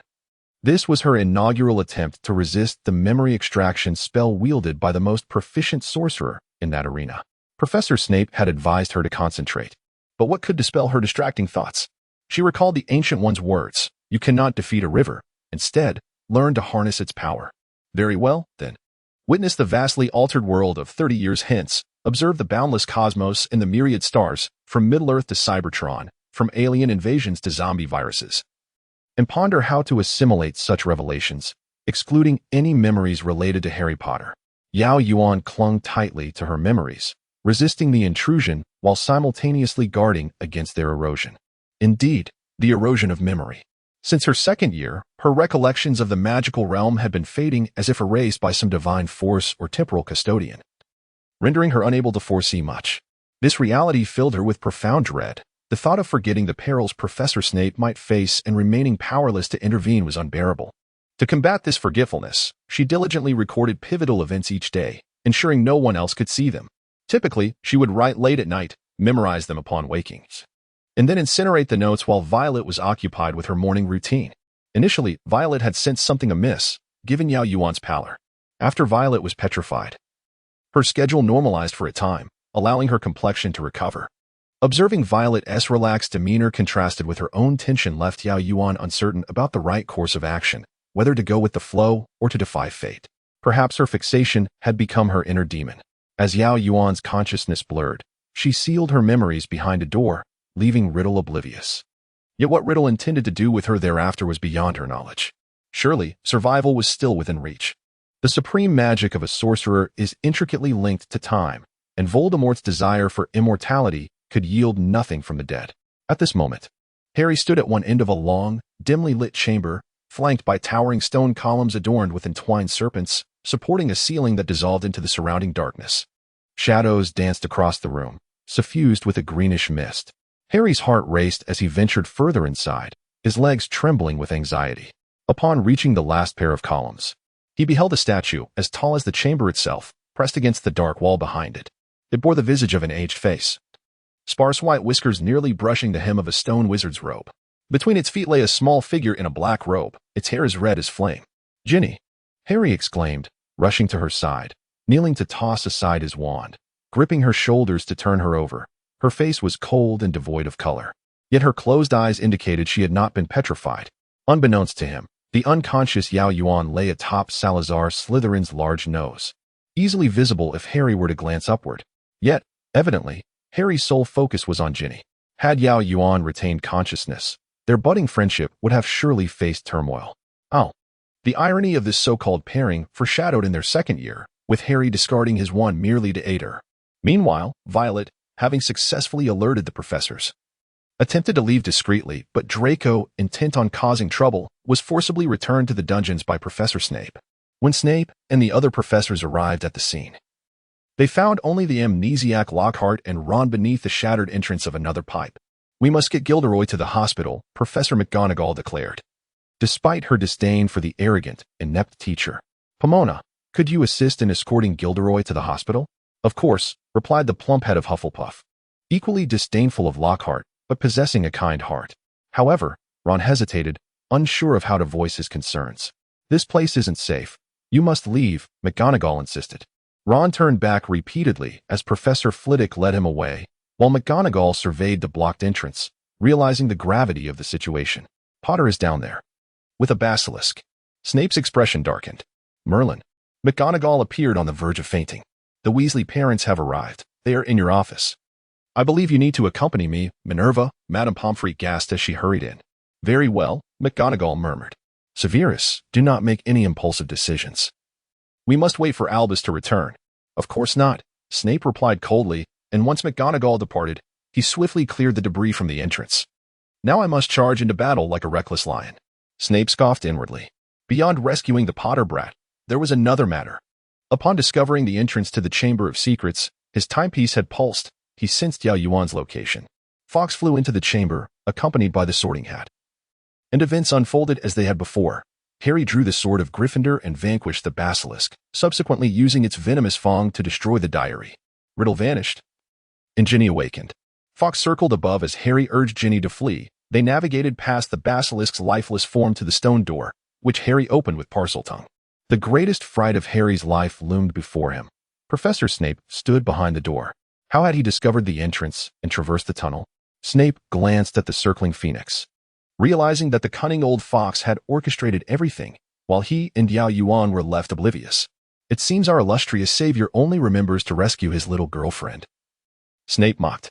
The Weasley parents are currently in your headmaster's office. I trust the remaining matters require no further explanation? But how? I mean, how did Ginny and I return through the pipes? Harry felt an overwhelming sense of shame for having forgotten Iris. But it was evident that the rescue efforts were to be entrusted to the professional wizards. Fawkes, a phoenix, soared above them. Snape cast a disdainful glance at Harry, signaling that this was the end of the matter, and then strode purposefully into the chamber. As for how Harry managed to grasp the phoenix and return, or how he would confront the Weasley couple, Snape was indifferent. Upon entering the chamber, the pocket watch within his coat vibrated slightly, indicating that it had finally detected Yao Yuan's location. Snape opened the watch, observing the solitary needle inscribed with Yao Yuan's name, pointing toward imminent danger. The trail had revealed itself. A stream of white light emanated from the tip of his wand, darting towards the head of the statue of Salazar Slytherin. Following the light, Snape beheld a small, dark-haired witch lying there. Her porcelain-like skin was now truly as cold as porcelain, devoid of any vitality. For a fleeting moment, Snape was struck dumb. His mind blank. He rushed forward, wand in hand, and Yao Yuan floated down like a lifeless leaf. Snape instinctively sought to feel for her pulse. Just a hair's breadth from her neck, his pale, slender hand abruptly halted. He muttered a curse under his breath, seemingly scolding himself for his momentary lapse. When Snape entered the headmaster's office with Yao Yuan, he was not surprised to find Dumbledore present. It appeared that Minerva's letter had indeed reached him, albeit after a full day of scrutiny by the Ministry of Magic. Snape exchanged a few sarcastic remarks, then waved his wand, gently placing the floating Yao Yuan onto the desk. No, in truth, it was likely that the owl delivering the message was still detained by the Ministry for inspection. He had a foreboding sense and returned early. Dumbledore's eyes, hidden behind his crescent-shaped spectacles, gave him an air of inscrutability. What has happened to little Yuan? He inquired. I do not know what she has endured, Snape replied gravely. She has no heartbeat but is still alive. It is neither petrification nor a curse, and should not be related to the basilisk in the chamber. Dumbledore softly uttered some odd incantations, gently tapping Yao Yuan's forehead with his wand. I think you should take a look at this. Dumbledore retracted his wand and pushed a black diary, with a large hole through its center, toward Snape. Even devoid of any dark magic aura, it seemed Snape could still hear its piercing scream. This is Tom Riddle, Dumbledore murmured. His diary written at the age of 16. It is certainly no ordinary diary. It seduced a student, orchestrated the entire incident, and abducted Yao Yuan. Snape's expression darkened immediately. That individual. Truly remarkable, Dumbledore continued. One might say he was the most outstanding student in the history of Hogwarts. Snape furrowed his brow, pondering what Riddle had done to Iris. I suspect he learned of her being a witch through the young sorceress he had seduced and brought her into the chamber. Dumbledore returned the diary to the drawer. Although many wizards looked down upon witches, it was undeniable that no one understood time better than a witch. She must have resisted the mental assault for too long. Her magic has temporarily exhausted. Dumbledore adjusted his glasses. I believe Poppy can heal her. Do not worry, Severus. I have no concerns, Severus replied coldly. It is foolish and impulsive to venture out during dangerous times, as I have stated countless times. Dumbledore merely smiled in silence. As Snape prepared to wave his wand, Dumbledore said cheerfully, Poor little Yuan is still ice cold, I think. With a scowl, Snape cast a warming charm on Yao Yuan and levitated her away. I did my best, Dumbledore remarked. Madame Pomfrey was indeed overwhelmed that night. The mandrakes had finally matured, and while she was busy distributing mandrake potion, a pale Ginny Weasley was brought in by her mother. Upon learning that she had been tempted by an object imbued with dark magic, Madame Pomfrey hastily administered a calming potion, urging her to rest. She then turned to continue administering potion to the petrified students. Just as she concluded, Severus Snape, the Slytherin headmaster she had watched grow up, rushed in with a student. "She has been tortured in the chamber. Her magic is depleted," he stated. "Severus." Madame Pomfrey slammed the tray containing the vials onto the table. "You simply brought in a patient like this?" Every student raised in Hogwarts feared Madame Pomfrey. Even Snape, now the headmaster, retained an innate fear of her.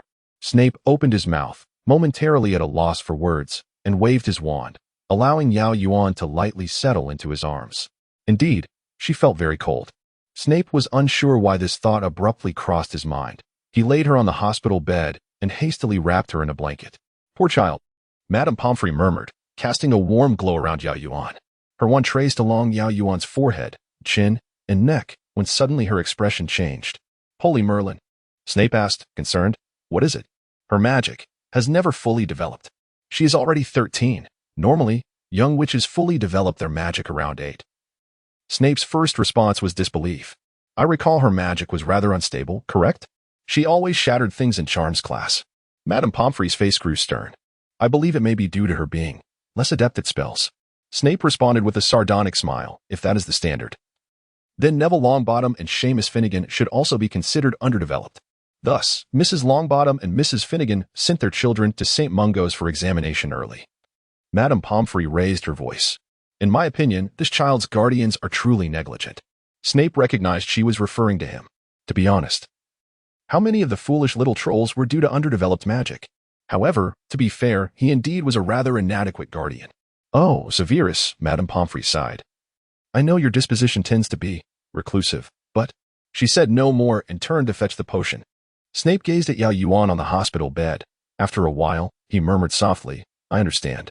The ever-discreet Violet was awakened at 2 in the morning to attend a banquet. She knew Harry had succeeded. A sigh of relief escaped her.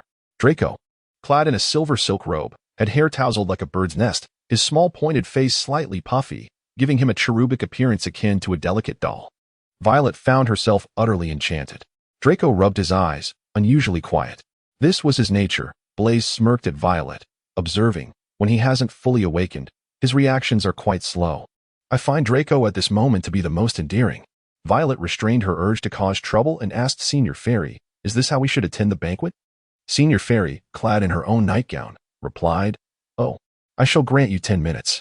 The other houses have already emerged." 10 minutes? Pansy shrieked, pressing her hair down. "I don't even have enough time to change. I haven't even brushed my hair." "Then it's a choice between 2, Senior Fairy said coldly, turning away. "Go prepare yourselves."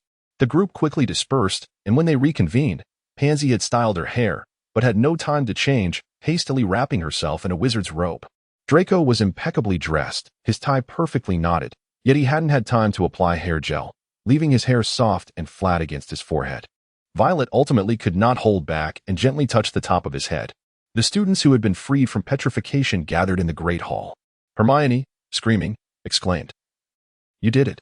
You freed them," as she rushed towards Harry, all still clad in their pajamas, with Professor McGonagall even wearing a nightcap.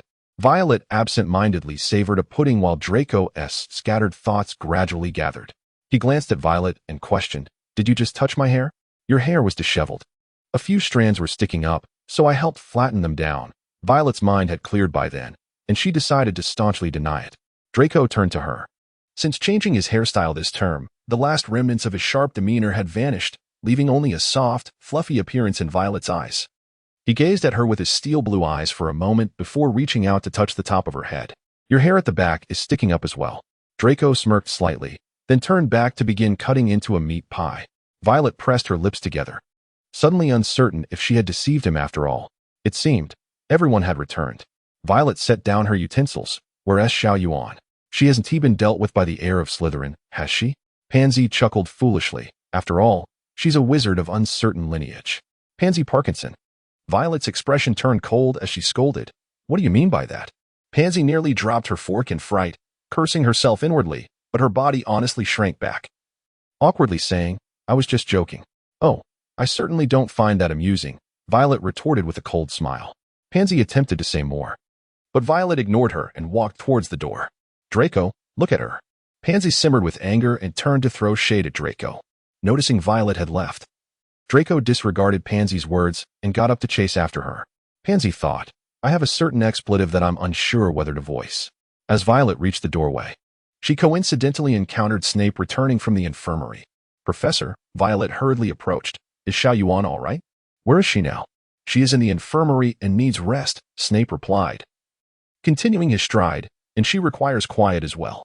Violet understood his implication. She should not disturb Xiao Yuan. With a sigh, she turned around, uncertain of Xiao Yuan's condition.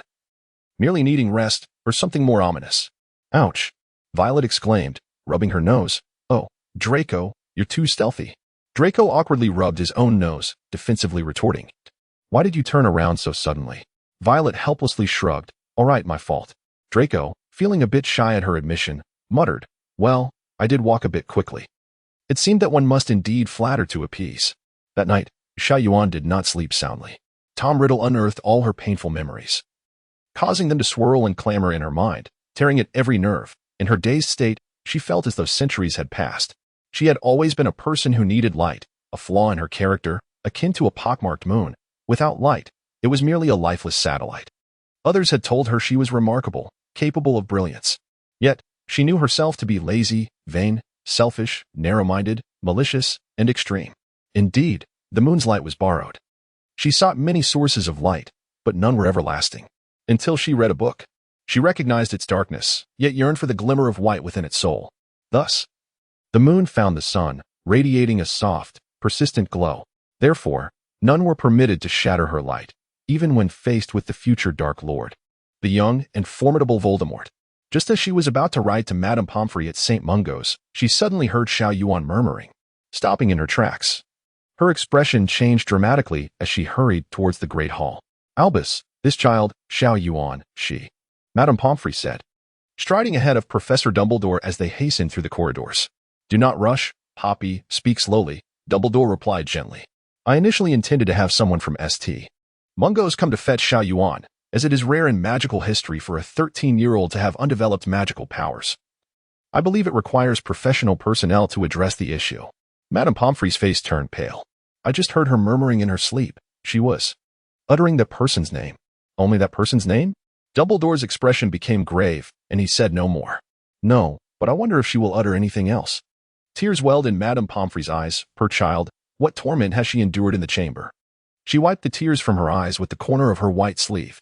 Regardless, I believe we cannot simply hand this child over to St. Mungo's personnel. Upon hearing that name, they would be frightened and immediately turn Xiao Yuan over to the ministry for questioning, without a thought for her undeveloped magical abilities. I understand. Thank you, Poppy. Dumbledore and Madame Pomfrey arrived at Xiao Yuan's bedside, and Dumbledore leaned down, carefully observing her pale face, remaining silent. After a moment, he straightened up and turned to Madame Pomfrey. It is late. You may rest now, Poppy. I will take care of things here. Madame Pomfrey nodded. By the way, could you please summon Severus for me? Of course, Albus. What is wrong with her? Snape strode into the infirmary, clad in his black robes, asking, Haven't you gone to bed yet, Severus? Dumbledore adjusted his nightcap. I was researching some materials, Snape replied darkly. How could one sleep tonight? Very well, very well. Dumbledore shook his head. Listen to what she is saying, Severus. Snape bent down, leaning closer to Xiao Yuan. Voldemort. No. You shall not. Tom Riddle. Snape's eyes widened in shock as he raised his head, looking incredulously at Dumbledore. How does she know? Dumbledore nodded. Indeed. It is rare for anyone to know that Voldemort was once called Tom Riddle, especially since this child did not grow up in the magical world. I have heard. Dumbledore began, that wizards possess a unique understanding of time. They possess the extraordinary ability to foresee the future and potentially traverse the past to alter history. Yet, it appears that only the supreme mage can achieve such feats, and actions that defy the laws of nature are strictly forbidden. It is implausible for her to journey into the past, concluded Dumbledore. Snape bowed his head in silence, his hair cascading over his face, obscuring much of it. At that moment, Xiao Yuan awakened, her mind enveloped in chaos. Damn it, she thought. Could it be that I have forgotten something of great significance? A wave of inexplicable panic swept over her. I must not forget. How could I forget these things? She hastily rolled out of bed, disregarding the weakness in her limbs, and began frantically searching for paper and pen. As she muttered the names of the Horcruxes and vital clues, she hurriedly scribbled the key words on the paper: diary, ring, Nagini. What else? What else? If Yao Yuan could see herself in that moment, she would undoubtedly think she had lost her mind. Clad in a blue and white striped hospital gown, her long black hair, resembling seaweed, fell messily over her shoulders, her face pale as if she were a drowned specter. Her bloodless lips moving in a frenzy, murmuring strange phrases. No matter how one looked at it, she appeared quite unhinged. Indeed, she still believed she was in the time before being captured in the chamber, during a night filled with dread of forgetting her past life memories. However, for the onlookers, it was quite a shock, even for the seasoned Dumbledore and Snape. As Yao Yuan continued to write, her consciousness gradually returned. No. It seems I am not in the dormitory. Was I not captured in the chamber? Then where am I now? Yao Yuan stiffly turned her head and beheld two figures standing at the foot of her bed, one clad in black and the other in white. Professor Snape, in his dark attire, and Professor Dumbledore, with his striking white beard. At that moment, Yao Yuan's acting prowess erupted, if one disregarded the future. This was likely the pinnacle of her performance in the first 12 years of her life. She mimicked the eccentric tone and gestures of Professor Trelawney from her memory's goodness. She had yet to reach the year when she could take divination as an elective, and her interactions with Trelawney had been minimal. These were merely recollections from watching films. Then she smiled maniacally at Snape and Dumbledore, exclaiming, "Deep within the forest, darkness awakens." After speaking, she rolled her eyes and collapsed to the ground. Thanks to the breathing exercises from the mage training course, she swiftly held her breath, entering a state of simulated death, appearing as if she had merely fallen asleep once more. Indeed, after a while, she heard Dumbledore's voice uttering, "Perhaps, Severus, she is a seer. Do you recall what Sybil said during our first year at the Christmas feast? She claimed this child possessed the gift of divination. So, is this the reason someone abducted her?" Snape's speech was slow, and Yao Yuan surmised that his expression must be rather grave. Return to the past. Alter history? What? Yao Yuan was bewildered. Was she overthinking this? Not every mage is Doctor Strange, nor is every gem a time stone. Returning to the past is not so simplistic, as if it were a fundamental course for mages. Moreover, if Voldemort wished to return to the past, is it akin to Avengers 5, The Return of Voldemort? That night, Yao Yuan spun a web of lies. Although Dumbledore seemed to be overthinking matters, it was not impossible to weave a narrative along this line. Deceiving Dumbledore was no easy task, and articulating the nebulous concept of prophecy too clearly would render it unbelievable. Conversely, being vague might derail the plot, making it a challenging endeavor. Fortunately, encouragement arrived. Little Yuan. The groggy Yao Yuan's first sight was a pair of gentle eyes, embodying a nurturing strength. "You have lost weight," remarked Ancient One, stroking her cheek. "I have heard he is not an easy person to deal with." Yes, Yao Yuan felt a sudden wave of grievance, akin to a child encountering a relative after feeling abandoned. Although she was no longer a child, she was not significantly younger than the professors. "Perhaps I am not suited to be a witch," Yao Yuan whispered, "but I wish to change my fate." She was uncertain how much Ancient One knew of her secrets, yet she felt certain he was aware of them. "Then go forth and change your fate, child." Ancient One lightly tapped her forehead. "I have encountered many arrogant individuals who believe destiny has ordained them to create and alter history. Yet such individuals are often consumed by the currents of time. It is right to maintain a humble heart, but do not belittle yourself." Leaning closer, Ancient One whispered, "Otherwise, I would not have made you my disciple, would I? Furthermore," Ancient One straightened, "you are undoubtedly suited to be a witch. You merely require a bit of assistance in your development. A few doses of potions should suffice." Huh? Is there such a thing as developmental issues in witches? To allow an 11-year-old Harry to confront Professor Quirrell, possessed by Voldemort, and the traps set were more of a test for the Savior and his companions than a hindrance to Voldemort, all actions indicated that Professor Dumbledore was undoubtedly a schemer. Thus, inviting 13-year-old Yao Yuan to join the Order of the Phoenix seemed reasonable. What nonsense! Dumbledore dared to let Harry take risks because he knew the magic of Lily's love was at play, ensuring Harry's safety. But what about her? Did Dumbledore have such confidence in her? Yao Yuan speculated that Dumbledore's decision stemmed from his belief that since Voldemort sought something from her, she must possess immense talent. However, it was merely because Yao Yuan had inadvertently let slip information under a silent legilimency spell.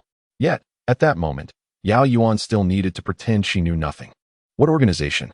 The Order of the Phoenix, Dumbledore patiently repeated, an organization fighting against Voldemort.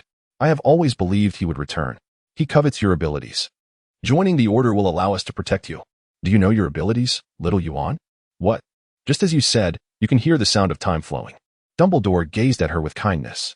Is that true? Yao Yuan's expression slowly shifted from confusion to astonishment. She glanced down at her palm and exclaimed after a pause, "Wow, very good. Your performance was natural, vivid, and unpretentious. Do not be too quick to revel in your unique abilities. Your magical development is indeed astonishing. The familiar sound of footsteps, the familiar black cloak, and the familiar venom. Professor Snape, from now on, you must take a potion every 7 hours. During this time, you may experience high fevers, weakness, and stiffness in your limbs. This is a normal aspect of magical development, and I hope you do not exhibit excessive fright due to ignorance." Snape dropped a bottle of peculiar-smelling potion with a thud, gazing at her with an impassive expression. During her university days, Yao Yuan had heard a profound saying. There are no professors who cannot be dealt with. Only students who cannot lower their pride. Apart from the professors of her major, many elective instructors would only have a semester of connection with her. If she did not take the initiative to approach them, they would scarcely know who she was. After engaging in a few awkward conversations to become familiar, she discovered that most professors were quite endearing and were more than willing to assist their students. Yao Yuan firmly believes that although Snape did not actively seek to become a teacher and lacks patience, who wouldn't he love a well-behaved child? After all his hard work, Yao Yuan graciously expressed her gratitude, her tone gradually softening as she lamented, "I thought I would never see the professor again." "Ah, what a delightful tea," she thought, internally scoffing. It is quite possible that Snape, bending down to meet her gaze, disregarded school rules to venture alone to the library, only to be waylaid along the way. If you do this again, you may not be so fortunate as to encounter this poor old professor once more. He was not one to be trifled with, particularly with the matter of green tea. "I have come to a profound realization of my errors, Professor." Yao Yuan sat up straight, seizing a potion bottle and promptly consuming its contents. "Now, little Yuan, focus on your recovery. Once you have made a decision, come find me in the headmaster's office." Dumbledore stood up, gesturing to Snape. "Let her rest well. Although there are no final exams this year, she still has a plethora of assignments to catch up on, which I certainly remember." As for how Yao Yuan managed to tackle her assignments with a head that felt as if it were on fire, that is a tale for another time. Snape and Dumbledore walked side by side out of the infirmary. Without turning his head, Dumbledore suddenly remarked, "Severus, do not always be so obstinate. It may hurt the child's feelings." Snape scoffed. "So, your magical abilities have returned to normal?" Violet inquired while assisting Yao Yuan in transcribing the 17 prohibitions of Mandrix. "Indeed, as clear as spring water," Yao Yuan affirmed, nodding as she poured herself a glass of water, simultaneously stretching her wrists. She hoped Professor McGonagall would forgive her somewhat chaotic handwriting, given the sheer volume of essays she needed to complete. "I have finally comprehended the true sensation of casting spells," Yao Yuan mused dreamily, unconsciously waving her English oak wand. "It is exquisite, fluid, akin to playing a musical instrument." "Yes, but sister, look at how much work you have yet to complete." Violet unceremoniously jolted Yao Yuan back to reality. "All right then," Yao Yuan sprang up. "What else left?" Yes. The history of magic, summarized the causes of the elf rebellion of the last century." "I'm finished here," Violet remarked, completing her last observation report. "Let us chat about the Order of the Phoenix while you write." "Well," Yao Yuan continued writing, "on the wizarding side, prophecies seem to be triggered inadvertently, much like Professor Trelawney, who often utters them while intoxicated. However, that night, I awoke in a daze, mistakenly believing I was in my dormitory. Fearing I would forget the details regarding Horcruxes, I hastily grabbed a pen and began writing, oblivious to my surroundings, only to be seen. Does this mean I can only prophesy after experiencing a life-threatening situation? Such a triggering condition seems exceedingly difficult to fulfill." Violet gazed at Yao Yuan quietly, understanding her fixation. If Uncle Wonka and Charlie were also studying or teaching at Hogwarts, she too, as someone who foresaw the future, would go to great lengths to alter it, or at least ensure their safety. Yet Yao Yuan's struggle was far greater. She sought to save someone who was destined to perish. "Why not adhere to the rules of the wizards?" Violet suggested, contemplating an alternative approach, since both sides could foresee the future. Have you seen Avengers Endgame?" Yao Yuan scratched her head, recalling Doctor Strange sitting cross-legged, his head shaking in a dizzying manner. "That is how we wizards make prophecies." That does seem rather challenging." Violet admitted, feeling a bit overwhelmed. Perhaps we should pass the ball back? Violet raised an eyebrow, suggesting not to deliberately create triggering conditions, as clever individuals would discern the patterns themselves. The Emperor's patterns, is it? Upon uttering this, Yao Yuan found herself amusingly entertained. Let us take it one step at a time. Professor. Oh, you're here. Dumbledore emerged from behind his desk. Would you like some licorice? Yao Yuan glanced at the candy resembling a black beetle that seemed to wriggle, quickly shaking her head. Professor, I wish to join the Order of the Phoenix. Yao Yuan stated hesitantly, attempting to appear as a bewildered child. However, I haven't been able to make any prophecies these past few days. I fear I might just be a fluke. There's no need to burden yourself with such immense pressure, my child. Dumbledore approached her slowly. You are remarkable as you are. It is not yet your time to fight. Do not overthink. Simply consider it a regular club. Enjoy yourself. Dumbledore bent down, winking at her like a playful elder. Everyone will adore you. Oh, old Dumbledore is so gentle. Yao Yuan nodded vigorously. Is that all? Violet sat beside Draco, pouring herself a glass of pumpkin juice. Yes, that's all, Yao Yuan confirmed, taking a seat across from her. What were you discussing? Draco, who had been listening to Pansy speak ill of Harry, immediately turned to Violet upon her arrival. Nothing much. Violet deftly changed the subject. What are everyone's plans for this summer? My father says he wants to take us to Brazil, Draco replied excitedly, looking towards Violet. You should join us, Violet. Oh. Regrettably, I must decline. Violet shook her head. This holiday, I'm going with Uncle Willy to Russia and America. All right then, Draco pouted. The Soviet Union's Magical Academy has yet to finalize its branches, Pansy chimed in, and the American Ilvermorny isn't much better. What is even entertaining there? So you're suggesting I accompany Draco to Brazil, given that you think those two places are lacking? Violet teased while squeezing ketchup onto her sandwich. Pansy's expression shifted as she realized she had been drawn into the jest, ultimately huffing in annoyance. Today's joy, to tease Pansy Parkinson. The last week without final exams passed in an unusually pleasant and tranquil manner, with the only headache being the selection of courses for the next semester. Divination, arithmancy, care of magical creatures, Muggle studies, ancient runes. What have you selected? I chose everything except Muggle studies, primarily because it conflicts with care of magical creatures, leaving me to choose one. Otherwise, I would have chosen them all. Violet sighed. My goodness, the next semester's schedule is so packed. After all, unlike Hermione, neither of them possessed a time turner. I'm in the same boat. Yao Yuan put down her pen. I also selected everything except Muggle studies. Oh, by the way. Yao Yuan handed her form to the head of the year, leaning closer to Violet. Why are you going to Russia and America? Actually, I want to trick Uncle Willy into outer space. What? Outer space plans? I've thought it through. No matter how powerful Voldemort is, he cannot venture into outer space for the time being. Wizards are still human. Traveling to outer space in a spaceship would be tantamount to seeking death. Violet flipped over her course selection sheet, using the back as a notepad to sketch a globe. Uncle Willy has been investing in the aerospace industry for a long time, which is why he is so wealthy, not merely because he is the world's top-selling chocolate manufacturer. However, of course, his investments are not for profit, but rather due to personal interest. He is not one who enjoys socializing, hence he has long wished to retire in isolation, perhaps even in outer space. I intend to persuade Uncle Willy to wander in outer space for a year under the pretense of investigating whether it is suitable for retirement, especially after Voldemort's resurrection during our 5th grade. After all, someone like Voldemort would undoubtedly compel the wealthy to choose sides upon his return. At that time, with Uncle Willy in outer space, I find it hard to believe that Voldemort could magically appear to confront him. Thus, I shall commence my subtle preparations during this year's holiday. Charlie is now 16, and 2 years later, upon reaching adulthood, he will inherit the factory just as we prepare to enter 5th grade, coinciding perfectly with Uncle Willy's sojourn in outer space. This plan seems sound, and I have yet to detect any flaws in it. After a moment of contemplation, Yao Yuan remarked, then you should work hard during the holiday, subtly broaching the idea of space travel while you are in Russia and the United States. Indeed, Violet nodded in agreement. After parting ways at platform 9 3/4, Yao Yuan took the subway alone to the Kirkworth district and then transferred to a bus heading to Coal Town. As a young witch finally able to cast spells freely, this journey felt particularly stifling. The enormous truck, filled with various items shrunk by a shrinking charm, was exceedingly heavy. Normally, a levitation charm would suffice. But once outside the school gates, magic is forbidden. rendering Yao Yuan's newfound abilities utterly futile. Onward, the Spider-Tail Alley is just ahead.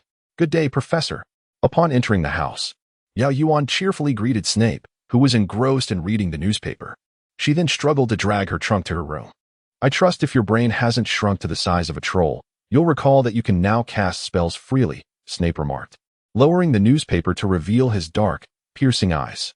Oh right, I'm home now, and there's an adult wizard beside me, Yao Yuan thought, her heart lightening. Wingardium Leviosa. She waved her wand with relief, guiding the trunk upstairs with ease.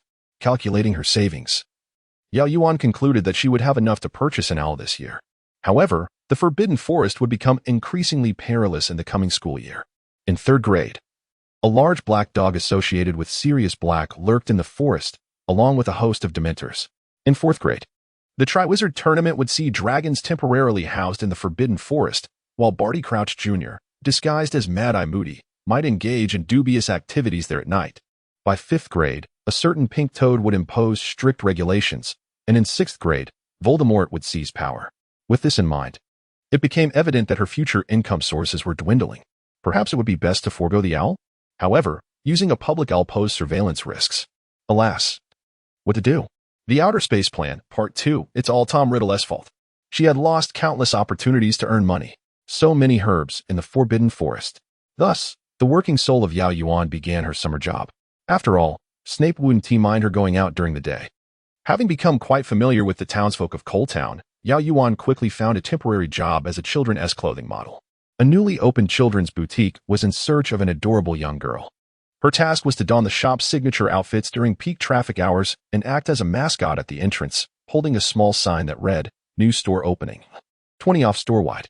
Equipped with little tables and snacks, the shop would even offer icy fruit juices on hot days. The job lasted a week and proved to be exceedingly easy. The only drawback was that her newfound visibility attracted the attention of a certain young boy in town. Yao Yuan glanced at her reflection in the glass window. With her Asian features, she looked younger than her 13 years, resembling an 11 or 12-year-old. TSK.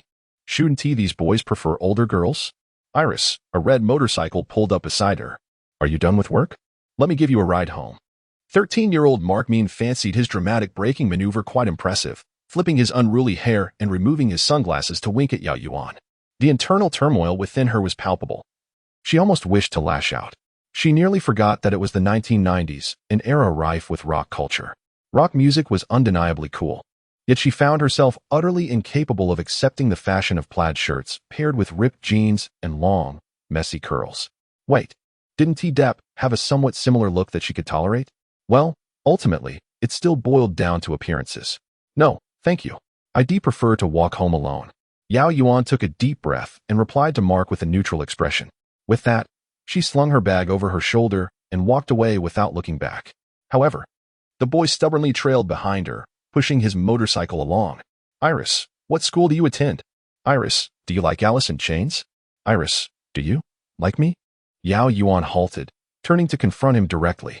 Having long outgrown her student days, she could no longer experience that youthful flutter of emotions, while Mark, still a genuine young boy, found himself a tad bashful despite his rock persona.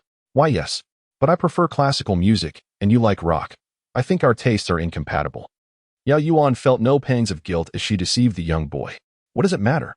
As long as there is love in a relationship. Why must both people like the same things? This young lad made a fair point, leaving Yao Yuan momentarily speechless. Seizing the opportunity, Mark stepped forward. I fell in love with you the moment I first laid eyes on you. EW. Keep your distance. Yao Yuan quickly recoiled, only to bump into someone. I hope I'm not interrupting your little romance. A cold voice sliced through the air above Yao Yuan's head. Turning, she found her beloved professor glaring at her and Mark. A wave of relief washed over her as she swiftly hid behind Snape. Quake in fear, Muggle. I refuse to believe you can withstand Snape's infamous death glare. Why you are, my guardian, Yao Yuan said with a smile from behind Snape. What were you about to say? I didn't catch that. Oh, Ultimately, under Snape's formidable presence, Mark faltered. In nothing. We can talk another time. SCU. The Outer Space Plan, Part 3. Thank you, Professor. Yao Yuan stepped out from behind Snape, confident that Mark would retreat. You need not explain yourself to me. Miss Yao Yuan, Snape cast her a disinterested glance. What does this have to do with me? Are you sure? You seem rather tense. Akin to a guidance counselor catching students in their first romance. However, Yao Yuan had always believed that one should not set expectations too high, for the disappointment could be overwhelming. Thus, she did not anticipate Snape genuinely caring for her. Once explanations were rendered, that was sufficient. Professor? What? I haven't bought the ingredients for dinner yet. Snape halted and began walking toward the market. The sunset stretched his shadow long, and Yao Yuan could almost reach out to grasp it. She pondered her own greed. Humans are inherently avaricious. How much longer could such days last? Meanwhile, Violet's plan for outer space was proceeding remarkably well. To be honest, Violet had heard the saying that with wealth one can indulge in anything, but she never imagined it could be taken to such extremes. She, along with Mr. Wonka and Charlie, took a delightful jaunt into outer space. Regrettably, she had yet to master the bubblehead charm. Otherwise, she would have loved to experiment with it aboard the spacecraft to see if she could breathe in a vacuum. It was a tad bit mad. Mr. Wonka clearly held a fondness for outer space, as this scientific genius was already contemplating constructing a fully equipped spaceship upon their return. Oh, she nearly forgot that this realm also coexisted with the Marvel Universe. While she wasn't well versed in the Marvel timeline, she assumed that during the 90s, nothing significant must have transpired in the galaxy, right? At least, the likes of Loki and Thanos were events of the 21st century. Excellent. Currently this plan remained flawless.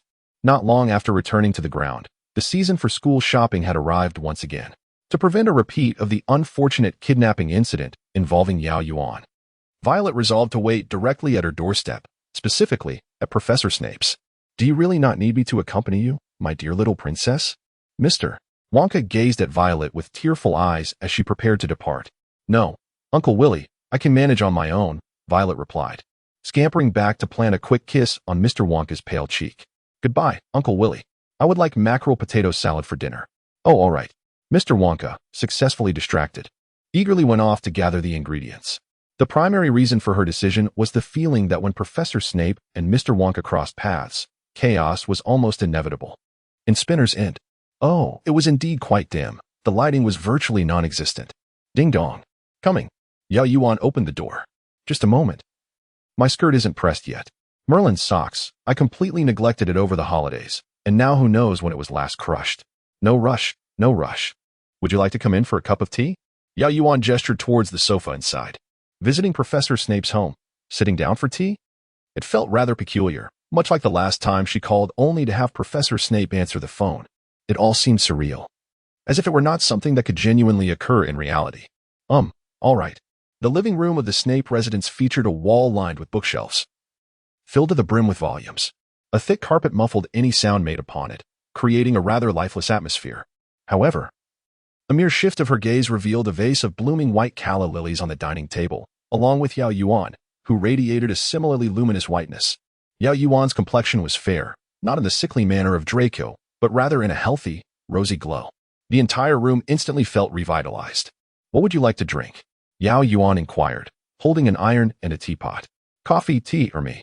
Initially, Yao Yuan intended to make a playful quip, but did not offer Violet a choice, directly pouring her a cup of tea. Upon turning around, she spotted Professor Snape standing motionless at the top of the stairs, his expression a mixture of perplexity and disbelief. Professor Snape's face was a clear indication of, what in Merlin's name were you just rambling about? It dawned on her why Violet hadn't caught the joke. Evidently, Professor Snape had silently descended without her noticing. Oh well, having embarrassed herself so many times, Yao Yuan felt numb to it all. Good afternoon, Professor, she said, pretending nothing had transpired, and ascended the stairs with her iron. Violet silently pleaded, don't leave. She didn't wish to face Professor Snape alone. Good afternoon, Professor. It has been a while, Violet managed a dry smile, holding her tea awkwardly. Professor Snape offered a barely perceptible nod in acknowledgement. The atmosphere grew tense, with Violet sitting upright on the sofa, fixated on her cup of tea as if it could bloom into flowers. At long last, Yao Yuan descended the stairs wearing her freshly pressed plaid skirt. Wow, the skirt was indeed quite short. I seem to have grown taller this year, Yao Yuan remarked, tugging at her hem. I suppose I'll need to buy a new school robe as well. Let's go. Violet glanced at Professor Snape, whose expression had darkened, and suddenly felt as if she had stumbled upon a father-daughter moment. Violet and Yao Yuan walked side by side down Diagon Alley. Let me see our book list. Violet unfurled a lengthy parchment, revealing titles such as Intermediate Transfiguration, Standard Spells, Level 3, Glimpsing the Future, Numerology and Divination, Volume 1, Secrets of Ancient Magic, and the Monster Book of Monsters. Perhaps we should save the Monster Book for last. It might be quite a hassle for the staff to extract them from their cages, Yao Yuan suggested. Agreed, Violet nodded. Oh, by the way, I was wondering, if you wouldn't mind, could I gift you your textbooks for your birthday this year? There are quite a few to buy. Of course I don't mind. Yao Yuan replied, looking at Violet. Why would I? That's a relief, Violet sighed. You see, I'm the type who would rather just give cash for birthdays. Picking gifts can be such a chore. When you ask someone what they want, they often say anything will do out of politeness, leaving one in a quandary. That's exactly how it is with my close friends. Yao Yuan nodded in agreement. When birthdays come around, we just send a red envelope. Precisely. Violet grasped Yao Yuan's hand. Or just ask what someone needs recently. Consensus achieved. I was also thinking. With so many books to purchase and the need for a larger robe, funds for school are genuinely tight. Thankfully, I have you. Textbooks are incredibly practical. All right. Let us go buy some books. In the bookstore's window, thick spellbooks adorned with golden embossing were typically on display, but now they had been replaced by a large iron cage filled with numerous copies of the Monster Book of Monsters. The books inside were angrily tearing at one another, with torn pages fluttering about. Are you also looking to buy the Monster Book of Monsters? A pale-faced shopkeeper, clad in thick gloves and wielding a long stick, inquired. Oh no, not at the moment, Yao Yuan replied kindly. The shopkeeper let out a sigh of relief. Let us gather everything else first and buy that last, Violet added. Noticing the shopkeeper looked as though he might faint, Violet quickly paid for all the books, promising to return for them in a few hours. Add one more, Yao Yuan said, producing 3 golden galleons for Zygmunt Bart's potions book. Is this part of our syllabus? Violet questioned. Oh, not quite, Yao Yuan shook her head. Leaning closer to Violet. I've completed magical potions and elixirs and want to expand my knowledge. I plan to explore these, as I currently lack the means to acquire texts on powerful potions and similar restricted books. I browsed this one in Professor Snape's bookcase. It's exceptionally well written, and I believe I can manage to get it. Worst case, I'll skip getting an all this year. Violet contemplated for a moment. Then why not just borrow it from Professor Snape? He would surely agree, considering it's for academic purposes. Yao Yuan pondered for a moment, reflecting that, compared to her former professors, she considered herself rather ordinary at present. She mused that she would strive to become the best version of herself before. The ever-calm Violet, listening intently, furrowed her brow and said, Hey, darling, you need not place such immense pressure upon yourself. While Professor Snape is indeed a master of potions, it does not imply that you must become a master as well. However, Yao Yuan noted that, much like in university, professors often favor lively and charming students. Yet it is those with substantial professional skills who truly capture their attention. In the discerning eyes of Professor Snape, such professional prowess was expected to be formidable. You should consider acquiring an owl first, Violet suggested earnestly. Building a bond with an owl takes time. He will return next year. It may be too late to cultivate a loyal owl then. This idea caused Yao Yuan to waver slightly. Let us go, Violet exclaimed, pulling Yao Yuan towards the Elop's Owl Emporium. After surveying the offerings, Yao Yuan found nothing that resonated with her. It's about that connection, as wizards. We possess a certain mental affinity. Yao Yuan attempted to articulate her sentiment. I just didn't feel any resonance. How about visiting that magical menagerie? They have some extraordinary breeds of owls there, Violet suggested, recalling that it was located next to Gringotts. All right. Just as they reached the entrance, they collided with Harry and Ron, who were rushing out of the shop. Excuse us, sorry, Harry exclaimed, skidding to a halt. Scabbers, Ron's rat. We're in a hurry to catch him. No worries, you two hurry along, Yao Yuan replied with a benevolent smile. The small savior with his rosy lips and white teeth was simply adorable. Wait, Scabbers. Almost forgot about that. Yao Yuan tugged at Violet's sleeve. We cannot let that rat escape. Huh? Are we going after it now? Violet was taken aback. No, at the end of this term. Little Yuan. Violet. Hermione called out with delight. You're here to buy pets too? She gestured to the raucous creatures within the shop. Yes, Yao Yuan nodded. What about you? I initially intended to purchase an owl, but I have changed my mind, Hermione replied, pointing to a large, ginger creature atop a cage.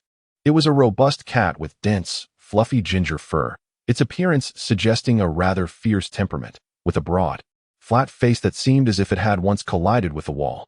As if sensing Violet's inner critique, the ginger cat glanced at her, then rolled its eyes. What a temperamental cat. Crookshanks, Hermione affectionately called, scratching its chin. The cat purred contentedly. It truly adores you, Violet remarked in admiration. Hermione smiled as she stroked the cat. Yao Yuan moved from cage to cage. A purple toad with enormous eyes devouring flies with unrefined gusto. A tortoise adorned with gem-studded shells, preening before its reflection. A toxic-looking orange snail cautiously peeking from the edge of its enclosure. A plump little white rabbit transforming into a silk top hat and back again with a loud pop. Various cats of vibrant hues, noisy ravens, and mustard-colored fluff balls bouncing around in glass enclosures filled the shop. Are you looking for an owl, dear? A witch behind the counter inquired. What? Did you not find one to your liking at Elops? I did not encounter any that resonated with me, Yao Yuan replied diplomatically. Resonance. The witch mused. I do recall an old fellow. She moved behind the counter and forcefully opened a door, revealing what appeared to be a storeroom, which likely housed many magical creatures.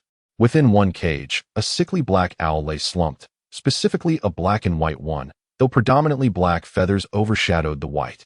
It has lingered here for quite a while, with no one choosing to take it home. I won it from a bard at the foot of the Himalayas. To be honest, I nearly thought I would incur a loss, having cared for it for several years. Yao Yuan approached, reaching a finger through the bars to tap its beak. The black owl glared at her, feigning to peck, yet she did not flinch. It delivered a half-hearted peck, perhaps feeling embarrassed for failing to intimidate her. Do you wish to accompany me? Yao Yuan inquired. I presume you are quite elderly. Given that the witch referred to you as an old fellow, can you still deliver messages? The black owl pecked her again, this time with a bit more force, causing a slight sting. It seems you are fit for the task. You shall do, Yao Yuan stated, stroking its feathers. Finding my recipients can be quite challenging. So do your best. Have you not inquired about its abilities? The witch assisted her in lifting the cage. What abilities does it possess? It can foresee danger. The witch whispered mysteriously. On the very night I acquired it, it pecked my two-tailed newt, just as I ran out of its medicinal supplies, forcing me to travel to another town for a remedy. That very night, a dark wizard appeared at the foot of the Himalayas and caused much harm. Oh, that does sound somewhat impressive, Yao Yuan responded nonchalantly. 9 galleons, and it's yours. Why not rob Gringotts then? Yao Yuan suddenly perked up, standing tall. Come on, Violet. This is enough for me to buy 3 copies of advanced potion making. Hey, child, this is an owl that can foresee danger. The witch hurriedly stopped Yao Yuan. Then why has anyone else purchased it at a higher price? Yao Yuan crossed her arms defiantly, raising her aura. Once could merely call it a coincidence. Can it truly be deemed a gift of foresight? The black owl pecked her again, clearly displeased. Yao Yuan understood the essence of commerce. Benevolent merchants either perished from starvation or were squeezed out of the competitive market. Fine, fine. If you do not believe me, consider this. It's willing to accompany you. 8 galleons. I lack such funds, Yao Yuan replied, spreading her hands. I possess only 4 galleons. I merely intended to buy a book. No worries. It will surely await the next fortunate soul. Farewell. Hey, hey, hey. The witch blocked Yao Yuan once more. 5 galleons. That's as low as I can go. I spent 4 galleons on it, and have invested quite a bit in its care over the years. 4 galleons and 11 sickles. Yao Yuan pulled out her purse, counting for the witch to see. This is truly all I have. Ultimately, the witch grumbled and accepted 4 galleons and 11 sickles, handing the large cage over to Yao Yuan. As the 3 exited the shop, they encountered Harry and Ron returning. You bought that monstrosity? Ron appeared quite disapproving. Its fur is rather splendid, is it not? Hermione, tightly clutching Crookshanks, wore a smile reminiscent of a proud mother. Violet possesses a remarkable understanding in this extraordinary feline. Being a magical creature, is quite adept at self-care, allowing its caretaker to revel in the joy of petting without the burden of cleaning up after it. Hermione, this wretched creature nearly tore off my scalp just now. Ron exclaimed. It was not intentional, Hermione replied, gently stroking Crookshanks' paw. You didn't mean to, did you, Crookshanks? Poor little Ron, his status evidently beneath that of the cat. What about Scabbers?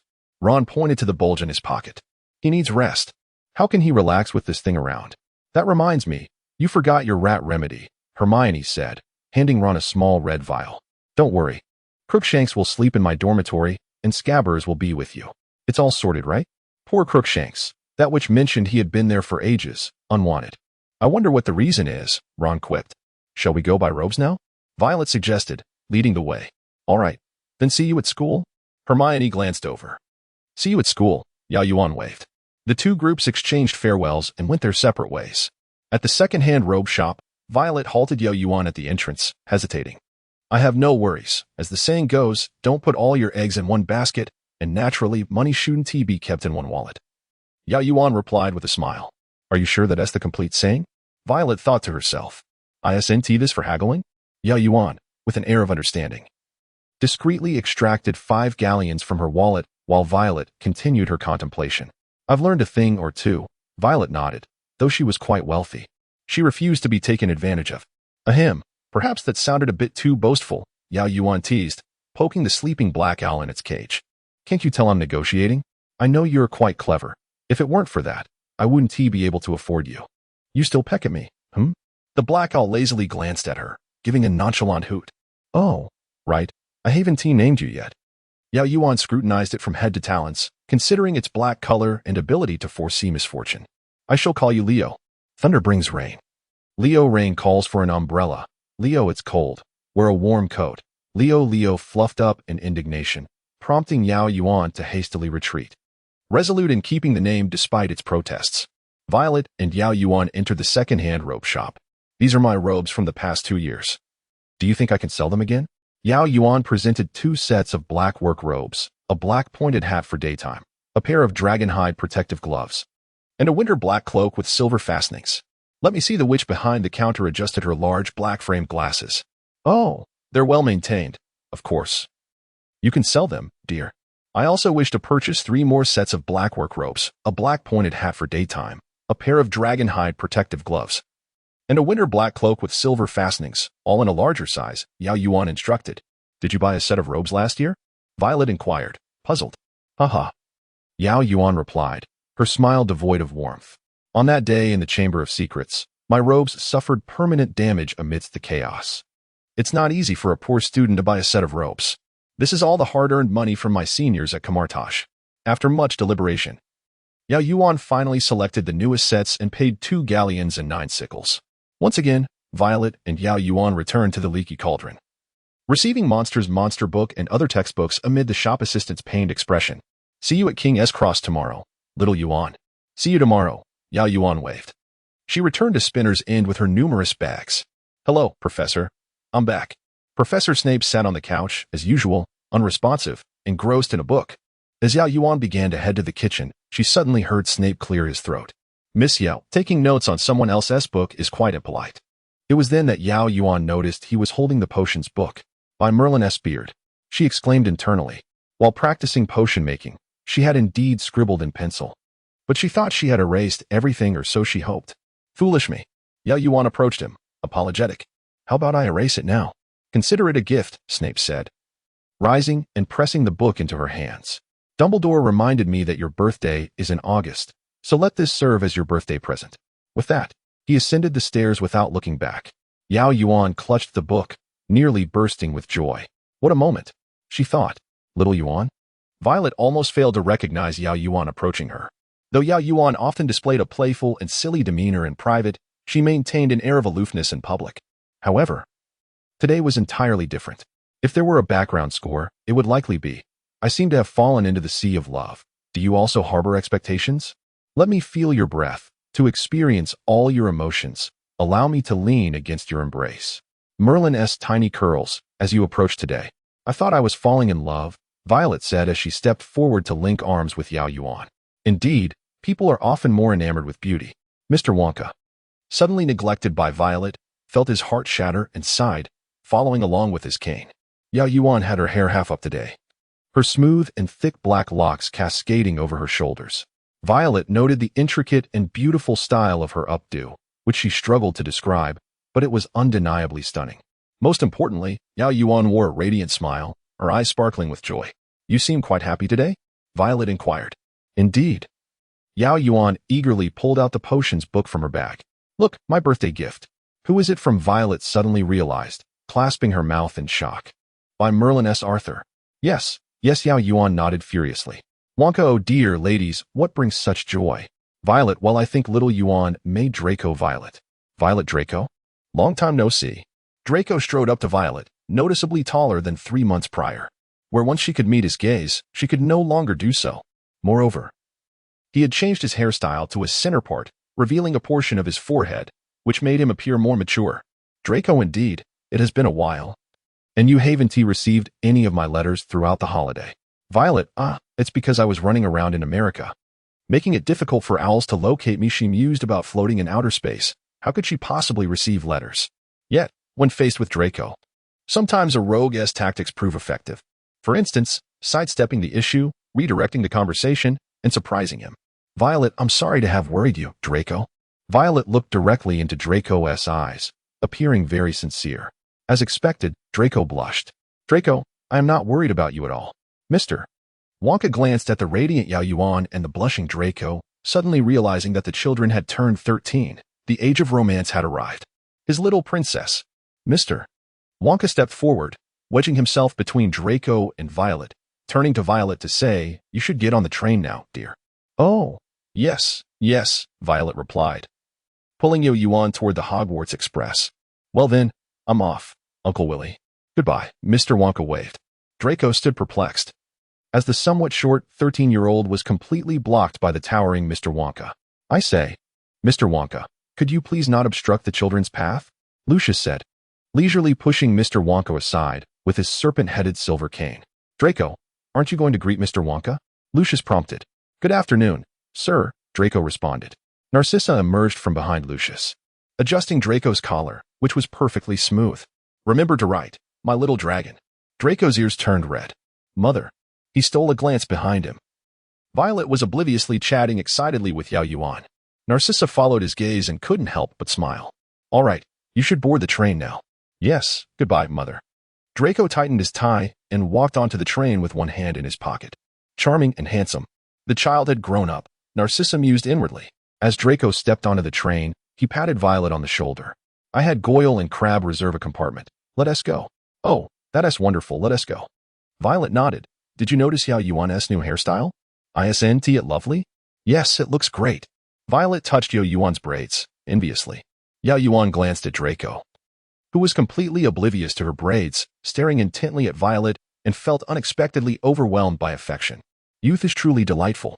The group arrived at a compartment in the first car, where Goyle and Pansy were seated. Upon seeing Draco, Goyle stood and flashed him a silly grin before moving to sit with Crab in the next compartment.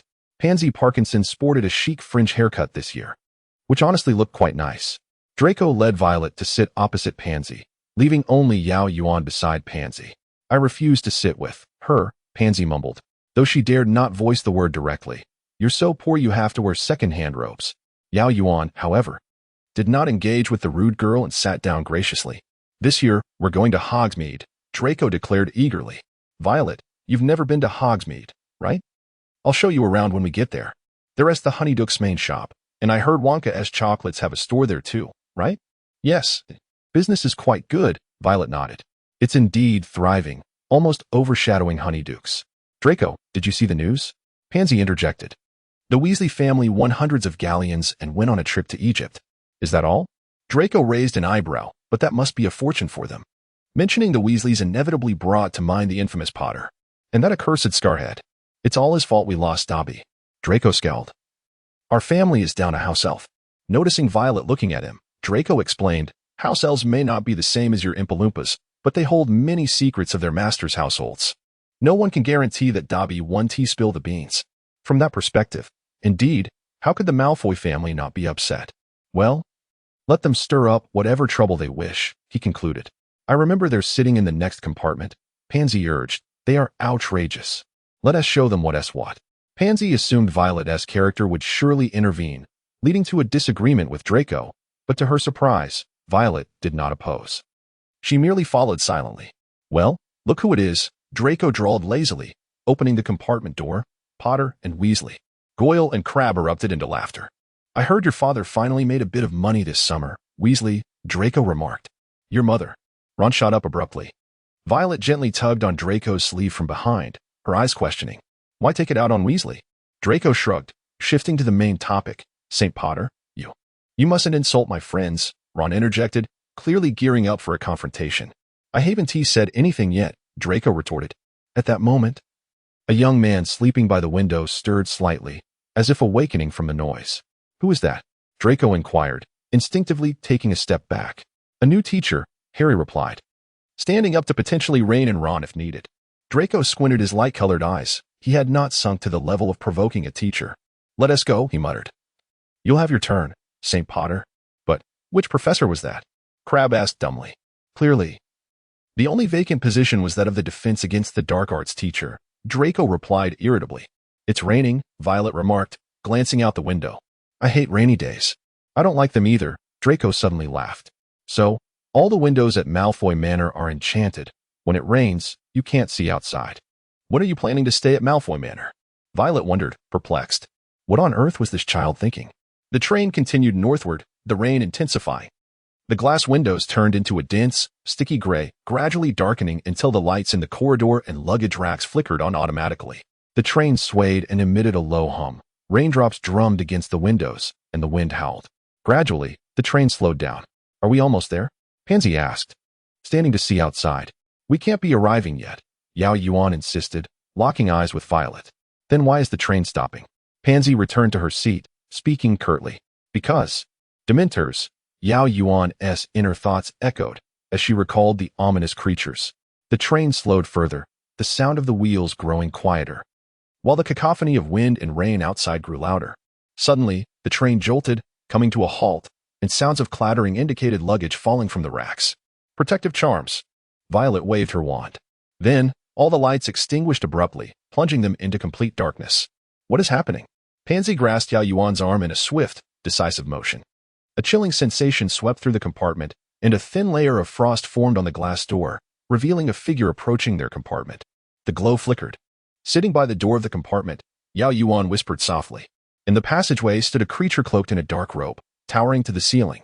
Its skeletal visage was obscured beneath a tattered hood, and one hand protruded from the cloak, resembling flesh that had decayed in water, putrid and gray. A Dementu? Draco, seated beside the door, suddenly turned ashen, his already pallid complexion paling further. He trembled as he drew his wand. Get away, you disgusting things. It was evident that Draco was terrified, yet as he shifted back a few inches and discovered Violet was right behind him, he steeled himself, resolutely shielding her from the creature's presence. Yao Yuan had anticipated a shiver of dread coursing through her. A reaction one might expect when encountering a Dementor, breath caught in her chest, an icy chill penetrating her skin and chilling her very heart. Indeed, she felt it, yet she was able to endure it. Frankly, her first reaction was, is that all? Perhaps she had been tormented enough by old Voldemort. No. By Big Soup, to develop a sort of resistance. Go away, she silently urged the Dementor. Eventually, it reluctantly withdrew. Draco wore a disgruntled expression, furrowing his brow as he explained to Violet, they're the guards of Azkaban. My father said they are among the most ominous entities in existence. Oh? What else is there? Violet inquired with curiosity. The nightmare, Yao Yuan and Draco replied in unison. Draco, somewhat surprised, asked, you know of these old legends? A little. I forgot which book I read it in, Yao Yuan said nonchalantly. I know about the nightmare. I think I've seen some related descriptions. Violet almost forgot her persona of having grown up outside the wizarding world. Truth be told, they were merely said to bring misfortune, unlike Dementors, which could inflict real harm. You could say that. Draco nodded thoughtfully after listening to her. As the train continued onward, someone knocked on the door and entered. It was Daphne Greengrass and her sister, Astoria. Have you heard? Daphne giggled. The savior, Harry Potter, fainted from fright at the sight of a Dementor. Sister Astoria tugged at Daphne's sleeve from behind. That's nothing to laugh about. What's not funny about it? Pansy chimed in, laughing alongside Daphne. Look at the spotlight-stealing savior, who turns out to be fainting from a Dementor. Merlin above, why are these Slytherins so? Violet rolled her eyes. What's wrong? Draco leaned closer to inquire. Well, I just find it rather childish, Violet shrugged and whispered. Being stronger than the savior is the ultimate triumph. Only when one cannot surpass others do they resort to mocking in words. A certain golden-haired boy, who had once ranked second in class, though never surpassing Hermione, suddenly became smug, nodding repeatedly. Exactly, I wouldn't even bother mocking Scarlet. Are you sure? Yet Violet still graciously supported him. The Hogwarts Express arrived at the station, and everyone stepped onto a rough, muddy path, where at least 100 carriages awaited the remaining students, each drawn by an invisible horse. Once they climbed into a carriage and shut the door, it set off automatically, lurching along the way. However, Yao Yuan and Violet both knew that the horses were actually night mares, though they could not see them. Inside the carriage lingered a faint musty odor mixed with straw. And Draco, with an expression of distaste, boarded and cast an unknown spell, significantly improving the scent. The carriage rolled forward. Approaching a grand set of wrought iron gates flanked by tall stone columns, where two towering, hooded demeanors stood guard, seemingly heralding another wave of cold. The carriage navigated a long slope, arriving at the castle, and finally came to a swaying halt. Upon disembarking, they noticed that the occupants of the carriage ahead were none other than the trio of the Savior and Neville Longbottom. What a coincidence! Draco stormed forward. He huffed heavily at Harry, much like Professor Snape would, and strutted away like a proud peacock. Is that it? He didn't even cause trouble, Yao Yuan remarked, somewhat surprised. As for Violet, she felt a bit embarrassed. Still so childish, but somewhat endearing too. Divination class, Part 1, from this year onward.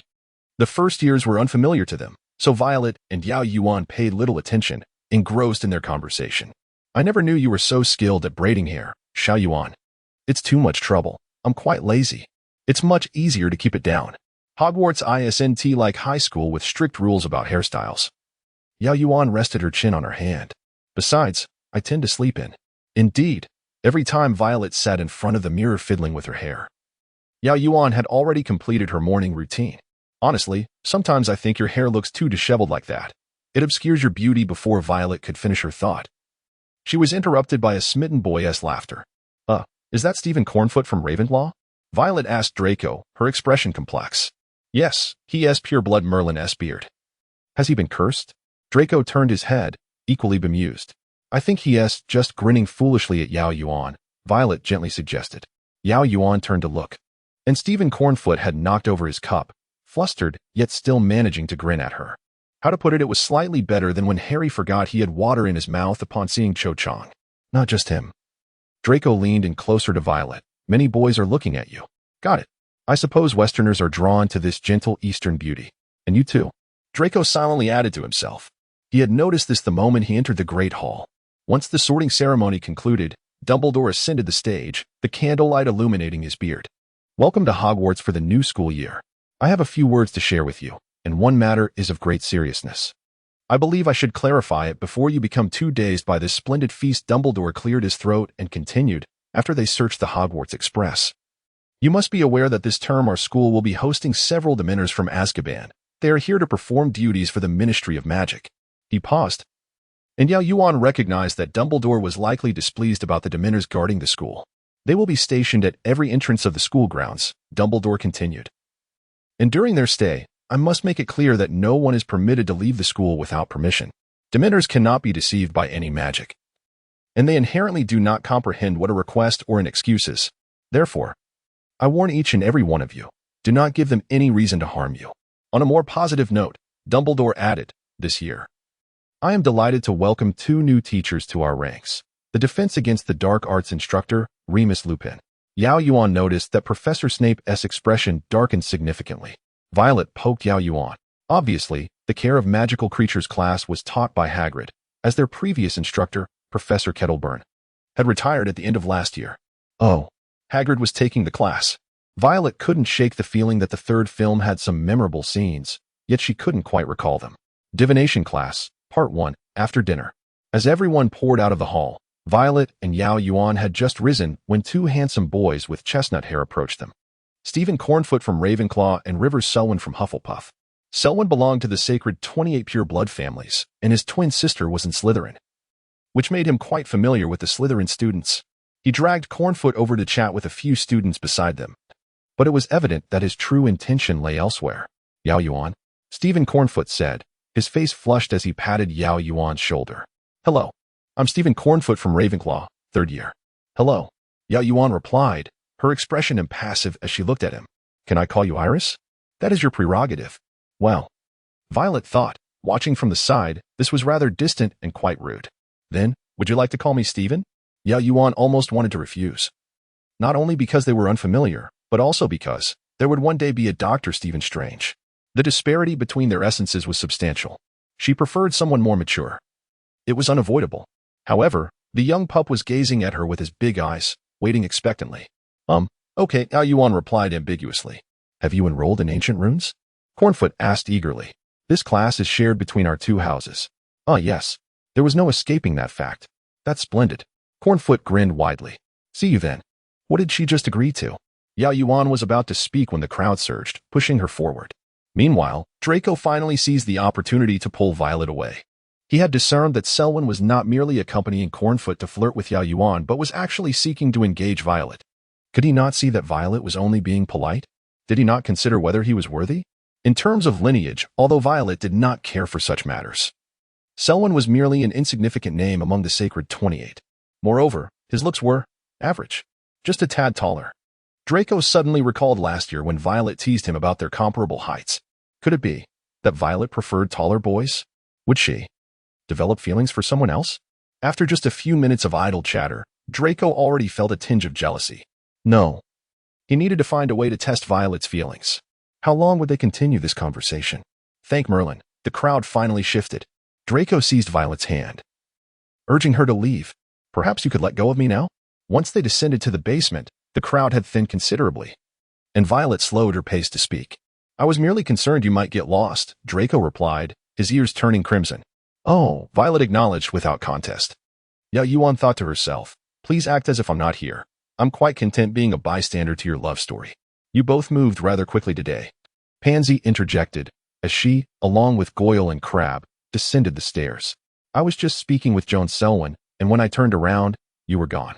It is rather crowded today, Yao Yuan remarked candidly. Divination class, part 2.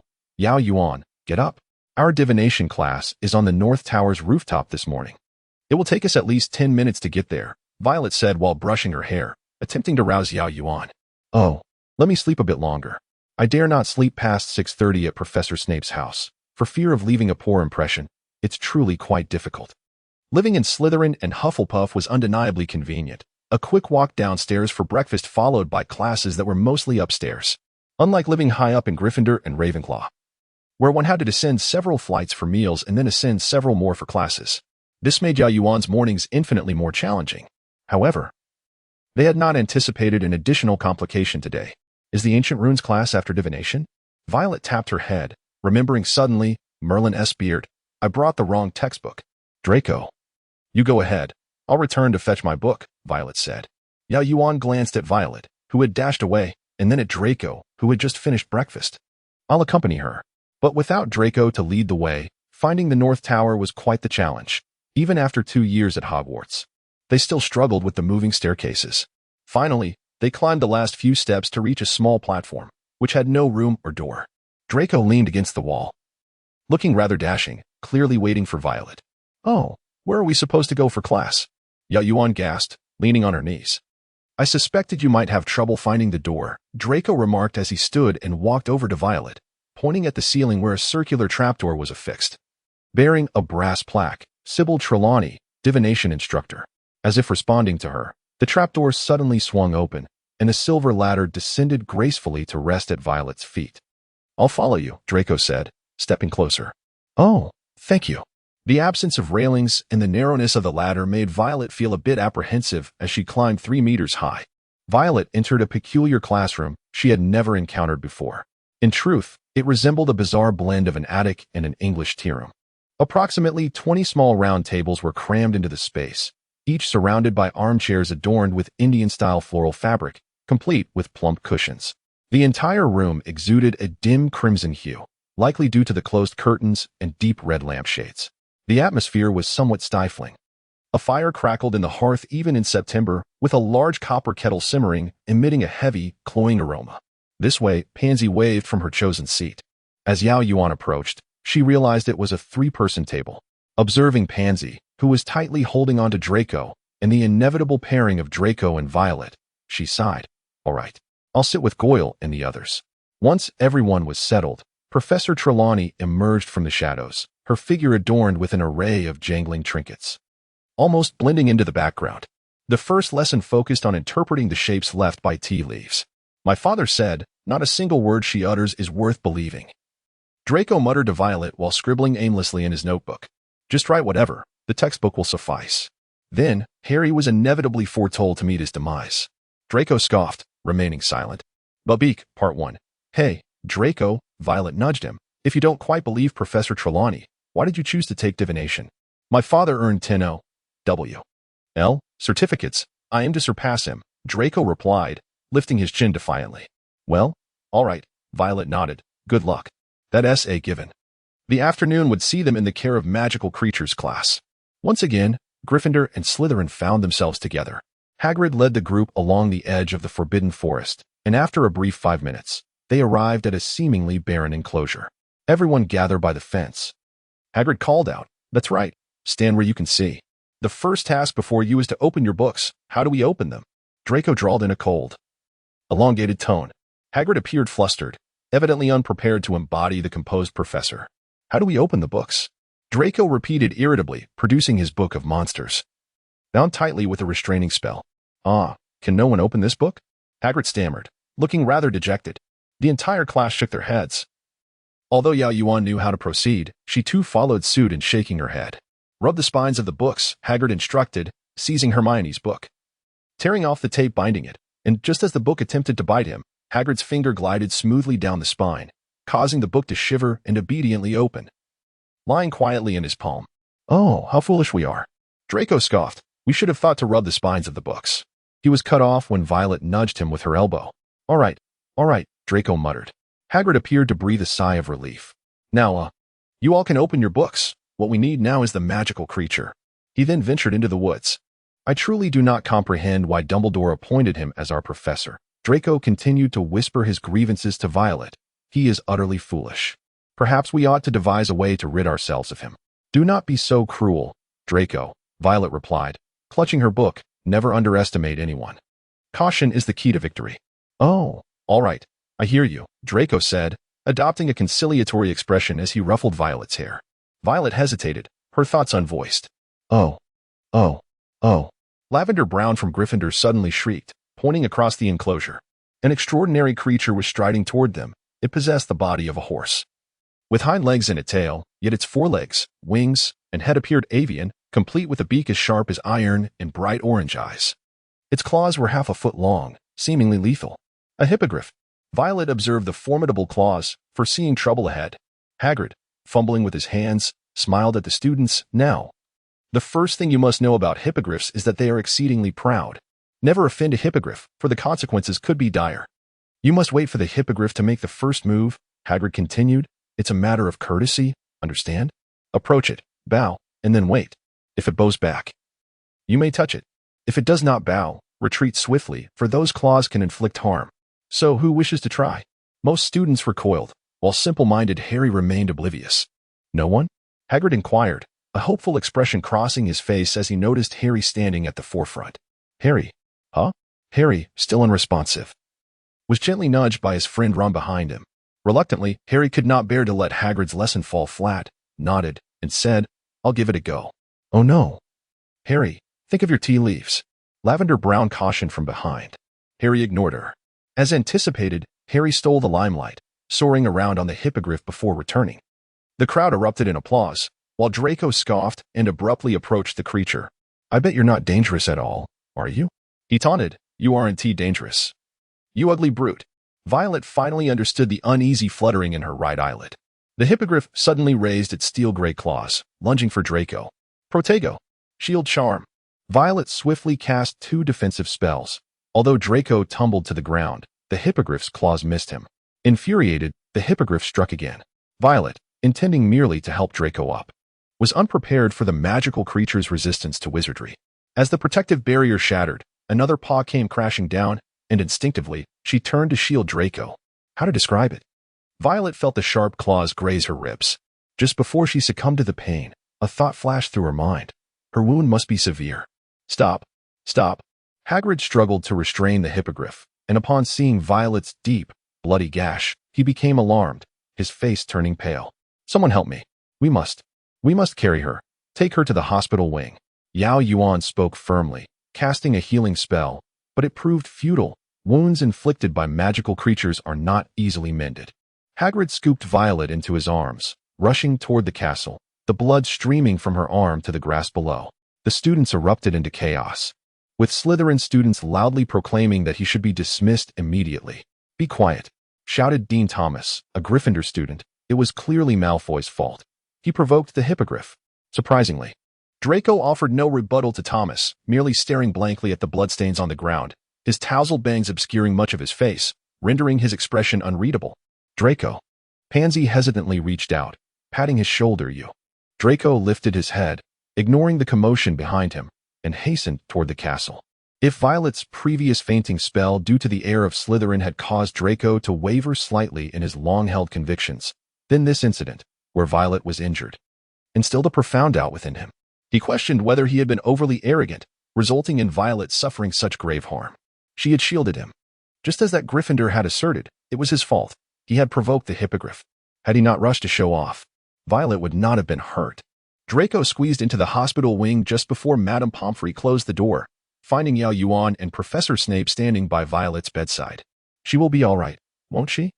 Draco panted, inquiring anxiously. "Oh, she will certainly be fine, but she has lost too much blood and will need to rest for a few days," Madame Pomfrey said, administering a potion to the unconscious Violet. "We must also inform her parents," she added to Professor Snape, "given the severity of her injury. Her parents have the right to be informed, and we must ascertain whether they will hold anyone accountable," Snape slowly interjected. Had it been the Draco of yesteryears, he would have undoubtedly clamored for Hagrid's dismissal. However, this time, he found himself at a loss for words. After all, he bore some responsibility as well. "Very well. Let us allow her some rest," Madame Pomfrey stated, initiating her routine of ushering people out. "I will inform Mr. Wonka," Professor Snape proclaimed before turning to exit. The door to the infirmary swung open abruptly, causing Harry and Ron, who were leaning against it, to nearly topple over. Snape cast a frosty glance, and the students blocking the entrance instantly shrank back in trepidation, parting to grant him passage. Yao Yuan and Draco also emerged from the infirmary. "How is Violet?" Dorian inquired. "Having just arrived. I heard her injuries are quite severe." Draco remained silent, refraining from responding to Dorian's endearing reference to Violet. Instead, he walked quietly towards the Slytherin common room. Madame Pomfrey has already treated her. Her wounds have healed, but she lost a significant amount of blood and requires several days of proper recuperation. Yao Yuan sensed that Draco was not in his usual state and took the initiative to steer the conversation. "That is a relief," Dorian sighed. "Violet has had such misfortune. Last year, and now this. Alas, I have classes to attend, so I shall take my leave." Dorian waved and departed with his backpack slung over his shoulder. Meanwhile, Harry and Ron, who had been observing intently, approached. They exchanged glances with Hermione, who hesitantly spoke. "Hagrid. He feels quite guilty."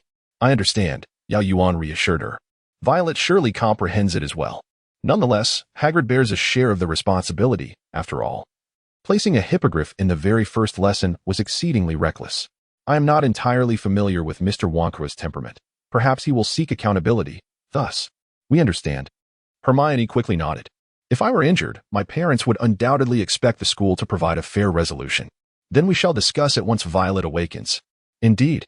After bidding her farewell, Yao Yuan lingered, contemplating. Draco appeared to be burdened with guilt just now. Such a sentiment was rather rare for a scoundrel like him. When Violet awoke, her eyes immediately fell upon Mr. Wonka, who was weeping softly at her bedside. "Oh, Uncle Willy." She lifted her uninjured arm and patted his hand, reassuring him, "I'm fine, everything is okay." However, Mr. Wonka gazed at her with tear-filled eyes. "You hardly look as though you're fine." Violet glanced down and was taken aback. She appeared to be wrapped like a mummy. It seemed that the attack from the Sphinx had been thwarted, but it had only angered the creature further, resulting in a deep gash across her arm and back. Consequently, her arm and the upper half of her body were swathed in layer upon layer of white bandages. "Oh, they'll be removed in a few days, won't they?" Violet comforted. "You know Mrs. Pomfrey's healing skills are remarkable." "Of course I know. I am a wizard too," Mr. Wonka replied, dabbing at his eyes with a handkerchief. "But it must have hurt terribly at the time." "Oh, my little Violet is suffering. Woe is me." "It's all right. I fainted and didn't feel anything." "So I couldn't feel the pain," Violet intended to console Mr. Wonka, yet upon hearing this, he let out a loud wail. "My poor little Violet fainted from the pain." "Oh, woe is me." No, I didn't faint." Violet felt overwhelmed. Eventually, she succeeded in calming Mr. Wonka. "By the way, why was there a Sphinx in your class? And why did it suddenly attack you?" Mr. Wonka inquired. Well, the moment had indeed arrived. The door to the medical wing swung open, and in strode a golden-haired figure, Draco. He halted before Mr. Wonka, head bowed, resembling a dejected peacock. I provoked the Sphinx, causing it to go wild. Violet was merely trying to protect me and was inadvertently injured. Draco. Violet was somewhat astonished. Admitting fault was notoriously difficult for Draco. Yet here he was, not only acknowledging his mistake but seemingly shouldering all the blame. Oh, I see. Mr. Wonka blinked, likely still processing the information. Oh, I understand now. An awkward silence enveloped the room. Did Violet expect Mr. Wonka to engage in further conversation? That was unlikely. It's all right, Draco, Violet said, struggling to sit up as she tugged at Draco's sleeve. I don't blame you. You should go back now. Draco glanced at her, then at Mr. Wonka, before dejectedly departing. However, Mr. Wonka turned to Violet. It is also wrong for your teacher to bring such dangerous creatures into the classroom. I believe Hagrid did not intend any harm. It is his first time teaching, Violet explained. He is our care of magical creatures professor. All right, Mr. Wonka puffed his cheeks like a child. I'll give him another chance then. Hagrid's employment crisis was temporarily averted. On Thursday, Violet was finally able to leave her sickbed and attend class, with potions being the first lesson of the day. Sir, Draco raised his hand. Sir, Violet needs someone to help her cut the roots of these daisies. Her arm, Weasley. Assist Wonka with the roots, Snape replied without looking up. Ron choked slightly. Wonka's injury has healed, he said, glaring at Draco. Draco feigned a smile from across the table. Is that so? Understood. Ron realized Hagrid was also at fault, and given the context of potions class, he opted not to argue with Draco, begrudgingly accepting the extra work. Draco, I think I can. Violet began to reach for a knife, only to have Draco swiftly take it away. No, I don't think you can. I'll help you peel the figs. Draco gently pressed her back into her seat. Just rest. Draco, please. Draco lowered his gaze, remaining silent. But Violet could read on his face, I feel guilty. All right, let him make amends in his own way, even if directing Ron to do his bidding is not ideal. Today's lesson would cover the shrinking solution. Poor Neville was about to face the brunt of it again. The potion was supposed to be a bright green and sour concoction, yet Neville's had turned into orange. Longbottom, Snape said, scooping a spoonful of the potion and pouring it back slowly. Tell me, child, has something seeped through that thick skull of yours? Did you not hear me say that just one drop of rat bile is sufficient? Is my instruction unclear? Just a dash of leech juice, a dash. How must I phrase it for you to comprehend, Longbottom? Neville appeared on the verge of tears. Professor, Hermione raised her hand, if you permit. I could help him correct it. I did not request a display of your talents, Miss Granger, Snape replied coolly, causing Hermione to look equally distressed. Longbottom, at the end of class, I will administer a few drops of your potion to your toad and observe the results. Perhaps this will encourage you to perform better in the future. With that cruel remark, Snape departed, leaving Neville trembling in fear. Help me, he whispered desperately to Hermione. Miss Yao. The chilling gaze of death hovered behind Yao Yuan. Tell me, what potion are you brewing? Invisibility potion, Professor. The invisibility potion, as the name suggests, renders the person or object to which it is applied invisible, albeit for a limited duration.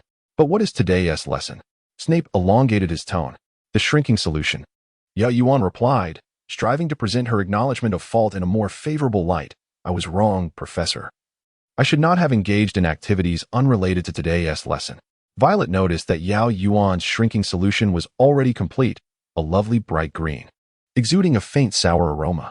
So why did Yao Yuan not explain to Professor Snape that her potion was ready? She surmised that an explanation would likely come off as boasting about her superior potion-making skills. Yet, one can never predict a man's thoughts. I see you have completed the shrinking solution, Snape remarked, approaching Yao Yuan's desk, leaning against the edge. Yes, Professor. Then why did you not mention it?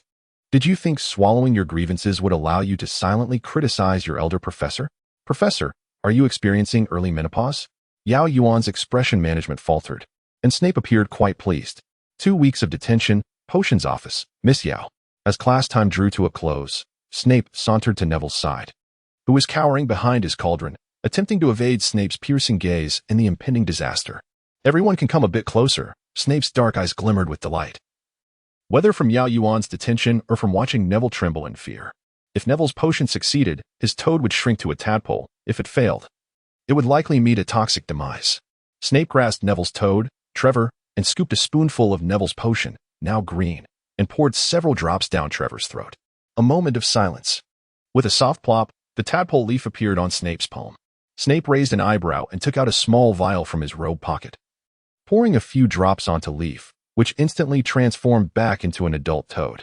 Well, it seems Mr. Longbottom's toad is quite fortunate. Class is dismissed. Oh, thank heavens. Your Leaf is unharmed. Hermione had been subtly gesturing to Neville with her mouth and eyes, indicating the necessary steps. Without her assistance, Leaf might have truly encountered misfortune. As class ended, although I was eager to serve my detention in the potions office, Yao Yuan rested her chin on her hand, pondering. He never said anything when I did this last semester, so why today? Has something happened? Violet attempted to help her piece together the logic. Think back. I haven't been with you these past few days. Yao Yuan thought carefully, and indeed, she hadn't. Speaking of those days without you. Yao Yuan made a pained expression. Wednesday's Ancient Runes class was nothing short of a nightmare. Because Violet was hospitalized, Yao Yuan found herself alone. And then Stephen Cohenfort brazenly squeezed his way over. The awkward small talk and deliberate physical contact, if he hadn't remained within the boundaries of her patience. She might have already thrown a punch. Could it be that the professor is concerned because of Cohenfort? Violet pondered aloud. No way, Yao Yuan shook her head vigorously. Teachers don't pay attention to such student gossip.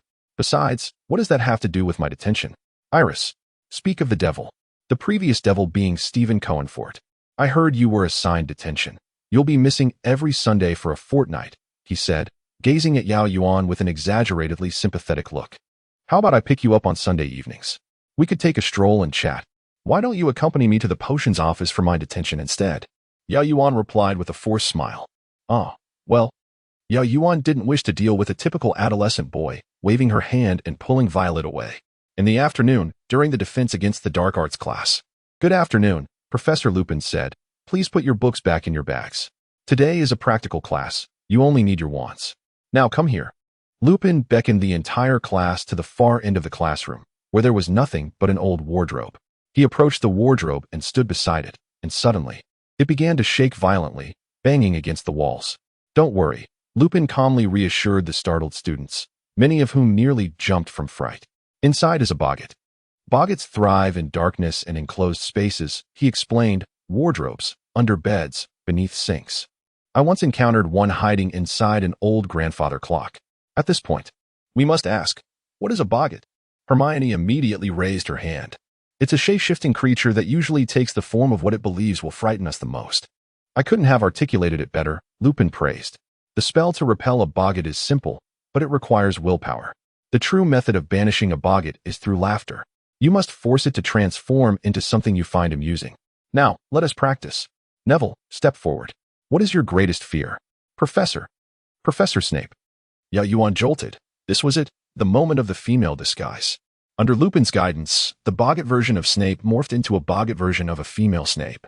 The Gryffindor students erupted in laughter, while the Slytherin students wore disapproving expressions. Even if the scene was genuinely humorous, Slytherin loyalty prevailed. Led by Draco. The Slytherin students retreated to the edges of the classroom, opting out of the upcoming one-on-one practice. Draco, Violet suddenly became curious. If a boggart were to confront you, what would it transform into? Me? I have nothing to fear, Draco insisted stubbornly. So you fear nothing, Violet nodded. Unsure if she was speaking to Draco or to herself.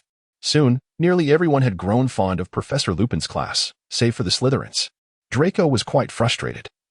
In the past, he could have berated Lupin from head to toe. However, as Violet pointed out, attacking someone's appearance and attire was futile. He was a defense against the dark arts teacher, not a member of high society within the wizarding world. Meanwhile, Yao Yuan began her detention as desired. I remember you were so happy serving detention with Professor Snape during your first year. What has changed this year? Violet teased. Because of that one, Stephen Cohenfort. Yao Yuan rolled her eyes dramatically. He came to the potions office, claiming he was there to escort me safely back to the dormitory. The Slytherin common room is just a few steps from the potions office. What is there to escort? Violet echoed her confusion.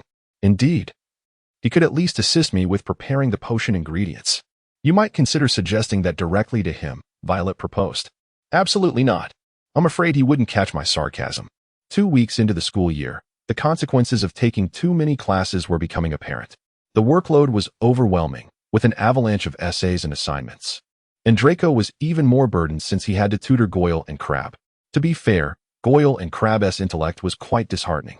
Violet, tying her hair into a high ponytail, looked at the parchment in front of her with a pained expression, lamenting how she managed to cope with so many assignments in the past, yet now felt overwhelmed.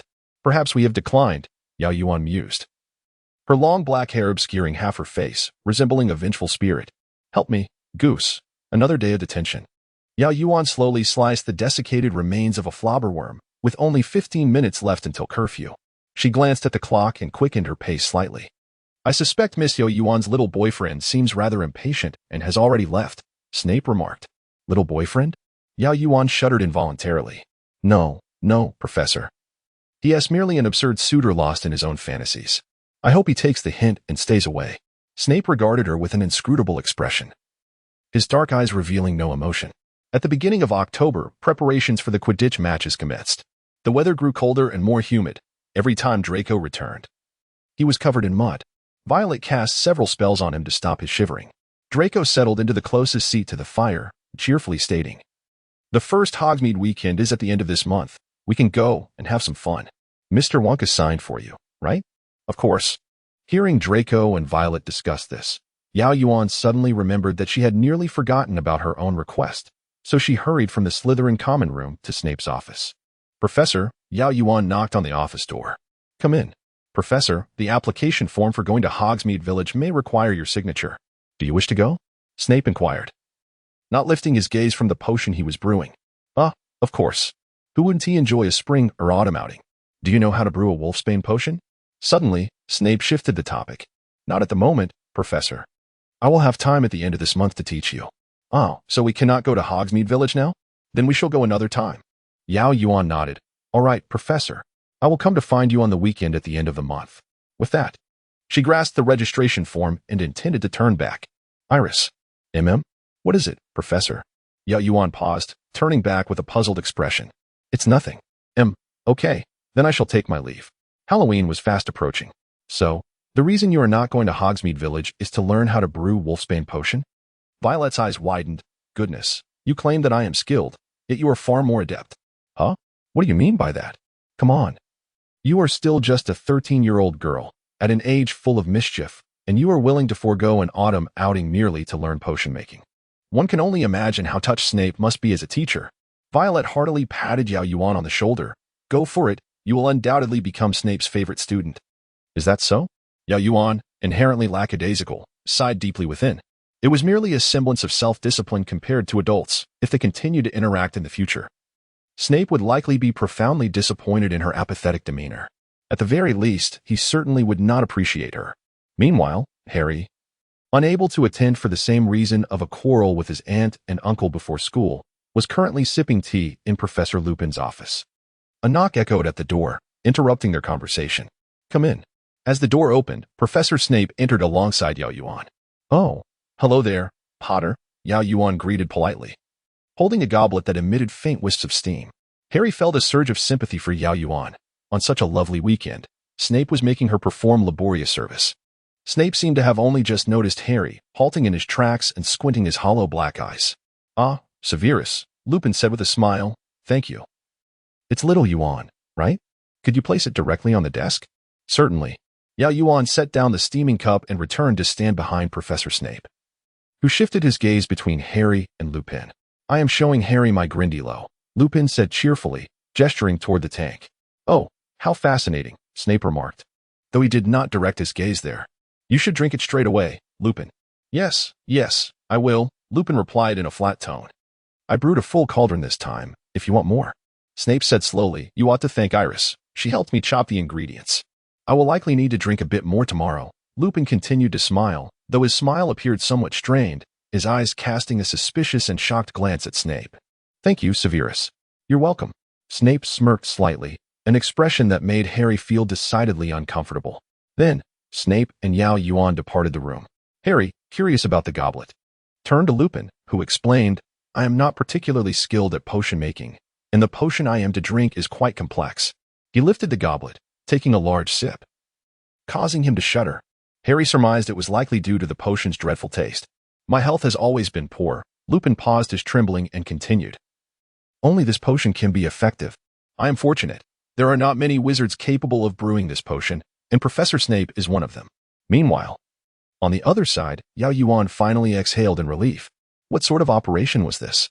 Accompanying her, a Hogwarts student, to deliver Wolfsbane potion to a professor with a hidden identity. Yao Yuan began to question Snape's motives. The professor was not only vengeful but also rather childish. From her perspective, the previous night, Snape had tasked her with managing a plethora of potion ingredients required for the Wolfsbane potion. And today, he had brought her along to deliver the potion to Lupin. Being aware that Professor Lupin was a werewolf, Yao Yuan naturally recognized that the goblet contained Wolfsbane potion. However, as an ordinary student in the eyes of the professors, she was oblivious to this fact. Yet, in Professor Lupin's eyes, how could a student assist Professor Snape in brewing Wolfsbane potion only to follow him to deliver it to another professor? How could she not feel suspicious? No wonder Lupin's expression had appeared somewhat panicked, confused, and worried when he looked at Snape. The professor was truly petty. However, soon, it was Yao Yuan who was filled with dread. For now, Professor Snape had commenced instructing her in the brewing of Wolfsbane potion. As the potion neared completion, Yao Yuan found herself overwhelmed. Oh, Merlin, this potion smells identical to the one I delivered to Professor Lupin. Even Goyle and Crabbe would likely recognize it as the same concoction. Should she say something? Professor, focus. It is about to boil over the cauldron, Snape admonished. Goodness. Yao Yuan hurriedly grabbed a root of yellow ash bark and tossed it into the cauldron. 1, 2, 3, 4. The potion emitted a hissing sound, reminiscent of a deflating balloon, and instantly transformed into a thick black sludge. It was a failure. Snape seemed to have anticipated this, his tone flat, neither surprised nor disappointed. Yao Yuan's emotions were complex, difficult to articulate. Perhaps it was a mix of exhilaration and disappointment. Both regretful for the mishap and relieved that she would not have to perform later. Noticing Yao Yuan's persistent silence, Snape finally spoke after a pause. No one has succeeded in brewing Wolfsbane potion on their first attempt, especially not failing in the penultimate step. Wait, did she just hear what she thought she heard? Was Professor Snape comforting her? As Yao Yuan gazed at Snape with bright eyes, he turned his face away again. The feast is about to begin. I believe you will have no time to practice further. We shall conclude for today. Today was overcast, with a light drizzle. Yet this did not deter the students from frolicking in Hogsmeade Village. Madame Putafoot's tea shop was a quaint, cramped establishment, adorned with gaudy lace trimmings. Even the small round tables, nestled at a corner of the main road, the proprietor, Madame Putafoot, employed a rather peculiar decoration, golden chubby cherubs that tossed candies to passers-by. By Merlin, why is her lemon tea so sweet? The steaming, cloyingly sweet tea combined with the aroma nearly lulled Violet into slumber. Actually, we could sit upstairs at the Wonka chocolate shop, Draco. Why must we choose this place? Why else? To observe the couples in the tea shop. But Draco would never express it so bluntly. After all, in the eyes of children, Violet had always harbored a crush on him. This was his subtle hint for Violet to confess her feelings. Thus, today was destined to yield no results. Draco, when in the presence of Violet, always found himself with an abundance of topics to discuss. For instance, the delicate lace of the tablecloth could lead him to reminisce about his beloved great-aunt, who had an affinity for the color pink, as well as the tales surrounding their family within the wizarding world. Violet, while fond of stories, found the current atmosphere overwhelmingly soporific. Thus, amidst the pink decor, the cloying aroma of tea, and the warmth of the hearth, she leaned back against her chair and succumbed to slumber. Later, had Violet truly fallen asleep? Draco should have felt a twinge of irritation, given his earnest conversation with her, yet upon glimpsing her serene sleeping face, an inexplicable softness enveloped his heart. He reached out, playfully prodding the soft flesh of her cheek. Violet Malfoy. It certainly had a nice ring to it. Madame Putafoot had intended to inquire whether more biscuits were desired, but upon her arrival, she was greeted by the sight of the young Malfoy ere leaning close to the girl. The youth of today, perhaps it was best not to disturb them. When Violet and Draco returned, the banquet had just commenced. The hall was adorned with countless pumpkin lanterns, while a swarm of bats flitted above, accompanied by fiery orange streamers languidly drifting beneath the ceiling, reminiscent of serpents ablaze. Upon returning, I must take a shower, Yao Yuan remarked to Violet. Why? Violet inquired, intrigued. I believe I spotted Sirius Black. In his large black dog form, Yao Yuan whispered. Thus, it seems everyone will be spending the night in the Great Hall. After dinner, Violet and Yao Yuan hurried to the common room for a quick wash. 10 minutes post-bath. The head boy arrived to summon everyone to gather in the hall. In contrast to Pansy, who was fuming for not having time to bathe, and Draco, whose hair dripped with water from his hastily concluded wash, Violet and Yao Yuan appeared clean and fragrant, dressed in nightgowns with matching robes draped over them. Hey, Draco. Why not use a drying charm? Violet queried. Draco, having forgotten his towel, felt the droplets cascade down his collarbone, and with a gust of wind, he sneezed. Using a drying charm would leave my hair frizzy, Blaine interjected, explaining that Draco had likely never made such an appearance before the crowd. Draco shot Blaine a threatening glare, who merely shrugged and retreated to his seat. Violet rummaged through her belongings until she unearthed the specially made Wonka handkerchief from Mr. Wonka, which she promptly handed to Draco. Here, use this to dry off. Now that everyone had gathered, Professor Dumbledore addressed the students, stating, "The faculty and I will conduct a thorough search of the castle. Professors McGonagall and Flitwick, please secure all the hall doors. For your own safety, it seems you will be spending the night here. I asked the head students to stand guard at the entrance, and the heads of the boys and girls student councils shall remain in the hall to oversee matters. Should anything arise, report to me immediately, sending messages through the ghosts." As Dumbledore prepared to exit, he turned back and added, "Oh, you will need this." With a casual flick of his wand, the long tables flew to the side, pressed against the walls. Another wave conjured hundreds of purple sleeping bags that instantly covered the floor. "Sleep well," he smiled, closing the door behind him. "Camping in the hall, how gaudy," Pansy scoffed, reluctantly unzipping her sleeping bag and sliding inside. Violet and Yao Yuan chose adjacent sleeping bags, and just as Violet began to unzip hers, she caught sight of Draco holding the handkerchief, grinning foolishly. "What is it, Draco?" she inquired. "Ahem." Draco swiftly masked his foolish grin, flashing a charming smile instead. Violet turned her head away, unable to bear the sight. "I accept it," he declared. "What?" "I accept your handkerchief." Though the phrasing was peculiar, it felt oddly fitting. Draco resembled a noble princess, nodding slightly with an air of regality. What sort of strange wizard etiquette was this?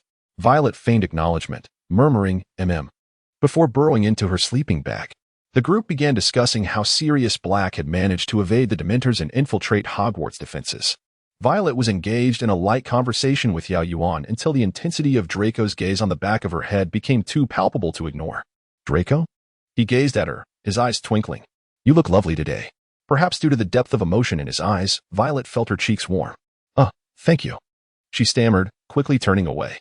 As the conversation grew louder, Violet became acutely aware of her own heartbeat, resonating amidst the clamor. Had it been a year prior, Draco's compliment would have left her unmoved, perhaps merely indulging in a moment of vanity. Yet today, it felt profoundly different. Draco appeared to have shed his youthful visage, his gradually thinning face a testament to his transformation. What once could have been dismissed as youthful jest now felt inescapable. "Lights out," Percy, the head boy, commanded, ushering everyone into their sleeping bags and demanding silence. Instantly, all candles extinguished, leaving only the silver glow of the ghosts gliding through, conversing gravely with the head students. The enchanted ceiling mirrored the night sky, adorned with stars, akin to a camping trip in the gentle countryside. "Vivian." Violet steadied her fluttering heart and turned back. Draco had inched closer, warm breath brushing against her face. Under the faint starlight, his eyes sparkled brightly. "I've longed to call you that." How was she to respond? I'm going to sleep now, Draco." Violet swiftly donned an eye mask, retreating into her sleeping bag to escape reality. Around 3 a.m, as many students drifted into slumber, Professor Dumbledore entered. Moments later, the hall door creaked open. "Headmaster?" It was Snape. "I've searched the entire 4th floor. He is not there." Filch checked the main building. "He is absent there as well." "What about the astronomy tower?" "Professor Trelawney's chambers in the Orrery?" "All checked." "Excellent, Severus. I do not believe Black would linger. How did he gain entry? Does the headmaster have any insights?" Snape's voice was grave. "There are many possibilities, Severus, yet one is certainly impossible." Severus seemed to grow agitated, his tone increasingly sarcastic. "You recall our conversation, Headmaster. Back at the start of this term, Black could not have entered the school without internal assistance, and you appointed. I do not believe anyone within this castle would aid Black's entry." Dumbledore replied coolly, his tone indicating the matter was closed, prompting Snape to fall silent. "I must attend to the Dementors," Dumbledore stated. "I mentioned we would notify them upon concluding our search." "Will they be of assistance?" Snape inquired.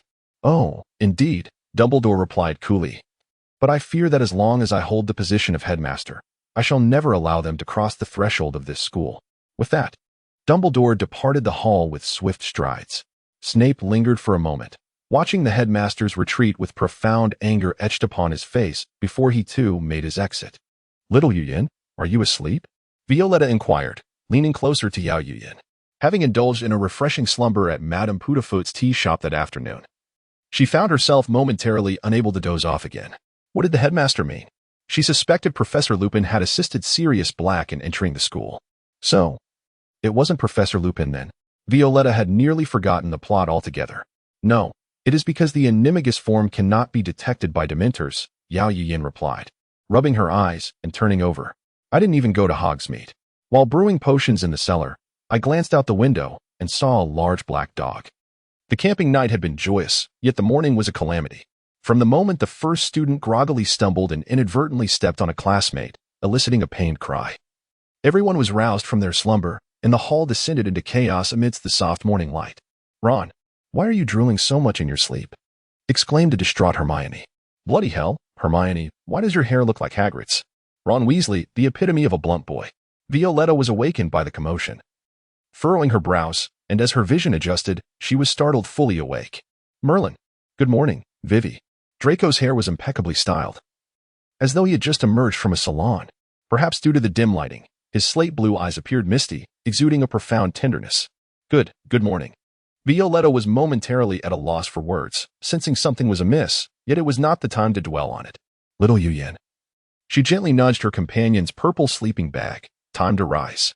The lump of sleeping bag remained motionless. Yao Yu-Yin had long since withdrawn her head into the bag as the light began to brighten, leaving only a tuft of black hair exposed, utterly still. "Sister." "We are in the hall, not in the dormitory," Violetta whispered softly, mindful of Yao Yu-Yin's dignity. Yao Yu-Yin did not stir. "Iris, are you there?" At some point, Stephen Cohenford appeared beside them.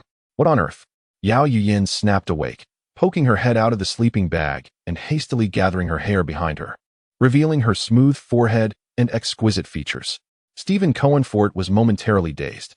The just-awoken Yao Yu-Yin was far from gentle. She impatiently glanced at Cohenford.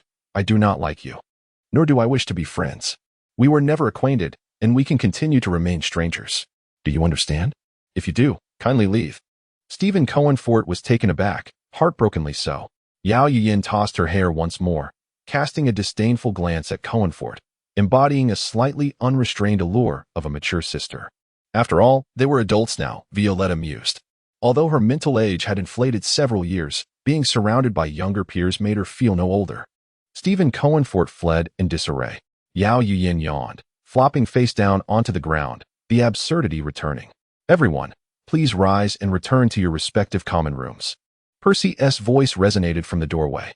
Yao Yu-Yin remained unmoved.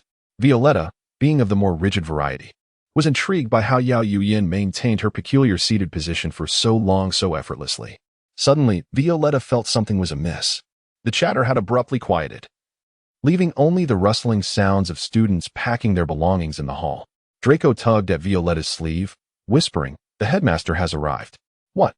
Violetta turned toward the entrance of the hall, where she spotted Professor Snape, clad in black, standing behind Percy and the head girl, perhaps having patrolled all night without rest. Snape's hair appeared somewhat greasy, and his face bore a pallor. "Apologies, Yao Yu-Yin." Her thoughts wandered. Violetta hastily shook Yao Yu-Yin, cautious not to alert Professor Snape, opting instead for vigorous nudging. "Understood. I'm getting up," Yao Yu-Yin replied, her tone laced with a hint of playfulness, standing out amidst the murmurs. With her eyes still closed, she straightened herself, hastily tying her hair into a high ponytail before emerging from the sleeping bag.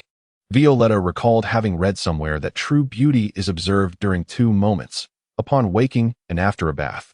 In an instant, it felt as though they had returned to the beginning of the term at the station, where every passerby couldn't help but steal a glance at Yao Yu-Yin.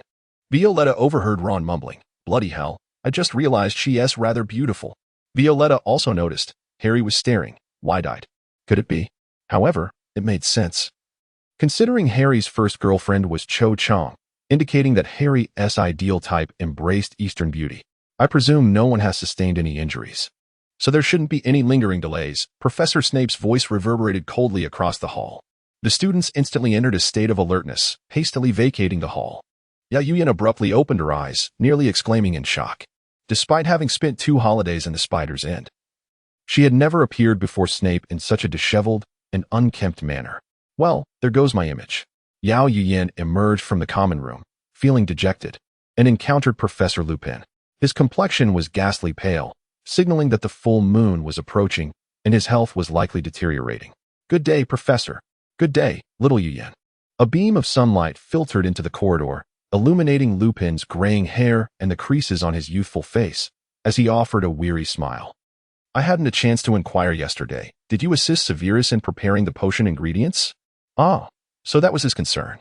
Yao Yuyan quickly feigned ignorance, as she indeed should, and replied, perhaps Professor Snape misremembered. I prepared the potion ingredients for the Wolfsbane potion. He had previously agreed to guide me in its preparation. I was preparing the ingredients needed for last night's class, she shrugged, feigning regret. Unfortunately, I failed before even catching a whiff of the Wolfsbane potion. It is truly difficult to concoct. Indeed, many spend their entire lives unable to brew that potion, Professor Lupin gently remarked. You have done remarkably well. Yao Yuyan smiled politely. Thank you, Professor. Oh, by the way, Professor, Yao Yuyan suddenly recalled something, sensing it was a suitable moment to inquire. Would you be willing to teach me the Patronus charm? Oh, what prompted this sudden interest in the spell? Lupin regarded her with concern. Is it because of the Dementors? Their influence on you. Truth be told, Yao Yuyan could withstand the Dementors' effects, but at this moment, that reasoning would serve her well. So she pressed her lips together and nodded. Yes, because last semester, I confronted that fragment of a soul in the Chamber of Secrets. These Dementors remind me of those unsettling memories. Lupin managed to muster a reluctant smile, yet anguish flooded his pale blue eyes. The name Voldemort symbolized to him the deaths of James and Lily, as well as the betrayal of Sirius, a reality he was loath to accept or confront. Nevertheless, it remained an undeniable truth, a gruesome and stark reality laid bare before him. I would be more than willing to guide you, Lupin stated. But perhaps now is not the most opportune moment. Can we revisit this in due time? Of course, sir. I suppose you must be heading to class? Lupin's eyes curved gently as he spoke. Oh, yes, Yao Yuan nodded. Goodbye, sir. Farewell, little Yuan. In Ancient Runes class, poor Stephen Cohenfort sat in the corner, his face ashen as he gazed forlornly at Yao Yuan. She shot him a disapproving glare. All right, enough of that. It was then that Yao Yuan noticed Draco's unusual clinginess today, particularly towards Violet. Is something happening that I am unaware of? Yao Yuan discreetly passed Violet a note. But she had no chance to respond as Draco was practically leaning his entire head on her shoulder, completely engrossed in her book. Despite the two of them holding separate volumes, it appeared as if they were sharing one. I have no idea. It just started like this since last night. Violet mouthed back helplessly. It was indeed quite peculiar. Violet planned to seek the opportunity for a private chat with Draco later. After class, Draco hurried off to the Quidditch pitch for practice, prompting Violet to decide to wait for him in the stands while reading. The Hufflepuff Quidditch team had just concluded their training session, and Rivers Selwyn approached the stands, wiping the sweat from his brow. The quintessential British icebreaker, talking about the weather. Violet thought, reminiscent of a listening comprehension test. Yes, it's rather gloomy and the sun is nowhere to be seen. Perhaps we should head back. I've heard your transfiguration skills are exceptional, and I have some questions for you, Rivers said, offering a gentle smile, the kind typical of a Hufflepuff. Oh, I apologize. Violet replied, tucking her unruly hair behind her ear. I'm waiting for Draco. Is that so? Rivers appeared disheartened. So, it's true then, you and Draco. Me and Draco? He mentioned that you were dating, and that I should keep my distance. Rivers bit his lip, looking somewhat pitiful. I merely wish to befriend you. I believe he may have misunderstood. As Violet listened to his overly sweet words, she found herself momentarily bewildered, questioning when exactly she had entered a relationship, or astonished that a living embodiment of a green tea man had materialized before her. That's just his personality. Please be understanding, Violet replied sincerely, pretending not to comprehend. Rivers, clutching his broom, walked away with a forlorn expression. Violet's gaze returned to the field, resolute. All right, I must confront that little rascal later. Did a trip to Hogsmeade constitute a relationship? Love, Part 2. Violet had finished all that she intended to watch, yet the Slytherin Quidditch team's practice was still ongoing. Supporting her chin with her hand, she observed the figures darting across the pitch. From a distance, Draco's platinum blonde head resembled a larger version of the golden snitch. Although she wished to question Draco, Violet found herself contemplating her choice of words. There was likely a misunderstanding at play, and she could easily envision that if she were to confront Draco directly, he would undoubtedly respond with indignation. Given his prideful nature, he might very well become infuriated with himself. As darkness began to envelop the sky, it seemed that rain was imminent once more. After all these years, Violet had grown accustomed to the capricious weather of England. She rose, intending to return to the common room to await Draco. I believe we can conclude practice for today. Marcus, Draco called out to the Quidditch team captain, Flint Marcus. Catching a glimpse of Violet preparing to leave, Flint immediately grasped the young lord's sentiment. Ah, young lovers often behave this way. Moreover, it was nearly time for the Hufflepuff Quidditch team to take over, so he decided to leave the storm to them. Practice is over, Flint waved his hand, signaling the team to disperse. Draco hurriedly made his way towards Violet. I've finished my training, Vivi. You needn't wait for me like this. The wind in the stands is quite strong. It could damage your skin. How do you know? No. That is not the point at hand. Violet cleared her throat, striving to speak gently and diplomatically. Selwyn from Hufflepuff came looking for me earlier. He mentioned that you told him we were in a relationship. Selwyn? TSK, pay him no mind. He is merely a toad wishing to court a swan. Draco wrinkled his nose, as if recalling something unpleasant, and quickly added, do not heed him. He is not a good person. Draco, Violet halted and turned to face him. I wish to ask, when exactly did we become a couple? After our visit to Madame Putafoot's tea shop yesterday, it seemed as if you... Draco paused, bewildered. Do you not know? What am I supposed to know? Violet slowed her speech, cautious not to provoke Draco's fragile emotions. To be honest, I am quite oblivious to many traditions in the wizarding world, perhaps. Draco realized that Violet's actions were merely unintentional, and she did not harbor romantic feelings for him. She did not like him, not in the slightest. Draco was at a loss for words, a tumult of anger, embarrassment, and grievance surged within him. He felt furious that she could dislike him, an affront to the Malfoy name. He felt humiliated, having behaved like a fool throughout the day, basking in misplaced pride. Yet, more than anything, he felt a sense of injustice, although he could not pinpoint the source of his grievance.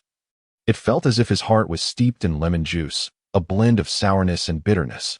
Draco turned abruptly, seeking an escape, desperately wanting to distance himself. He was furious, the kind of anger that could not be soothed.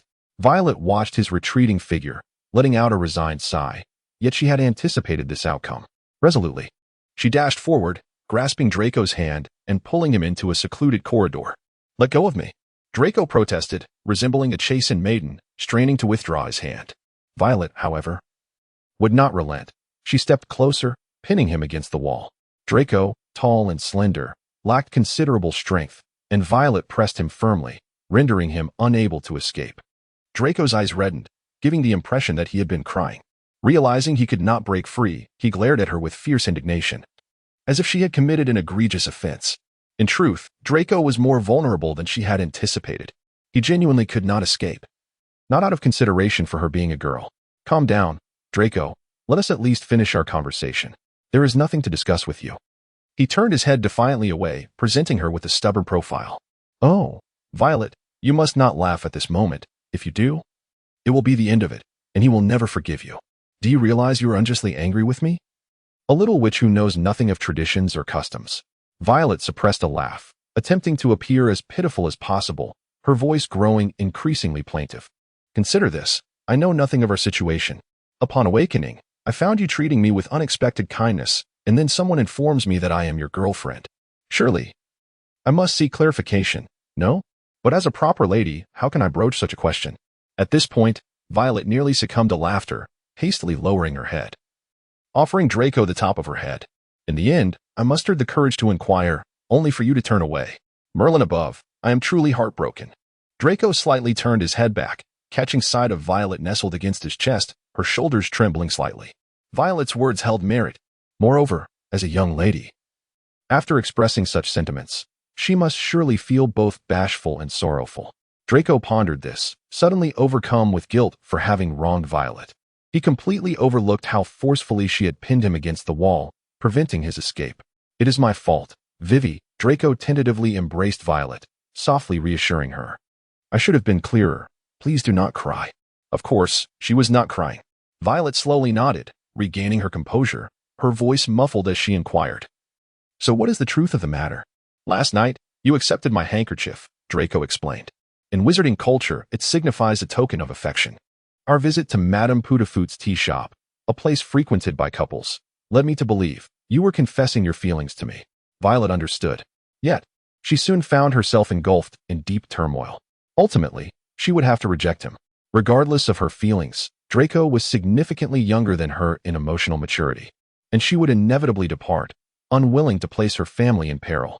To agree to Draco now would suggest she was merely seeking a fleeting dalliance, a notion she could not entertain. I apologize for the misunderstanding, Draco. Violet carefully chose her words. I hold you in high regard. Yet I am not yet ready to pursue a romantic relationship. I cannot guarantee that my feelings for you will endure. What are you saying, Vivi? Draco furrowed his brow. I like you. If you return my feelings, we can be together. Why worry about future emotions? Violet was taken aback. But what if I do not feel strongly enough for you? We may end up parting ways. If you are unwilling to even try, how can you be certain we will separate in the future? Draco gazed into her eyes, rendering her speechless.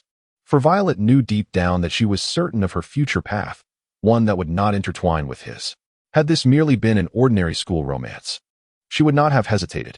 Draco was handsome, kind to her, and while he had some minor flaws, he was receptive to advice. Trying was certainly an option. However, this was 1993 at Hogwarts, and in a year, Voldemort would return, with the Battle of Hogwarts looming 3 years later. She truly cannot allow even the slightest risk to exist. However, Violet is at a loss as to how to refuse Draco. To be honest, Draco would not be angry with her. As long as she agrees, he could easily be appeased, much like during their quarrel in the first year, followed by his countless concessions thereafter. Violet cannot permit herself to act in such a manner. She cannot use her affections as leverage, continually indulging her own desires. Human nature harbors flaws, and if left unchecked, greed will eventually consume everything, depleting emotions entirely. At that moment, Violet wished she could transform into Juliet. For then Juliet's father would come to thwart this romance and tear them apart mercilessly. It would serve as the perfect justification. Lovers cannot unite simply because of parental opposition, opposing factions, and the chasm between life and death. Wait, Romeo and Juliet. Violet extricated herself from Draco's embrace, her expression serious. Draco, there is another reason I cannot be with you. Uncle Willy informed me that my mother arranged a betrothal for me. Betrothal? Draco was taken aback, then stepped closer. Anxiety etched on his face. When? To whom? And why did you not tell me? Goodness, how precise your rapid-fire questions are. You know my mother is elusive. Violet sighed. I have been searching for my mother's origins, hoping to annul this nebulous engagement. However, until the engagement is dissolved, I cannot be with you, Draco. It is a matter of principle. Draco's expression softened at her words. You could have told me sooner, Vivi. I could assist you. I believe that would trouble you too much, Violet replied politely, but it was also the truth. Helping me find my family feels a bit too intimate. I am more than willing to serve you, Draco said softly. I would offer you all my strength without reservation. Ahem. It is inappropriate to speak such sweet nothings at this moment. Let us return. Violet noted that Draco's robes were drenched by the rain and wind outside. I will explain everything in detail when we get back. You might catch a cold with those wet robes. Draco, touched by her concern, visibly relaxed. Very well, Vivi. Meanwhile, as storm clouds gathered ominously, Yao Yuan slipped away to the forbidden forest. Everyone else was preoccupied with packing up to return to their cozy dormitories or the library. As diligent scholars remained undeterred by the storm, thus, no one noticed the tempest brewing outside. Not far away, a Dementor fixated on her, seemingly poised to pounce the moment she crossed the boundary. This was the designated area for the care of magical creatures class, and Dementors were not permitted to intrude. Yao Yuan felt a pang of distress, wishing Professor Lupin would recover quickly so that she could learn the Patronus charm. She could barely withstand one Dementor, let alone a swarm. She retrieved a jar filled with dried figs from her pocket and scattered them along a line leading deep into the forbidden forest through the conjured porky. After a while, 3 Bowtruckle emerged, following the trail of dried figs to Yao Yuan. Good afternoon, lads. Yao Yuan greeted them cheerfully. When she had gathered bouncing bulbs in the forbidden forest during her first year, she had discovered that Bowtruckles were not as ferocious as rumored. They rather enjoyed dried figs. Thus, whenever Yao Yuan ventured into the forbidden forest to gather herbs, she would toss a few treats to the Bowtruckles. Over time, 3 of them became quite familiar with her, even allowing her to stroke their little heads. The one with the white tip on its nose squeaked in displeasure. My apologies. My dear lady, good afternoon to you too, little splash. Yao Yuan sincerely apologized.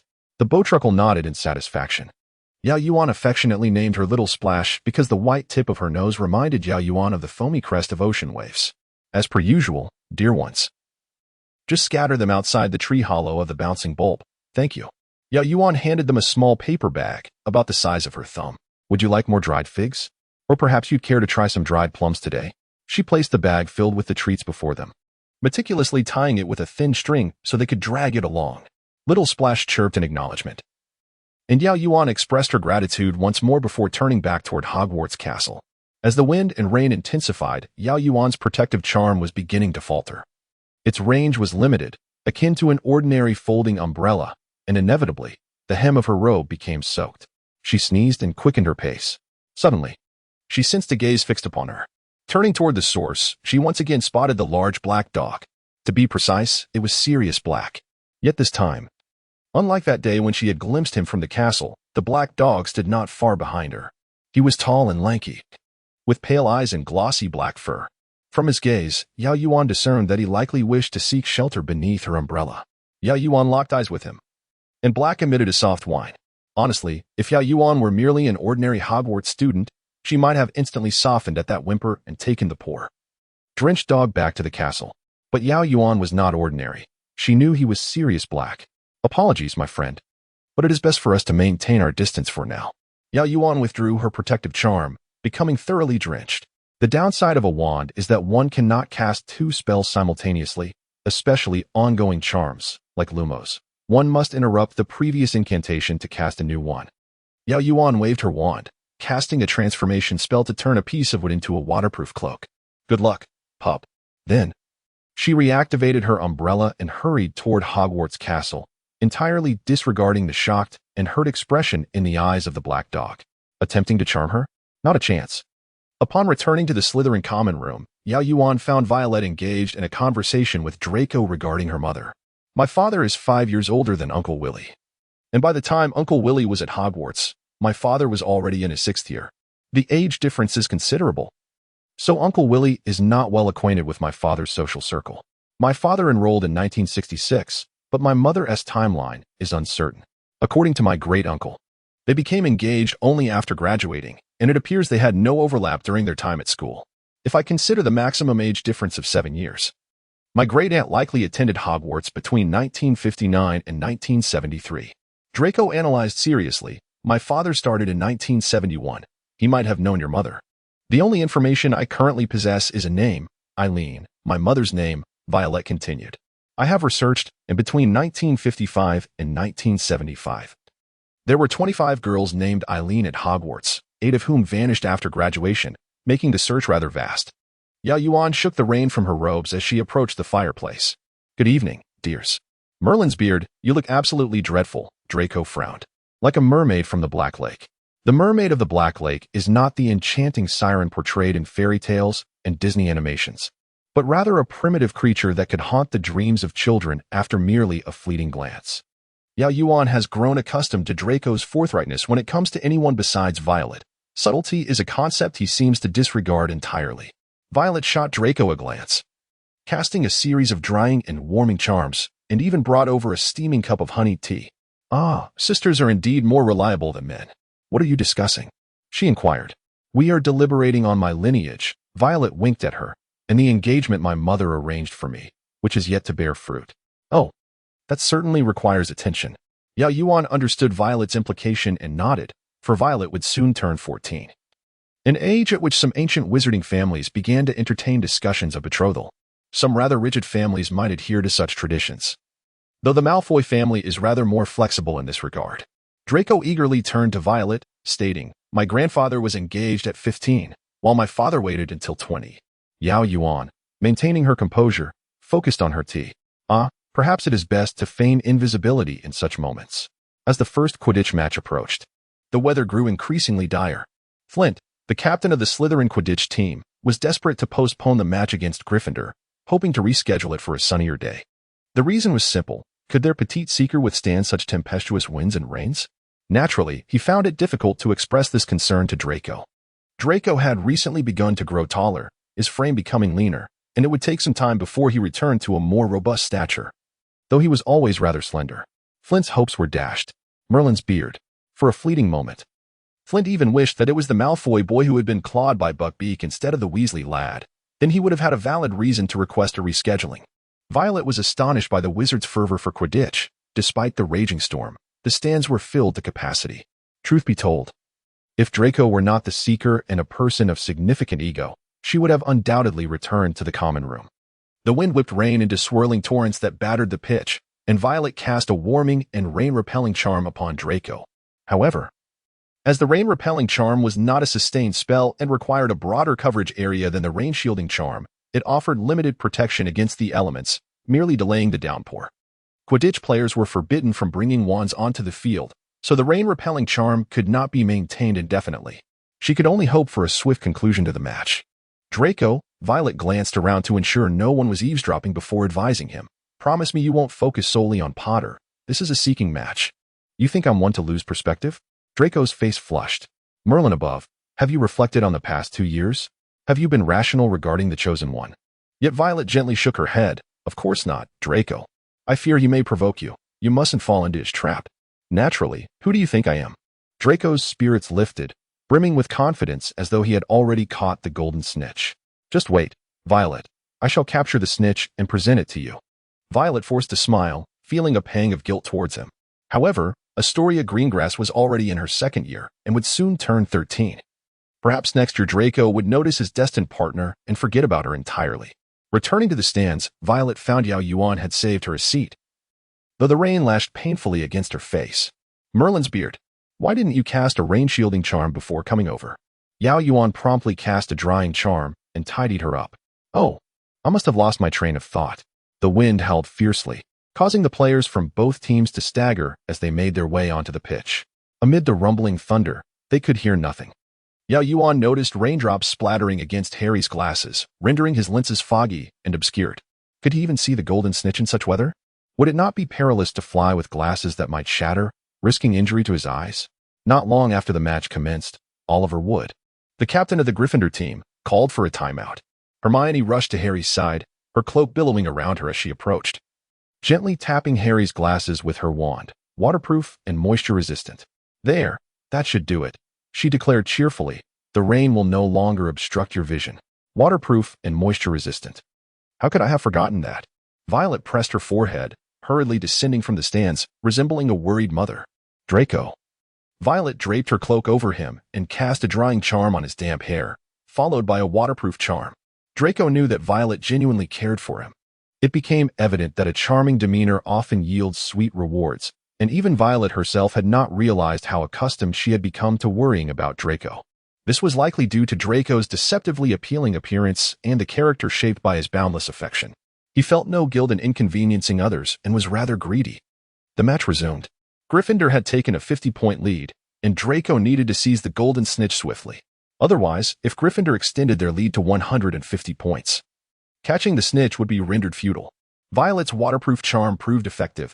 Through her enchanted telescope, it was clear that Draco was no longer drenched and squinting against the rain. He urged his Nimbus 2001, weaving through the turbulent air, diligently searching for the snitch, narrowly avoiding a bludger hurled towards Harry's head by Flint just moments before. A forked lightning bolt exploded in the sky, and Yao Yuan suddenly turned to glance behind her, locking eyes with a large black dog. It was perched on the highest row of empty seats, its form magnified by the lightning that cast a massive shadow against the backdrop.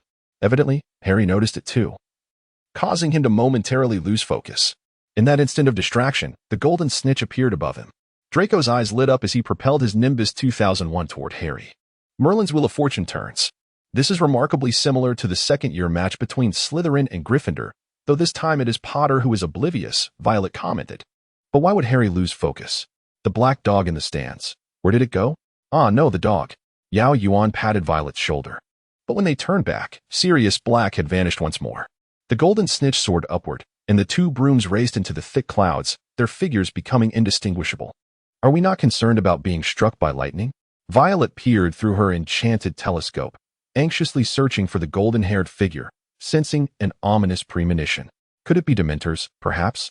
With keen eyes, Yao Yuan caught a glimpse of some emaciated figures seemingly gathering amidst the heavy, gray-black clouds, which reminded her of the perilous events that had transpired here. This was meant to be the match between Gryffindor and Hufflepuff. After all, Draco had been injured by Buckbeak's claws and Harry had been besieged by Dementors. However, with Draco's presence added to the mix, Merlin above, he lacked the protagonist's halo. It was better to be cautious than to be caught unawares. Yao Yuan leaped onto the railing of the stands, and amidst the cacophony of screams, she sprang to the teacher's box like a leopard scaling a wall. With brevity and urgency, she addressed the headmaster and professors. There are Dementors gathering in the clouds. Dumbledore's expression shifted dramatically. He raised his wand, and silver mist burst forth from its tip, dispersing the clouds to reveal the gathered Dementors, which were subsequently banished. A rapidly descending object came into view, draped in red and green robes. Draco and Harry, were they embracing? A peculiar pairing indeed. Dumbledore waved his wand, slowing Harry and Draco's descent. A stretcher appeared. He hurriedly ran down from the stands, with Yao Yuan and Violet swiftly following from opposite sides. Upon closer inspection, they discovered that the two were not, in fact, embracing, which was entirely improbable. It appeared Harry had crashed onto Draco. Harry's broom had vanished, and Draco's broom had evidently succumbed to the weight, casting both of them to the ground. Draco's broom landed sluggishly beside Violet, as if apologizing for failing to protect him.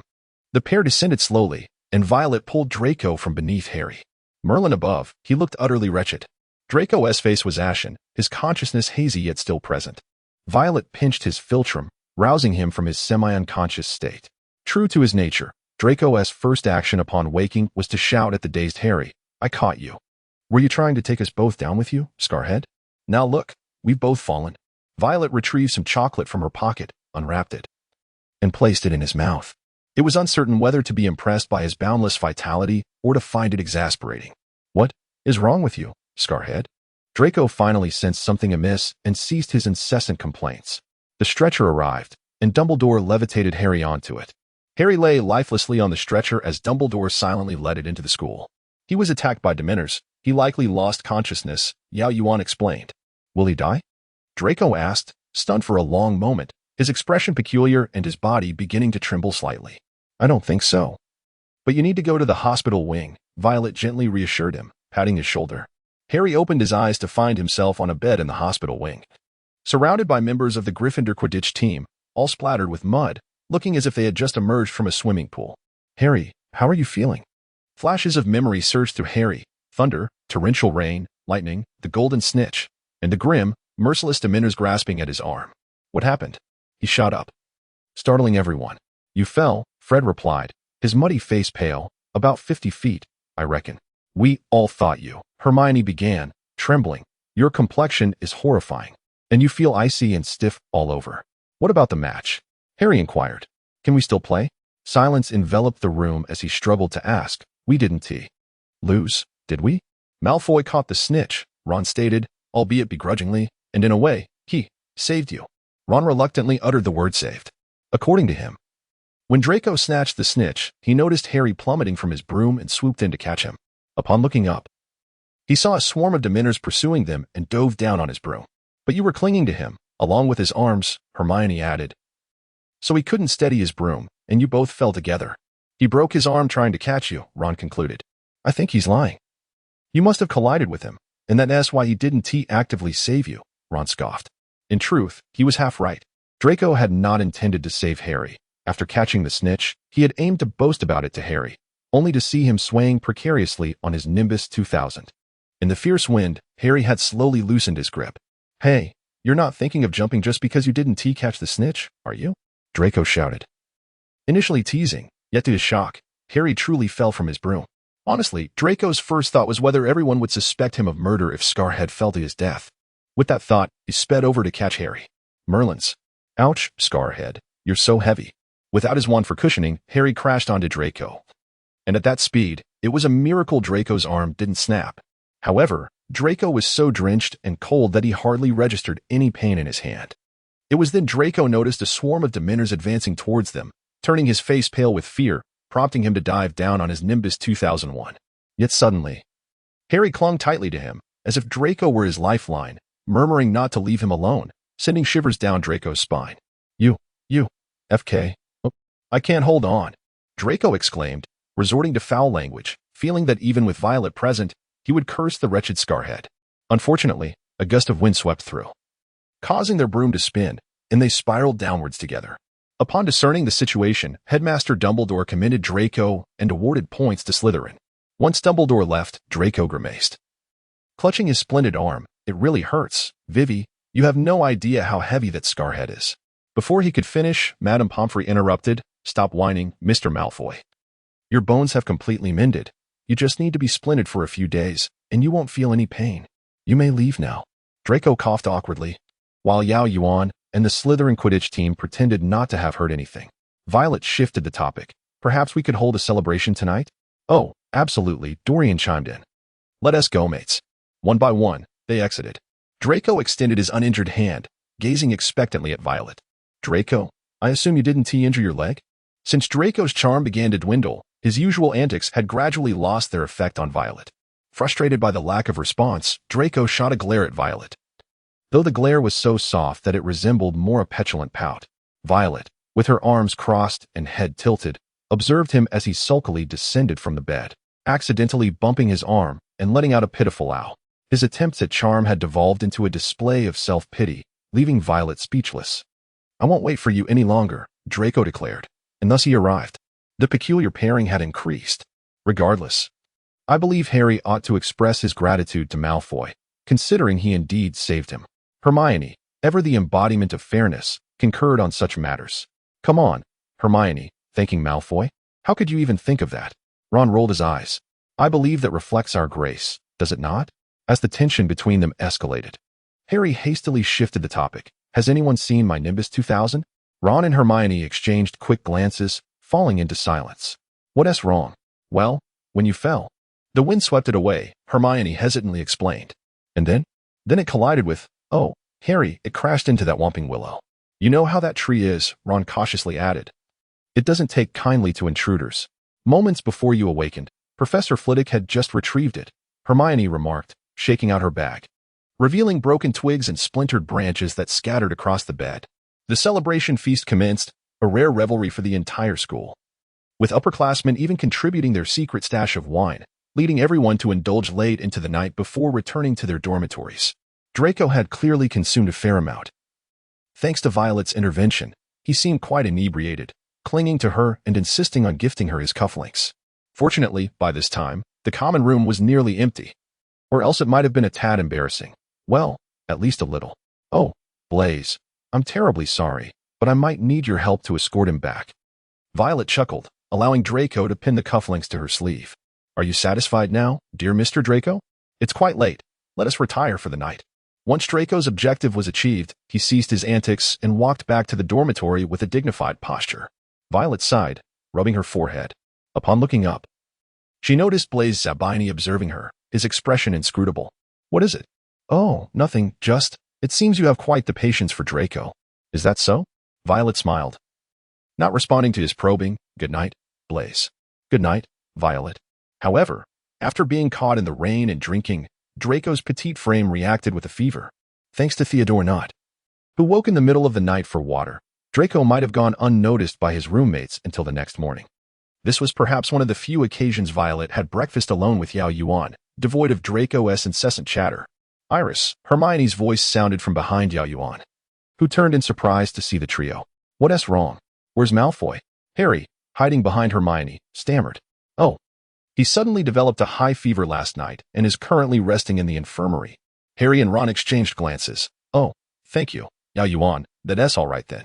Thus, our kind-hearted savior instinctively believed that his fever was due to the rain and the fright he experienced the day before. Hermione, perhaps you were right, Harry mused, his Gryffindor bravado surfacing. After all, it was merely a matter of saying thank you. Having previously apologized to Snape, Harry steeled himself and strode toward the infirmary. What are they up to? Violet inquired, perplexed.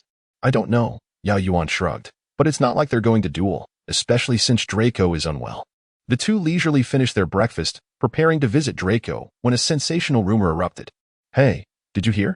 Harry went to thank Malfoy because Malfoy saved him, exclaimed a passerby rushing from the infirmary. So Malfoy really did save him? By Merlin's underpants, hasn't he always viewed Harry as his arch-nemesis? Who would have thought he'd actually save him? Said the first gossip monger. I'm equally astonished, and what's even wilder is that when Harry thanked him, he actually blushed. Malfoy blushed? Does he even have the capacity to associate with shyness? Questioned the second gossip monger. Indeed, he is an insufferable little brat, chimed in the first. Honestly, you all know he is usually pale. That time he was so rosy it was undeniable. Then he threw a pillow at Harry, and by Merlin, why did I detect a hint of bashfulness? The onlookers, having witnessed the entire scene, clasped their faces with bemusement. You can't be suggesting. The third gossip monger covered their mouth. Impossible. Hasn't everyone noticed that Malfoy has a fondness for Wonka? The second countered. Violet Wonka, the very subject of their discussion, interjected. It seems you've forgotten that I am right here. The crowd turned to her in unison, creating an awkward silence. Violet smiled, thinking, as long as I remain unperturbed. The embarrassment belongs to them. The group awkwardly resumed their previous conversations. What class do you have next? Potions. What a coincidence, me too. You both are Hufflepuffs. Why is that remarkable? Violet quickly grabbed Yao Yuan and made an exit. In the infirmary, Violet pulled back the curtain to find Draco cocooned in blankets. Feeling any better? Draco? Are you trying to suffocate yourself? Draco emerged from the covers, his face still flushed, though likely from being wrapped too tightly. That insufferable scarhead, Draco exclaimed. Sitting up abruptly, he actually came to thank me? While I'm sick. I see he just wants to repulse me. Perhaps he genuinely wished to express his gratitude, considering you did save him. Did you not? Violet patted Draco's shoulder, adding from the perspective of a Slytherin, moreover. Such an act would demonstrate his good character. The Gryffindors do value their reputation, after all. Draco nodded thoughtfully. You raise a valid point, after all. He is aiming to become St. Potter. I cannot fall into his trap. If he wishes to thank me, I shall graciously accept his gratitude. Violet pondered that Draco likely remained oblivious to the peculiar pairing forming outside. However, did he truly like her? Was it that apparent? Everyone but her seemed to know. Initially, she believed Draco sought to cultivate a connection with the Wonka family. Furthermore, though it may sound somewhat vain, the truth remained. She was indeed quite beautiful, thus Draco's admiration for her beauty grew. After spending considerable time together, her elder kindness was misconstrued by Draco as favoritism, leading him to subtly imply his desire to pursue a romantic relationship. However, the truth remains elusive to Violet. The Patronus charm, Part 1, yet at this moment, such matters seemed less significant. With her encouragement, Mr. Wonka solidified his plan to establish his own space station in outer space and initiated the transition of the chocolate factory. Charlie would come of age by next Christmas, thus officially taking over the operations of the chocolate factory. Since there are no restrictions in the wizarding world against minors assuming control of enterprises, the Wonka chocolate shops would also be transferred to her name on that very Christmas. Oh, by the way, Vivi, Draco said, retrieving something from his pocket, cradling it in his palm and extending it toward her. This is for you. Violet's thoughts were drawn back. What is this? Draco smirked, a mysterious smile dancing on his lips, his eyes gleaming with a silent plea for her praise. He opened his hand, revealing a golden snitch resting quietly within. I meant to give this to you yesterday, but the celebration was so lively that I completely forgot. Draco continued, leaning in slightly. I promised I would catch the golden snitch myself and present it to you. Well, here it is. He placed the golden snitch into Violet's palm. Violet gazed at the golden orb in her hand, a sudden wave of emotion swelling within her. She quickly redirected the conversation. Mrs. Hooch will surely be frantic if she can't find the snitch. You should be careful. She might sweat you with her broom. Not a chance, Draco replied, his voice elongated with a hint of pride. I was sent to the hospital wing yesterday, and I had a fever today. So forgetting to return the snitch is quite reasonable under the circumstances. Of course, the paramount goal was to ensure that his Vivi received the golden snitch. Recently, the female students had been abuzz with excitement as Cedric Diggory, the Hufflepuff seeker, had presented the golden snitch to Ravenclaw's Cho Chang in front of the entire school, marking the birth of an enviable couple. Unfortunately, that day was fraught with too many unexpected events, so he had to discreetly present it to her here. In the next match against Ravenclaw, they must triumph and then openly declare the return of the golden snitch. Violet caressed the golden snitch, which seemed to embody Draco's exuberance. The sheer purity of youthful affection overwhelmed her. Such sincerity is often the most touching. Violet found her plans wavering. Professor Lupin returned to teach, appearing rather unwell. His once well-fitted robes now hung loosely on his frame, suggesting he had lost quite a bit of weight. Dark circles under his eyes indicated he had not enjoyed a full night's sleep in several days. Frankly, Professor Snape looked similarly fatigued. They were both exhausting themselves, alas. Yao Yuan contemplated, finding it hard to summon the heart to inquire about private lessons in the Patronus charm from Professor Lupin. Hogwarts' demanding schedule was exhausting enough. He deserved some time to rest and recuperate. After all, she was certain Professor Lupin would not break his promise. To her surprise, this wait extended all the way to after the Christmas holidays. The week before the Christmas break, the students had another opportunity to visit Hogsmeade. And this time Yao Yuan finally managed to join in. During her visit, she encountered the little savior sneaking out of the secret passageway into Hogsmeade. Oh, honestly, Potter, it's too late for you to don the invisibility cloak now. The Patronus Charm Part 2, to avoid interrupting Violet and Draco's private moment. Yao Yuan graciously decided to wander alone through Honeydukes. Amidst the bustling crowd, she struggled to select a few signature treats, ultimately opting for the back exit to escape the throng. As she stepped out through the back door, she was met with the sight of Harry, covered in dust. Emerging from the cellar of the shop, spotting her, he hurriedly grabbed the invisibility cloak from the ground, attempting to wrap it around himself. Yao Yuan chuckled, and Harry, perhaps feeling a bit embarrassed by the light teasing, stood frozen in place, forgetting to don the cloak. I'll pretend I didn't see you breaking school rules by coming to Hogsmeade, Yao Yuan jested. You should be grateful that Draco and Violet are at Wonka's chocolate shop. Remember to steer clear of there. Harry seemed momentarily stunned, failing to respond. Yao Yuan, with a sigh, took the cloak from his hands and draped it over the bewildered boy. You can't just freeze up like this, little savior. We need to work on your quick thinking. You can't be paralyzed by surprises. Don't worry, I won't tell anyone, she reassured him, giving his shoulder a playful pat. After saying this, just as she turned to leave, Harry called out to her. Iris. Yao Yuan turned back, but with Harry hidden beneath the invisibility cloak, she could not see him. So she followed the sound of his voice. To be honest, speaking to a blank expanse of white snow felt rather strange. What is it? Well, where are you planning to go? Just wandering about.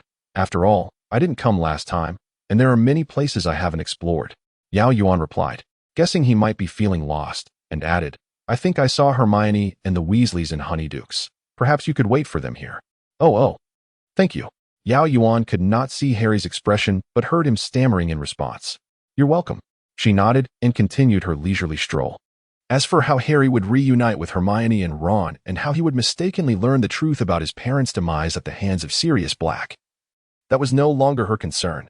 Yao Yuan walked through the snow, her boots crunching softly against the powdery surface. Hogsmeade resembled a Christmas card, with thatched roofs and shop awnings blanketed in a soft layer of snow, and holly wreaths adorned the doors of every home, embellished with bright red berries.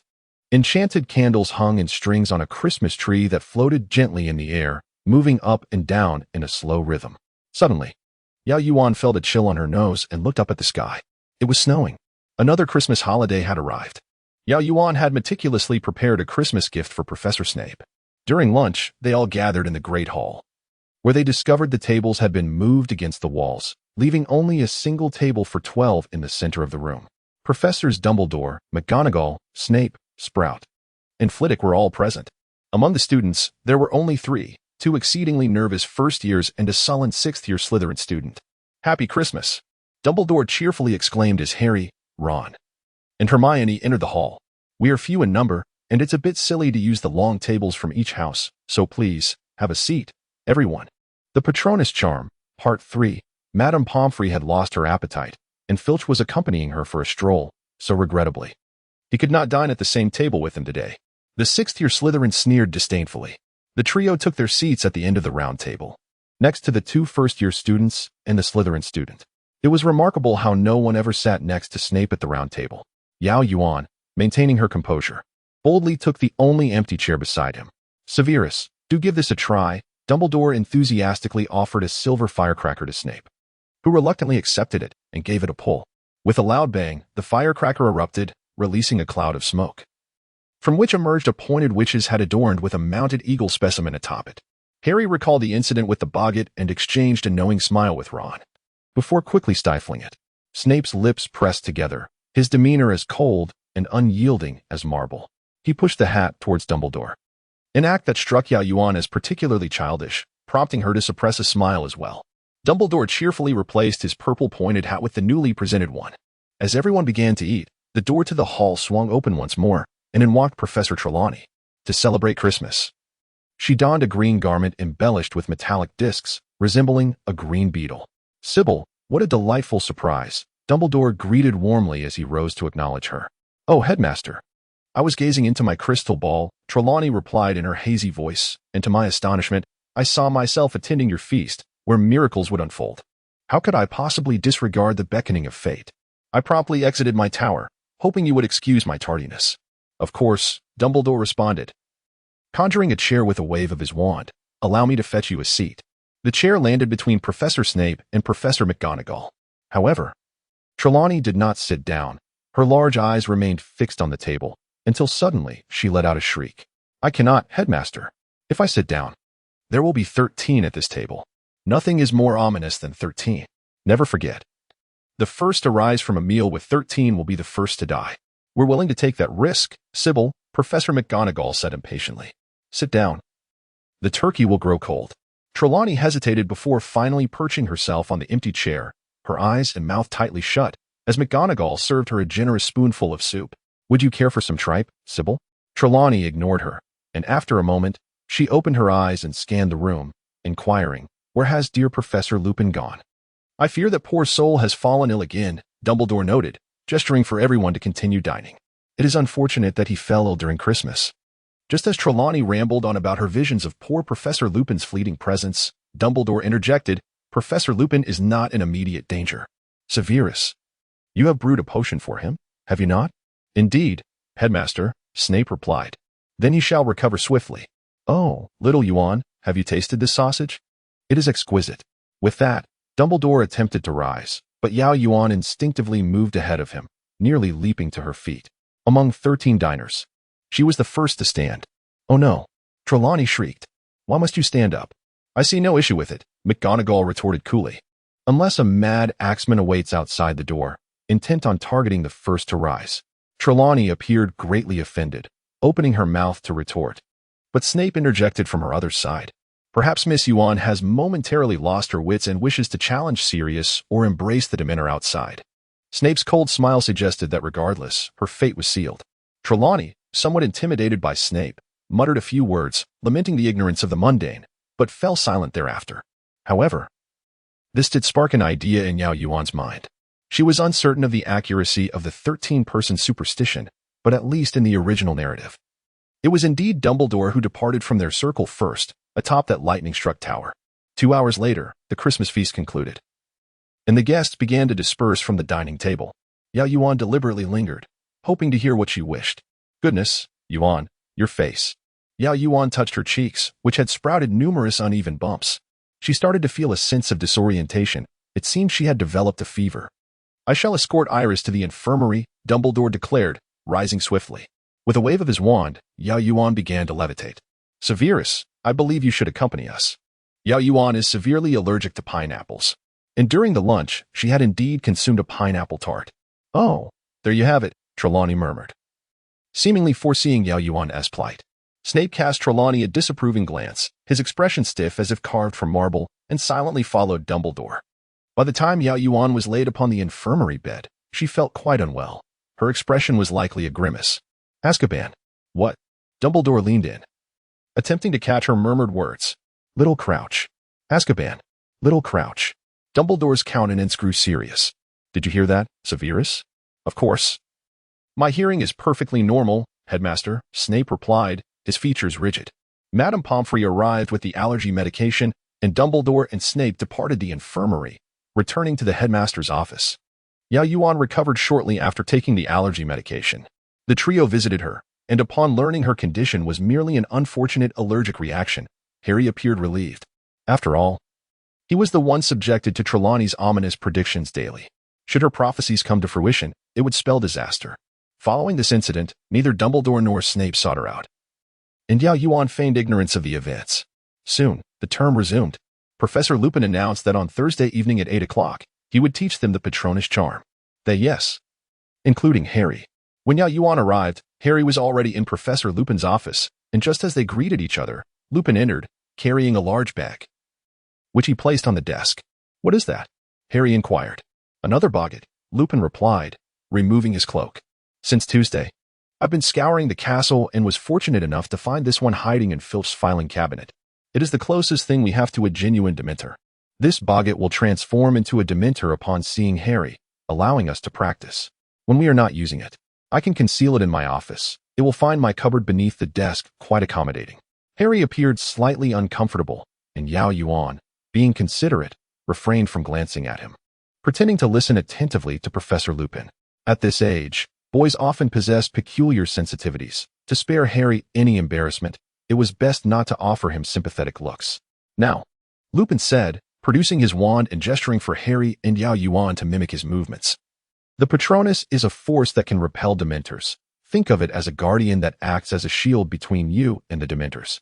The Patronus is a positive force, embodying the very essence that feeds the Dementors hope, joy, and the desire to persevere. Yet, unlike a true human, it cannot experience despair, rendering it impervious to the Dementor's harm. What does a Patronus look like? Harry inquired, curiosity evident in his voice as he raised his wand.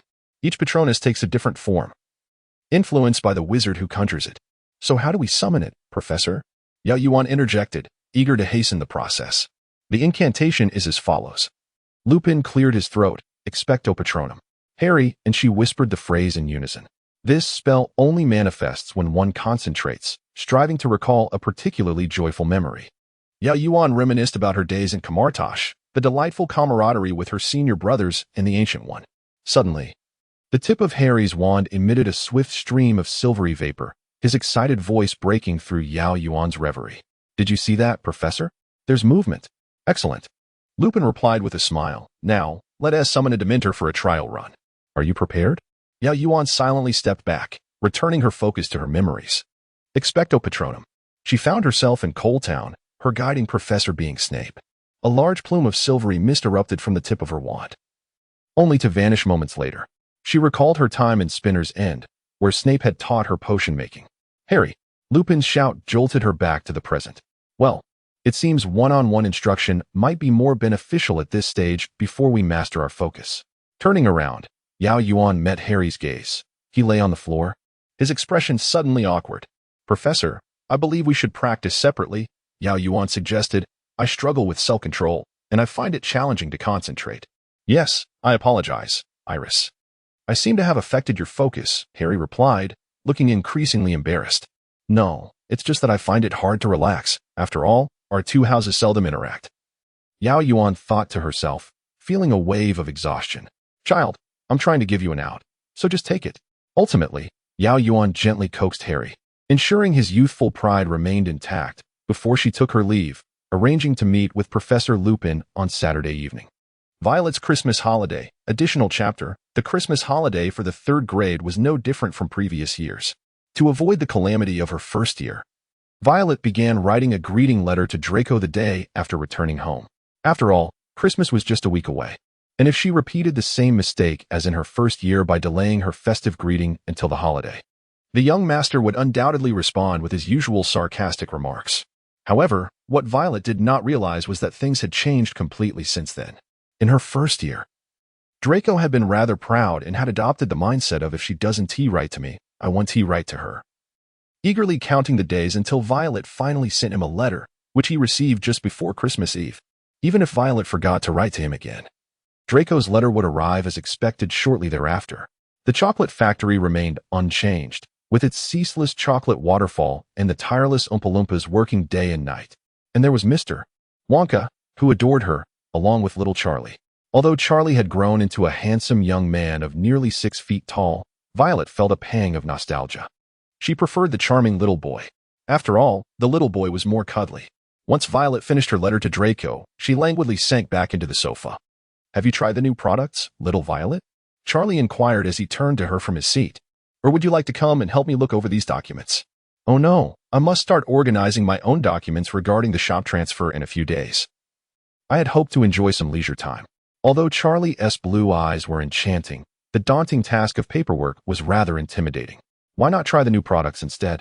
Little Violet, you haven't discussed chocolate with us much this semester, Charlie urged, directing her attention toward the research room. I certainly wouldn't make you work for me. Go on, Violet realized she had indeed neglected chocolate for quite some time, having focused all her energy on mastering magic and planning her future. She aimed for each of her courses to achieve the highest grades and was particularly devoted to ensuring her family's safety. This was not right. When one becomes overly fixated on a single pursuit, they inevitably become burdened by it. It is not that one should disregard such matters, but rather that one must not be bound by them.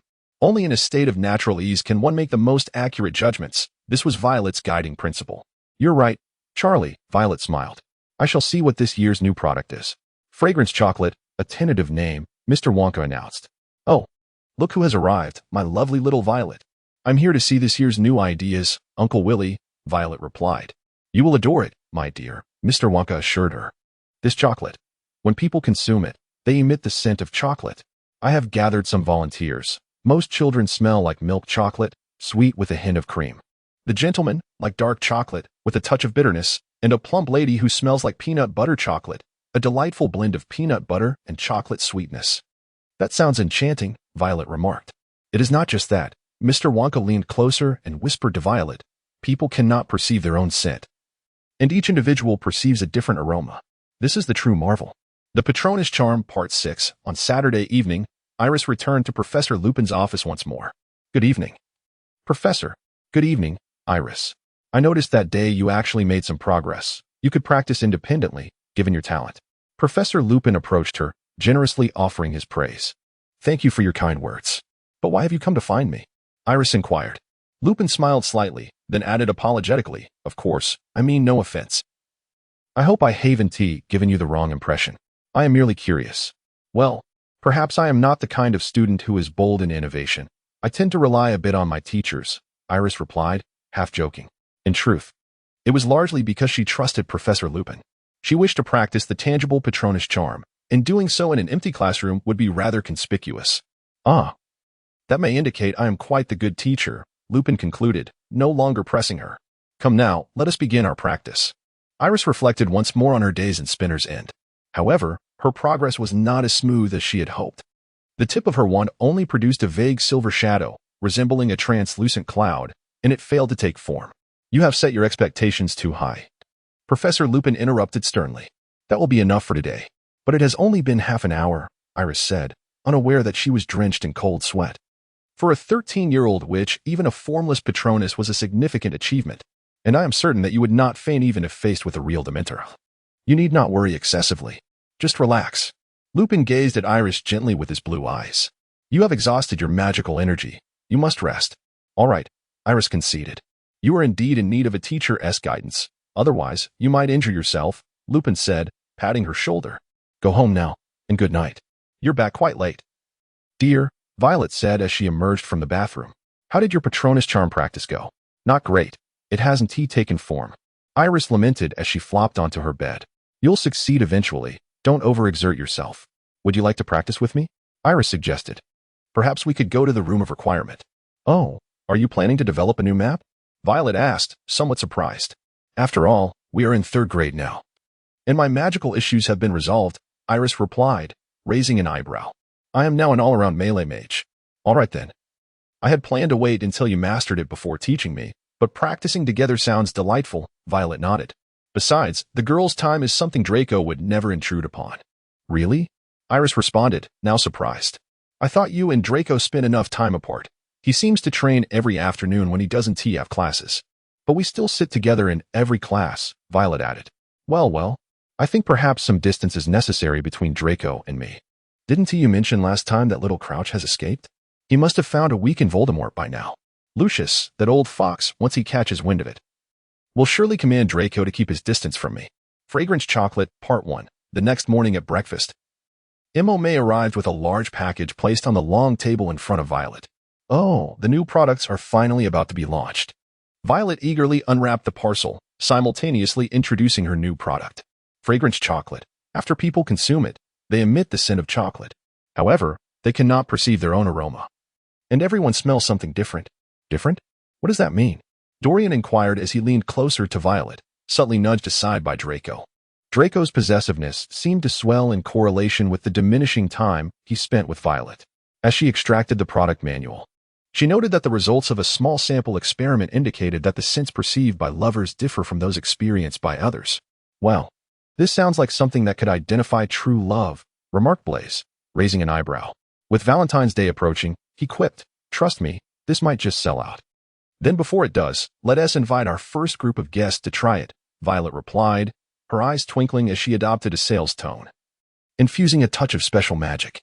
After all, Wonka chocolate is undeniably the most delectable. Blaise took the first bite, exclaiming, "Oh, it's mango-flavored." Yet, he detected only a faint hint of dark chocolate. "But I smell dark chocolate," Draco frowned. "So do I," Violet nodded, while Dorian glanced around and affirmed, "It's definitely mango." Blaise's girlfriend, a girl from the Selwyn family, added, "Clearly, the results are evident." Blaise whistled in delight and wrapped his arm around his girlfriend. Suddenly, the hall erupted in noise as everyone turned to the entrance. Harry had arrived. Harry received a firebolt, and the news sent shockwaves throughout the school. Draco found it hard to believe, so everyone had actually gathered in the hall early to await Harry and confirm the news. As Harry walked into the hall, eyes darted towards the firebolt, and many whispered excitedly, "Did you see Malfoy's face?" Ron exclaimed, turning to Draco with a smug smile before leaning closer to Harry and whispering, "He looks utterly incredulous. That expression is priceless." Just then, yawning and slightly late, Yao Yuan strolled up behind them. Poor little Ron always found himself critiquing at the most inopportune moments. Clearing his throat awkwardly, he pretended he hadn't said anything. Wood's eyes sparkled at the firebolt as he declared, "Put it here, Harry," placing the broom on the table with its brand facing outward. Students from Ravenclaw and Hufflepuff quickly gathered around, and Cedric Diggory came over to congratulate Harry on acquiring such a fine broom to replace the Nimbus 2001. "You'll manage that broom just fine, Potter?" Draco drawled, his tone indifferent. He approached the Gryffindor table, narrowing his pale eyes as he observed for a moment before returning to the Slytherin table. "It's real," he confirmed. Marcus Flint's brows furrowed instantly, as if he were about to drag the team out for practice at that very moment. "Oh, Marcus," Dorian elbowed him lightly, "let us have breakfast first." Flint grimaced as he finished his meal, and unsurprisingly, he soon took the Slytherin Quidditch team out for training during the pleasant weekend. "So, shall we practice?" Violet looked at Yao Yuan. Yao Yuan unwrapped a piece of chocolate. "Wait, let me smell it." Violet leaned in closer, inhaling. "I detect liquor-filled chocolate? Or perhaps rum." "That's the flavor I have," Yao Yuan nodded, her smile taking on a mischievous twist. "Wow, my dear Vivi has been harboring a crush on me for so long." Violet playfully nudged Yao Yuan, concluding that anyone with a solid emotional foundation could be affected. "I'll have to add that to the manual." "Oh, right, here is a challenge for you." Violet quickly unwrapped a piece of chocolate and popped it in her mouth. "Guess what flavor it is?" Yao Yuan sniffed. "Blueberry?" Violet merely smiled in response. "No way." Yao Yuan's eyes widened. Yes." Violet linked arms with Yao Yuan, urging, "Let us go. Hurry." Harry called out to Yao Yuan, who turned back along with Violet. Harry nodded at Violet and said, "Wonka, what's up?" Yao Yuan glanced around. Everyone was focused on the firebolt, oblivious to them. I wanted to ask how your practice is going." "Oh, not great," Yao Yuan replied regretfully, shaking her head. "I still can't summon my Patronus. Or perhaps we..." "What?" Yao Yuan strained to catch what Harry said. "Sorry, I didn't hear that." "No worries." Harry waved his hand. "I didn't mean to interrupt." Just as Yao Yuan was about to insist it wasn't a bother, Harry scratched his head and added, "Iris, have you been drinking? I think I smell rum." Violet nearly dropped her bag in surprise. "No, goodbye, Potter," Yao Yuan feigned calmness, grasping Violet's hand and swiftly bidding Harry farewell. In the 8th floor corridor, Violet found it hard to believe. Is the savior really that superficial? Yao Yuan covered her forehead. "That shouldn't be the case. I thought Harry liked those who excelled in Quidditch. I told you. That day in the hall when he was staring at you in the sleeping bag. He must have developed feelings then," Violet exclaimed, slapping her thigh as if solving a mystery. "Let us forget about it. Let it be." Yao Yuan waved her hand dismissively. He'll back off. Harry is probably the first Gryffindor to fancy a Slytherin.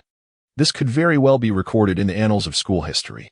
Violet's progress was equally slow, leaving her somewhat puzzled. "I feel like my life in the chocolate factory is a fairy tale. Why can't it materialize?" "I share your confusion," Yao Yuan remarked, glancing at her wand. "That was in Spinner's End, at the Professor's residence. Why can't it work?" The two, having practiced late in the room of requirement, returned to the common room just as curfew approached. Draco, still in his practice uniform, sat on the couch, looking utterly exhausted, with a freshly completed divination assignment beside him.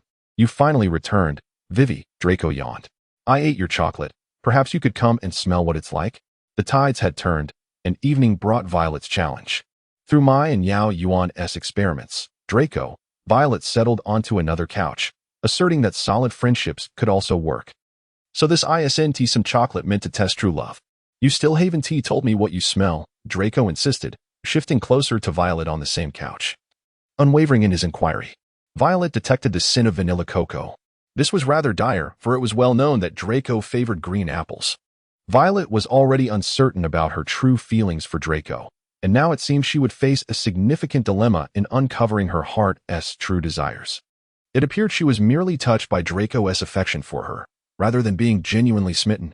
With a deep sigh in her heart, Violet finally spoke, vanilla cocoa.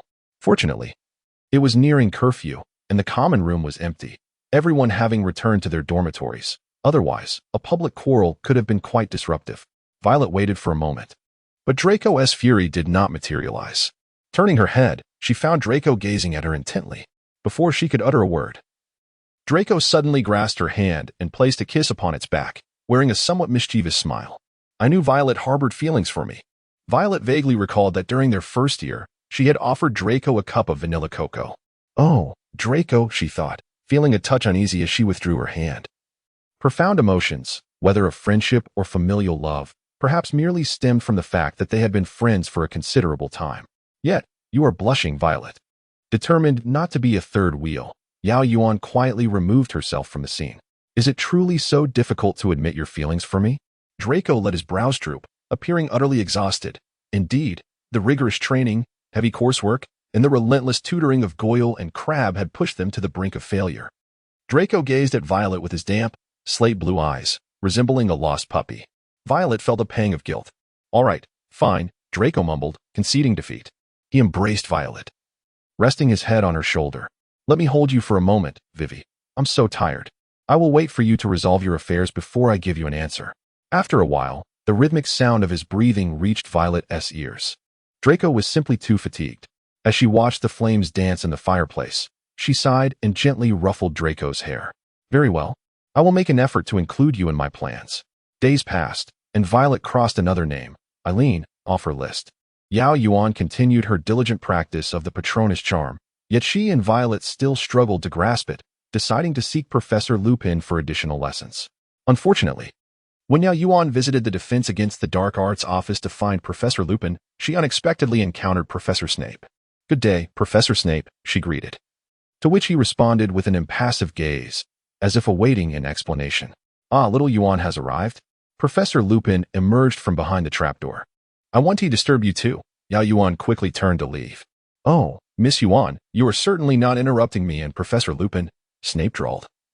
If you have any inquiries, now is the time to voice them and see what assistance I, as the headmaster, can offer. The insinuation was palpable. Why was a Slytherin student seeking help from a Gryffindor professor instead of approaching the headmaster? Even if Yao Yuan was unaware of the tension between Snape and Lupin, she sensed that she was treading on thin ice with Snape. Yao Yuan desperately signaled to Professor Lupin, but he seemed oblivious to her plight. He smiled gently. It's nothing, little Yuan. Severus is also an excellent master of defense against the dark arts, and you can feel free to ask him anything. I dare not ask. Yao Yuan silently cried out in her mind. Indeed, Snape remarked with a thin smile. I wonder what issues Miss Yuan is facing. I came to inquire about the Patronus charm, Yao Yuan replied slowly, striving to project an innocent expression. Oh, little Yuan mentioned to me, Lupin began in a familiar tone, that she encountered a Dementor on the train, which brought back some troubling memories from last year, and she wishes to learn how to repel Dementors. Professor Lupin, it seems you are subtly provoking Professor Snape, implying that your student would rather confide in you than him. Alas, it appears she has revealed everything to me. Oh dear. Professor Lupin, you have changed. You have become quite cunning. Indeed, after all, this is defense against the dark arts. And it is entirely normal for her to seek your guidance, Snape replied, a not-so-gentle smile playing on his lips. Therefore, I wish you success, Miss Yuan. With that, the hem of his black robe swirled as he strode away, leaving Yao Yuan with a sense of foreboding. I believe you have grasped the matter quite well, little Yuan. Professor Lupin said with a smile, Perhaps you could exchange some memories to reflect upon, focusing on the feelings that brought you joy at that time. Very well, Professor. Yao Yuan answered somewhat absent-mindedly. The predictions made during her recent allergic reaction finally bore fruit. Little Barty Crouch was discovered to be absent from prison. The individual incarcerated was actually Mrs. Crouch, who had consumed Polyjuice Potion, old Barty Crouch's deceased wife. The head of the International Magical Cooperation Department, old Barty Crouch, was under investigation. Through the use of Veritaserum, the ministry learned that Mrs. Crouch, suffering from a terminal illness, had transformed herself into her son's likeness out of love, pleading with her husband to switch places with her. Upon his release from prison, old Barty found his son still a fervent supporter of Voldemort, leading him to ensnare his son at home using the Cruciatus Curse, guarded by their house elf, Winky. However, when ministry officials arrived at the Crouch residence, they discovered that little Barty had somehow escaped the control of the Cruciatus Curse and vanished. Yao Yuan recalled that there was a spy within the ministry who had assisted little Barty Crouch in meeting Voldemort and subsequently aided him in transforming into Mad-Eye Moody, becoming the defense against the dark arts professor for the 4th year at Hogwarts. Unfortunately, the names of such individuals were often scarce and difficult to remember. One escaped Sirius Black was already alarming enough, and now there was little Barty as well. The ministry was in an uproar. Old Barty Crouch faced suspension and investigation, while little Barty wanted posters plastered the streets of the wizarding world. Hogwarts itself seemed to be engulfed in panic. The mere thought of an Azkaban escapee was terrifying. And now there were two. Yet, amidst the growing anxiety, another explosive piece of news emerged from Gryffindor Tower. Sirius Black had infiltrated the Gryffindor boys' dormitory. Ron instantly became a sensation, as he was the one to spot Sirius Black.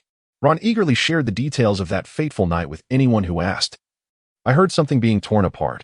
I thought I was dreaming, but then I really felt a gust of wind on my face, so I opened my eyes. And one side of the curtain had been ripped away. I saw him standing in front of me, thin as a skeleton. He looked at me. And I looked at him, and then I screamed, and he fled. However, for the first time, Draco seemed utterly uninterested in the trio's predicament, showing no inclination to partake in the gossip. This was decidedly uncharacteristic of him. I had expected him to voice his opinion on such matters. Violet privately remarked to Yao Yuan, "Oh, primarily because this involves his blood relative. I suspect that the Malfoy family would prefer not to dwell on such matters." "Oh, yes. I almost forgot that connection." The castle was searched once more, and security measures were once again tightened. Professor Flitwick held up a photograph of Blake, instructing each guard at the front door to recognize him. Meanwhile, Ferk busied himself in the corridor, nailing shut every tiny crack in the walls and rat holes with planks of wood. Madame Fad insisted that the school hire protectors for her, resulting in a troop of gnomes patrolling the hallways. They marched with loud footsteps, muttering to one another, their sticks waving about carelessly. Frankly, this situation was vexing not only for Draco but also for Violet. During class transitions, encountering them around corners often led to near tripping, followed by their irritable complaints about inattentiveness. These crude, ugly gnomes were quite bothersome. As the door to the Slytherin common room swung open, Draco entered, clad in his Quidditch uniform, clearly just back from practice, sweat and dirt adorning him. Striding in with an air of indignation, he exclaimed, "Can you believe they actually hit my knee with a stick?" Indeed, that was rather excessive. Violet, who had been diligently working on her homework, paused to ask, "Are you all right? Do you need something to reduce the swelling?" "Of course," Draco responded, gazing at her with his damp, slate-blue eyes, his tone bordering on petulance. Utterly disregarding the presence of Pansy beside them, Pansy appeared to have resigned herself to the situation ever since she realized Draco's unusual attachment to Violet this semester. She had sulked for a week, no longer casting disdainful glances at Violet. However, whenever scenes like this unfolded, she would turn her head away in discomfort. "You are a wizard. You can cast spells on yourself," Violet remarked. "Enough," she said, retracting her wand. Draco, sporting a smug smile that suggested the benefits of having a girlfriend, headed off to freshen up. Yes, indeed, although Violet and Draco had addressed their situation, someone was quite concerned about appearances, and words once spoken could not be retracted. Thus, in name, Violet Wonka remained Draco Malfoy's girlfriend. The catalyst for the witch hunt was not the English king, but rather the Scottish king's fleet encountering a tremendous storm at sea. As Violet swiftly perused Goyle's essay, she corrected him. Honestly, if Professor Binns were to read this paper, he might just come back to life in frustration. Draco, in a more irritable mood, interjected, The witch hunt began in 1590, not 1950. Crabbe, think for a moment. We are studying medieval history, not modern history. Violet regarded him as if observing her past self, helping her younger cousins after finishing her own exams. Indeed, maintaining composure seemed to require the wisdom of age. Although Draco had not explicitly requested Violet to tutor Goyle and Crabbe, she could not bear to see them, in their adolescence, staying up past midnight with homework. Thus, she took it upon herself to assist one of them. Meanwhile, Yao Yuan had become Violet's external accountant, successfully investing in Wonka chocolate. This also meant Yao Yuan had resumed one of her former endeavors, market research. After completing their assignments, the two returned to their respective dormitories. The sales of Wonka chocolate at Hogwarts were quite promising. She had conducted a survey through the Weasley twins, and it appeared that everyone adored it, surpassing the new products from Honeydukes this spring. That's wonderful, Violet thought, despite her lack of social experience. She understood the importance of delegating professional tasks to those skilled in them, while management involved trust, oversight, and reasonable allocation.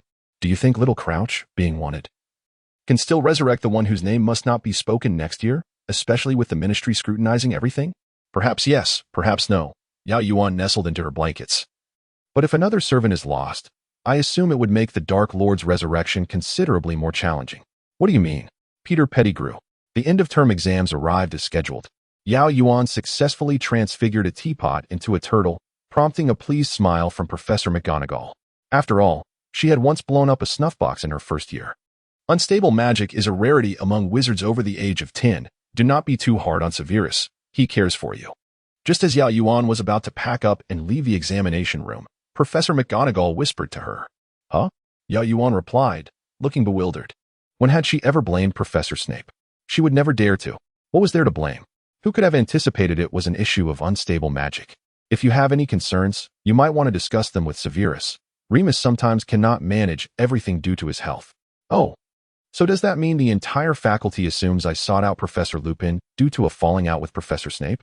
No, indeed. She exclaimed. I simply went to learn the Patronus charm. With her thoughts in disarray, Yao Yuan dashed toward the next examination venue. Violet, ever the diligent scholar, accurately predicted the focus of Professor Flitwick's exam, which indeed centered on the joyous charm. A nearby Hufflepuff appeared terrified, likely fearing she would explode him. At times, once a stereotype is formed, it can be difficult to dispel. Yao Yuan couldn't possibly explain her previous magical instability to everyone she met. Thus, she swiftly cast a spell, causing the little badger to erupt into laughter. Perfect. The next day's exams would cover care of magical creatures, potions, and astronomy.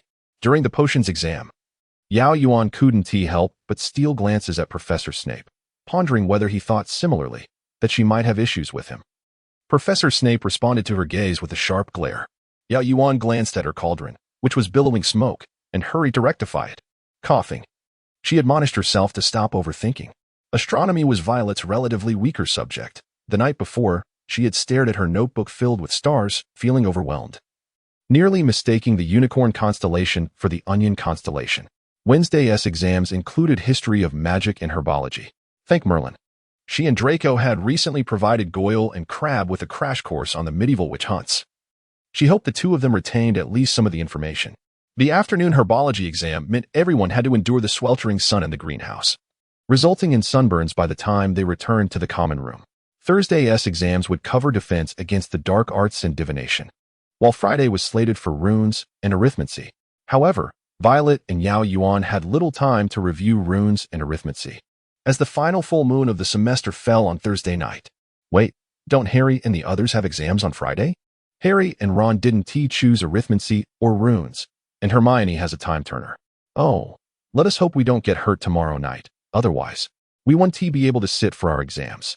Ms. Wonka, it's unwise to speak such words at this moment. It may bring misfortune. Violet exclaimed. Is it too late to take that back? Come, let us rehearse our story just in case. Oreo is missing. We'll search for him. And if we see him running out of the castle, we'll chase after him, only to find him beneath the Whomping Willow. We discovered that the Whomping Willow fell silent when pressed at a certain knot, prompting us to attempt to retrieve it. However, as fate would have it, we slipped and tumbled into the Shrieking Shack. Unbeknownst to us, we had ventured into the very room of the Shrieking Shack. All right, perfect. Let's go. Vivi, where are you and Iris off to at this late hour? Draco inquired, lifting his head from the sofa. Oreo is missing, and we're going to look for him. We'll be back shortly. Take care, he replied. Our plan commenced smoothly, yet, as Violet and Yao Yuan reached the staircase, they spotted Professor Snape emerging from his office. Impatience etched on his face as he held a cup of potion. Swiftly, Violet and Yao Yuan concealed themselves behind suits of armor lining the corridor. Once Snape ascended several flights of stairs, they cautiously emerged. So, Professor Lupin didn't have the chance to drink the Wolfsbane potion before heading to the Shrieking Shack? Indeed, Yao Yuan mused, contemplating whether she could perform a long-distance charm to administer a sleeping potion. Is it plausible for a student to carry a large dose of sleeping draught? We shall address that later, Violet replied. As they ventured outside the castle, Yao Yuan whistled, summoning a black owl that swooped down before them. Oh, dear Leo, you look splendid tonight. The Rat-Catching Package Part 1. Leo remained displeased with his name. But Yao Yuan had learned the art of excessive flattery to appease him. I know you can deftly navigate those clumsy branches, dear sir. Perhaps you could assist us with that nod? As she spoke, she produced a pouch filled with fresh meat strips. Leo snatched two, expressing his approval of the flavor, then soared effortlessly towards the tree's roots. He perched his right claw upon the knot, and instantly, the whomping willow ceased its thrashing, appearing like an ordinary willow tree. Violet and Yao Yuan dashed to the base of the tree, where Yao Yuan hung the pouch around Leo's neck, affectionately ruffling his chest feathers. Thank you, old friend. With that, the two slipped into the tree hollow. The passage was low and constricting, with an unpleasant odor. Steep stairs awaited them in places. Violet and Yao Yuan supported one another as they made their way toward the Shrieking Shack. Expelliarmus! Lupin's wand flew from his grasp. Black roared, lunging at Snape, who immediately leveled his wand at Black. Explain your reasoning, Black, Snape murmured. I swear I will. Things are not as you presume, Lupin attempted to clarify. I informed Dumbledore long ago that someone was aiding him from the shadows. Their argument appeared unending. Violet crouched on the ground, a rather ungainly position, but necessary to observe the room's dynamics without being seen. It seems we arrived early, which is preferable to being late, she remarked. Yao Yuan shifted her posture, her legs growing numb. That way, our sleeping draft need not be utilized. Merely a reminder to Professor Lupin about the potion he has consumed. Expelliarmus! Harry shouted, joined by Ron and Hermione. An explosion resonated, causing the door to tremble. Professor Snape has been knocked unconscious. Should we go in? Let's wait for the truth to be revealed. Otherwise, we'll have to explain ourselves, Yao Yuan said, her conscience pricking her. I'm sorry, Professor. Please rest for now. No, you cannot kill him, Harry interjected, stepping in front of Pettigrew. We will take him back to the castle and hand him over to the Dementors. He belongs in Azkaban. My father would not want his best friend to commit murder, especially not of this sort. All right, Lupin sighed. We can proceed this way. I suspect that may not be feasible, Professor, Yao Yuan interjected, positioning herself at the doorway, while Violet raised her wand. Hermione seemed on the verge of speaking, but Yao Yuan preemptively clarified, in truth, we overheard the unfolding events at the door. Our intention is not to intervene in this matter. How did you get here then? Sirius demanded, brandishing Snape's wand, suspicion written across his face. Sirius, they are merely students, Lupin attempted to pacify him, but Sirius remained on guard, understanding his wariness. Yao Yuan reiterated her prepared explanation. The Rat-Catching Package Part 2. You accidentally fell into the tree hollow? Sirius advanced. Why not turn back? As far as I know, Slytherin students are not known for their curiosity. Indeed, Sirius was perceptive, even in the dim light, noticing the Slytherin ties around Violet and Yao Yuan's necks. Yao Yuan, however, was taken aback by his inquiry. Violet maintained her composure and responded. Harry's loud exclamation of Expelliarmus drew us in. We couldn't resist investigating. We have patiently awaited this moment rather than impulsively rushing in, which I believe is quite Slytherin of us. Wouldn't you agree, Mr. Black? Sirius grinned at this. Indeed. Well, Mr. Black, we are pleased that you will soon be vindicated. But there is still an urgent matter at hand. Violet nudged Yao Yuan with her elbow. Professor Lupin, Yao Yuan inhaled deeply. In fact, I completed that potion. Did you drink it tonight? What potion? Hermione appeared confused, then gasped in realization. Oh my goodness. She quickly assisted Ron, who had collapsed to the floor. Lupin's complexion drained of color. Sirius, quickly, take them away. Tonight is the full moon, and I could transform at any moment. In that fleeting moment of hesitation from Sirius, the bound Pettigrew suddenly transformed, breaking free from the ropes and scurrying away in rat form. A blunder. Violet cast a spell used by Draco in his second year, which proved effective. A black serpent shot forth from her wand, blocking Pettigrew's escape route, compelling him to veer towards the Whomping Willow's hollow. This was precisely what Yao Yuan had hoped for. Sirius immediately transformed into a large black dog, chasing after him, while Crookshanks followed suit. As Violet and Yao Yuan ascended the steps, Yao Yuan abruptly halted, cursing under her breath. What is the matter? Professor Snape is still unconscious in the room with Professor Lupin. I need to retrieve him. But Pettigrew, you go after him. Merlin bless Leo. He is still outside. He is excellent at catching rats. Yao Yuan sprinted back, encountering Harry and Hermione, who were assisting Ron. Without time to explain, she waved her wand, blasting open the locked door. The sleeping draft was ultimately employed. The werewolf succumbed to the potent extract of the better's mouse. She extricated the unconscious Snape from the bed curtains and levitated him out. Oh dear, we completely forgot about Professor Snape. Hermione appeared on the verge of tears. How's Professor Lupin?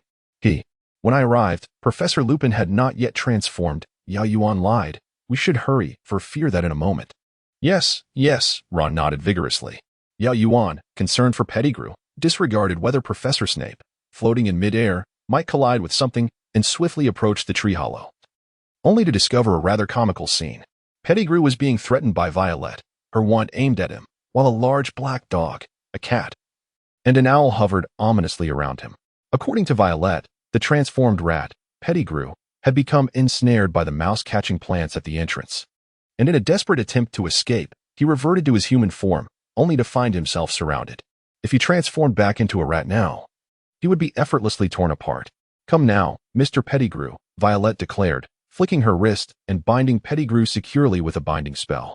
Oh, right, Mr. Black, Yao Yuan reminded. Once you take human form, those creatures will detect you. Perhaps it is wiser to remain in your current shape. Sirius tilted his head. I feel as though I have seen you somewhere before. I believe I have seen you as well, in the guise of a dog, Yao Yuan replied with a smile. You're the little wizard who sneaked out of the castle on that rainy day. I even kindly conjured you a raincoat, sir. Are you really going to repay my kindness with ingratitude? Sirius regarded her for a moment before bursting into laughter. What an amusing little girl. Not at all like a Slytherin. That laughter carried a hint of the charm he once possessed. It must be said, the Black family was indeed strikingly handsome. He complied and transformed back into the large black dog. Harry and Hermione supported Ron as they emerged, the six of them, plus a dog and Professor Snape floating in midair, made their way towards the castle. Yao Yuan noticed the bruise swelling on Snape's forehead and discreetly cast a spell to alleviate the pain and swelling. All petrified, Violet suddenly directed her attention back to Pettigrew. Oh, I just realized that Professor Snape floating like that could also serve to keep him immobilized, ensuring he can't escape. Indeed. Why hadn't Harry and the others thought of petrifying him? This way, even if Pettigrew wanted to transform and flee, he would be unable to do so. Wizards employ what type of physical restraints? Naturally, it is spell-based attacks. The group trudged along the path back to the castle, cold and weary. Why is it getting colder? Ron muttered. Yao Yuan lifted her head, realizing that Professor Dumbledore's words rang true. Dementors are a group of unreasonable beings, even if they were students. Once they crossed the boundary, they became food for the Dementors. Get away. Quickly, get away. Expecto Patronum. Harry's wand tip emitted a large plume of silver mist. But it was evidently insufficient. They were surrounded by at least 10 Dementors, with many more gliding toward them. Ron collapsed, and Pettigrew fell to the ground with a thud. Violet lacked the strength to maintain her levitation spell. Hermione, think of something happy, Harry shouted, as the familiar cold sensation permeated his very being, the mist beginning to blur his vision. Expecto Patronum. Violet's wand emitted a formless guardian. A nearby Dementor paused, its black cloak revealing a long, skeletal hand, trying to push aside the guardian. Hermione also fell, the large black dog barking fiercely, as if it were about to transform back into human form. Yao Yuan quickly restrained him. No, that will attract more Dementors. However, Sirius was beyond heeding such advice. He transformed back into his human form, seized Snape's wand, and shouted, Expecto Patronum. A silver dog erupted forth, but it did not last long, dissipating with a puff. I think Professor Snape's wand may not favor you. Sirius's presence drew numerous Dementors. Observing the encroaching darkness, Yao Yuan felt an overwhelming sense of dread. With a whistle, Leo landed on her shoulder. Quickly, go find Professor Dumbledore and bring him here. Please be quick, she urged. Leo spread his wings and tore through the thick darkness like a black arrow, heading towards the headmaster's office. Merlin, protect us. Expecto Patronum. Yao Yuan waved her wand, producing a similarly formless guardian. In the original narrative, it was Harry himself who came to save them. Harry and Hermione used a time turner to travel back, secretly freeing Sirius and Buckbeak from Professor Flitwick's office while simultaneously saving themselves. However, in this current storyline, Buckbeak was not held accountable, and Sirius could regain his innocence. Would Harry and the others still return to the past? Who could possibly save them? Stop thinking about that, Yao Yuan. Think of something happy. The immediate priority is dealing with these dementors. The bone-chilling cold gnawed at her flesh and blood, leaving her to ponder what sort of joy could summon a Patronus. When had she been truly happy? If she were merely a 13-year-old child, perhaps she could answer that question easily. The first time she stood on stage, clad in a tailored suit, the melody of the Phantom of the Opera resonating through the air, receiving thunderous applause. Scoring exceptionally well on her exams and gaining admission to her desired high school. And back then, happiness seemed so simple, yet it appeared that as she aged, her desires grew, and the things that could elicit genuine laughter or joy became increasingly scarce. No, she chastised herself. I cannot allow these dementors to influence me so negatively. She recalled Professor Lupin's words. The important thing is the feeling of joy in that moment. Happiness was somewhat elusive for her, yet she could still remember the sensation of joy. That sweetness, rising from the softest depths of her heart, made her lips curve upward involuntarily, reminiscent of the gift she received from Professor Snape on her birthday. Yes, why had she not thought of this sooner? Yao Yuan remembered the disappointment she felt when she could not afford the potions book due to a lack of galleons. That feeling of loss multiplied when she later received birthday gifts, though she often said not to harbor fantasies so as not to face disappointment. How could she not dream a little more back then? It could even be said that she held a somewhat unique significance in relation to Professor Snape. Suddenly, a peculiar sensation coursed through her limbs, converging at her fingertips. Instead of the formless mist, a dazzling silver creature emerged from the tip of her wand. Yes, the brilliance was so radiant that Yao Yuan could scarcely keep her eyes open. As she strained to discern, she noticed her Patronus seemed to possess wings. Perhaps it was avian? But none of that mattered now. The dementors were scattered, and the moonlight poured down as Yao Yuan peacefully succumbed to unconsciousness. When Yao Yuan awoke, she felt her limbs utterly limp, her body unwilling to move, longing to remain forever on the comfortable bed beneath her. Oh, why is it so noisy? The voices around her finally registered in her mind. Professor Snape, Headmaster Dumbledore, Sirius Black, Pettigrew, and Minister Fudge. Yao Yuan had no desire to move. She let them chatter on, drifting back into slumber. The Phoenix Society, Part 1. Few things are more terrifying than being abruptly awakened at dawn by Madame Pomfrey, informed that the O.W.L. exams in ancient runes are about to commence. After completing the examination, Violet and Yao Yuan must proceed to the headmaster's office for an interrogation by Minister Fudge, followed by a test in arithmancy. Oh, how much more distressing that is. In the examination hall, Yao Yuan's seat is alarmingly close to Draco's, prompting him to seize her as soon as they submit their papers, bombarding her with questions about their whereabouts the previous night, and whether the Minister of Magic's visit to the school is connected to it. The inquiries come at her in a relentless torrent. Yao Yuan, having struggled to concentrate on her exam, is at a loss as to which question to address first. When the professor finally announces the end of the examination, Draco turns to Violet, softly inquiring if she is unwell, noting her pallor. Amen. We have to visit the headmaster's office, Draco, to discuss last night's events. I will explain in detail later. Children, Fudge greets them with his insincere smile. I wish to understand what transpired last night from your perspective. Violet recounts the tale of their search for Crookshanks once more. So, you ventured to the Shrieking Shack only after hearing a loud bang, correct? That was likely due to a minor altercation between myself and Professor Snape. Sirius leans against the wall, exuding a certain roguish charm. Violet suspects they have not disclosed their assault on the professor, hence she merely nods in affirmation. Professor Snape stands glowering against the opposite wall, seemingly wishing to distance himself from Sirius. Under the influence of the Veritaserum, Peter Pettigrew has confessed all. Thus Sirius's long-standing injustice is finally acknowledged. However, during the recounting of events, Peter also reveals that Professor Lupin is a werewolf who neglected to take his potion. The annual rotation of the defense against the dark arts professor remains unbroken. After questioning them, Fudge summons a Dementor to escort Peter away. He offers a perfunctory apology, though his demeanor suggests he is entirely preoccupied. I never anticipated they would kiss innocent boys and girls. This has spiraled out of control. I am truly sorry. Dumbledore. Violet rolls her eyes in indifference. Hey, little girl with the violet eyes, Sirius suddenly speaks in a low voice. Violet looks over, her eyes betraying her curiosity. Where did you learn that little trick with the wand last night? A friend taught me, Violet answers conservatively. A friend? Sirius displays a cryptic smile. I hope it is not a boy with pale golden hair, resembling a proud peacock. Your tone suggests you harbor a certain dislike for him. Is that so? Perhaps. Sirius pauses. Oh, wait, you haven't answered my question. Oh, perhaps, Violet retorts, returning his inquiry with a playful tone. The Phoenix Society, Part 2. Draco evidently shares little fondness for his traitorous cousin. Upon learning of his vindication, he loses interest in further questioning. With examinations concluded and results still a few days away, most have returned to Hogsmeade for leisure, and Draco is unperturbed. This year, Draco's birthday falls conveniently after the exams, and thus a proper celebration is in order. Violet has prepared cufflinks for Draco, a gift she typically shies away from, yet feels compelled to reciprocate due to past interactions. During a previous celebration in the common room, Draco, having indulged a bit too liberally in butterbeer, insisted on pinning his cufflinks to her sleeve, and she, unable to reason with the tipsy child, acquiesced.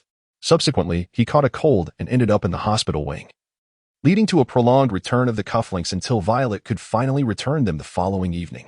Draco, of course, insisted she keep them, claiming them as an Easter gift. Who gives Easter gifts at this time? Violet thought, bemused. Ultimately, she accepted them, contemplating an equally valued gift in return, thus leading to her present for Draco's birthday. On the last day of term, the examination results were released. Violet's astronomy score remained a consistent E, and she had long abandoned hope of achieving an O. However, she was pleasantly surprised to discover she had received an A in divination, perhaps due to her elaborate fabrications, even if Trelawney deemed her not particularly fated for the subject.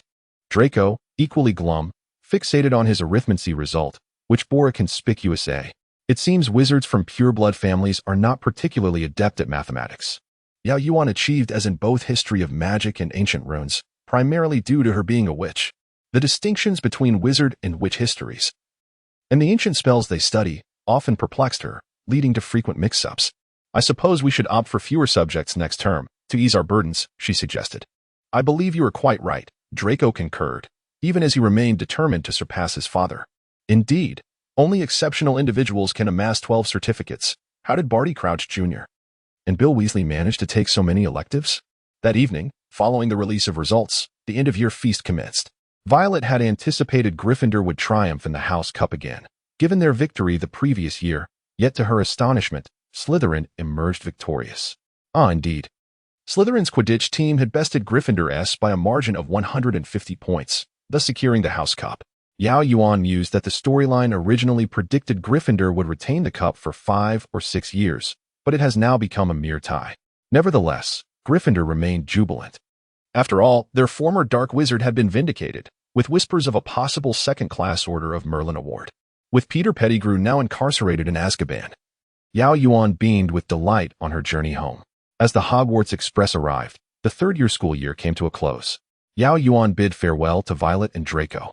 But this time, her destination was not Spinner's End. Instead, she headed towards the Phoenix Society, located at number 12, Grimmauld Place. The Phoenix Society, Part 3. Yao Yuan navigated the underground and bus routes, finally walking to Grimmauld Place by evening. It was a dilapidated square, with a tangle of wild grass at its center, surrounded by houses that appeared forbidding, as if repelling all who approached. Some windows were shattered, reflecting a dim light under the lampposts. As Yao Yuan counted, starting from number 1, Grimmauld Place, she noted that after number 11, there was no number 12. Peering down at the parchment in her hand, which read, "The command center of the Phoenix Society is located at number 12, Grimmauld Place, London," she silently repeated the address. Suddenly, an old door appeared between numbers 11 and 13. The wall of number 12 shifted away, revealing the house as if it had expanded into existence. Before Sirius's return, the Order of the Phoenix existed as an organization without a dedicated meeting space. Consequently, Dumbledore merely acquainted her with the members. However, now that Sirius has returned, the Order finally has a place to convene, the ancestral Black Residence. It appears that the Order had quite a dismal existence in its earlier years. As Yao Yuan ascended the somewhat dilapidated stone steps, she noticed the peeling black paint on the door, marred by numerous scratches. The silver door knocker was fashioned in the shape of a coiled serpent, and the door lacked both a keyhole and a mail slot. It is worth noting that these pureblood families indeed have an affinity for serpents. The personalized items of their offspring often bear the family crest, frequently featuring serpentine motifs. At that moment, the parchment in Yao Yuan's hand spontaneously ignited. Startled by the heat, she lost her grip, and before it could touch the ground, it turned to ash, leaving no trace. It was likely a guiding sign of some sort.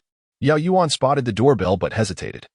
Considering that the ancient pureblood black family might disapprove of such non-magical contraptions. Perhaps it bore a curse, so she opted to knock using the door knocker instead. After a series of metallic clangs and the sound akin to a chain rattling, the door creaked open. Upon entering, she was warmly greeted by Nymphadora Tonks, whose distinctive purple hair made her immediately recognizable, despite their prior unfamiliarity. It's fortunate you didn't ring the bell, otherwise, well, it's best not to disturb her. Even though Yao Yuan was well aware that Tonks was a natural metamorphagus, she couldn't help but be amused by her transformations, which lightened the foreboding atmosphere of the entryway. They approached a peculiar umbrella stand, seemingly crafted from a giant troll's severed leg, beside which a dim staircase loomed. On the wall adjacent to the stairs was a decorative panel adorned with the wrinkled heads of house elves. As Tonks turned a corner, she inadvertently tripped over the umbrella stand, causing it to tilt and dislodge a curtain. Suddenly, a portrait sprang to life, accompanied by the frantic screams of its subject, right before Yao Yuan's eyes. She quickly deduced whom Tonks had meant by waking her. The figure was an elderly woman, brandishing claws that resembled talons, as if she intended to claw at their faces. Beasts, filthy mongrels, freaks, eyesores, and sinful wretches, get out of our black family home at once. How dare you defile it? Tonks profusely apologized while struggling to reposition the cumbersome troll leg. Professor Lupin rushed in from the other side of the hall, casting a sleeping charm on the other portraits to prevent further disturbances. At that moment, a dark-haired man descended from the second floor, bellowing, "Silence, you old hack, silence." He grasped the fallen curtain, joining Lupin in attempting to restore it to its place. The old woman glared at him, exclaiming, "Profligate! The family's disgrace, the abomination I bore." Once the curtain was finally restored, the old woman's shrieks ceased. The dark-haired man, slightly out of breath, swept his hair away from his eyes, revealing an extraordinarily handsome face. "Hello, little Iris. It seems you have already met my mother." To be honest, Yao Yuan barely recognized him at first. Was this Sirius Black? The same man she had seen days prior, with unkempt hair and a skeletal appearance? She finally comprehended the emphasis Rowling placed on his striking looks. Wait, did he just call her little Iris? "I don't believe we had the chance to properly introduce ourselves," she replied, raising an eyebrow. "And Remus has already mentioned you." Sirius brushed his bangs aside, glancing at Professor Lupin, who was still helping Tonks tidy up. But, it should just be Remus now. Lupin straightened and offered her a gentle smile. "Dumbledore informed us of your identity." Oh, so it seemed her prophetic abilities had been kept under wraps. They merely mentioned she was a sorceress. I have always been curious about what sorcerers do. Is it similar to what I do, just without a wand? Tonks appeared exceedingly intrigued. Does Mr. Black know if this house has any magical restrictions akin to Hogwarts' magical aura? Yao Yuan nearly forgot she was unaware that this was the Black family's ancestral home, thankful not to let that slip. If there are restrictions, I fear my current magical prowess might not suffice to demonstrate a sorcerer's spells adequately. Just call me Sirius, he replied, evidently disliking his family name. Grimacing slightly at its mention. "This is my parents' house," Sirius declared, "but I am the last of the Black family, so it now belongs to me. I have entrusted it to Dumbledore as the headquarters. To my knowledge, there should be a magical aura here, but since no one has lived here for many years, the aura, which requires strong magic or a magical array to sustain, is likely quite weak now." That should be manageable, Yao Yuan smiled slightly. "So, everyone, is there anything in particular you wish to move?" "My dear mother," Sirius shrugged, seemingly not jesting. "We have been trying to remove her for the past week, but she appears to have cast a permanent sticking charm behind the canvas. May I take the liberty?" Yao Yuan inquired, touching the ring on her finger. With a graceful gesture, a shimmering teleportation circle appeared behind the portrait, and the entire painting was whisked away into the circle's shadowy void. The wall was left pristine, as if nothing had ever been there. "Goodness, is that some sort of vanishing charm?" Tonks exclaimed, wide-eyed. "But those portraits must have protective charms. They couldn't just vanish like that." Yao Yuan traced another circle, and the painting re-emerged from the circle. One could interpret this as creating a space and tossing the painting inside, then retrieving it. This is one of our abilities. That sounds impressive. Tonks snapped her fingers. Could we not toss a person in?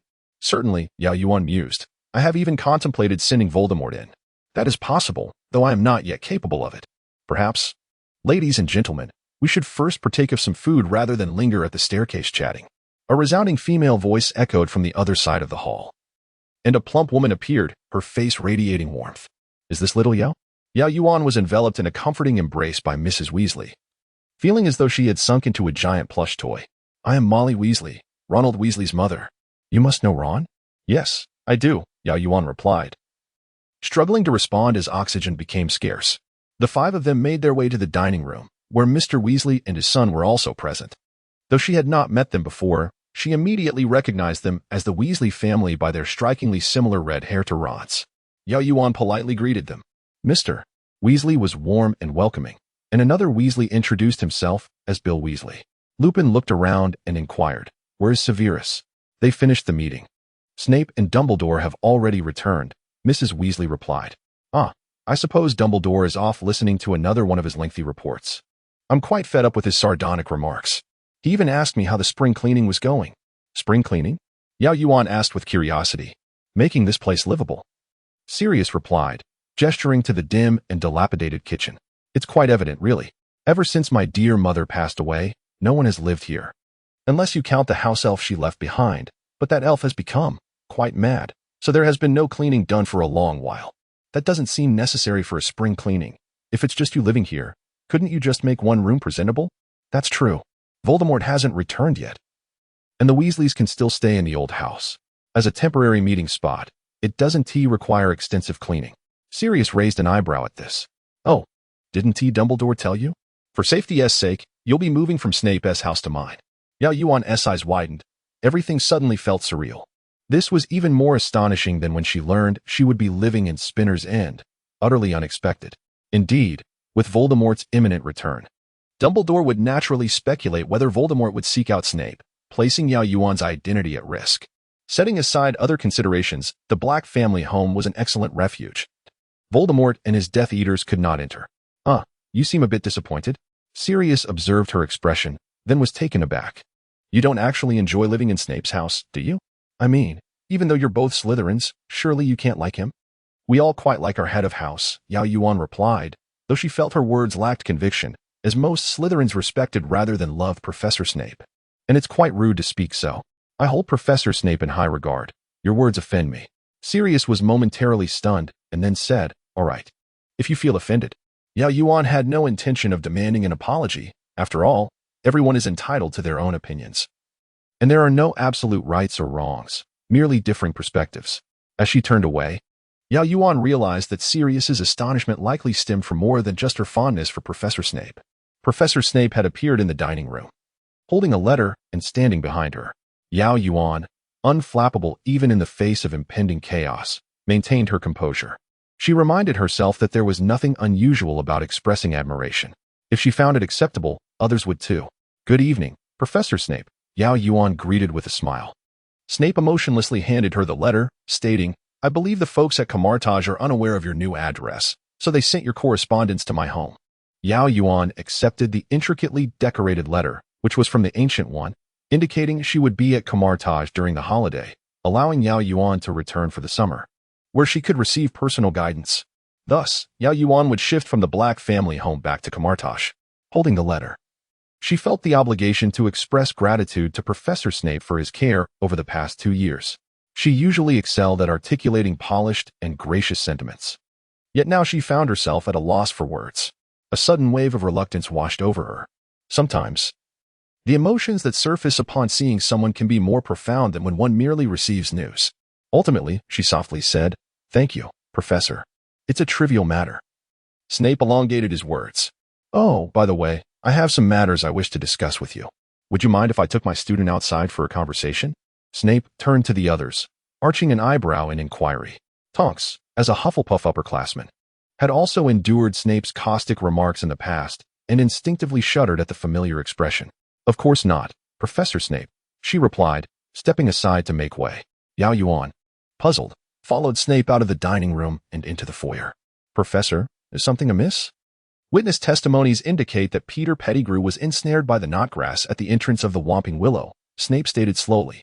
"However, to my knowledge, not only is there no knotgrass at the entrance of the Whomping Willow, but there is none in the entire meadow where it resides. So, I can't help but wonder who planted this grass." "Ah, I can probably guess, as I've seen individuals sneaking back from outside the castle more than once." At this moment, Yao Yuan could deeply empathize with Tonks's feelings.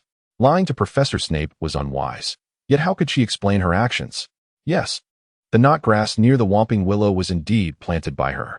She had asked the boggart for help in scattering the seeds, those of the knotgrass. She had modified it so that the knotgrass would not ensnare the boggart, while other rodents would have no chance of escape.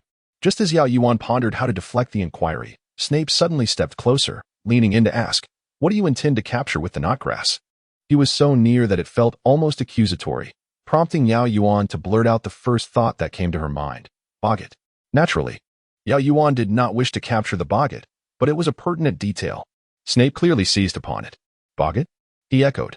"I recall receiving anonymous Christmas gifts for the past 3 years, boggart beans. And boggart and knotgrass are symbiotic. May I then conclude that your intention in planting those knotgrass was to deal with the boggart in order to gather boggart beans?" Yes, Professor." Having reached this point, though it strayed far from the truth, Yao Yuan found this rationale somewhat logically consistent, and thus she conceded. "Iris Yao," Snape called her full name. "What exactly is housed within that thick skull of yours?" Snape's voice rose, nearly a shout. "Last school year, the perimeter of the castle was teeming with dementors. In such circumstances, you venture near the Whomping Willow to plant knotgrass." Snape paused, likely to regain his composure, breathing heavily, a hint of color rising to his pale face. He seemed quite agitated. Yao Yuan's emotions were rather complex at the moment. A sense of frustration and low spirits was undeniable, especially after being reprimanded by Professor Snape. Well, to be precise, she had been scolded. Typically, when she made mistakes in potion making or failed to pay attention in class. It was only then that Professor Snape would offer her guidance, which could be construed as a reprimand. However, from another perspective, if Professor Snape were indifferent towards her, he would surely not have noticed these details, nor would he have deduced that she had slipped out of the castle to cultivate rat-tail grass. The degree of his current anger might very well reflect the extent of his concern for her, wouldn't it? Once Professor Snape's chest ceased its tumultuous heaving, he spoke in a measured tone. "I do not believe that these gifts will earn you my particular attention or any special favors, so..." At that moment, Yao Yuan felt an unsettling sensation, a physiological discomfort. Suddenly, her vision darkened, and she fainted. Yao Yuan's abrupt collapse took everyone by surprise. Snape caught her, the force of her fall causing him to stagger slightly. Sirius and Lupin, who were in the kitchen, hurriedly emerged to investigate the commotion. What happened to her? A red portal, crackling with sparks, materialized in Black Manor, clearly beyond the comprehension of Sirius and Lupin. In unison, they drew their wands, directing them at the mysterious portal. From within stepped the Ancient One, garbed in white. She gazed at Yao Yuan and murmured, "Poor little Yuan. It appears a temporal disturbance has indeed occurred." "What is a temporal disturbance?" Professor Snape inquired, looking down at Yao Yuan, who had a healthy complexion. "Who are you? And how did you come to be in my home?" Sirius stepped forward, raising his wand. "I am Yao Yuan's master, a sorceress from Camartosh," the Ancient One explained. Then turned to Snape. "I sent a message requesting Yao Yuan's return due to the temporal disturbance. Have you not noticed any changes in her?" Snape lowered his gaze. Aside from appearing somewhat thinner, she seemed unchanged. Thinner? At 14, Yao Yuan still had a hint of baby fat in her cheeks, making her appear youthful. Yet now her facial structure was markedly visible. "This is clearly not the 14-year-old Yao Yuan," the Ancient One stated. "I must take Yuan back to Camartosh. Perhaps you may accompany us. The intricacies of temporal disturbances require time to elucidate." This marked Snape's inaugural visit to Camartosh, though he was unaware of the many subsequent visits that awaited him. Cradling Yao Yuan, he followed the Ancient One through the grand entrance of Camartosh. The architecture was distinctly Nepalese, with modestly sized buildings. Entering during the rainy season, the air was oppressively humid, a stark contrast to England and Hogwarts. "As you can see, this is where little Yuan was raised," the Ancient One remarked as they traversed the training grounds of Camartosh. Today, it was devoid of activity, save for the main guardian of the Hong Kong sanctum, Wong, and Mr. Percival, who had lost an arm, engaged in practice. Percival's shimmering shield intertwined with Wong's red whip, their movements precise and fluid. Snape recognized the stout, bald man from their encounter during a skirmish at the British Library. Like Yao Yuan, he was of Asian descent. Upon noticing the Ancient One's arrival, they ceased their training and bowed in respect. "This is Wong, and this is Percival," the Ancient One introduced them. Percival was once the librarian of Kamar Taj, overseeing Yuan's academic progress and sending her books, ensuring her studies were on track in my absence. "You've recovered remarkably. I am sure Yuan will be delighted to see you well." The Ancient One smiled at Percival. Percival had sustained his injury during a confrontation with Caecilius, who had attempted to steal forbidden texts. Had Yao Yuan not returned at that moment, he might have met a silent demise within the library. Now, Wong served as the librarian and was the chief guardian of the Hong Kong sanctum. After exchanging nods, Percival noticed Yao Yuan unconscious in Snape's arms and anxiously inquired, "Is Yuan all right?" "She will be fine," the Ancient One reassured him calmly. "Please follow me, Mr. Snape." They entered a chamber where the Ancient One waved her hand, conjuring a soft, pale white light that flowed like a river in midair, continuously undulating. "This is time," the Ancient One explained. "You may envision it as an endless river. You are within it, moving forward with the passage of time, unable to retreat," she elaborated. "Upon your death, your soul dissipates somewhere along this river. However, beyond this singular river, countless others exist. They may flow this way or that, yet the souls within remain unaware of one another." She continued, "At times, mistakes occur, causing some souls to inadvertently traverse into rivers not meant for them." "Are you suggesting that Iris does not belong to our river?" Snape asked, intrigued. "No. She was originally meant to be here," the Ancient One clarified. "Yet the river erred, only bringing Yao Yuan back after 22 years. "So, what you're saying," Snape began slowly, "is that Iris is now a 20-year-old woman, yet she has always been an adult in spirit." "Indeed," the Ancient One nodded. "It all makes sense now," Snape murmured. Only an adult could manage their emotions with such finesse. Even when faced with his harsh demeanor, she still greeted him with a smile. A silence enveloped them momentarily. "When will she awaken?" Snape inquired. "It may take some time. Yuan will remain in Camartage for a while, during which I will instruct her in the ways of sorcery." The Ancient One replied. Snape remained contemplative for a moment before responding. "Very well, I shall return for now. I believe you should stay for a couple of days." The Ancient One suggested with a smile. "Once Yuan awakens, she will surely seek you out." "No," Snape declined, his expression as inscrutable as granite, betraying no emotion. The Ancient One sighed. "Very well. Nonetheless, I maintain my perspective." Snape remained silent. A new portal opened, and without hesitation, Snape stepped through. Indeed, the first thing Yao Yuan sought upon awakening was to find Professor Snape. "I must have startled Professor Snape when I fainted.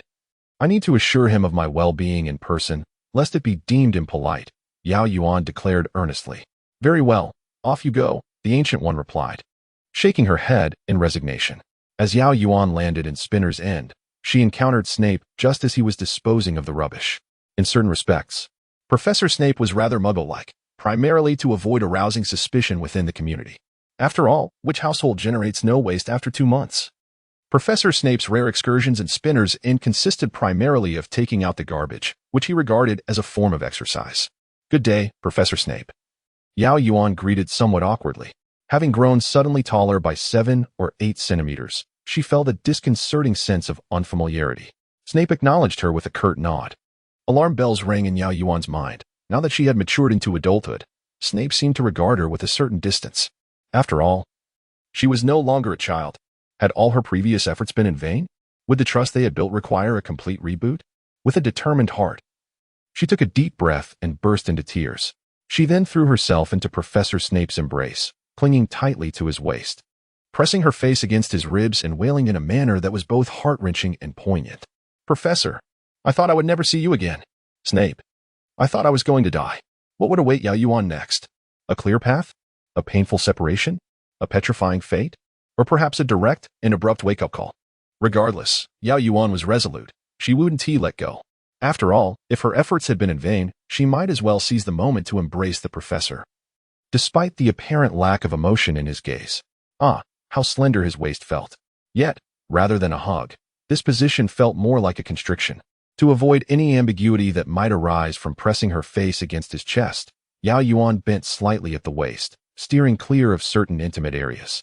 Thus, In this posture, Snape could easily push her away without resorting to any aggressive spells. However, one could never predict how he might react in a state of embarrassment and fury. Violet had a bustling July, visiting every Wonka chocolate shop in the wizarding world and engaging in discussions with each shop manager about future development plans. Charlie was considerably more exhausted than she, as wizards could use fireplaces for instantaneous travel, while he had to fly around the globe for on-site inspections. Yet, Charlie had the advantage of utilizing computers. Oh, the marvel of technology. The wizarding world still relied on paper. No wonder the market research Yao Yuan conducted revealed a dearth of multinational corporations or international groups in the wizarding community. Technological advancement dictates developmental heights. Having met with the management and staff, Violet would be able to assume her role once the Christmas sales were settled and wages distributed. Wonka, oh darling, promise me you'll come to space to see me next summer. I will, Uncle Willy, Violet replied. Mr. Wonka often envisioned bizarre scenarios, which led him to worry and feel anxious. Violet speculated that her Uncle Willy's insecurity stemmed from past betrayals, prompting her to offer him as much care as possible. I will indeed, Uncle Willy, she reassured him with a warm embrace. As July drew to a close, and without any forewarning, especially since Violet had been in correspondence with Draco, Lucius sent a letter to the Wonka Chocolate Factory. To summarize the letter's content, the Quidditch World Cup would commence the following Monday, and the Malfoy family cordially invited Violet to attend the match, providing her with the best seats. Furthermore, this was an extraordinary opportunity, as England had not hosted the Quidditch World Cup in 30 years. After the league concluded, Lucius hoped that Mr. Wonka would permit Violet to stay at Malfoy Manor until the end of summer. His wife, Narcissa, had long missed Violet and had already prepared a room for her. At the start of the school year, Lucius and Narcissa would ensure she returned to school safely by train. We look forward to seeing you soon, Miss Violet Wonka. Lucius invited her to stay at Malfoy Manor, and Draco hadn't mentioned a word about it. When had this man become so discreet? Was it because he had heard that Violet was soon to become the principal director of Wonka Chocolates, and thus sought to forge a connection with her? How does one typically decline such an invitation? Lucius, the cunning fox, had sent this letter immediately after she concluded her pre-appointment inspections, clearly aware that her schedule had lightened. If it were merely a request to examine the accounts, Lucius would surely have suggested he could assist in moving the books to Malfoy Manor. Should he genuinely wish to invite her, Violet found it challenging to refuse. Additionally, Lucius skillfully noted that Narcissa wished to see her. A common inquiry: how had that proud peacock managed to attract such a beautiful wife? Violet pondered Narcissa and the little biscuit. Her initial reluctance began to waver. Just as she was contemplating this, Charlie approached her. Quidditch World Cup? What a peculiar name. Is it a sport practiced by wizards? Oh yes. It's somewhat akin to a blend of basketball and baseball, except players ride brooms and fly. There are also various distractions and scoring opportunities, but you know me, Charlie. I'm not particularly interested in ball games, Violet shrugged. So little Violet is hesitating about whether to go, is she? Indeed. Charlie smiled slightly, resting his fist against his chin. However, whether it's a sporting event or a concert, sometimes the significance lies not in the content, but in the company you keep. Wouldn't you agree? My suggestion is that you might consider it from another perspective. Do you wish to attend with the person who invited you? Violet reflected on this. While she didn't harbor fondness for Lucius, she did appreciate Narcissa, which somewhat balanced the scales. Ultimately, it came down to Draco. What might it be like to attend the match with him? He would undoubtedly chatter incessantly like a commentator, secretly boasting that only the Malfoy family could secure such prime seats. Perhaps this scenario wasn't entirely unappealing. Of course, the most crucial factor was that if she declined, Draco would undoubtedly bring it up repeatedly once school resumed. Draco the Petty, the foremost expert in resurrecting past grievances, Malfoy. Very well, she decided she would go after all, as Violet had just finished her reply and was preparing to send it off with the owl. A new letter from Draco arrived. Clearly, Draco had been unaware of his father's intentions until now, and upon learning of them, he hastily penned a letter to her, conveying that his parents genuinely wished for her to spend the summer at Malfoy Manor, urging her not to be afraid, as they truly liked her. Who would be afraid of that? Violet found herself both amused and exasperated. She patted Momide, instructing, "Go deliver the letter, my little mermaid." Momide took flight. Violet then read Draco's letter once more, discovering a note indicating that on Sunday at 5 o'clock, the three of them would visit the chocolate factory to fetch Violet. How were they planning to arrive? After 3 years in the wizarding world, Violet had developed a certain wizardly mindset and certainly didn't naively assume that the Malfoys would drive through the gates of the chocolate factory. It must be through the fireplace. The last time she cleaned the fireplace was during her first-year summer holiday when she was to attend the summer tea party at Malfoy Manor. It had been 2 whole years since then. There would surely be not just dust, but likely cobwebs as well. Imagining Lucius covered in cobwebs brought her a moment of amusement. Well, speculative thoughts aside, it was time to clean. On Sunday at 5 o'clock. While fireplaces in wizarding homes typically connect to the sitting rooms, at Wonka's chocolate factory, the fireplace for arrivals was located on the first floor, adjacent to the long-abandoned employee corridor, which was evidently unsuitable for hosting guests. Violet tidied up as best she could, after all. She couldn't possibly arrange a sitting room on the spot. Thus, when Lucius emerged from the fireplace, he was greeted by a spacious, empty corridor, along with Willy Wonka, who stood before the fireplace clad in a vibrant red suit, a top hat, and sunglasses indoors. "Ah, dear Mr. Wonka," Lucius greeted with a veneer of cordiality, though his smile did not quite reach his eyes. "I've heard you plan to venture into space. Do you know when you will depart?" Willy Wonka chuckled exaggeratedly, but Lucius could not discern his expression through the sunglasses. "After Violet returns from Christmas this year, I believe." "Christmas?" Lucius genuinely smiled this time, a hint of smugness in his demeanor. "This Christmas, I fear the children may not return home, Wonka." "Pardon?" Willy's eyes widened as he abruptly removed his sunglasses. "Why?" Lucius leisurely stroked his serpent-headed cane, responding in a slow drawl. "Oh, that remains highly confidential, Wonka. But you know, I do have certain privileges that allow me to be privy to information, yet I cannot divulge it to you." Willy Wonka felt a sudden urge to send this peacock back home but restrained himself, as Lucius was, after all, the parent of his dear little Violet. Once again, green flames erupted from the fireplace, this time revealing Narcissa and Draco stepping out together. "Good day, Mr. Wonka," they chimed in unison. With more guests arriving, Mr. Wonka ceased his scrutiny of Lucius and resumed his exaggerated smile for greetings. "Good day, everyone. Welcome to the chocolate factory." At that moment, Violet descended in the transparent flying elevator, carrying a suitcase. "Good day, Mr. Malfoy, Mrs. Malfoy, Draco." With everyone gathered, it was neither appropriate to invite anyone to sit down for tea nor to engage in idle chit-chat before diving into the main topic. "Rest assured, Mr. Wonka." Narcissa tenderly linked arms with Violet. "We will take excellent care of little Violet. Do not worry about me, Uncle Willy." Violet embraced Wonka, wishing him a delightful holiday in space. "Will you return for Christmas this year, my dear?" "Of course. Why do you ask so suddenly?" "Is that so?" "No worries, then." Having forgotten all about the Christmas ball this year, Violet bid farewell to her Uncle Willy and followed the Malfoy family back to their estate. "Dear Miss Wonka, Barney is thrilled to serve you once more." Dobby was now a free elf, leaving only Barney at Malfoy Manor. He appeared somewhat older than he had during the summer tea party 2 years ago, and Violet nodded at him with a polite acknowledgement. "Oh, the beautiful and kind Miss Wonka, Barney is eager to assist you." He bowed repeatedly, taking the large suitcase from Violet's hands. "Let us head to the dining hall." "Little Violet, you can leave this to Barney." Narcissa took Violet's hand. "I heard from Draco that you enjoy seafood. Tonight's main course is salmon." "Oh yes. You are so thoughtful." Violet glanced back at Barney, relieved to see that he was still using magic. Otherwise, it would have been quite a struggle. If Yao Yuan knew of Violet's boldness in cornering Draco, she would surely feel a sense of camaraderie and heroism at that moment. On one side, Draco, who was too delicate to escape Violet's grasp, had reddened eyes from his plight. On the other, Severus, stunned into inaction, forgot to push Yao Yuan away. Some individuals are simply born to perform, like Yao Yuan, whose tears flowed freely, yet no one would join her in her drama. Wasn't Professor Snape supposed to push her away? She had even planned her next move to block the door, preventing him from storming off in anger. With tears glistening in her eyes, Yao Yuan cautiously raised her head to gauge Professor Snape's expression. His face was impassive, his body tense. Was it possible that she had misunderstood? Was Professor Snape's cold demeanor toward her not due to her transition from child to young adult? Perhaps he merely needed time to adjust? Yao Yuan stifled her sobs, attempting to appear composed, gradually loosening her grip. Then, with a timid glance at Snape, she mumbled, "I apologize, Professor Snape. I lost my composure." The vulnerability in her eyes was so genuine, so palpable, it was something he could never possess.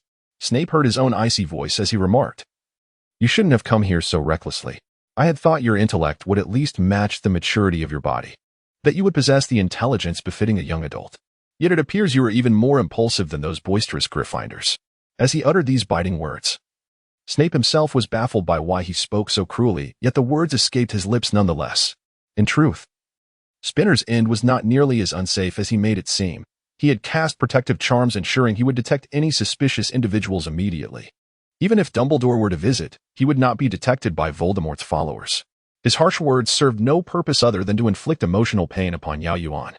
At this moment, Yao Yuan's inner thoughts were filled with self-reproach. Enough with the scolding. She wished she could give herself a hearty slap on the forehead, exclaiming, "Oh, what a foolish brain I possess." Caught up in her emotions, she had unwittingly ventured into a territory where perhaps the likes of Little Crouch or devoted followers of Voldemort from the Ministry of Magic lay in wait nearby. What a reckless move on her part. Dumbledore's original intention had been to protect her from exposure, yet here she was, willingly walking into danger. It was no wonder Professor Snape had been so aloof. He was likely quite irritated. "Yao Yuan, you are correct, Professor. It was my oversight, Professor. We shall see you at school, Professor." Yao Yuan quickly embraced Professor Snape, drawing a circle in the air to teleport away. Hee, another embrace secured. Dinner that evening was quite delightful. Violet and Narcissa engaged in animated discussions about clothing, accessories, flowers, makeup, and nail art, while Lucius could hardly interject a word except to compliment his wife's beauty. The atmosphere was indeed pleasant. With an early departure scheduled for the following morning, the group retired to their chambers after dinner. "My parents' room is on the 4th floor," Draco informed. "Your room is next to mine. We're on the 3rd floor," he added. "Feel free to seek me out at any time," he assured her. "Yes, I will," Violet replied. "So, how long do you plan to linger at my door?" Leaning against the doorframe, Draco straightened up, annoyance flickering in his gaze. Entering a lady's room uninvited was decidedly unchivalrous. Violet chuckled at his discomfort, thinking that perhaps in his home, such formalities were less rigid. "Indeed, there aren't many rules, Vivi. You need not adhere to any protocols at Malfoy Manor." Oh, there it was again, the straightforwardness typical of youth. Violet placed a hand over her heart in amusement. "But I shall abide by them, for I respect you." Narrowing her eyes, Violet stepped closer to Draco, tilting her head upwards. "You are particularly charming tonight, Draco. I might suspect you are plotting something." Clearly, Violet's sudden proximity flustered Draco. He was usually the one initiating physical contact, but now he found himself at a loss. "And no," he stammered. Violet scrutinized him for a moment longer. "Well then, good night, Draco." "Good night, Vivi. See you tomorrow." When Barney knocked on Violet's door at 6 in the morning, she was already dressed, having set her own alarm. Upon hearing the noise, she was ready to embark on their journey to the Quidditch World Cup campsite, located in the heart of a marsh, surrounded by a Muggle town. As Draco and Violet had yet to master apparition, they would need to use a portkey to arrive at the marsh's edge and then walk to their destination. To avoid detection by Muggles, they opted not to wear wizard robes. Thus, Lucius and Draco donned suits. Admittedly, strolling through a marsh in suits seemed even more absurd than in wizard attire. Narcissa wore a fitted blue dress that beautifully complemented Violet's light pink ensemble.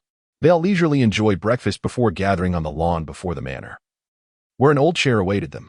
Had Violet known that Harry and his friends had risen at 2 or 3 in the morning to trek to the portkey location at White Weasel Mountain, she might have marveled at the Malfoy family's prominence in the magical community. Such grand events often featured specially designated portkeys. "Simply touch the portkey, Vivi. It's that old chair," Draco explained. "Just extend a finger to it, and if you feel uneasy, you can hold on to me." Their bond was evidently strong, as Narcissa remarked to Lucius with admiration. Lucius, tightening his lips, eventually gave a nearly imperceptible nod in concession. The 4 of them gathered around the old chair, and as Lucius raised his hand, Draco took hers, both placing their hands atop the chair. In a flash, Violet felt as if a hook had snagged her at the navel, propelling her upward with an unstoppable force. "Help! What is this agonizing sensation?" she thought, momentarily convinced her insides were being wrenched free. The only comfort was the sensation of Draco's shoulder against hers and his hand clasped firmly around her own. Violet's fingers seemed magnetically affixed to the old chair, and they soared through the air like a gust of wind, rendering everything around her a blur. This obscurity provided solace to her fear of heights. Had she been able to discern their altitude, she might have succumbed to nausea, likely directing her ire at Lucius. Finally, they descended, Violet stumbling into Draco, who caught her deftly. As she lifted her gaze, she found herself beside a desolate marsh. The mist had nearly dissipated, revealing a gentle slope adorned with countless oddly shaped tents, stretching toward the horizon and a dark woodland. In the center of the campsite stood an especially grand tent, lavishly draped in striped silk, reminiscent of a miniature palace, with several live peacocks tethered at its entrance. Nearby was another extravagant tent, towering 4 stories high, flanked by turrets. Further along, another tent boasted a garden, complete with statues, sundials, and fountains, each exuding opulence.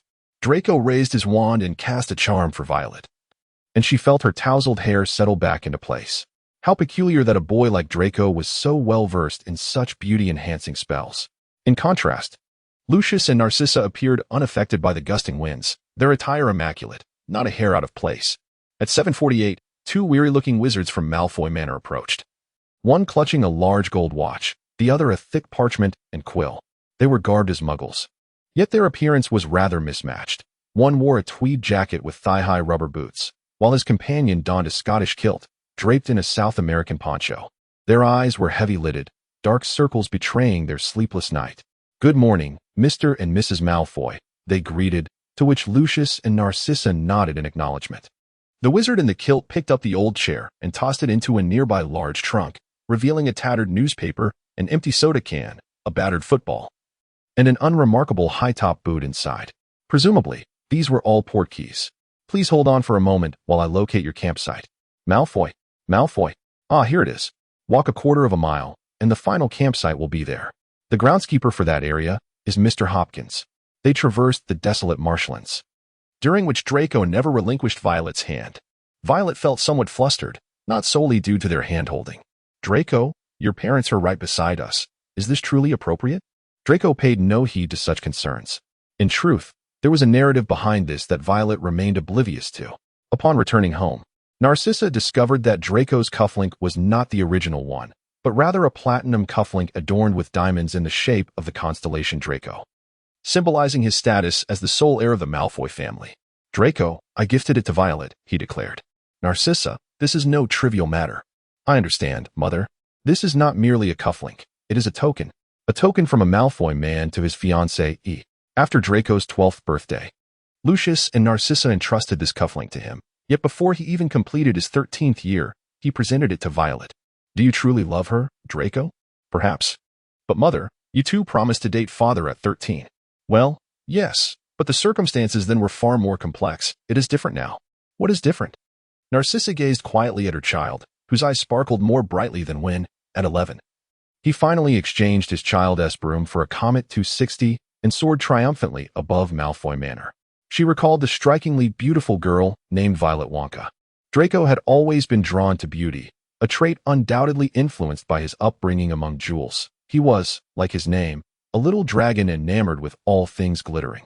Narcissa remembered that at the end of his first year, Draco had gifted Violet a particularly expensive headband, which matched the brilliance of her golden hair. Then, at a summer tea party, Draco worried about placing his inexperienced Violet in an awkward position. If Violet were an ordinary girl of humble lineage, Narcissa would have had ample reason to oppose her union with Draco. However, Violet had no such shortcomings, and given Draco's affection for her, what grounds did Narcissa possess to deny her beloved son's wishes? "Well, I suppose you could tell me why you are fond of Violet?" Of course. In Draco's description, Narcissa perceived a girl of maturity, who was both understanding of Draco yet possessed her own opinions. And apart from being overly kind and unable to bear the sight of muggles being bullied, she was nearly flawless. "Oh, and her uncle who does business with muggles. Do you truly love her, little dragon?" Narcissa asked one last time. "I simply wish for her to become Mrs. Malfoy." "Very well, I shall discuss this with your father." Draco's demeanor brightened visibly as he stepped forward to kiss Narcissa's cheek.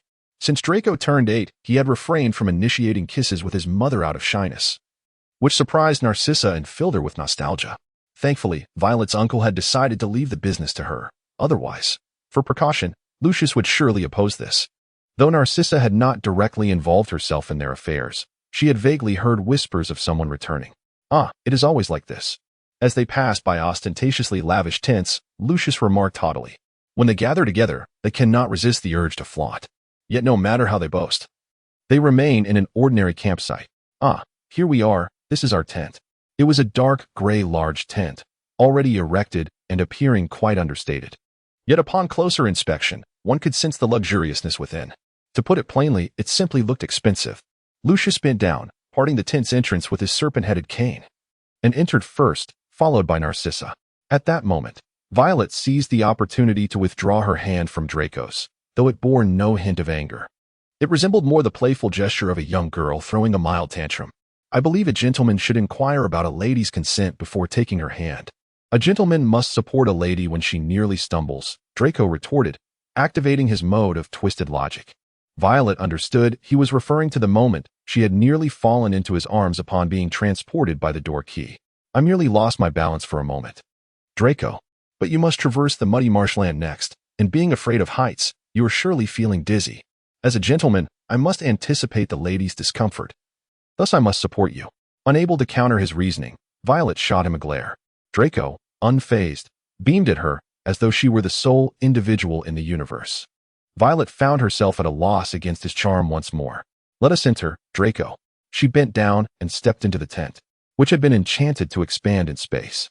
Though it appeared to be merely a large tent from the outside, inside lay a three-tiered living area. The first level served as a combined living and dining room, complete with a kitchen. The second level contained 2 single rooms and a bathroom, while the third level featured a spacious bedroom, likely with the bathroom within. The arrangements are somewhat hastily made, hence a bit rudimentary. I hope Miss Wonka does not mind. Of course not. You are exceedingly gracious. Violet responded with polite banter, as Barney was already present, diligently attending to tasks. Father. Draco entered the tent, lifting the door flap. I believe since we are so familiar with Vivi, perhaps you might directly address her by her given name? Oh, is that so? Lucius slowly stroked the serpent head of his cane. Then may I have the honor of addressing you directly by your given name, Miss Wonka? Violet sensed an undercurrent of sarcasm in his tone. Nonetheless, having decided to join in the festivities, she accepted the occasional quirk of Lucius's demeanor. Certainly. It would be my honor, Mr. Malfoy. Violet. Lucius. Thus far, all remained amicable. The lunch was still sumptuous, featuring veal shoulder as the main course, accompanied by Violet's favorite cherry juice. As the afternoon unfolded, an atmosphere of excitement permeated the campsite. Even the quiet summer air seemed to quiver in anticipation. The match was about to commence. College Festival, a brainstorm of a parallel universe. This is a whimsical little concept I devised early in the writing process, infused with a humorous and lively tone for everyone to enjoy. In this alternate universe, there is no Voldemort, and nothing significant transpires. It merely chronicles the mundane happenings at Hogwarts, to celebrate a recent victory and foster understanding between wizards and muggles. An international decree mandated the 3 schools to hold a college festival. Each institution would first select representatives internally, who would then compete at an international level. The festivities comprised Muggle theatrical performances and fashion shows. Since first, second, and third-year students were deemed too young, and the fifth-year students were preoccupied with their O.L.S.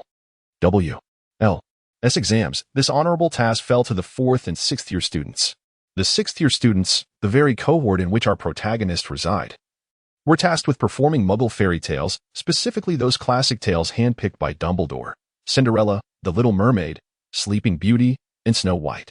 Professor McGonagall drew a crystal slipper from the goblet of fire 2-0. Professor Flitwick extracted a fish scale, and Professor Snape received a spinning wheel, leaving Snow White as the remaining tale.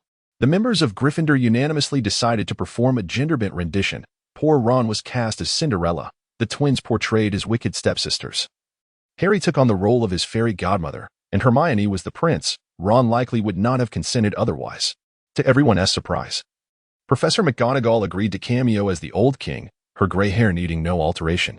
Neville played the sickly mother, while his father was portrayed by Terry Boot, intended for Wood, and the stepmother was played by Mary, who insisted on the role, George Weasley's girlfriend. In a nostalgic nod to Disney's adaptation, Mary exclaimed, "I want to play the villain."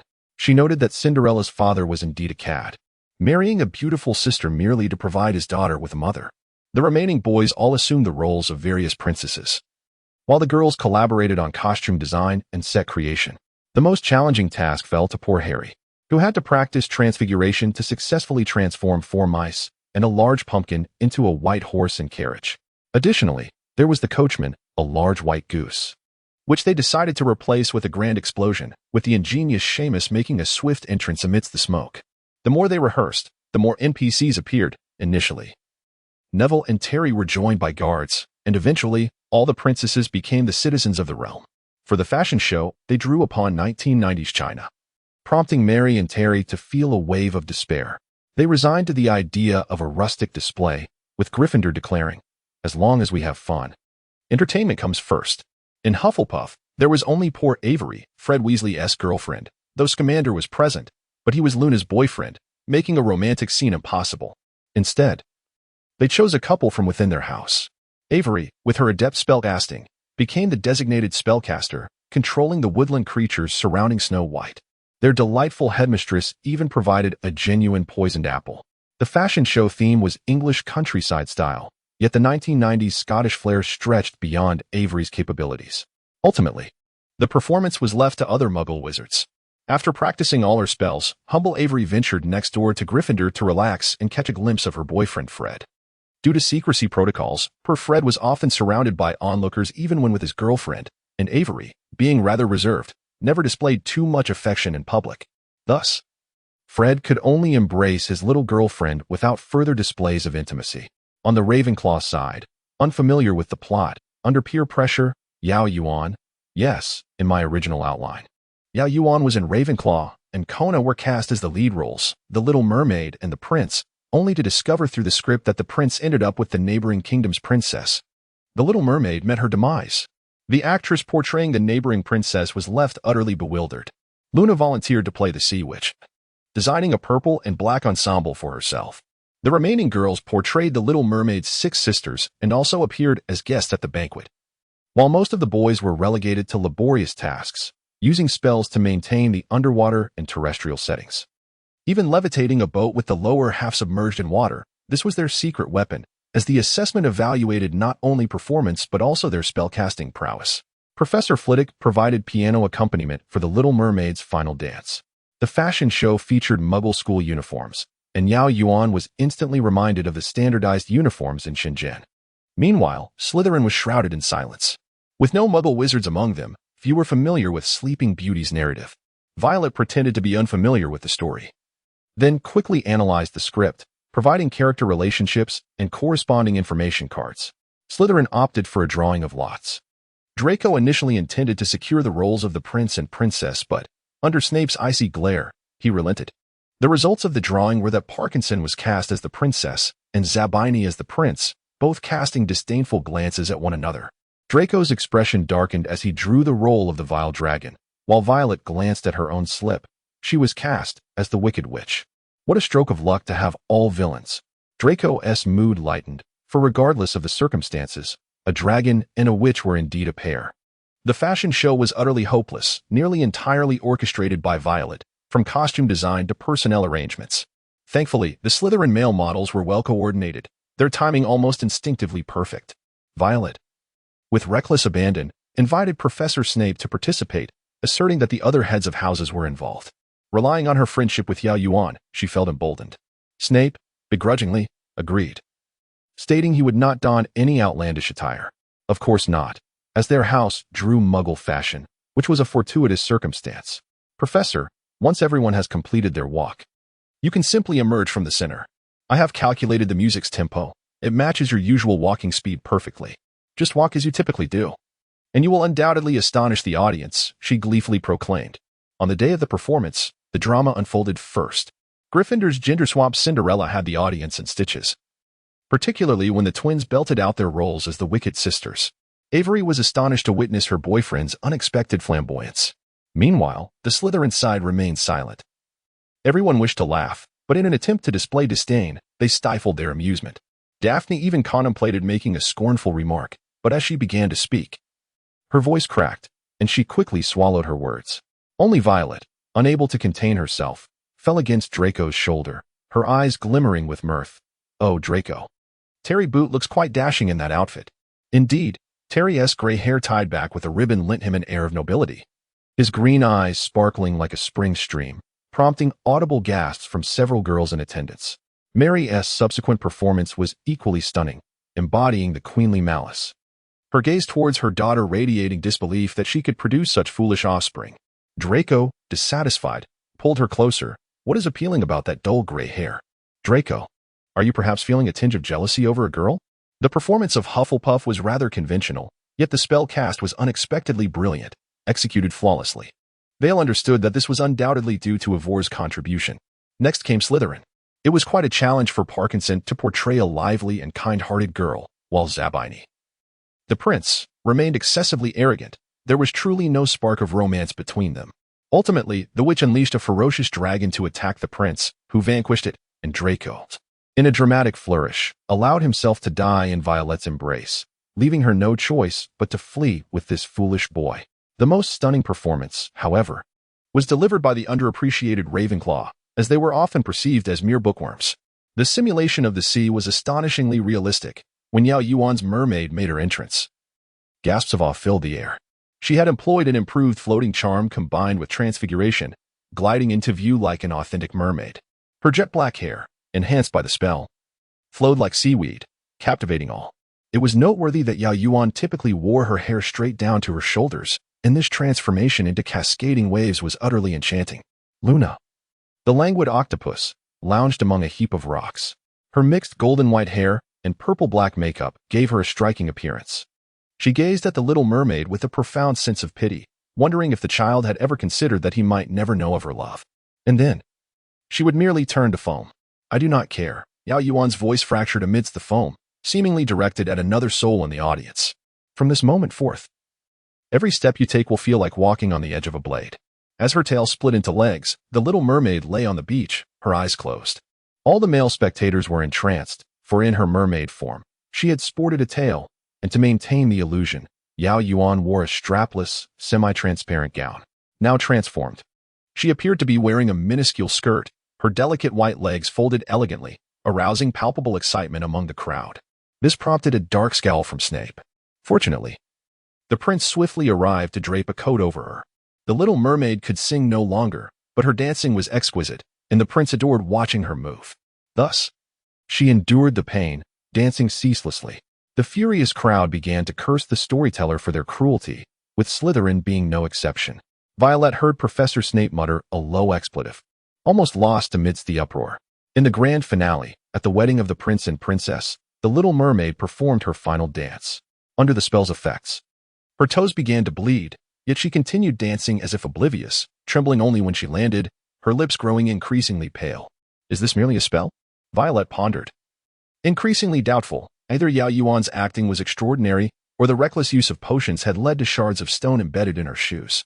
As dawn broke, the little mermaid painted the sunlight into vivid shadows, casting it into the embrace of the foam. The outcome of the competition was inevitable, and a worried Violet hurried to find Yao Yuan. Along the way, she encountered the Badger trio, who were also in search of her. Later, they crossed paths with Luna, who spoke with a touch of solemnity, sharing that she had thought Yao Yuan might have returned to her dormitory. As she reached the tower, she had witnessed Snape, furious, dragging Yao Yuan away, prompting her to hide. "Does this mean Yao Yuan is successfully pursuing the professor?" Mary voiced her concerns. The group exchanged glances. "If you continue to act so thoughtlessly, I genuinely question your capacity for the position you desire. A potions master requires not only knowledge and rigor, but also wisdom. An inconsequential competition has led you to injure yourself. You are utterly..." Snape berated, rummaging through his vials. However, the professor was even less mindful of his own well-being. Yao Yuan timidly retorted, only to be struck on the forehead by a vial thrown in frustration. Yao Yuan then realized with humility that her injury lay in her foot. She needed to extract the sharp stones embedded within, yet she could not see them. She gazed imploringly at Snape, who met her gaze. I cannot reach it," she confessed.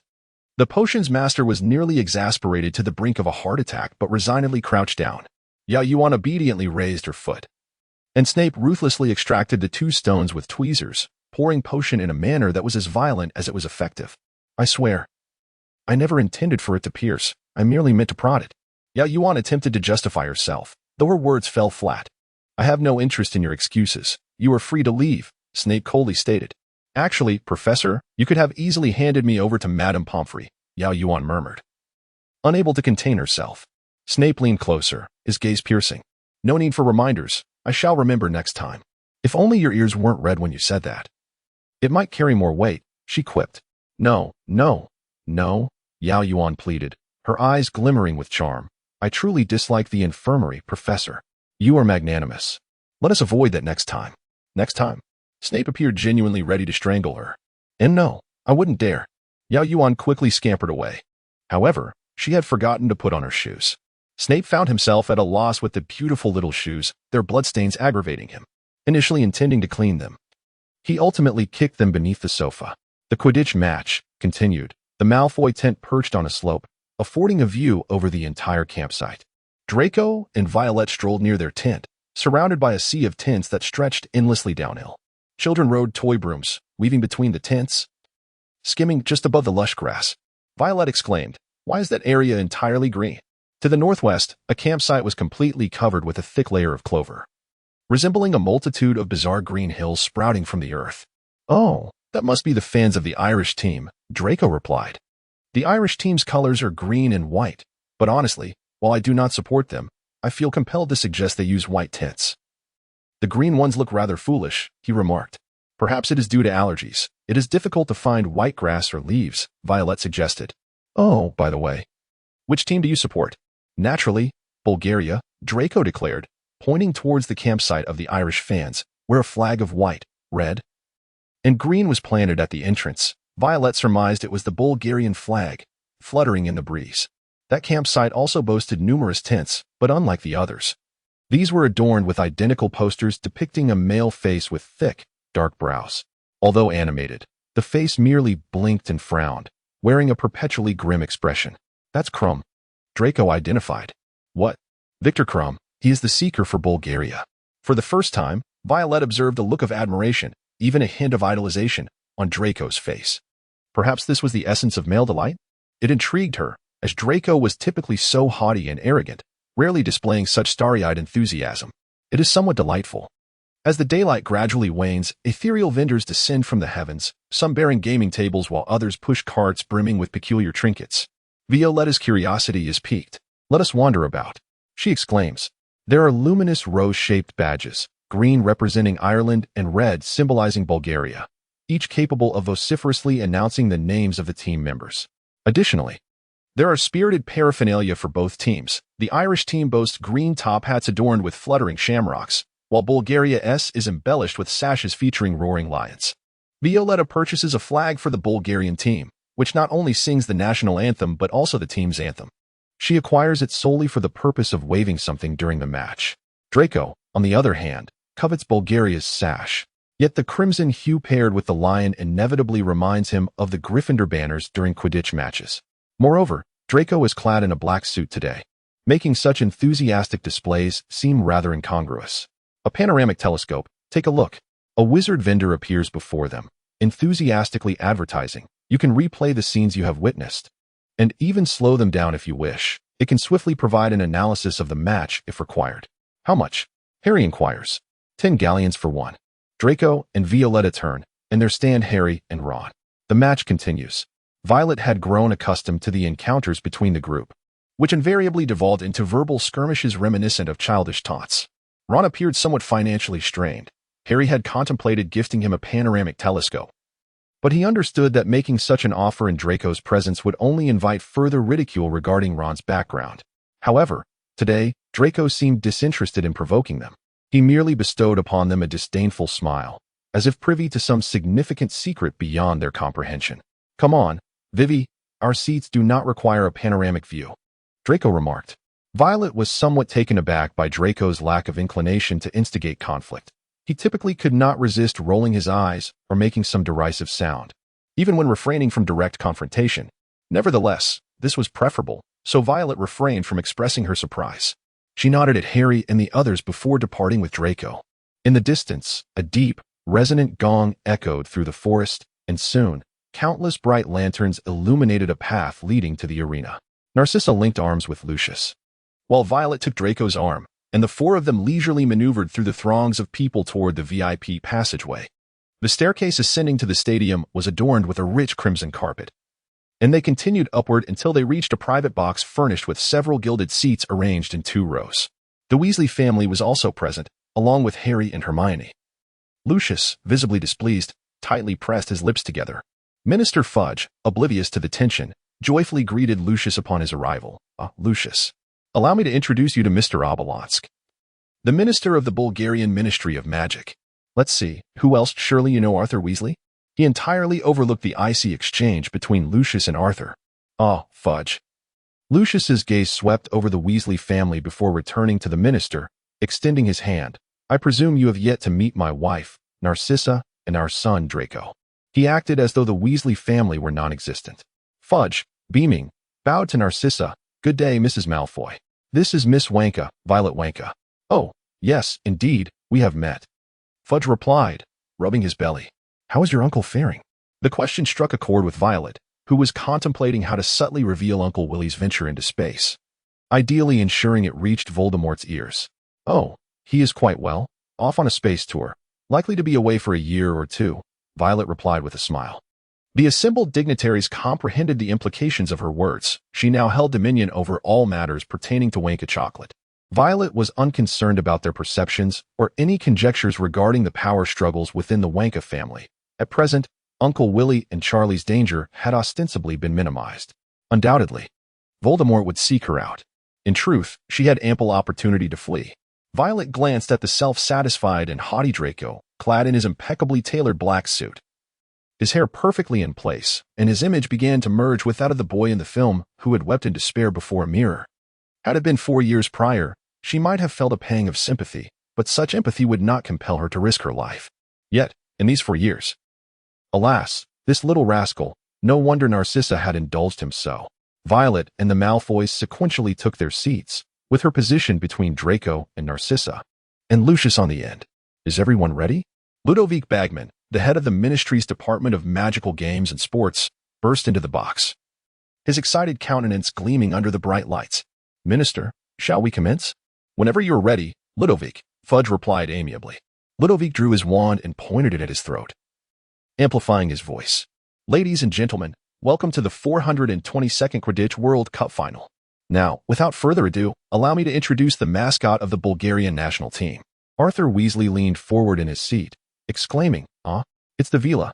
Lucius and Draco sat back leisurely, with Draco leaning closer to Violet, whispering as if sharing secrets in class. You might want to pay attention to the Savior and his friends.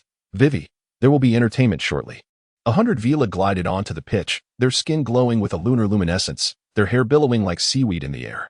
As they completed their entrance, music filled the air, and Harry and Ron's expressions became entranced. They slowly rose, one approaching the box's railing while the other stood on his seat, poised as if to dive.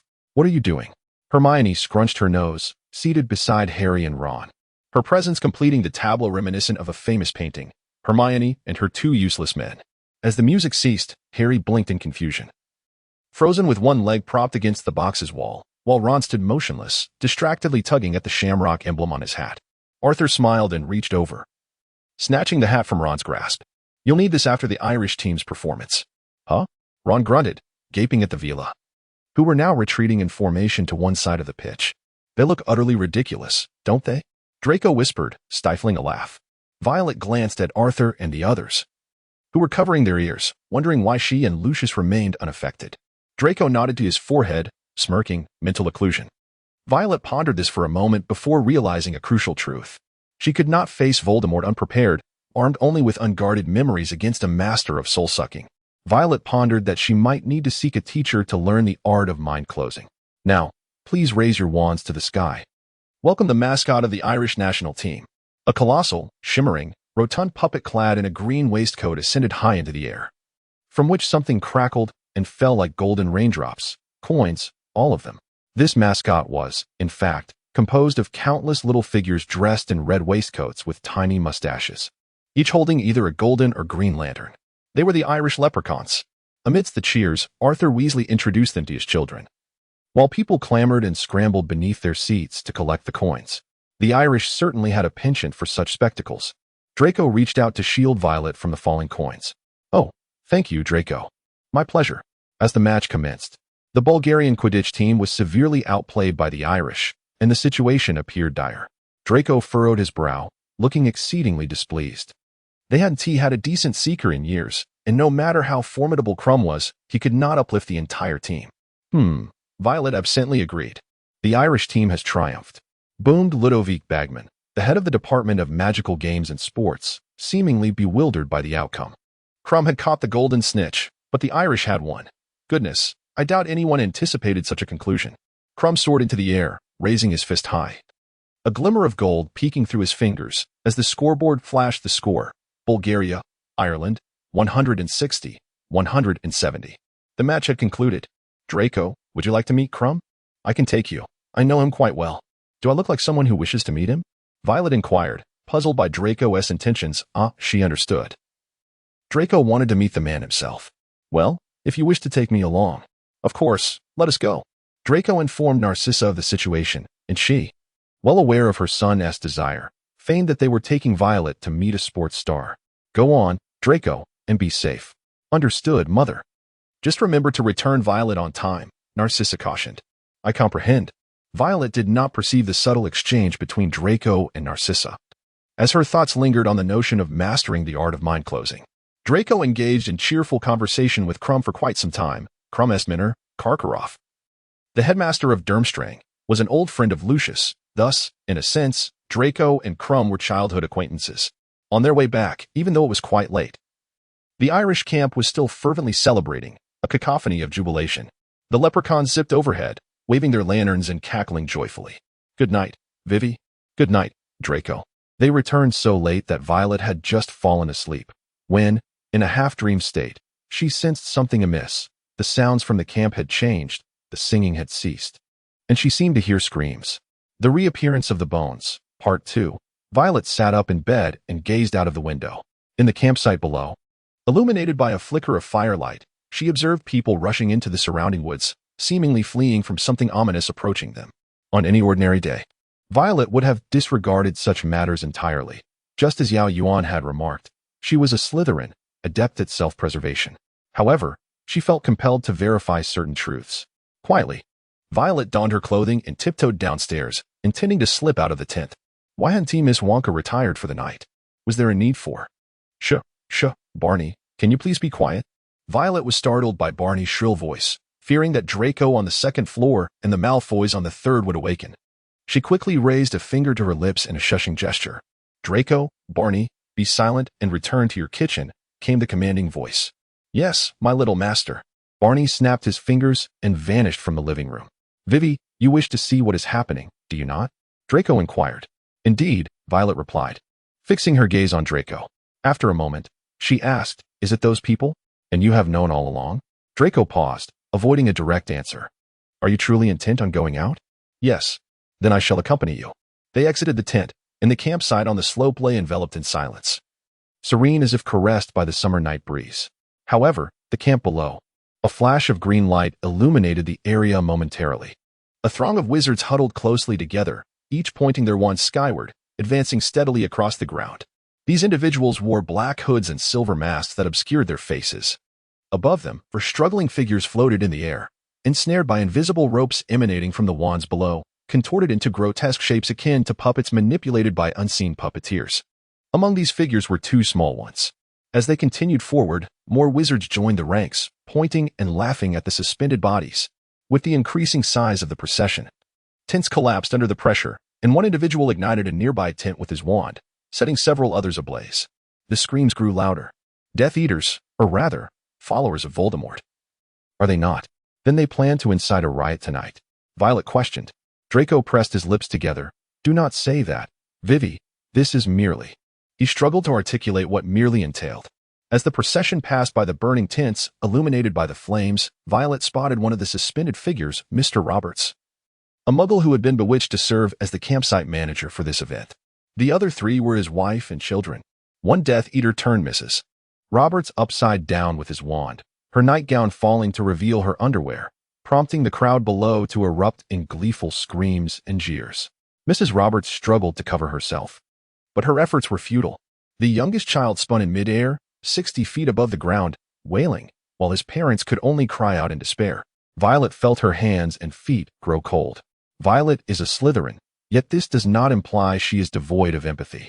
Prior to witnessing today's scene, she naively believed she could confront Voldemort and the Death Eaters, engaging with them while feigning obedience. However, upon witnessing the horrific events unfold, her conscience would not permit her to engage in pretense with such a group. Even criminals deserve dignity. Regardless of gender, age, or status, human rights must be upheld. Mrs. Roberts continued to scream in anguish, her cry striking Violet like an invisible slap across her face. Although she is a witch in this life, she was a muggle in her past, much like Mrs. Roberts. She became a beneficiary of privilege yet failed to speak for her former self. Suddenly, Violet lifted her skirt and began to descend the hillside, alarming Draco, who, being a boy, quickly caught up with her and held her tightly. Draco, are you mad? Do you intend to go down there and rescue those four muggles? Violet struggled against Draco, recognizing her impulsiveness, realizing it was futile. They wouldn't actually do anything to those muggles, Draco stammered. Draco, do you truly comprehend what the Dark Lord intends to do? Do you align yourself with him now? Draco hesitated, finally murmuring, Vivi, we wizards are far more powerful than muggles. The strong have always ruled the weak. It is not the wizards who should cower. Is this ruling? Violet pointed to the chaos below. This is degradation. This is enslavement. This is treating people as less than human. We are all human. As she spoke, Violet suddenly realized she was crying.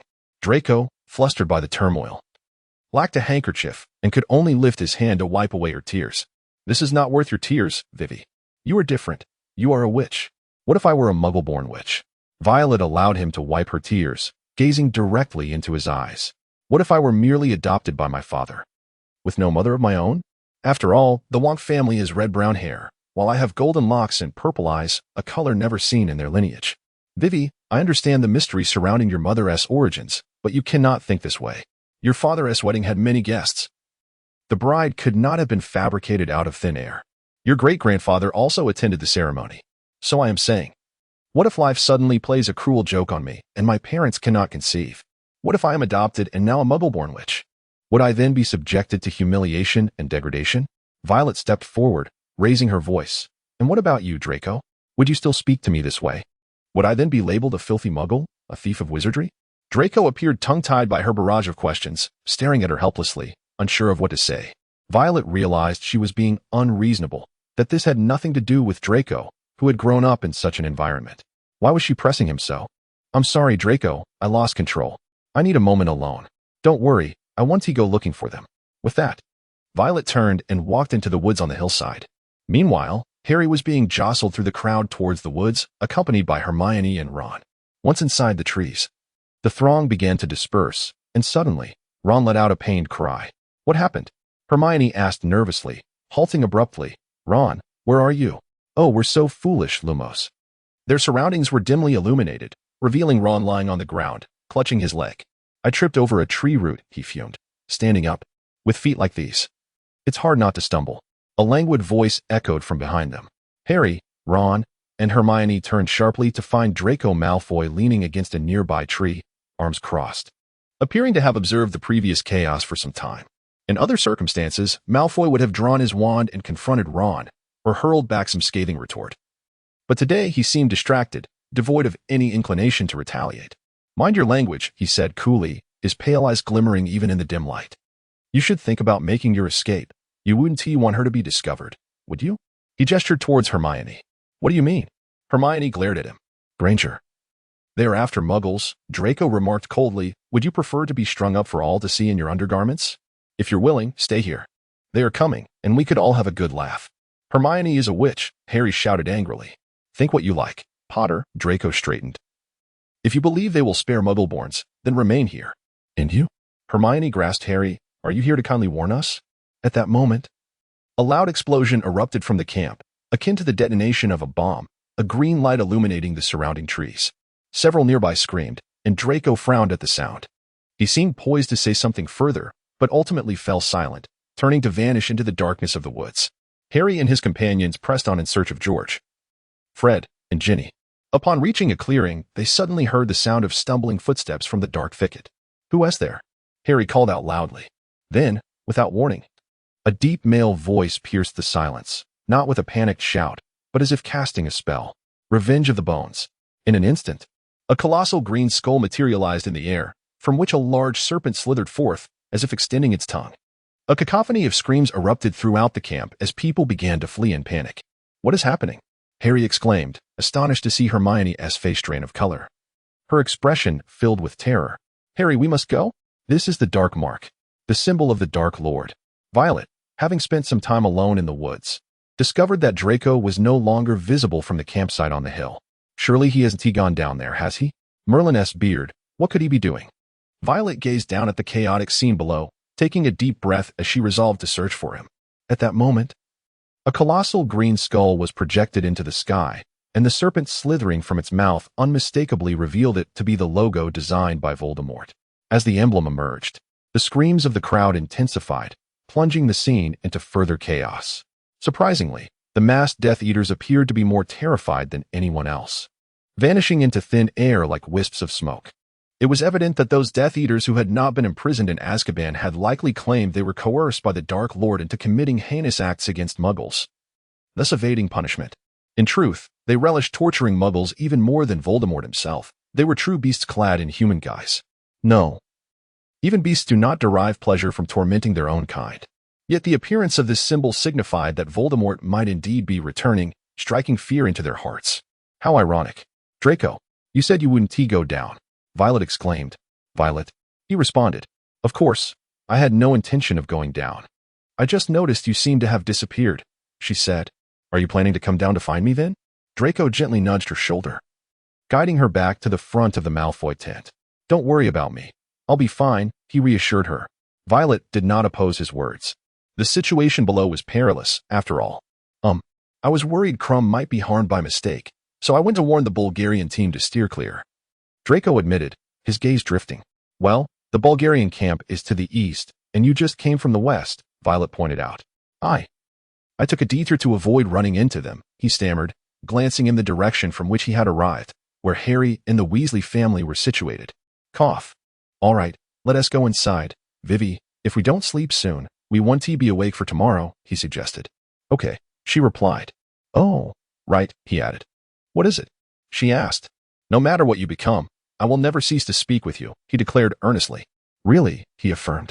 Violet paused, realizing he was responding to her earlier irrational questioning. She was at a loss for words. The sinister laughter of the Death Eaters intertwined with Draco's visage. And after a moment of silence, Violet lifted her gaze to him. I will not leave you, Draco, she vowed. Draco was perplexed by her sudden declaration, an inexplicable unease settling within him. We still have 3 years until graduation, Vivi. What are you talking about? He remarked. Besides, graduating does not equate to separation. Violet nodded. The night had deepened considerably, and they quietly entered the tent, returning to their respective chambers. Violet struggled to find restful sleep, unbeknownst to her. Draco faced the same plight. In the Black family manner, Draco could not comprehend Violet's concerns. Yet, should such a scenario unfold, it seemed they might indeed resort to such actions. If Violet were to become a Muggle-born witch, once the Dark Lord returned and discovered her identity, she would face a fate akin to that of the Muggle woman, subjected to torment and humiliation for the amusement of others. What about him? Draco had never harbored fondness for Muggles or Muggleborns. The existence of Muggles forced the more powerful beings, wizards, to conceal themselves. And regarding Muggleborns, before knowing Violet, Draco might have bluntly stated that he considered Muggleborns to be thieves of wizarding magic. However, Violet held a different view, believing Muggleborns to be equally exceptional. Draco rationalized that these Muggleborns posed no threat to the Malfoy family's interests and long-standing status, as the Ministry of Magic had always sought peaceful coexistence with Muggle society. The Malfoy family's guiding principle had always been to seek advantage and avoid harm, rendering the acceptance of Muggleborns inconsequential. Respect for Muggles was irrelevant. As long as Vivi was happy, that sufficed. Violet never imposed her beliefs upon Draco. She merely expressed her principles. Likewise, even if Draco's views diverged from hers, he would not attempt to persuade her to adopt his own. He simply cherished Violet for who she was. Yet now, circumstances seemed to dictate otherwise. The Dark Lord might return, and if he did, he would undoubtedly eradicate any obstacles, subjugating Muggles to the dominion of wizards, with all dissenters facing violent suppression. Would they harm Violet? Perhaps if she became a Malfoy, it would not matter. After all, they would be indispensable allies of the Dark Lord. At that moment, Draco remained unaware of the madness Voldemort would soon embody. He still believed the Malfoy name could shield them from all harm, and thus he eventually succumbed to slumber. The following morning, Violet appeared in the living room with dark circles under her eyes. Draco discreetly cast a charm to rejuvenate her appearance, an all-in-one concealer, brightening it. And beauty spell, truly, she deserved it. Lucius and Narcissa seemed entirely oblivious to the events of the previous night, exchanging pleasantries with Violet before commencing their meal. On her way back, Violet overheard discussions among people. The symbol of Voldemort, the resurrection of the deceased, was cast by none other than the wand of the Savior. Harry Potter, which was discovered in the possession of the house elf, Winky, from the Crouch family. The Ministry suspected that the spell had been cast by the fugitive Barty Crouch Jr., Mr. Barty Crouch Sr. had only recently returned to his position and was now suspended at home due to safety concerns, or, to put it plainly, placed under house arrest. Aurors were stationed near the Crouch estate, anticipating the potential reappearance of young Crouch in that vicinity. Mr. Crouch appeared to be in a fit of rage over this predicament. Yet there was little he could do. Violet could not recall the fate of the austere gentleman, hoping only for a favorable outcome. In the meantime, Yao Yuan spent the majority of her summer at Camartage, awaiting the temporal anomalies to rectify themselves and restore her to the form of a 14-year-old child. Concurrently, she underwent rigorous training. Each day, she darted among various uncles, aunts, brothers, and sisters, yearning for the arrival of a man named Stephen Strange. Yes, I am referring to you, Dr. Strange. They all watched her grow, so why did they show no mercy when it came to their own? Yes, I mean you. Baron Mordo. Through her relentless, self-driven study, Yao Yuan's spatial mirror magic saw significant enhancement, with an increasingly expansive range of control. Finally, by mid-August, Yao Yuan returned to normalcy, ready to reside at the Black family manor with Sirius and Harry. Camartage and England had a slight time difference, so upon her arrival, it was likely that Sirius and the others were still asleep. As Yao Yuan ascended to the second floor, carrying her luggage, an elderly house elf unexpectedly emerged from a room, colliding gently with her leg. This house elf was notably aged, adorned with a tattered, filthy cloth around its waist, its skin wrinkled as if layered multiple times. Though its head was as bald as all house elves, a profusion of white fur sprouted from its bat-like ears. Without question, this must be the last house elf of the Black family, Creature. Creature paid no heed to Yao Yuan, as if she were invisible. Stooping and dragging his feet, he slowly made his way toward the hallway, muttering in a croaky, bullfrog-like voice. Oh, my poor mistress, if she were aware. If she knew what sort of filth had entered her home, what would she say to old Creature? Oh, what a disgrace, mudbloods, werewolves, liars, and thieves. Now another girl has arrived, and Creature knows not her name or purpose here. Creature does not know. Oh, poor old Creature, what can he do? Iris Yao. Yao Yuan replied. An unfamiliar surname, yellow-skinned, either a half-blood or a mudblood. Oh, if my mistress knew, how she would weep. What are you doing out here? Creature? Sirius's voice echoed from upstairs as he descended from the 5th floor. Creature is cleaning, Creature dodged, speaking in a low voice. Is that so? It sounds quite convincing. Sirius replied, still in his robe. I didn't expect you so early, Iris. Ignore him. He received some mad commands from my mother's portrait and constantly talks to himself.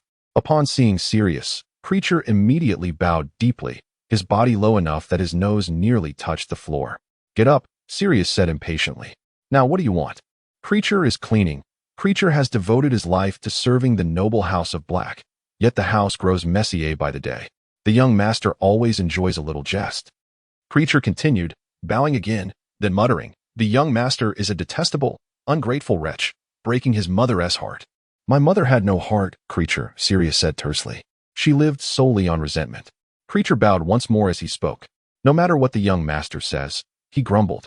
The young master is unworthy even to clean his mother's shoes. Oh, my poor mistress. How would she feel seeing Creature serve the young master?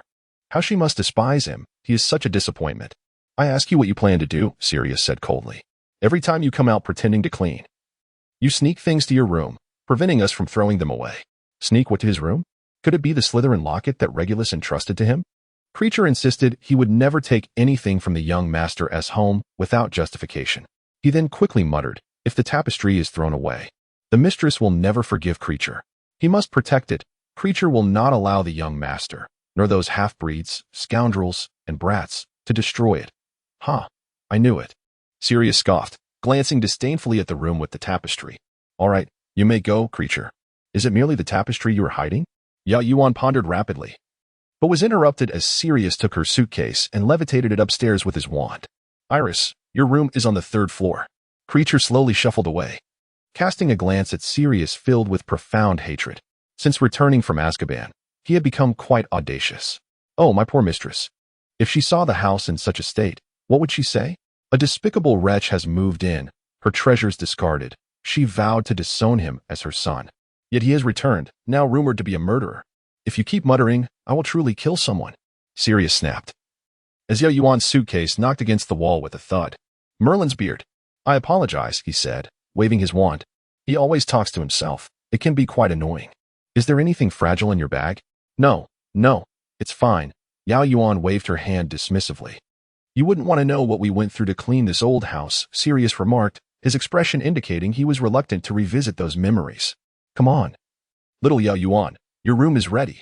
Yao Yuan had anticipated an awkward August, given her unfamiliarity with this godfather and son. Especially as Harry seemed to be harboring some youthful sentiments. However, Harry was not currently residing with Sirius. He had been invited by the Weasley family to attend the Quidditch World Cup and was staying with them thereafter. Oh, that sounds lovely. Would you like to attend the Quidditch World Cup? If you're interested, I can take you, though there are no top box seats left. I can still manage general tickets. Oh, thank you. But no, Yao Yuan shook her head. However, if you wish to go, that's fine by me. Splendid. Let us prepare to depart. Yao Yuan surmised that Sirius mainly wished to accompany his godson to the match, even if they could not sit together. Ultimately, however, they could not go, as Pettigrew's hearing was commencing and Sirius, as a key individual, was required to attend. To be fair, the Ministry of Magic's efficiency was astonishingly poor. They had arrested him at the end of June, yet it was mid-August before the trial occurred. Yao Yuan couldn't help but worry whether the ministry could keep him locked up, especially since Azkaban could not contain an animagus. With Sirius absent, Yao Yuan continued to fend for herself, though previously she had cooked for two. Now, it was just her. The room she was assigned was reportedly once inhabited by Andromeda Black, or Andromeda Tonks, who was Tonks' mother, a witch disowned by the noble house of Black for marrying a muggle. After moving into this room, Creature began his incessant ramblings, lamenting how heartbroken her mistress would be if she knew. It seemed that unless Yao Yuan were to be discovered as a long-lost pure-blood descendant of the Black family, she would hardly engage with Creature. The Slytherin locket. Where could it possibly be? She only remembered that after Sirius's demise, the locket, along with all of the valuable belongings of the Black family, was stolen by a thief who had once been a member of the Order of the Phoenix. After all, every circle has its own network of informants. Yet before it was stolen, just before Sirius left, Yao Yuan had specifically asked if she could explore the entire old house, to which Sirius had replied she could. However, he advised her to avoid touching anything, as some were enchanted with permanent sticking charms, and others, well, they were simply dangerous. Yao Yuan headed straight to the 5th floor. This level had 3 rooms and an old grandfather clock, which shot a barrage of hard pointed screws at her as she passed. Good heavens, hidden weapons as well. Thanks to her training, Yao Yuan adeptly dodged the projectiles, evading the clock and surveying the 5th floor. Her gaze quickly settled on the room adjacent to the staircase. Upon reaching the doorway of the 5th floor stairwell, Yao Yuan observed an imposing plaque affixed to the door, its paint marred by deep scratches. Neatly inscribed upon it were the words, "Do not enter without the express permission of Regulus Arcturus Black." He lingered alone at the bottom of a lake filled with shadows. How frigid it must have been for him. His brother, until his dying breath, remained unaware of the remarkable bravery possessed by his younger sibling. Regulus, the Star of Leo, known as the Heart of the Lion.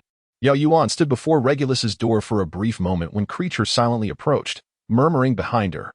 What was that unidentified girl doing at the doorway of Master Regulus's chamber? Who was she, and what was her purpose? Old Creature could not discern her identity. Yao Yuan hesitated, sensing that the moment was not yet ripe. For one, Creature was watching her closely, and moreover, this was the room of Sirius's direct relative. It would be improper to force her way inside.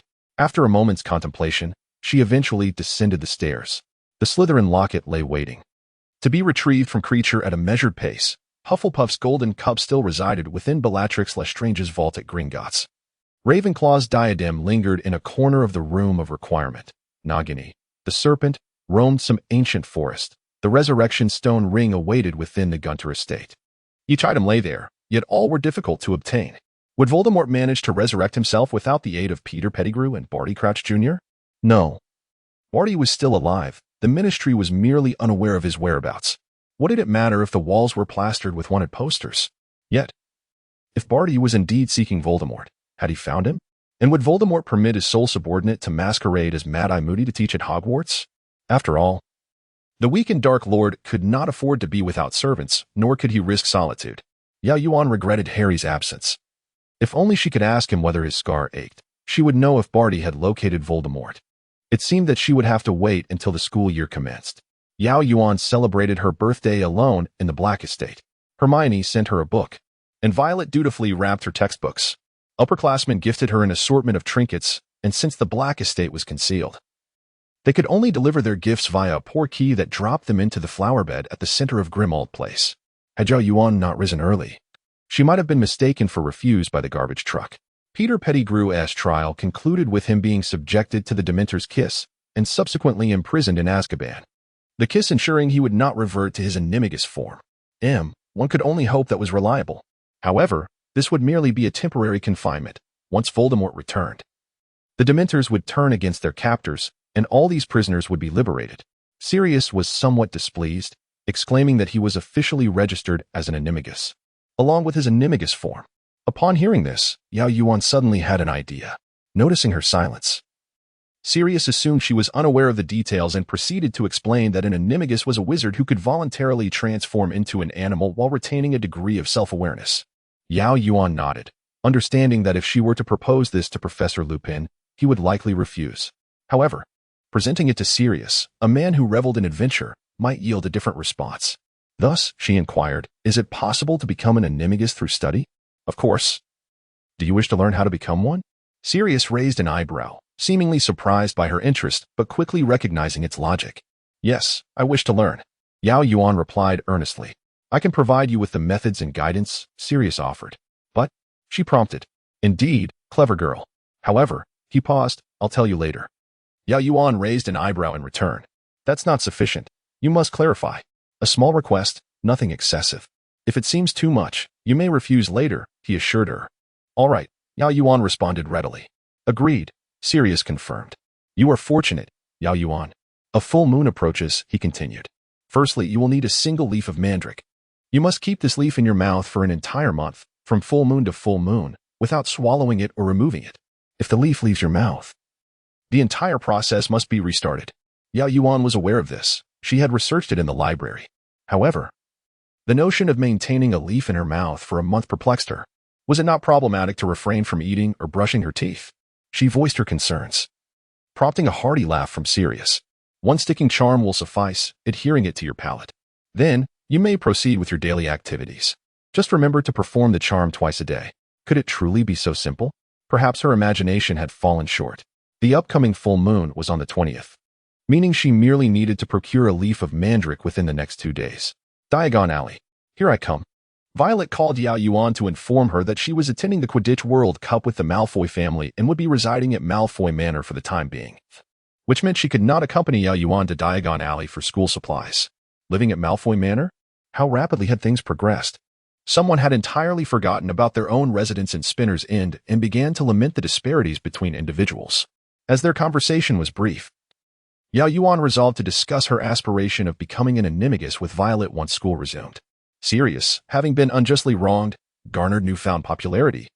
Thus, when he accompanied Yao Yuan to Diagon Alley, it was bustling with people. Letters were thrust into Yao Yuan's arms, her once sleek black hair now a disheveled mess. Had it not been for the magical concealment of 12, Grimmauld Place, Yao Yuan suspected that the owls delivering fan mail would have filled the Black Estate to the brim. So I say, perhaps I can manage alone, Yao Yuan proposed. I must ensure your safety, Yao Yuan. This is an instruction from Dumbledore, Sirius replied. Did Professor Dumbledore tell you why this is necessary? Yao Yuan inquired cautiously. Is it not because you are the seer? Sirius countered. Oh, yes. You know? Yao Yuan deflected. Of course, he affirmed. It seemed that only Dumbledore and Professor Snape were aware of her prophetic abilities.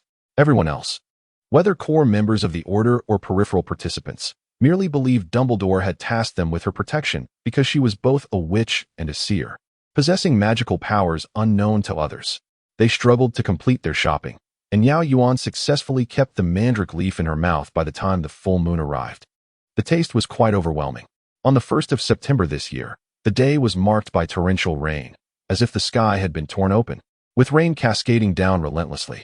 Sirius, employing the art of apparition, transported Yao Yuan to a narrow alley near King's Cross Station, assisting her with her luggage as they navigated through the bustling streets, both drenched by the time they entered the station.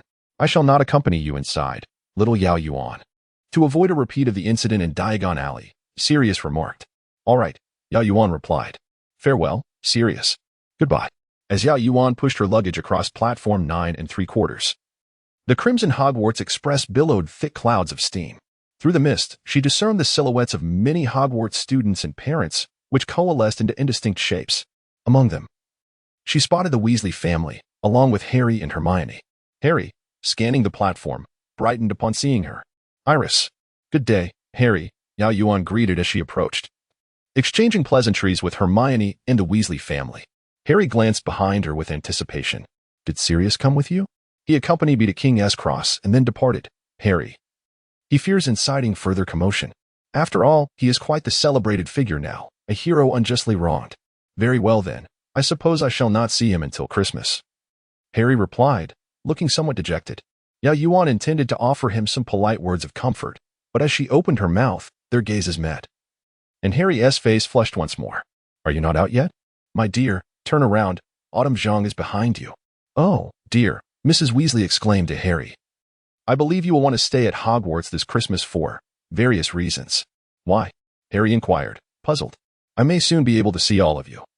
Charlie Weasley stated as he embraced Ginny, smiling. Why? Fred pressed eagerly. Oh, I truly wish to return to Hogwarts this year, Bill Weasley remarked, his hands in his pockets. Gazing wistfully at the train. Why? George inquired impatiently. You will have a most enjoyable year, Bill said, his eyes sparkling. I may even take leave to witness part of it. Part of what? Ron shouted. At that moment, the whistle blew, heralding the train's imminent departure, prompting Mrs.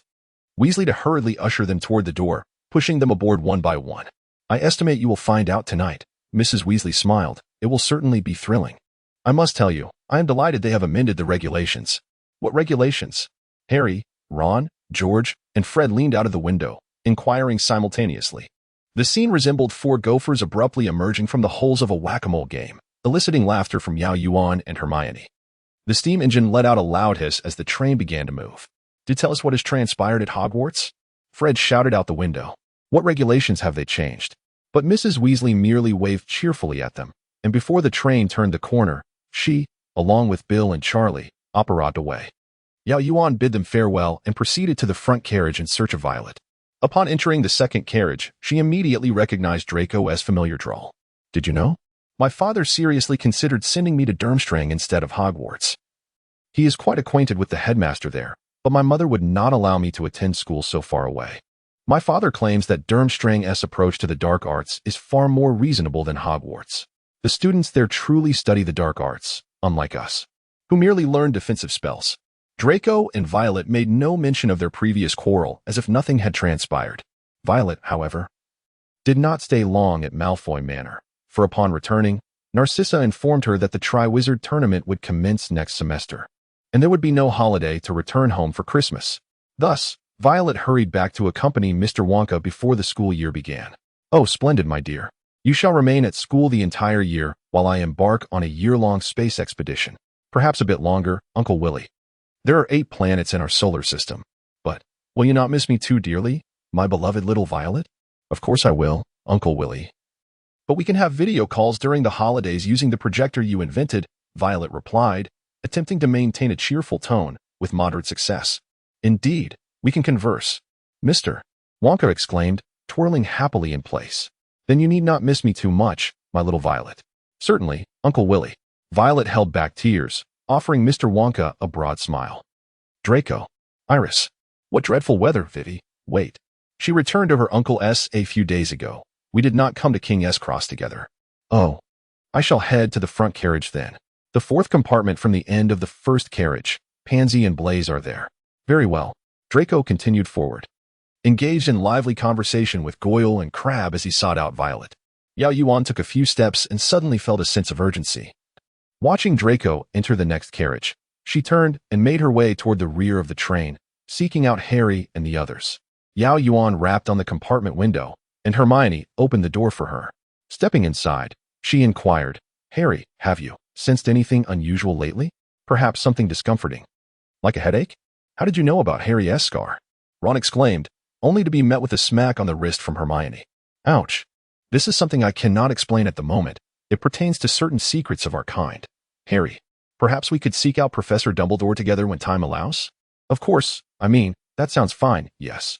All right, farewell, everyone. Yao Yuan closed the door behind her and hurried to the first carriage. Shortly thereafter, Draco returned with Violet, timing their arrival perfectly. As the rain poured, the train reached its destination, and everyone clambered into the carriages, which swayed perilously in the fierce wind. By the time they reached the Slytherin table, they were thoroughly soaked. The rain-repellent charm proved ineffective against the strong winds. Pansy complained as she slowly dried her hair, which had become a tangled mess. We cannot use the quick-dry spell. My hair would frizz into a lioness mane. An empty seat remained at the staff table, undoubtedly indicating the absence of a defense against the dark arts professor. Should Harry's scar throb, it would imply that Voldemort had indeed returned, having regained strength by possessing someone and lurking in an unknown corner of Britain. So, would Little Crouch be by his side, or would he return against the odds? Vivi, could you please pass me a piece of pudding? Violet, certainly. In a low voice. By the way, Xiao Yuan, I plan to learn. Yao Yuan, you intend to study to become an animagus? Violet, oh no, it's the art of mental shielding. Of course, mastering animagus would be splendid as well. Yao Yuan, all right, we shall discuss it later. After the final dessert was consumed, Dumbledore rose from his seat. All right, he said with a twinkle in his eye. Now that we are all well fed, I must once again request your attention, for I have several announcements to make.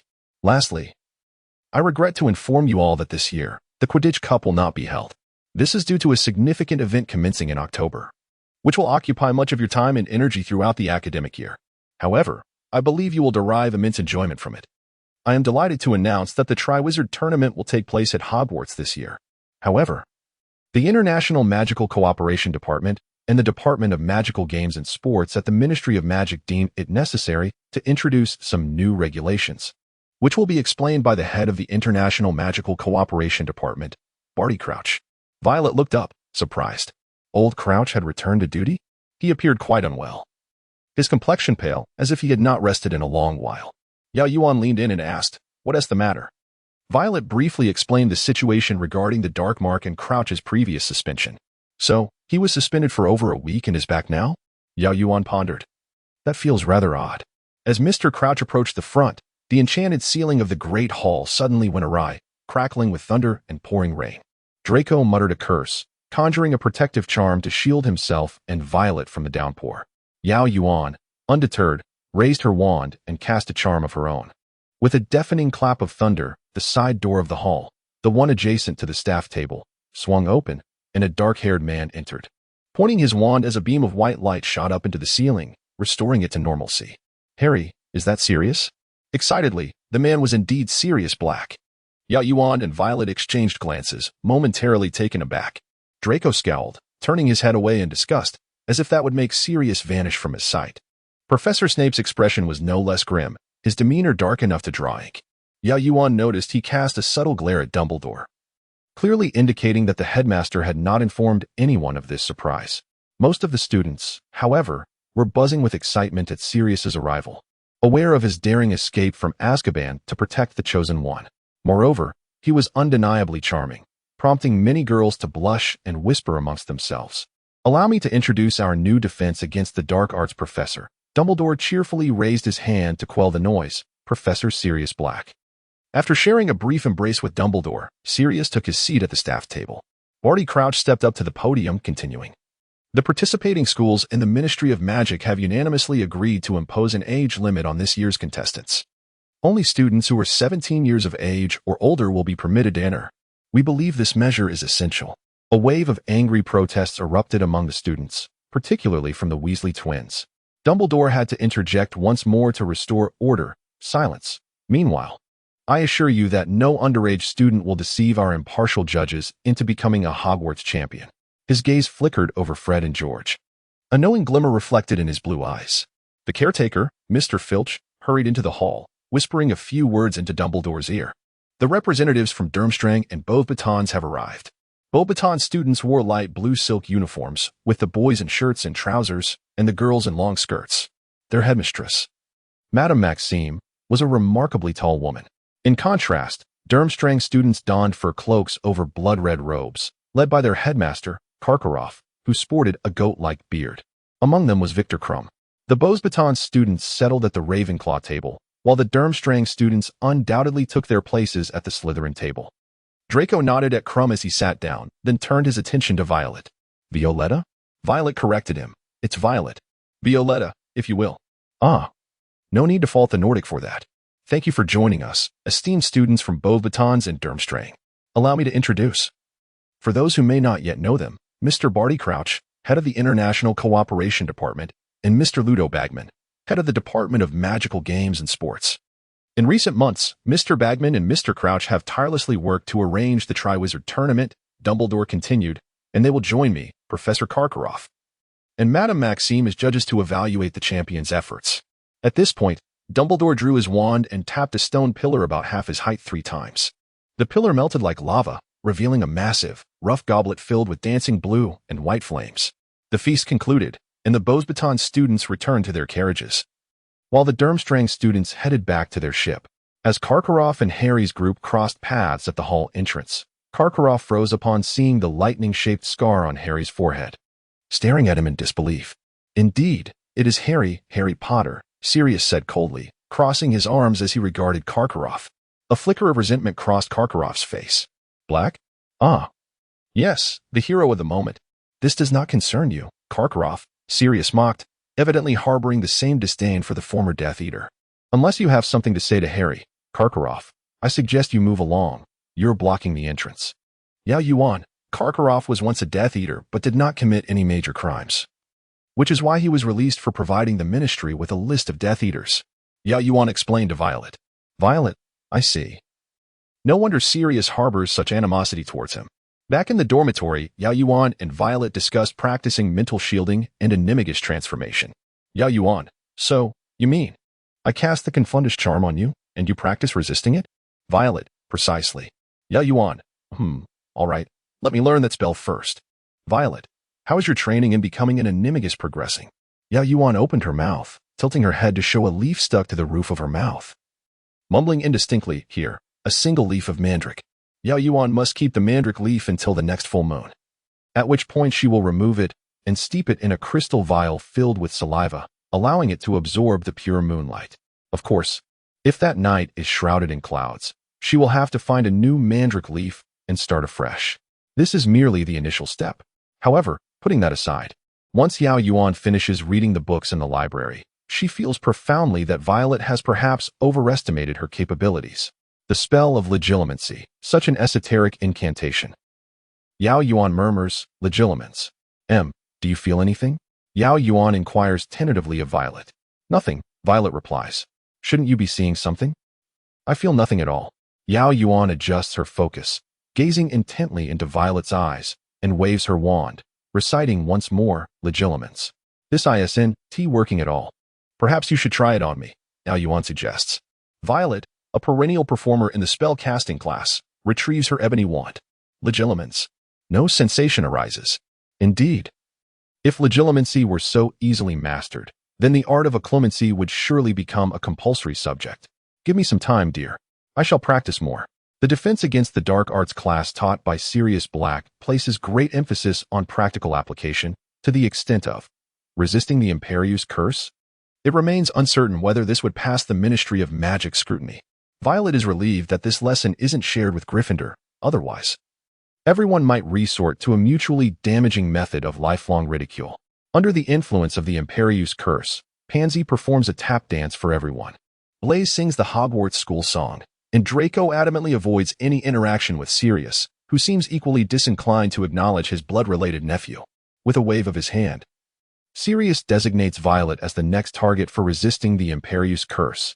It must be noted that while Sirius harbors certain biases against the Slytherin house, he at least refrains from allowing its students to embarrass themselves too severely, and Violet resigns herself to the task. Soul extraction. This is a rather peculiar sensation.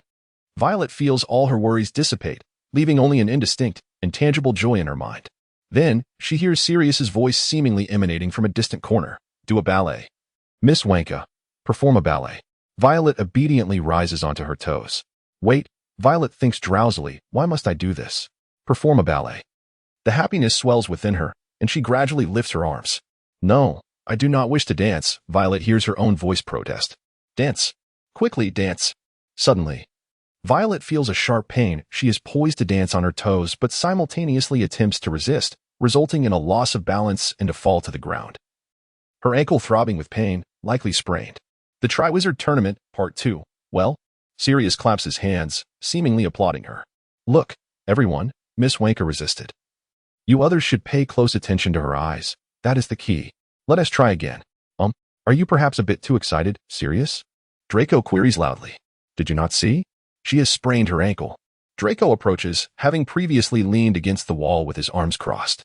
I intend to take her to the hospital wing. I wonder if you have any objections, Professor Black? This marks the first interaction between the two since Sirius began teaching. Sirius coldly scrutinizes Draco Malfoy, who resembles a younger version of Lucius, from his light blonde hair to his pale, pointed face, and those gray-blue eyes that scarcely reflect any resemblance to Narcissa. Or perhaps, Sirius simply does not know her well. Most members of the Black family are extreme in their beliefs, from the vehemently pure-blood advocating Mrs. Black to the fanatically adoring Bellatrix, to Andromeda, who resolutely married a muggle, and, according to their perspective, the traitor who left the family. Yet, in Narcissa, Sirius sees no traits of extremism. Of course, it may simply be due to his lack of acquaintance with her. Sirius indeed harbors a strong dislike for Lucius, the duplicitous Death Eater, but he does not harbor particular animosity toward Narcissa. Thus, he steps aside for Draco, offering a silent concession. Draco lifts Violet and carries her out of the classroom. Actually, a simple anti-inflammatory would suffice. And then have him cast the spell on you 4 more times? I heard that in the last class. Sirius insisted that Harry undergo 4 consecutive tests of the Imperious Curse until he could completely free himself from its control. Oh, a little laziness wouldn't hurt. Could you perhaps set me down now, Draco? We have yet to reach the hospital wing. But your arm is beginning to tremble, Draco. Violet decides it best not to confront him. Yao Yuan seizes an opportunity to accompany Harry to meet Dumbledore. At the door of the headmaster's office, Harry informs Yao Yuan that Sirius also sent him to find Dumbledore, mentioning that Dumbledore has grasped the signs. This implies Dumbledore has been informed through some channel that Voldemort has been located by his followers. Shall we have some cockroach clusters, children? Yao Yuan looks at the pile of black, candy-like objects and instinctively shakes her head. Harry initially hesitates to discuss the matter. It seems foolish, dear Professor Dumbledore. My scar has begun to ache again. One day during the summer, I was awakened by the pain, especially with Yao Yuan beside him. Would she mock him? Harry is uncertain why he suddenly looks at her. Under normal circumstances, a mere smile would suffice as a response. Yet she does not, Harry thinks, particularly as she gazes at him with such concern. As if genuinely interested in what he has endured, prompting him to divulge his dreams to Dumbledore. It was a dimly lit room, with a massive serpent lying on the carpet before the fireplace, a man he did not recognize, and a cold, rasping voice that belonged to Voldemort. Hogwarts Warriors, Part 1. Professor, I finally expressed my long-held curiosity. Do you know why my scar hurts? Dumbledore studies Harry intently for a moment before responding. I have but a hypothesis, merely a hypothesis. I believe that when Voldemort approaches you, or when he harbors a particularly strong desire for vengeance, your scar will ache. But why? Because that failed curse linked you to him, Dumbledore explains. This is no ordinary scar. Do you think that dream is real? Possibly, Dumbledore replies, or rather, very likely. Harry, did you see Voldemort? No. Harry answers, I only saw the back of his chair. But there wasn't much to see, was there? He has no body, does he? But then, how did he pick up his wand? Harry spoke slowly. Indeed, Dumbledore murmured, how could this be? For a moment, both were silent. And Yao Yuan raised her hand, indicating her ability to possess. Oh, is it the magic of a mage, Yao? Dumbledore turned his gaze towards her, studying her intently. In the realm of mages, the soul and body can be separated, and once apart, they can return at will. Yao Yuan paused for a moment, then continued, however. The concept of possession is not something I learned within the mage's system, but rather from the Eastern magical tradition. She deliberately kept her explanation vague, not disclosing how she came to know this. Nonetheless, since there can be no strict boundaries between wizards and mages, it stands to reason that every magical system has points of mutual understanding. Yes, Dumbledore replied slowly. Suddenly, A hush fell over them as Dumbledore approached the pensive, seemingly intending to retrieve some memories. Harry thought it might be time for them to leave, but at that moment, Yao Yuan spoke up. "Professor, may I have a moment to speak with you privately? I have some personal questions I wish to ask." "Ah, I see," Harry realized. Yao Yuan had known about his scar's pain from the very beginning. Perhaps it was because, during their second year in the Chamber of Secrets, she had also confronted a fragment of Voldemort's soul within the diary, giving her a similar sense to Harry's. Unlike Harry, however, she remained a mage. "Of course, Miss Yao," Dumbledore replied. "Then, I shall take my leave now, Professor," Harry said, receiving a nod from Dumbledore. "Aye, Iris, until we meet again." "Until then, Harry," Yao Yuan responded. As Harry's figure vanished behind the rotating sculpture, Yao Yuan turned to Dumbledore and said, "I believe you are already aware that my soul is not as it appears in my current body." "Indeed," Dumbledore replied, still looking at her kindly. "Professor Snape informed me, along with matters regarding the flow of time. I am unsure if this is the reason, but my mind often conjures ambiguous images." Yao Yuan continued, I do not know if what I see is real." She recited the lines she had rehearsed countless times. "I feel that what I can see must be significant, yet I cannot ascertain its authenticity. If it is false, I fear it may complicate matters further. I am pleased that you are willing to share these thoughts with me," Dumbledore said as he slowly seated himself. "Regardless of whether what you see is true, my dear, I believe that what you wish to convey is genuine." Through Dumbledore's blue eyes, Yao Yuan momentarily envisioned the handsome youth with auburn hair. Old Dumbledore truly possesses a charm that leaves one bewildered. "No matter the veracity of your visions, I trust in what you share with me." Though she spoke truthfully, an inexplicable sense of guilt washed over her. Dumbledore, a wizard of undeniable charisma. "Well then, Professor Dumbledore," Yao Yuan said slowly, "should I perceive anything further, I will seek you out without delay." "Good," Dumbledore smiled. The following 2 days passed uneventfully, save for Neville's incident of burning his cauldron during potions class. The students of Gryffindor collectively sensed that Professor Snape's desire for revenge had reached new heights after the summer break, as he unceremoniously assigned detentions in the first week, leaving students of all years in dismay. "You understand why Professor Snape's temperament is so foul, right?" Ron whispered to Harry as Snape approached the Slytherin students.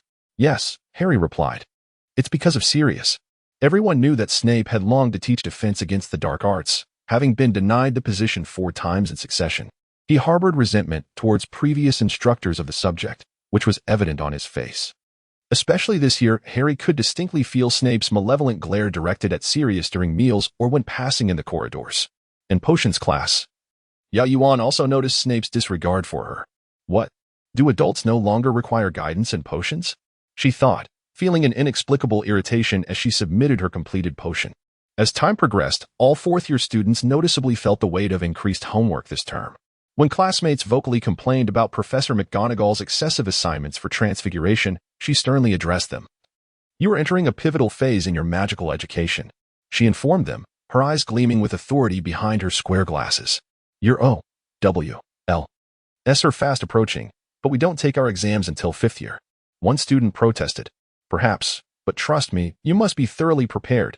Currently, only Miss Wonka in this class has managed to transform a hedgehog into a satisfactory pincushion. Reflecting deeply on her own efforts, Miss Yao resumed her practice. Professor Binns assigned a paper on the fairy rebellion of the 18th century, while Professor Flitwick required them to read 3 additional books to prepare for the levitation charm. Professor Snape assigned a project on antidotes, hinting that he would poison one of them before Christmas to test their antidote's effectiveness. Is Professor Snape experiencing an early midlife crisis? Is that even permissible? Violet gasped. Yao Yuan suddenly pondered if it could indeed be a possibility. Even Hagrid added to their burdens. The blast-ended Scroots were growing rapidly, and Hagrid, brimming with excitement, suggested students visit his hut every other day to observe their unusual behaviors. "I won't be going," Draco stated firmly. "I've seen enough of those wretched creatures in class. Thank you." Violet hesitated, feeling that this request was indeed a bit unreasonable. As Halloween approached, the results of the Triwizard Tournament's champion selection were imminent. The duration of the Halloween feast seemed longer than usual, perhaps due to the back-to-back celebrations. Everyone in the hall fidgeted, craning their necks to see if the staff table had finished their meals. Finally, Dumbledore rose, and the hall fell silent instantly. Karkaroff and Madame Maxime, seated beside Dumbledore, appeared equally anxious and expectant. Ludo Bagman grinned broadly, winking at students from various schools, while Mr. Crouch looked rather disinterested, bordering on annoyance. All right, the Goblet of Fire is about to make its decision, Dumbledore announced. Once the champions' names are revealed, I would like them to step forward and enter the adjoining room, where they will receive their initial instructions. He drew his wand and made a sweeping gesture. Immediately, all the candles extinguished except for those in the jack-o'-lanterns, plunging the hall into a dim twilight. The Goblet of Fire emitted a brilliant glow, its blue and white flames roaring, followed by a red tongue of fire shooting into the air, from which emerged a charred piece of parchment. The champion from Durmstrang is Victor Krum. The champion from Beauxbatons is Fleur Delacour. The valiant warrior of Hogwarts is Cedric Diggory. Every Hufflepuff student erupted in cheers and applause as Cedric passed by with a radiant smile. Cho Chang clapped fervently at the Ravenclaw table, and Cedric blew her a kiss from across the crowd. When they parted, her palm still bore the initials of his name. Who could have foreseen that their next encounter would be eternally out of reach? Perhaps Cho later married a muggle for a reason, in her husband's eyes. She was not the girlfriend of a Hogwarts champion who fell at the hands of Voldemort, nor the first love of the famed savior, but simply a beautiful, intelligent, and gentle wife who possessed a touch of magic. The applause for Cedric persisted for a considerable time, and it was only after a long while that Dumbledore managed to silence the crowd to speak. Now, our 3 champions have been chosen. I know I can trust all of you, including the other students from Beauxbatons and Durmstrang, to support your champions with unwavering dedication. Yao Yuan's heart was in turmoil. I am caught between the hope that his name will leap from the Goblet of Fire and the dread that it won't. Why? Violet inquired. If it does not appear, it would imply that we have disrupted Voldemort's plans, but it also means the ensuing tale may unfold entirely differently. And if it does appear, suddenly, the flames in the goblet turned crimson, sparks bursting forth, and a long tongue of fire leaped into the air, revealing a piece of parchment. Dumbledore extended a slender hand to grasp the parchment, and the hall fell into an abrupt silence, all eyes fixated on him. After a moment, he cleared his throat and announced, Harry Potter. If Barty Crouch is not present, then who placed his name in? Yao Yuan murmured. Perhaps someone wished for Harry's demise. Sirius burst into the room, his voice laced with fury, interrupting Karkaroff and Madame Maxime's grievances. They believed Hogwarts was cheating by adding an extra champion to enhance their odds. You think this opportunity is a dream come true for many, but for a 14-year-old child, the chance of death far outweighs that of glory. His words were met with an intense silence.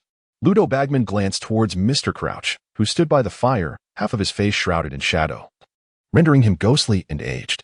Yet, when he spoke, his tone remained as cold and hard as ever. We must adhere to the rules. It is clearly stated that anyone whose name emerges from the goblet must compete in the Triwizard Tournament. To hell with the rules. Sirius stepped beside Harry, his support unmistakable. Harry, initially in a state of panic, felt as though his thoughts had been frozen, but upon seeing Sirius, his spirit seemed to return to his body. He had not placed his name in. After all, Sirius always believed in him. Mr. Black, the goblet is an ancient magical artifact. Ludo Bagman wiped the sweat from his brow. Once a name is expelled, it signifies the establishment of a magical contract, and one cannot withdraw for any reason other than death. Draco sneered. I knew that Scarhead was just seeking the limelight. Upon returning to the common room, he spat. Now everyone knows he is Hogwarts champion. Honestly, even if he weren't Hogwarts champion, everyone already knows he is the illustrious Harry Potter, the savior. You know that's not what I meant, Vivi? Draco retorted, feeling aggrieved. Violet poured him a cup of hot tea. Draco awkwardly sipped the steaming brew. Yao Yuan would dub this a rapid reconciliation. By the way, Draco cleared his throat. Vivi, what have you and Iris been up to lately? I returned from Quidditch practice, and neither of you were around. Oh, Yao Yuan and I have been practicing Transfiguration. Just finding an empty classroom to hone our skills. Violet explained. Draco shot a disappointed look at Yao Yuan, likely believing Violet was tutoring her. Akin to how he did with Goyle and Crabbe. Deep down, Yao Yuan thought, even if I am not as proficient as your girlfriend, I have made significant progress. Do you still see me as that hapless first year who couldn't transfigure anything? Indeed, Draco's expression suggested otherwise. Perhaps it is true that once a stereotype is formed, it is challenging to alter. Moreover, the absence of final exams in their second year meant that last year's efforts were insufficient to change perceptions. Regardless, let them think what they will. After all, reputation holds no sustenance for Yao Yuan. In reality, Violet and Yao Yuan had been diligently practicing the mind-blocking spell, primarily Yao Yuan casting, while Violet practiced her resistance. After days of relentless effort, Yao Yuan finally succeeded in mastering the memory charm. This experience imparted a significant lesson. Some advanced spells truly require immense conviction, particularly the desire to delve into others' hearts. Concentrate. Focus. Can you hear me, Vivi? Focus. Okay, stop. Violet slumped in her chair, cold sweat plastered to her back and forehead. Honestly, I feel uncomfortable, as though I have invaded someone else's privacy. Regardless, darling, you must push me out of your mind. Gasping, Violet retrieved a cup of warm water from the nearby table, the soothing liquid easing her taut nerves. She sipped delicately before placing the cup back down. The room of requirement is perfect for this. You can find anything you wish for. Do not change the subject. How are you feeling? Yao Yuan reached to touch Violet's forehead. Fine, I could go again. Yao Yuan playfully swatted Violet's arm. Don't overexert yourself. Though this academic year lacked inter-house competitions, meaning no Quidditch matches, the requisite practices continued. Today's weather was splendid, bright and breezy, a perfect day for Quidditch training. Unfortunately, the pitch was occupied by Ravenclaw, who had secured their headmaster's approval in advance, leaving the Slytherin Quidditch team to disperse and attend to other matters. Did you see Vivi? Zabini. Draco returned to the common room, loosening the wristbands on his arms as he inquired. She and Yao had gone to the lakeside meadow to unwind, and she mentioned that if you inquired, she would return before dinner. The path from the lakeside back to dinner would inevitably lead through the southern corridor of the castle. Hurry and change your clothes. We must depart, Draco shouted to Goyle and Crabbe, swiftly dashing back to the dormitory. On this sunny afternoon, a few students were scattered about the lawn in the middle of the corridor. With his long legs, Draco quickly climbed up a large tree on the lawn, striking a pose to display his bravado. Goyle, Crabbe, keep silent. Vivi will be here shortly. However, before Violet arrived, Harry passed by first. Ah, look, fellows, the brave one. Draco could not resist taunting loudly. Hey, Potter, how long do you think you can last? I wager it will be about 10 minutes after the first event begins. Harry had initially intended to ignore him, but the mounting frustration from being misunderstood lately seemed to burst forth like a dam breaking. Without a second thought, he drew his wand. Harry, no. Hermione attempted to restrain him.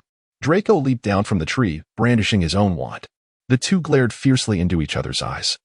And almost simultaneously, they sprang into action. Fiery heat. Too thick of doom. Both wands emitted beams of light that collided midair, bending at an angle and refracting outward. Harry struck Goyle, while Draco's hit Hermione. Goyle screamed loudly, clutching his nose as unsightly blisters began to form, while Hermione tightly covered her mouth. Hermione. Brain-closing curse. Hermione's front teeth grew at an astonishing rate, extending past her lower lip toward her chin, making her resemble a beaver more and more. She nervously touched her teeth and let out a terrified scream. What in Merlin's name is happening? Violet exclaimed as she and Yao concluded their practice and exited the room of requirement. Upon descending the stairs, they heard the commotion from the corridor. The urge to witness the spectacle seemed ingrained in the very souls of those from her homeland. Yet, as Violet and Yao approached the scene, they momentarily regretted joining the fray, primarily out of concern for Draco's potential embarrassment. Then they spotted Hermione and her two ineffectual companions. Shouldn't you take her to the infirmary? Yao suggested. This snapped Harry and Ron out of their stupor, temporarily forgetting their Cold War as they hurriedly pulled Hermione toward the infirmary on the second floor. Draco? Violet called as she drew closer. Oh, Vivi, good afternoon, he replied, touching the tip of his nose. I think Goyle seems to need a trip to the infirmary. She remarked. Yes, of course. Crabbe, take Goyle to the infirmary. Crabbe clumsily assisted Goyle, and the two large boys staggered up the stairs. Draco awkwardly kicked a stone at his feet. Damn it. Vivi hadn't even noticed his carefully crafted pose, only his current disheveled state. Wait, is my hair out of place? No, where can I find a mirror to check? Are you all right? Violet asked. What? Draco responded. I asked if you're unhurt. Is there anywhere you feel injured? Violet thought he seemed a bit groggy today, utterly oblivious and staring blankly at her. She turned him around, inspecting him from head to toe. He appeared fine, limbs intact. Draco allowed her to scrutinize him, suddenly chuckling and lowering his head to Violet, saying, I thought you might be angry, yet you were still so concerned about me. However, before Draco could finish his sentence, Violet's smile startled him into silence. Oh, so you are aware that fighting in the corridor is inappropriate? Violet remarked, her smile somewhat sardonic. I assumed you weren't concerned about losing points. Among every group of prefects, there is always one who is excessively fixated on house points. Previously, it was Prefect Farley, and now it was Prefect Orlander. Therefore, being invited for tea by a prefect carried a certain weight. I'm not worried about losing points. Draco insisted stubbornly. I only fear that you might worry about me. This fellow, with his cheeky smile, seemed utterly unserious. Just as Yao watched the playful banter between the two with an amused smile, a gentle voice floated to her ear. Good day, beautiful lady. May I ask you a question? Yao turned to find a pair of bright blue eyes, slightly crinkled at the corners. Might I inquire if you know the golden-haired girl with purple eyes over there? This was a completely unfamiliar face, certainly not a student from Hogwarts. Though he did not wear a school uniform, his French accent betrayed his identity. A student from Beauxbatons? Yao raised an eyebrow. Astute observation, Belle, he replied. Too kind. Yao said politely. So, what do you wish to ask her? Yao took a step back, sizing up the French student. He had light brown hair with a slight natural wave, and his blue eyes, coupled with his fair complexion, gave him an aura of gentleness. As if he had stepped out of an oil painting. Yao noticed that several passers-by in the corridor turned to glance at them, specifically at him. I am Louis Durand. A student from Beauxbatons, he said courteously. She may be someone I know, and I wish to confirm her name, her full name. You could ask her directly, Yao replied. Unperturbed by his looks or demeanor, waving her hand. Vivi, someone is looking for you. Violet and Draco turned simultaneously, upon seeing a boy, especially one who radiated ill intent. Draco immediately went on high alert, grabbing Violet's hand and advancing toward him. What do you want with her? Draco demanded. I have some personal matters I wish to discuss with her. Louis Durand continued to smile, unfazed by Draco's demeanor, though perhaps it would be wise to maintain some distance. Violet patted Draco's hand. We are at Hogwarts. He won't harm me. She pointed to a spot beneath the tree. Shall we speak there, fellow student? Of course, Louis nodded. The two walked to the tree, one Draco had intended to use for his pose. Draco licked his back teeth, exchanging a glance with Yao. Though both stood still, they strained to overhear the conversation. Louis Durand, the light brown-haired boy, extended his hand, and Violet politely shook it. Violet Wonka. I know, Louis said, gazing into Violet's eyes. Miss Wonka, may I be so bold as to inquire if your mother is Blanche? Eileen Blanche? If so, I believe I should address you as fiancée. Today remains a day of radiant sunshine, yet Draco appears to be troubled by Louis Durand, having barely touched his breakfast, his demeanor lacking vitality. The herbology class, shared with Ravenclaw, awaits as the group traverses the damp vegetable patch toward Greenhouse 3. Professor Sprout presents a rather grotesque new plant, which, when compared to the mandrake, could be considered somewhat less unappealing. In truth, these peculiar specimens resemble glistening black slugs more than traditional flora, emerging straight from the soil, undulating slightly. Adorned with numerous shimmering bulges filled with what appears to be liquid. Bubotuber. Professor Sprout cheerfully announces, instructing the class to extract its pus, much to Pansy's distaste. Pus, Parkinson. Bubotuber pus, she reiterates, emphasizing its great value and urging them not to waste it. You must collect the pus into these bottles. Don your dragon hide gloves. For undiluted bubotuber pus can cause severe harm to the skin. The process of extracting the pus is indeed revolting. Yet it evokes a strange sense of satisfaction, watching the bulges burst forth, releasing a viscous, pungent, yellow-green liquid reminiscent of gasoline. In a way, it serves as a magical form of stress relief. The scene shifts to the previous afternoon beneath the trees in the corridor. Fiancé? Violet's initial reaction is disbelief, as the matter of the engagement was merely a jest from Mr. Wonka, and even if it were true, her mother, a Hogwarts student, was British. What connection could there be to this French classmate? The women of the Blanche family possess blue-violet eyes, sometimes even purple, much like yours. Louis Durand gazes into her eyes, recounting how Miss Eileen Blanche, an exchange student from Beauxbatons, attended Hogwarts and subsequently married an English wizard, following the rise of, well, you know, the Dark Lord. Eileen gradually lost contact with her family. I am grateful you shared with me the lineage of my mother. Violet interrupts, sensing that Louis seems poised to elaborate at length. You may not know. Louis hesitantly inquires. My parents passed away when I was 9, and due to illness. I have forgotten all memories of my childhood. I am terribly sorry, Louis replies, his head bowed in guilt. I was quite reckless too. It's all right. You were unaware. It is not your fault. Allow me to explain. Louis lifts his striking blue eyes. The Durand and Blanche families have a long-standing engagement, and I am the last male heir of the Durand family. Our kin hoped for me to wed a Blanche heiress, but the Blanche family has no daughters, only me, the granddaughter. Indeed, Astute Miss Wonka, Lewis smiles. Furthermore, my mother was a close friend of Mrs. Wonka, who has long desired for our families to unite. Your family wishes, your mother wishes, my mother wishes, Violet softly states. But what do you wish? And what about me? Lewis falls silent, gazing at her, while Violet reciprocates his gaze. I understand now, Miss Wonka, he nods, suddenly inquiring, may I call you by your first name? Of course, that is permissible. Violet, he eagerly responds, his eyes sparkling as if sunlight had been captured and scattered within them, drawing whispers of admiration from passing girls. Curious about his identity. As they part ways, Draco is increasingly agitated. Had it not been for Yao Yuan's restraint, he might have physically intervened. What did he say to you, Vivi? Upon his return, Draco feigns indifference, casually asking. Oh, him? Violet nonchalantly replies, he is my elusive fiancé. What? Draco's eyes widen in disbelief. What's the matter? Violet inquires, observing Draco's discomfort. Though reluctant to concede, Draco wrestles with the prospect of allowing his rival to encroach upon his territory, eventually murmuring to Violet, he clearly is not of good character. Besides, he has only now come forward. His family must be in decline, barely scraping by. Moreover, it is rather suspicious that he approaches you just as you are poised to inherit the chocolate factory. He must have long coveted your family's fortune. Draco's reasoning gains momentum, while Yao Yuan silently applauds his cleverness, also mourning the rival's brief appearance. Yes, I'm aware, Violet responds with a bright smile. Draco watches her intently.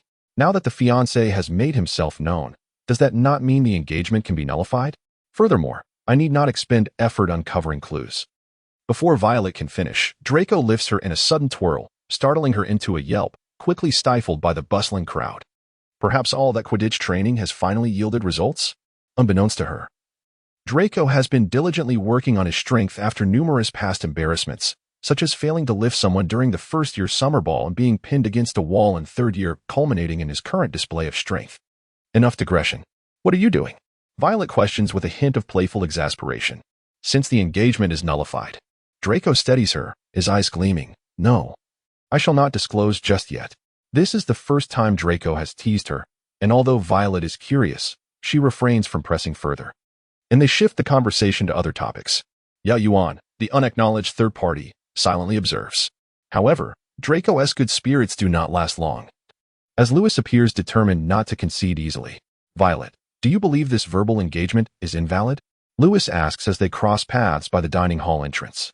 I believe it is, and I also assert that regardless of family lineage, everyone possesses the right to freedom of choice, Violet replies with conviction. I understand, Vale.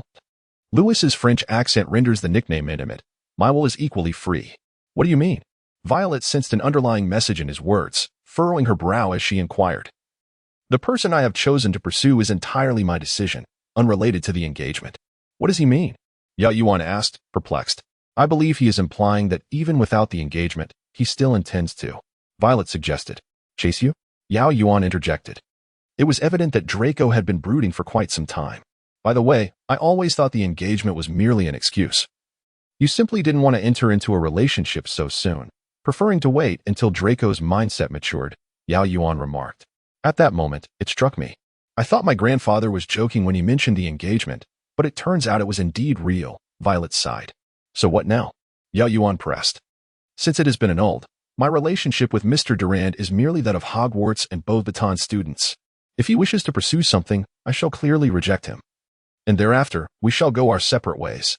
Thus, as long as Lewis did not relent, Draco's heart would remain unsettled, regardless of Draco's troubles. Yao Yuan faced her own dilemma. She would once again begin the arduous task of chewing a single leaf of mandrake. That night in September was indeed a perfect full moon, being the mid-autumn festival, when clouds obscuring the moon were unlikely. Under the moonlight, Yao Yuan added a strand of her hair and a silver teaspoon of dew into a small crystal vial, along with the pupa of a boggart moth. Finally, she placed the vial in the depths of the forbidden forest through a portkey, choosing a spot of absolute silence and darkness, and began to await the next thunderstorm. During her wait, Yao Yuan diligently performed the following ritual at each sunrise and sunset, pointing the tip of her wand at her heart and reciting the incantation, Amado, Animo. And Amado, Animagus. For someone who adored sleeping in, this was no easy feat. In theory, if Yao Yuan persistently repeated the incantation at dawn and dusk, there would come a moment when the wand's tip touched her chest, and she would feel a second heartbeat. Yet, this did not occur. It should have. For she was confident that the place she buried the vial was completely devoid of sunlight and human interference. Moreover, if that were truly the case, she would have been in grave trouble, as Sirius had emphasized numerous times. Sunlight pollution could lead to dire mutations. Finally, when a stormy day arrived, Yao Yuan ran outside the castle to await the lightning that would split the sky, then flashed to the depths of the forbidden forest to unearth her vial, which was filled with a bright green potion. Shouldn't it be red? Sirius remarked, inspecting the vial in his hand and shaking the potion within. If it isn't a red potion, are you certain the you collected came from a place untouched by sunlight or humans for a full 7 days? He queried. The depths of the forbidden forest, Yao Yuan asserted. Deep inside, indeed, she reiterated, feeling provoked by Sirius's skeptical gaze. Sirius half-joked, raising his hands in surrender. I believe, he said. But perhaps it's just a coincidence that someone visited the place where you collected the dew, so you'll have to start over. He shrugged. With a heart full of resentment, Yao Yuan chewed on another leaf for a month, only to find that the next full moon was shrouded in impenetrable darkness, no moon to be seen. Once again, she failed. Violet consoled Yao Yuan for a long while, expressing her own struggles with the mental blocking charm, and so forth. Why not let me accompany you? Violet suggested. What? Yao Yuan replied. Let us practice animagus together. It sounded like a splendid idea. Having company for tutoring was always more enjoyable. Meanwhile, Rita Skeeter's article about the Triwizard Tournament was published in the Daily Prophet. If she had tea, Yao Yuan might not have remembered her at all. The article was more of a sensationalized account of Harry's personal life than a report on the tournament itself. Harry was inseparable from a girl named Hermione Granger, described as strikingly beautiful, hailing from a Muggle family, and like Harry, one of the top students at school. Pansy read aloud a segment of the article, sarcastically commenting. Strikingly beautiful? On what basis? A squirrel. To be honest, after the incident with the front teeth 2 days prior, Hermione's front teeth seemed to have shrunk slightly. It was said that Madame Pomfrey had intentionally reduced them a bit during the repair. Overall, she no longer resembled a squirrel. Rita Skeeter could not be labeled a wholly malevolent person, yet her articles had caused quite a bit of distress for the trio of Harry, Ron, and Hermione, and later. During their confrontation with Voldemort, public opinion was decidedly biased. This illustrated the peril of incomplete and asymmetric information. Perhaps, in the future, Yao Yuan could discreetly inform the trio that Rita Skeeter was an unregistered animagus. Writing fewer articles would benefit the wizarding world. The first match of the tournament was set for the following Tuesday, and the atmosphere within the castle began to grow tense. This tension was masked by the excitement of cheering for the champions, as everyone speculated about the challenges the first task would entail while worrying whether the rumors of potential fatalities were true. Then, they beheld the fire dragon. Searing flames erupted from the dragon's mouth, eliciting gasps from the spectators.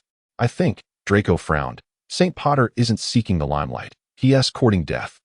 What a rare moment of objective commentary from Draco. Cedric faced the Swedish short snout, casting a transfiguration spell on a nearby rock to transform it into a Newfoundland dog, hoping to divert the dragon's attention. This tactic proved effective, and Cedric secured the golden egg, though he sustained burns when the dragon suddenly changed its mind and attempted to capture him, nearly preventing his escape. Fleur encountered a Welsh green dragon, casting a spell that induced a slumbering state in the creature. This worked splendidly. Fleur stealthily retrieved the golden egg. However, shortly thereafter, the green dragon began to snore, exhaling flames that singed Fleur's skirt. She quickly conjured water from her wand to extinguish the fire. Crumb faced a vivid red Chinese fireball. Dragon? Did we have such a dragon before? Violet wondered. We don't know, and we don't dare ask, Yao Yuan replied. It resembled an enlarged version of Mushu from Disney's animated Mulan. Disney. Copyright warning. Although it was more slender compared to the previous 2 dragons, it was still much stockier than the traditional image of a Chinese dragon. Crumb struck the dragon's eye with a spell, seizing the opportunity to swiftly grab the golden egg while the dragon was blinded. The fire dragon writhed in agony, trampling and shattering half of the real eggs nearby. That's likely to incur penalties. He shouldn't have damaged those eggs, Draco remarked as the November winds howled. Oh, poor Fireball, Violet mused. The two had completely divergent focuses. Finally, it was Harry's turn, and there loomed the most fearsome Hungarian horntail. Once again, the beautiful firebolt spell soared into Harry's hands. He felt fortunate that he hadn't initially consulted Sirius, for the incantation Sirius had taught him was identical to the one Crumb had performed, had they been the same. his score would likely have suffered. Grateful to Yao Yuan for the timely suggestion, he acknowledged that their diligent friend had not forgotten amidst her busy schedule. Without Professor Moody, there would have been no one to remind Harry to utilize the firebolt, and had he stubbornly chosen not to seek Sirius's advice, it could have posed a grave danger. As Harry and Hermione found themselves immersed in the library, frantically searching for a strategy to confront the dragon, Yao Yuan feigned a casual stroll, ardently hinting that one should rely on their strengths to prevail in a competition. Indeed, Harry's forte was none other than Quidditch. "Firebolt, come to me," Harry exclaimed. The firebolt zipped around the edge of the forbidden forest, rapidly approaching him before halting abruptly in midair beside him. Gasps erupted from the crowd. Astonished by the unexpected display of skill, Harry leapt onto his broom, pushing off the ground and soaring into the sky, spiraling upward as the acromantula followed his ascent. Then, he dove downward. The crowd's cheers intensified. The acromantula opened its jaws, and Harry instinctively halted his plunge, leaping upward just in time to evade a torrent of flames that erupted forth. "My goodness!" shouted Ludo Bagman, a former Quidditch star and now the head of sports. Harry climbed higher, the acromantula's gaze riveted on him, its neck twisting in an almost serpentine motion. In a moment of desperation, the acromantula reared up, its massive wings unfurling as it attempted to take flight and seize Harry. Without a moment's hesitation, Harry dove toward the nest of eggs on the ground, releasing the firebolt to grasp the golden egg with both hands. He shot upward, escaping the dragon, the heavy egg secured beneath his uninjured arm. "Look," Ludo Bagman proclaimed excitedly. As the crowd erupted into cheers and applause, their excitement resonating throughout the arena. "Our youngest champion has claimed the golden egg with remarkable speed." Thus, the first task concluded. Yao, the modest yet talented Yao Yuan, resumed her journey toward becoming an animagus. On another moonlit night, Yao Yuan and Violet stealthily exited the castle, utilizing a portkey to venture deep into the forbidden forest. Bathed in the silvery glow of the moon, Yao Yuan felt tears of joy welling up.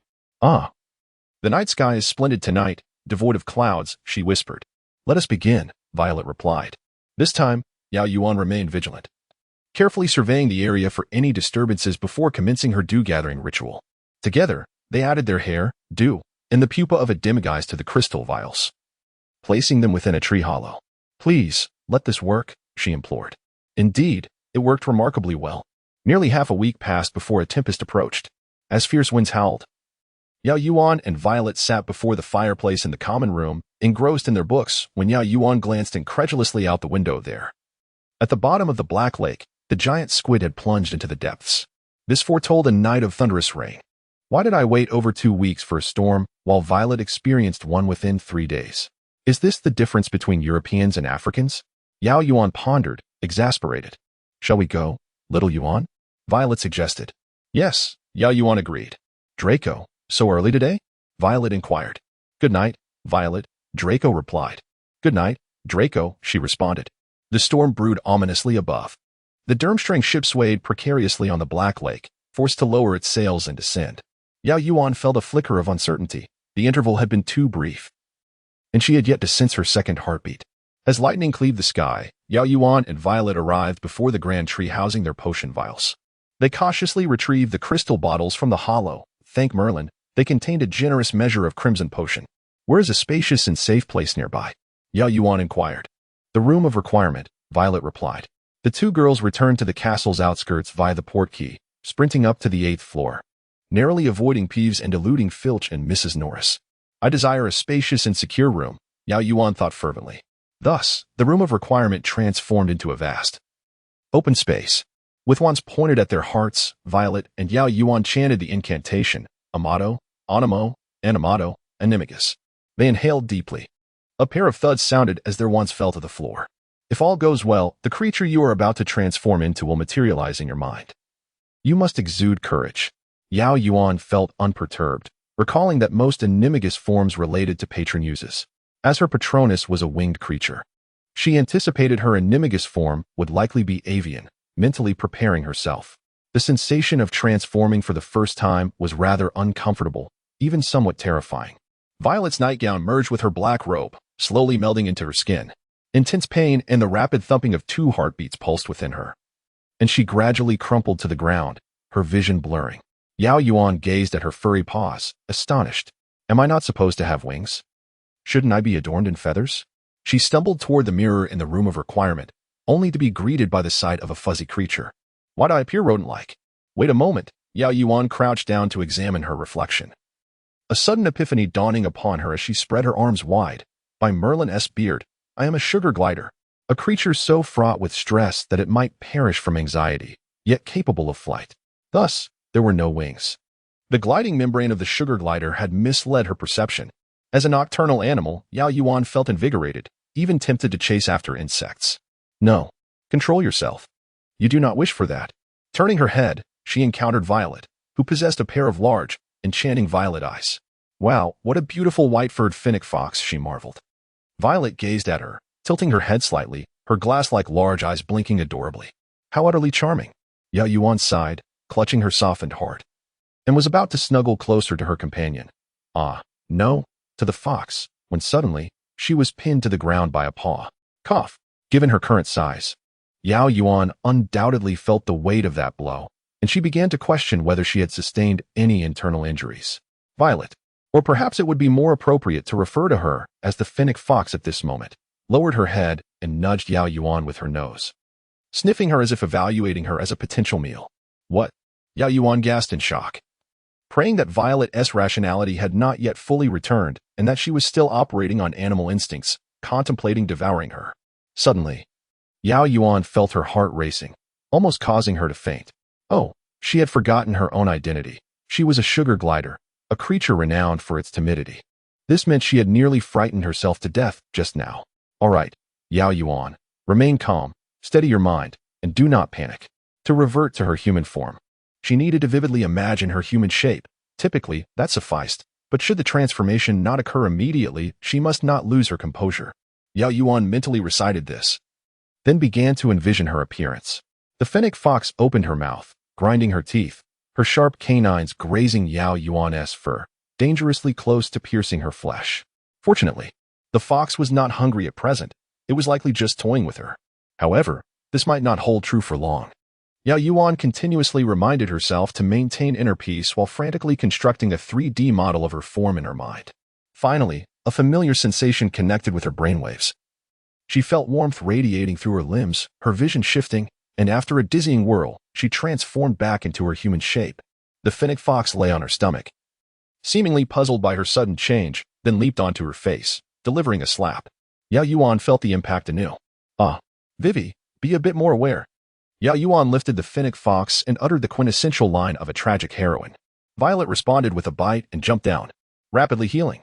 Yao Yuan picked up her wand and cast a spell on herself, then retrieved Violet's wand and decided to cast a Confronting charm on her. Come on, Vivi. The fluffy, soft-furred finnick fox's eyes glazed over momentarily, and then, obediently, it jumped into her embrace. Yao Yuan immediately cast the disillusionment charm on both herself and Violet. This charm could achieve effects akin to the Potter family's ancestral invisibility cloak. The bewitched individual felt as though a cold liquid was flowing from the point of contact of the wand, enveloping their entire being, causing their body to blend seamlessly with the surrounding environment. In simpler terms, they transformed into an advanced version of a chameleon. Ever since the issue with her magical power was resolved, Yao Yuan's proficiency with spells had skyrocketed. Although the disillusionment charm was typically a higher-year subject, she had learned it in advance for emergencies, and now she was putting it to use. While nighttime escapades posed a significant problem, ensuring Violet's safety was of even greater concern. Violet cautiously avoided Felch and his Mrs. Loris, racing down from the 8th floor directly towards the office of the Defense Against the Dark Arts teacher, namely, Sirius Black's office. The Defense Against the Dark Arts teacher's office was on the 3rd floor, and aside from this office, there were no other teachers' offices on this level, meaning the risk of being discovered was minimal. Yao Yuan, I apologize for disturbing you at such a late hour, Professor Black, but while practicing our enigmatic transformations, something went awry. It seems Vivi has truly transformed into a finnick fox. Sirius, honestly, at this hour, I thought it was one of my godchildren knocking at my door. Yao Yuan, how should I respond to that? Yao Yuan, I'm terribly sorry to disappoint you, Professor Black. Serious nighttime escapades will incur point deductions, young lady. Yao Yuan, my apologies for the disturbance. It seems you are not disappointed at all.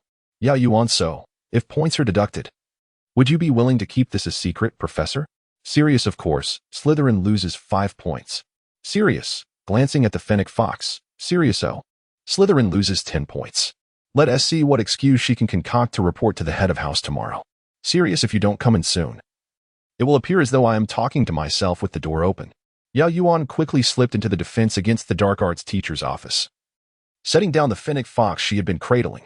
The fire blazed warmly, and Sirius wore only a black velvet robe, which, although it appeared luxurious and expensive, inexplicably reminded Yao Yuan of a large black dog. Enough with the wandering thoughts. Yao Yuan, Vivi, and I were together throughout the process. The potion bottles were also kept together, so it shouldn't have been an issue with potion making. Sirius retrieved his wand and recited a lengthy incantation that Yao Yuan did not recognize, then withdrew his wand. Sirius, it's nothing to worry about. It's a normal occurrence. She hasn't regained control of her consciousness yet, so she is currently in animalistic thought. Yao Yuan, how can we restore her? Sirius, some external stimulus should suffice. Yao Yuan, what kind of external stimulus? Wait, what? Suddenly, Sirius transformed into a large black dog, pinning the fennec fox by its throat, much like how Violet had pressed her down earlier. What was this? A stimulus for survival instincts? The half-human, half-beast giant dog bared its sharp teeth, and just as it was about to open its mouth, Violet transformed back into the robed figure of a witch. The black dog leapt off Violet, reverting back into Sirius, who wore an expression of concealed prowess. Sirius, no need to thank me, ladies. Though Yao Yuan harbored no fondness for Peter Pettigrew, she could not help but acknowledge that if Peter had come through this way back then, well, it was best not to pass judgment. Violet coughed and thanked Sirius, and the two returned to the Slytherin common room, both nursing their injuries. December brought fierce winds, rain, and snow to Hogwarts, although the castle always had drafts in winter. The warm fires and thick walls were a welcome comfort compared to the grand ship of Durmstrang moored on the lake. From the depths of the Black Lake, Slytherin students could clearly see how that ship bobbed and swayed in the tumultuous winds, likely causing the students aboard to suffer greatly these past few days. Hagrid had to constantly provide Mrs. Maxime's horses with their favorite pure malt whiskey, likely to keep them warm. The makeshift stables were filled with the scent of alcohol, causing the students attending Care of Magical Creatures class to feel somewhat lightheaded. Christmas Ball Part 1. On Thursday afternoon, there were no classes, and all fourth-year students and above were summoned to the Great Hall. I have a few words to share with you all. Professor McGonagall cleared her throat in the center of the hall. The Christmas Ball is approaching. This is a traditional part of the Triwizard Tournament and an excellent opportunity for us to interact with our foreign guests. The ball will be held on Christmas Eve at 8 o'clock and conclude at midnight, where we will enjoy a moderate celebration with our guests in the Great Hall. Professor McGonagall surveyed all the students with calm poise. As your host, I expect everyone to exhibit grace and decorum. As the Christmas ball requires all of you, put on your dress robes and dance. Some girls inadvertently let out giggles, while many others strained to maintain a nonchalant facade. And the boys mostly appeared unimpressed, emitting bored murmurs. Professor Flitwick and Professor Sprout stood by, their faces adorned with affectionate smiles, as if they were witnessing their own children embarking on a romantic journey. In stark contrast was Professor Snape, his expression impassive. Yao Yuan could surmise his thoughts on the ball. If he were to engage in inner dialogue, it would likely be a frivolous waste of time. In a moment of silence, Professor McGonagall raised her hand to signal for quiet. The ball was exclusively open to students in their fourth year and above, though they could invite a first year if they so wished. However, she continued in a tone that suggested indifference. The ball did not imply a relaxation of the behavioral expectations for Hogwarts students. Listen, this Christmas ball undoubtedly presents us with an opportunity to, well, let our hair down.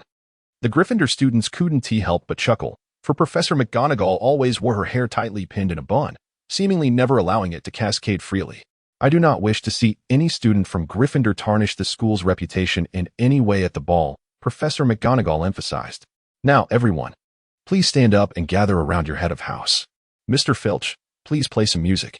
Is this still a stage lesson? Mr. Weasley, now place your right hand on my waist. The lucky student from Gryffindor, Ron, was selected to initiate the dance lesson. Yao Yuan looked expectantly, though she was not quite sure what she was anticipating, towards Professor Snape, who merely cast a frigid glance at everyone before speaking. Mr. Malfoy. Draco rose with a haughty smile, stepping into the center. Yes, Professor. I believe Mr. Malfoy would be delighted to demonstrate the standard waltz for us. Of course, sir. May I invite my partner? Draco turned to Violet and extended his hand. Indeed, dancing with the professor was out of the question. They could only watch as Draco showcased his skills with Violet. Yao Yuan had thought that nothing more would occur, but unexpectedly, Professor Snape called out to her. Miss Yao, please visit the potions office after this. It had been 3 months into the school year, and Professor Snape had finally initiated their first conversation. After Yao Yuan awoke, she rushed to Spinner's End, impulsively embracing Professor Snape before returning to Comathigi for her grueling training. She remembered Professor Snape's counsel. This was a time of secrecy regarding her identity, and she could no longer visit Spinner's End. The lengthy holiday had dulled the emotions that had surged from their embrace. Occasionally, as she lay in bed, Yao Yuan would find herself smiling foolishly while clutching her blanket, even though she had regained her composure by the start of the term. It did not mean she could accept Professor Snape's indifference. Was it because she was no longer a child that she no longer received his attention? During a moment of distraction, she inadvertently ruined a potion, and Professor Snape merely marked her paper with a large P pour, without assigning any detention. Violet speculated that Snape had begun to distance himself, especially with Voldemort's uncertain return looming. He seemed to want everyone to gradually forget that he had once been Yao Yuan's mentor and guardian. After all, Yao Yuan was now 14, though not yet of age. She was no longer required to have a guardian. Logically, Yao Yuan understood this, yet a vague sixth sense told her that Professor Snape was not merely avoiding suspicion. He genuinely preferred not to engage with her. She did not understand why, but since Professor Snape wished to maintain distance, she would comply. What then had prompted this sudden change of heart? The dance lesson concluded, and the students surged toward the exit, creating a commotion in the hall. Professor McGonagall raised her voice above the din, calling out, "Potter, please stay for a moment. I need to speak with you." Harry, assuming it was regarding Transfiguration homework, trudged toward Professor McGonagall with little enthusiasm. Once the classroom was empty, McGonagall began, "Potter, every hero must have a partner." Harry, a partner? McGonagall regarded him with skepticism, as though she believed he was jesting. "Your partner for the Christmas ball, Potter, your dance partner." Harry felt as if his insides were twisting and constricting. Harry, dance partner? He could feel his face flush. "Indeed, you must dance," McGonagall insisted, her irritation evident. "It is traditional for the ball to commence with the heroes and their partners." "I don't dance," Harry quickly replied. "This is a matter of tradition," McGonagall stated firmly. "As a hero of Hogwarts, you must fulfill the expectations placed upon you. Therefore, you must find a partner, Potter." "But you heard what I said, Potter," McGonagall asserted in an unequivocal tone. "Why do they all travel in groups?" Harry asked Ron. "How can you wait until they are alone to seize an opportunity? Trap one with a rope?" Ron suggested. "Have you thought about whom you might invite?" Harry remained silent. He knew exactly who he wanted to ask, but mustering the courage was an entirely different matter. Yao Yuan was a Slytherin. Setting aside the house rivalry, she was undeniably beautiful and excelled in potions, garnering admiration from many. At the Christmas ball, Violet encountered Louis Durand, who seemed to have learned that students from 4th year and above were in attendance. As soon as she exited the hall, she spotted him waiting by the corner of the staircase. Draco shouted to Louis, ensuring Violet was not jostled aside. "You again? What do you want this time?" "May I speak with you privately, Violet?" Louis ignored Draco's provocation and addressed Violet directly. Violet shrugged. "I'm not sure what he wants, but I'll be right back." Draco, I'll wait for you by the stairs." Violet, okay. Violet approached Louis, standing before him and nodding slightly. "What is it?" "I spoke with my mother about you," Louis said, presenting a package to Violet. "These are some things she gathered regarding Miss Eileen, old photographs and a letter she wrote to you." Since Violet had come into this world, her relatives had been Mr. Wonka, Uncle Willy, Charlie, and Charlie's family. Her feelings towards her biological parents were somewhat complex. She yearned to know who her mother truly was, and now she had a glimpse. This was enough for Violet. Though many questions remained. "Thank you, and thank Mrs. Durand," Violet said, accepting the package. "Now, may I have the honor of inviting Miss Violet Wonka to be my dance partner?" Louis bowed slightly, extending his hand. Violet hesitated, instinctively glancing towards the staircase. "As you can see," she replied softly, biting her lip, "I'm sorry." Louis followed her gaze to Draco, understanding her unspoken message, even though Violet had not explicitly stated it. "I understand," Louis smiled. "I hope you have a delightful time at the ball." "Thank you, and you as well." Violet found Louis's demeanor rather peculiar. If he were interested in her, he should have shown at least a hint of disappointment in that moment, rather than remaining so composed. Conversely, if his intentions were solely due to the family engagement, he would not have made such ambiguous remarks when she expressed her stance. Regardless, it mattered little what he thought, as the engagement was simply not an option. Knock, knock. Please come in. Yao Yuan pushed open the door to the potions professor's office, where Professor Snape sat on a high stool, adding potions to a large jar filled with strange entrails. The defense against the dark arts professor had mentioned that Snape had deducted 5 points from both her and Miss Wonka, and she was curious about the nature of the infraction that warranted such a notification. He simply aims to unsettle you. Of course, Yao Yuan could not voice this thought. Instead, she chastised Sirius for his lack of integrity while obediently answering. Yao Yuan was out for a midnight stroll, only to be caught by Professor Black. Oh, yes. Is that so? I thought it might be another session on the Patronus charm. Ah, the familiar tone of sarcasm. Since you are no longer an ignorant child, you should understand that at school, you must maintain distance from Black, for there are eyes watching from the shadows. I understand, Professor. Yao Yuan nodded. And Snape regarded her in silence, signaling that she could leave. Suddenly, she realized that their last conversation had also been a warning from him. Was this what it meant to be treated like an adult? Not really, Professor. Yao Yuan paused at the cellar door and turned back to speak. Snape looked up. Now that they were no longer children, some matters could be approached directly without the need for subtlety. Have your potion ingredients or herbs gone missing recently? Snape furrowed his brow in thought. No. Then no one is posing as someone else with Polyjuice potion. Are you suspecting something? Snape inquired. I have a premonition that someone intends to harm Harry during the Triwizard Tournament to facilitate the return of the Dark Lord. Upon uttering this, Yao Yuan felt a chill run down her spine. Honestly, if it weren't for her prophetic abilities, such a statement would seem utterly absurd. However, she continued, the event is taking place entirely at Hogwarts, with Dumbledore present. How could that be feasible? Thus, I initially suspected that someone might have infiltrated as a Ministry of Magic employee using Polyjuice potion, but it seems that is not the case. I understand. I will convey this to Dumbledore. So, I will maintain a low profile, Professor. Snape nodded almost imperceptibly. It seemed there was little more to discuss. Goodbye, Professor. Yao Yuan exited. Although Violet had turned down Lewis through Draco, in reality, Draco had not officially invited Violet to the ball. However, based on years of experience, if she were to agree to someone else in advance, Vivi, Draco is looking for you in the common room. Just as Violet emerged from the bathroom, she encountered Yao Yuan ascending the stairs from the common room. All right, Violet said, towel drying her hair. Did you return from Professor Snape's? Yes. Just a reminder not to associate with. I need to become as inconspicuous as possible. Violet nodded and headed toward the common room. As she was quite familiar with Draco, she did not make much effort to prepare and simply descended the stairs. To her surprise, she was startled by Draco, who was dressed rather formally. Miss Violet Wonka, I sincerely invite you to join me at the ball. Your devoted Draco Malfoy. Draco slightly bowed and extended his hand, as if welcoming his queen from her throne, if only Violet were not clad in a nightgown and wrapped in a woolen cloak. With a towel in hand to dry her damp hair, Violet was momentarily at a loss for how to respond. She lifted the hem of her gown, albeit a nightgown, with her unoccupied left hand as a gesture of acknowledgement, then switched the towel to her other hand and placed her right hand in Draco's palm. It is my honor. After executing this series of actions, Violet spoke with a subtle expression. Oh, I did not realize. So, even for Violet, who was not overly concerned with appearances, this felt rather casual. No worries. You look beautiful just the way you are. Draco handed her a delicate box containing a set of brooches. Remember to wear these at the ball. Oh. Draco certainly knew how to charm at such moments. Author's note, thanks to Duongio for activating membership. Additional updates are on the way. I apologize for being exceedingly busy these past few days. On Christmas Eve, snow fell all day, blanketing the castle and grounds in white. The light blue carriage from Beauxbatons resembled a frosted pumpkin in winter, while the hull of Durmstrang's ship was encrusted with ice, shining brightly.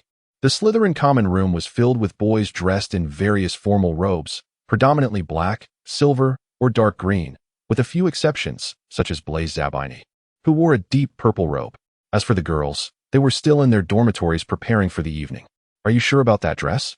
Violet asked while braiding her hair. It doesn't exactly scream Christmas ball.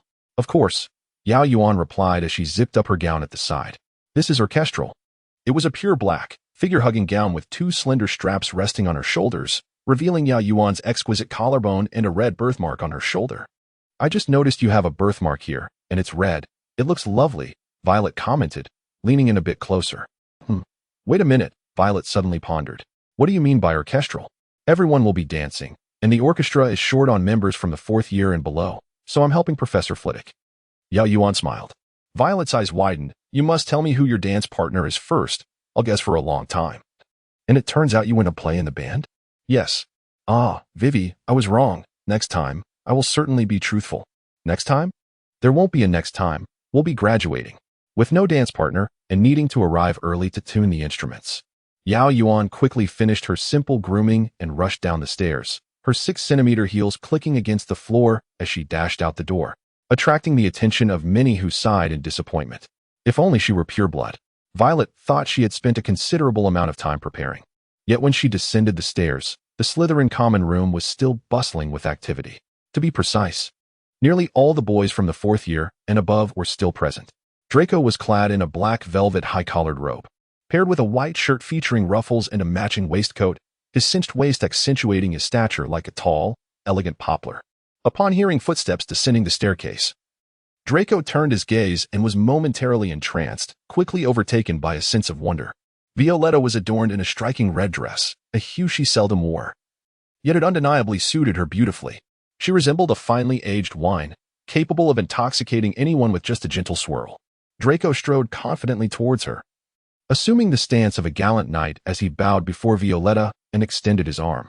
She linked her arm with his, and the crowd parted to allow them passage as they gracefully exited the common room together.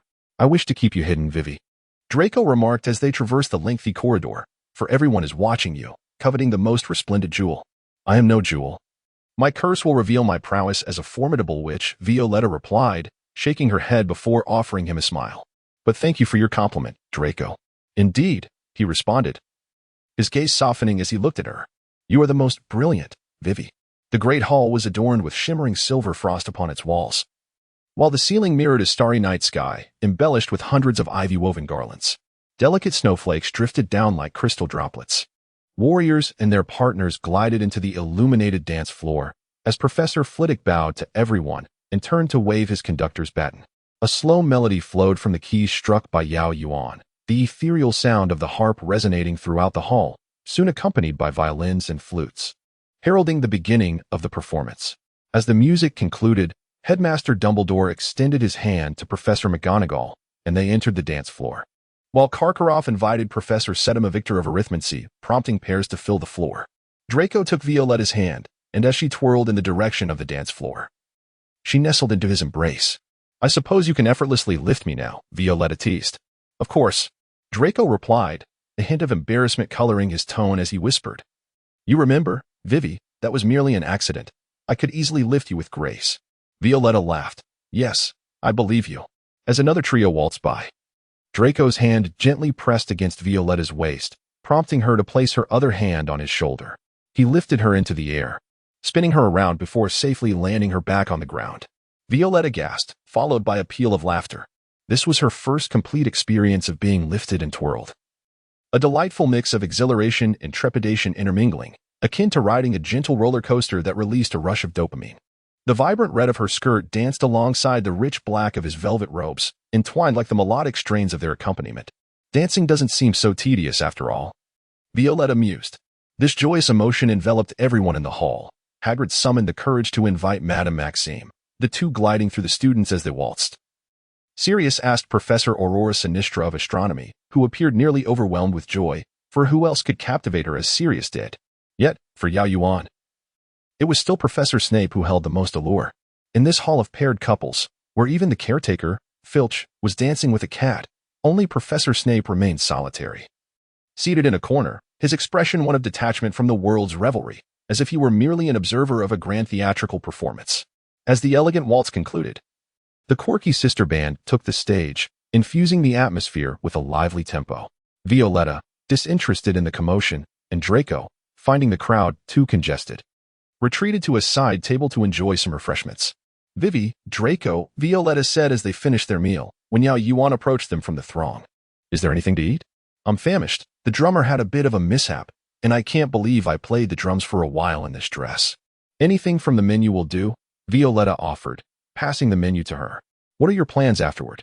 "Probably just heading back," Yao Yuan replied as she settled beside Violetta. Reading from the menu, French red wine braised beef. A steaming dish promptly appeared before her, Oh, magic is splendid. The hall felt a bit stifling, prompting Draco to suggest a stroll outside. Yao Yuan, still savoring her dish, waved them off, encouraging Violetta to enjoy some time alone with her gentleman. A tall Durmstrang student approached Yao Yuan, inquiring if she wished to dance, to which she politely declined, leaving him disheartened. Undeterred, she continued to relish her meal. Another charming Beauxbatons student asked for a dance, and upon receiving a courteous refusal, he took a seat beside her, as Yao Yuan remained focused on her food.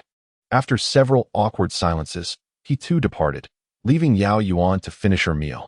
She raised a glass of butterbeer, preparing to take a leisurely stroll before returning to the Slytherin common room.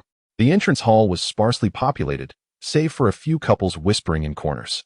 Recalling that Violetta had exited through the front door, Yao Yuan decided against inadvertently crossing paths with them, and instead turned toward the central courtyard.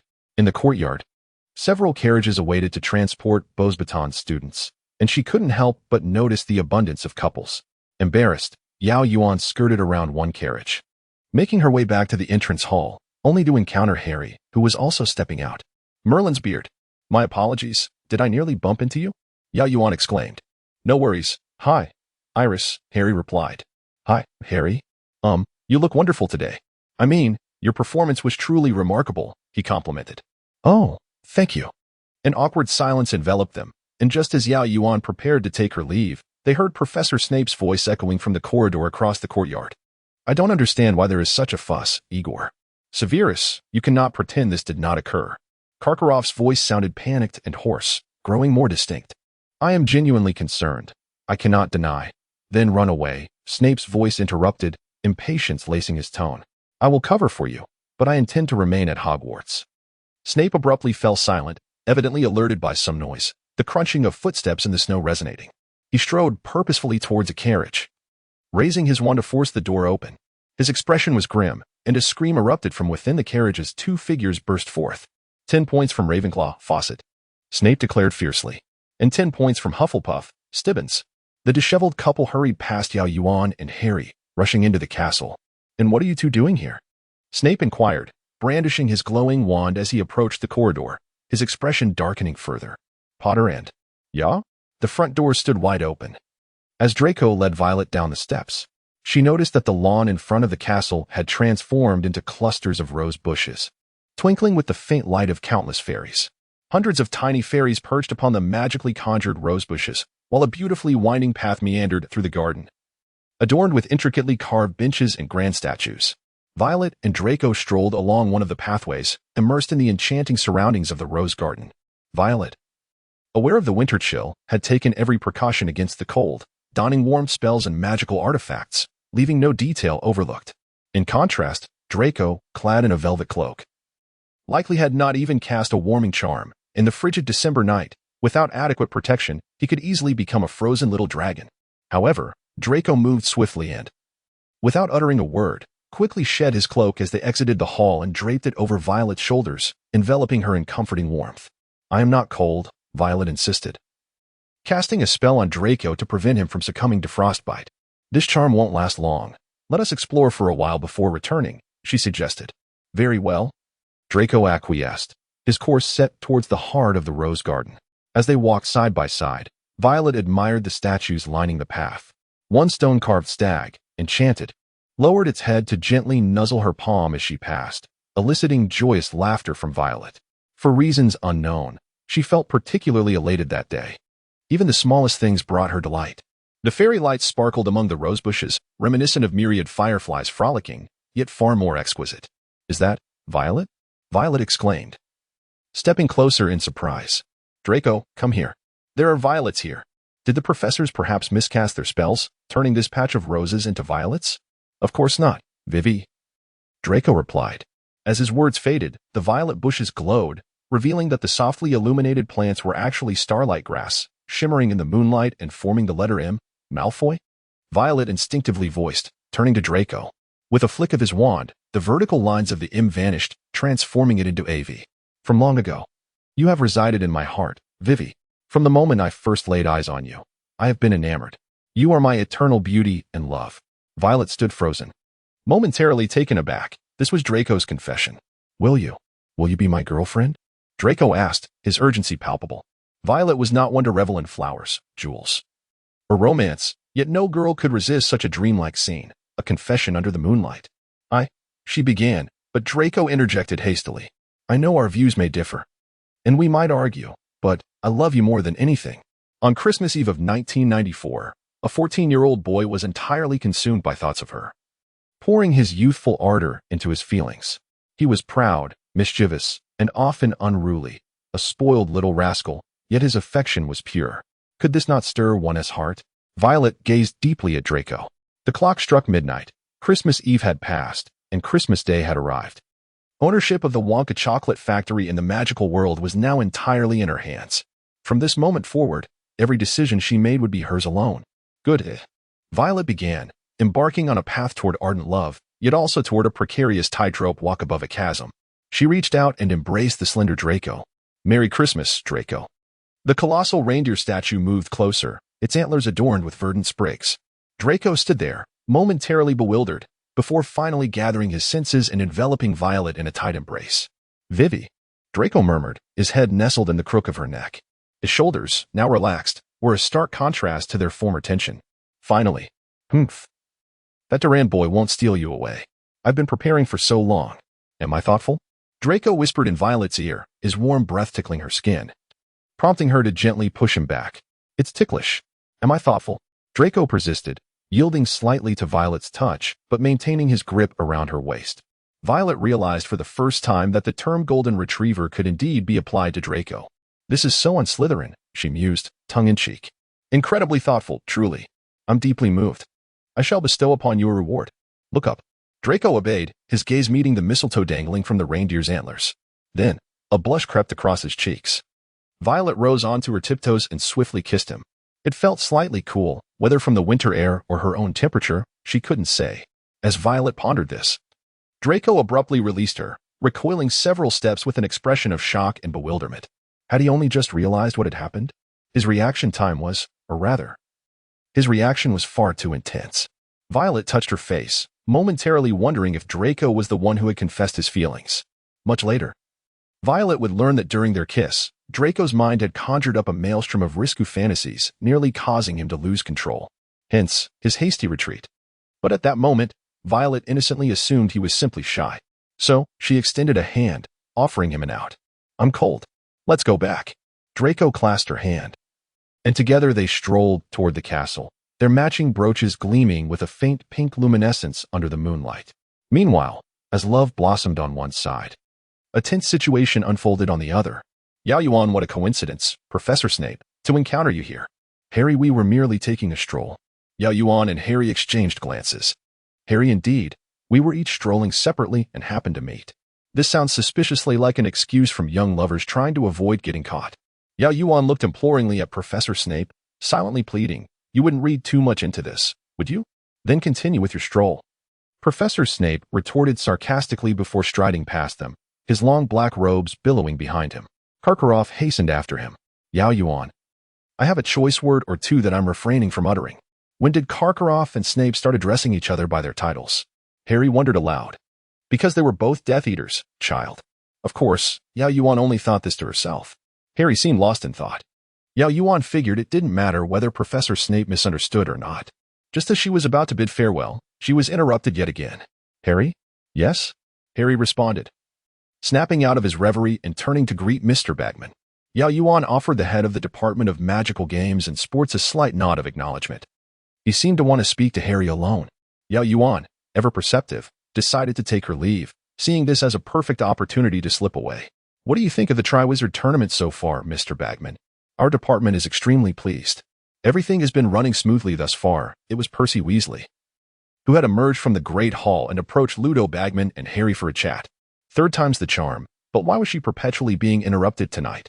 Ah, yes, Bagman said jovially. It's been great fun. What's old Barty up to? It's a pity he couldn't make it. Oh, I'm sure Mr. Crouch will recover soon, Percy said impatiently. In the meantime, I'm more than happy to take over the work that's been left unattended. Of course, it's not all attending balls and such. He chuckled smugly. All sorts of things have come up during his absence that I've had to handle. Harry clearly thought it was time to escape as well. He signaled to Yao Yuan to leave through the front doors. Yao Yuan glanced at the path back to the dungeons, now blocked by Percy and Bagman, and reluctantly turned away. The rose garden was undoubtedly romantic, but it certainly wasn't suited for her and Harry. Yao Yuan skirted the garden, heading toward a towering fountain. But she soon regretted her decision when she spotted two large, indistinct figures silhouetted against the moonlit water. "I knew at the moment I saw you," Hagrid's voice boomed. "Knew you were like me. Was it your mother or your father?" I don't know what you mean, Hagrid." "It was my mother," Hagrid said softly. "She was one of the last few in Britain. Of course, I don't remember her very well. She left, probably when I was 3. To be honest, she wasn't much of a mother. They don't have much motherly instinct. I don't know what became of her. As far as I know, she's probably dead." Harry and Yao Yuan stood behind the fountain, the already awkward atmosphere growing even more strained. Hagrid surely didn't want to be overheard. But how was he supposed to extract Iris from this situation? Harry forced himself to feign interest in a beetle crawling on the edge of the fountain, though, of course. The beetle wasn't all that fascinating. Yao Yuan also desperately wanted to leave, but it was hardly appropriate for her to speak up now. She followed Harry's gaze and noticed he was staring blankly at the beetle. "It's too cold," Madame Maxime interrupted Hagrid. "I wish to go inside." "Huh," Hagrid said, confused. "Don't go." I've never met another one before." "Another one? Explain yourself," Madame Maxime demanded, her tone icy. "Another half-giant, of course," Hagrid said. As if it were obvious. "How dare you?" Madame Maxime shrieked. "I have never been so insulted in my life. Half-giant? I am merely big-boned." Madame Maxime stormed off. Taking advantage of the commotion, Yao Yuan grabbed Harry and fled. Rita Skeeter, Part 2. "I didn't know Hagrid was there," Yao Yuan said, releasing Harry. "I'll pretend I didn't hear anything. I hope Hagrid won't mind too much." It's fine."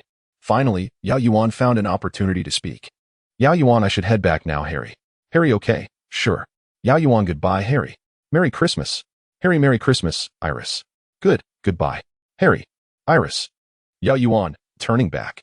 "What's wrong?" "Harry, you played beautifully today, of course." She is quite confident in that regard. "And you've said it before, my friend. You look lovely today."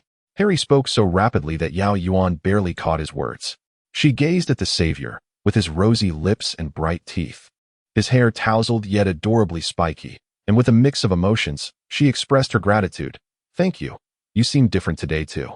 When Yao Yuan returned to the common room, Violet and Draco had not yet come back, so she sank into the armchair, pondering over Percy Weasley's words. Mr. Crouch would soon regain his health, which meant he had been ill, severely enough to delegate his work to Percy. But what could have caused Mr. Crouch's illness? How did his ailment propel the entire incident? These minute details eluded Yao Yuan entirely. And the fact that the Professor's herbology had not gone missing indicated that no one was impersonating anyone with Polyjuice Potion. So who were Voldemort's spies infiltrating Hogwarts? It shouldn't be Karkaroff. He had just chased after Professor Snape, declaring it was becoming increasingly apparent. Presumably referring to the dark mark on the Death Eater's arm. If he had already encountered Voldemort, he wouldn't be in such a frenzy. Perhaps she could consider things from Voldemort's perspective. All the loyal Death Eaters had been sent to Azkaban, with only young Barty Crouch Jr. being the exception. Voldemort was currently in a weakened state and would surely be anxious about having no one nearby, thus he would need to recruit others. How could he ensure that the individuals he sought would not betray him or reveal any vulnerabilities? The Imperius Curse. That would explain old Barty Crouch's condition. As the curse requires constant reinforcement, so it would be wise to keep appearances to a minimum. It was likely that Mr. Crouch was the one who had put Harry's name into the Goblet of Fire. All right, now everything leads back to the beginning.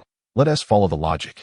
Voldemort wanted Harry to participate in the Triwizard Tournament, hoping to slyly lure him outside Hogwarts under Dumbledore's watchful eye, so he could utilize the blood of his enemy to resurrect himself and subsequently eliminate Harry. Moreover, Dumbledore is an extremely vigilant individual.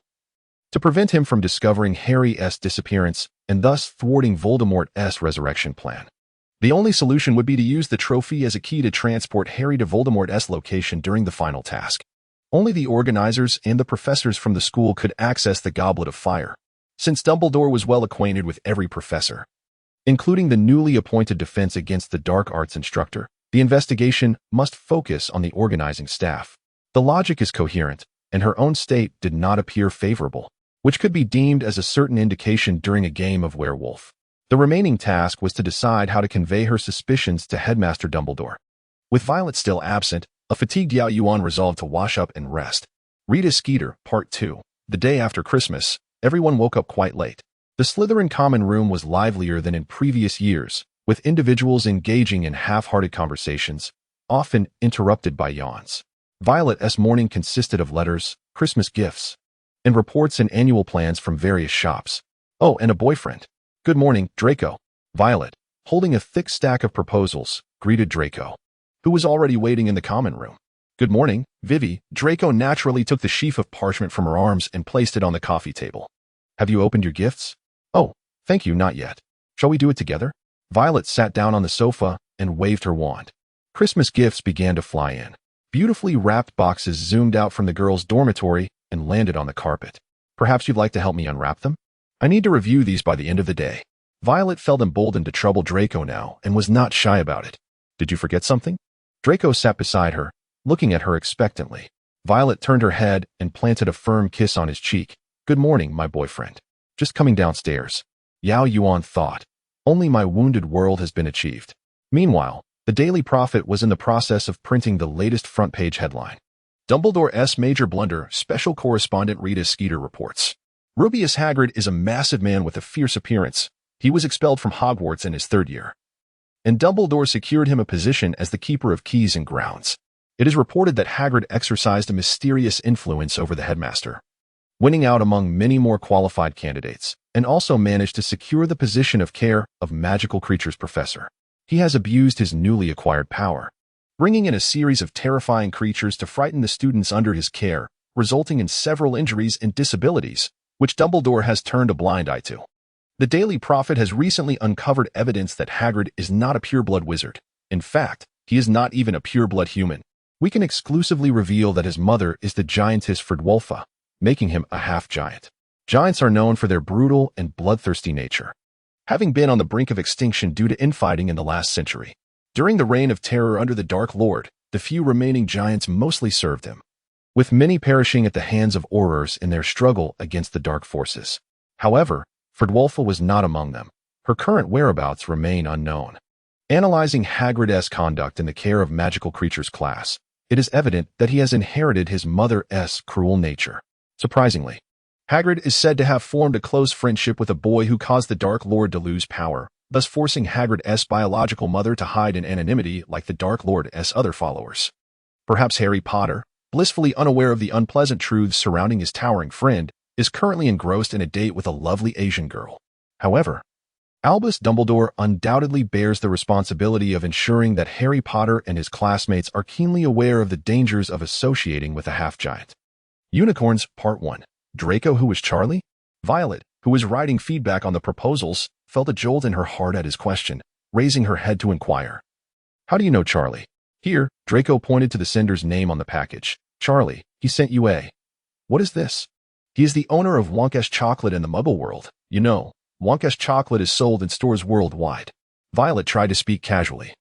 As if in a normal conversation, I can't manage it all by myself, and I also spend time in the magical world, so I needed someone to assist me. He was chosen as the heir by Uncle Willy. Is he a Muggle? Do others know? Draco hurriedly asked, then realized he might have overstepped. I don't oppose you. Vivi, I mean. He seemed to muster great resolve, leaning closer to Violet and whispering, my father also has dealings with Muggles. Of course, you guessed that before. But this must not be known to anyone else, otherwise. I understand. Violet grasped Draco's hand, also speaking softly. Thank you for telling me this, Draco. It's nothing. Draco smiled, solemnly kissing Violet on the cheek. Violet, in turn, wrapped her arms around his neck, and the two embraced on the sofa. As newly formed couples often indulge in long, affectionate embraces, Yao Yuan has grown accustomed to the sight, her focus unwavering as she continues to verify reports. Yet, only Violet understands the depth of her emotions. Draco is remarkably candid and protective of her. Despite his aversion to Muggles, he never pressures Violet to alter her beliefs, leaving her to feel incredibly fortunate. The Christmas holiday swiftly passes. Violet shares that Draco mentioned a journalist named Rita Skeeter had approached him, seeking information about Harry. He had been preoccupied with preparing for a confession and had offered her only vague responses. A few days later, he noted that she returned, inquiring about the identity of the boy who lived's girlfriend, describing her as a Chinese girl, and had even brought the latest edition of the Daily Prophet. Yao Yuan eagerly opened the newspaper, quickly scanning for crucial details. Rubius Hagrid, a half-giant, Harry Potter, is now dating a beautiful Asian girl. This immediately reminded Yao Yuan of the conversation she overheard that night, near the fountain. Dating?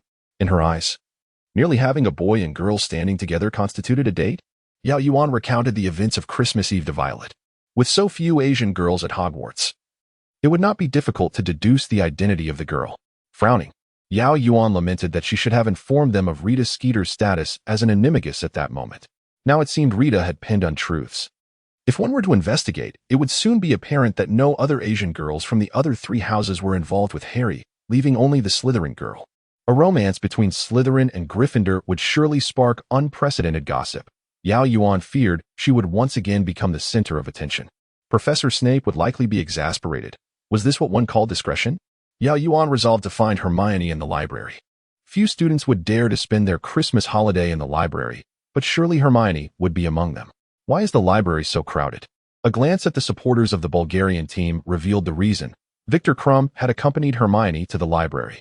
Despite the throngs of fans drawn by Madame Olympe Maxime's fame, the library remained a sanctuary of tranquility. Any chatter would swiftly be silenced by Madame Pance's featherduster. While reading, Yao Yuan had once indulged in the notion of Hermione and Krum as a couple, the studious overachiever and the straightforward, loyal athlete, one engrossed in books while the other watched in admiration. Krum's gaze was solely on Hermione. This alone was quite enchanting. Little Ron. A motherly sigh of exasperation escaped her lips. Regaining her focus, Yao Yuan pinpointed Hermione's location, feigning a need to borrow a book from the shelf behind her. As she passed Hermione's table, she discreetly slipped her a note. Hermione received the note and, clutching her book, moved toward the farthest shelf.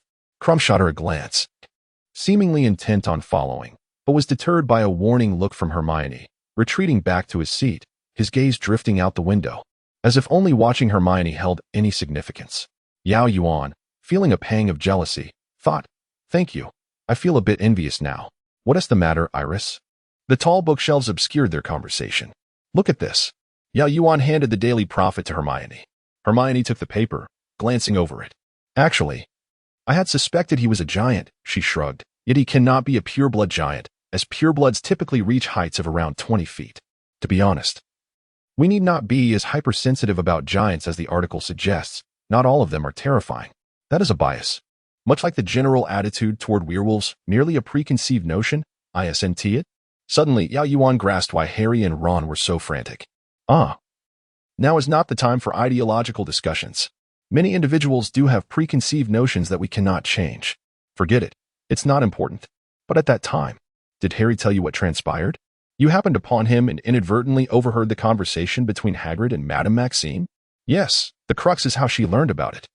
Yao Yuan pointed to the second-to-last sentence, noting that she had seen Harry and me, even though it was a chance encounter. I was certain we were the only ones nearby, aside from Hagrid and his companions, unless Harry's invisibility cloak had fallen into her hands. Hermione frowned. Indeed, she could not have entered Hogwarts uninvited. But how did she obtain the information? This is quite unsettling. Yao Yuan began to lay the groundwork. If she can stealthily eavesdrop on any conversation and then publish it, especially now that she has set her sights on Harry. Perhaps it's the disillusionment charm? I came across that spell in my 6th-year charms textbook. It can achieve effects similar to an invisibility cloak. No, that is not right. The spell's duration is rather short. As expected of Hermione, she had already begun brainstorming. Is it possible that Rita Skeeter is an unregistered animagus? Yao Yuan looked at Hermione with eager anticipation. Yes, how could I not have thought of that? Just like Sirius before, she could transform into a small, inconspicuous creature. Hermione exclaimed, slapping the table in excitement, inadvertently catching Madame Pance's attention, who glared at them threateningly. They quickly shrank back into silence.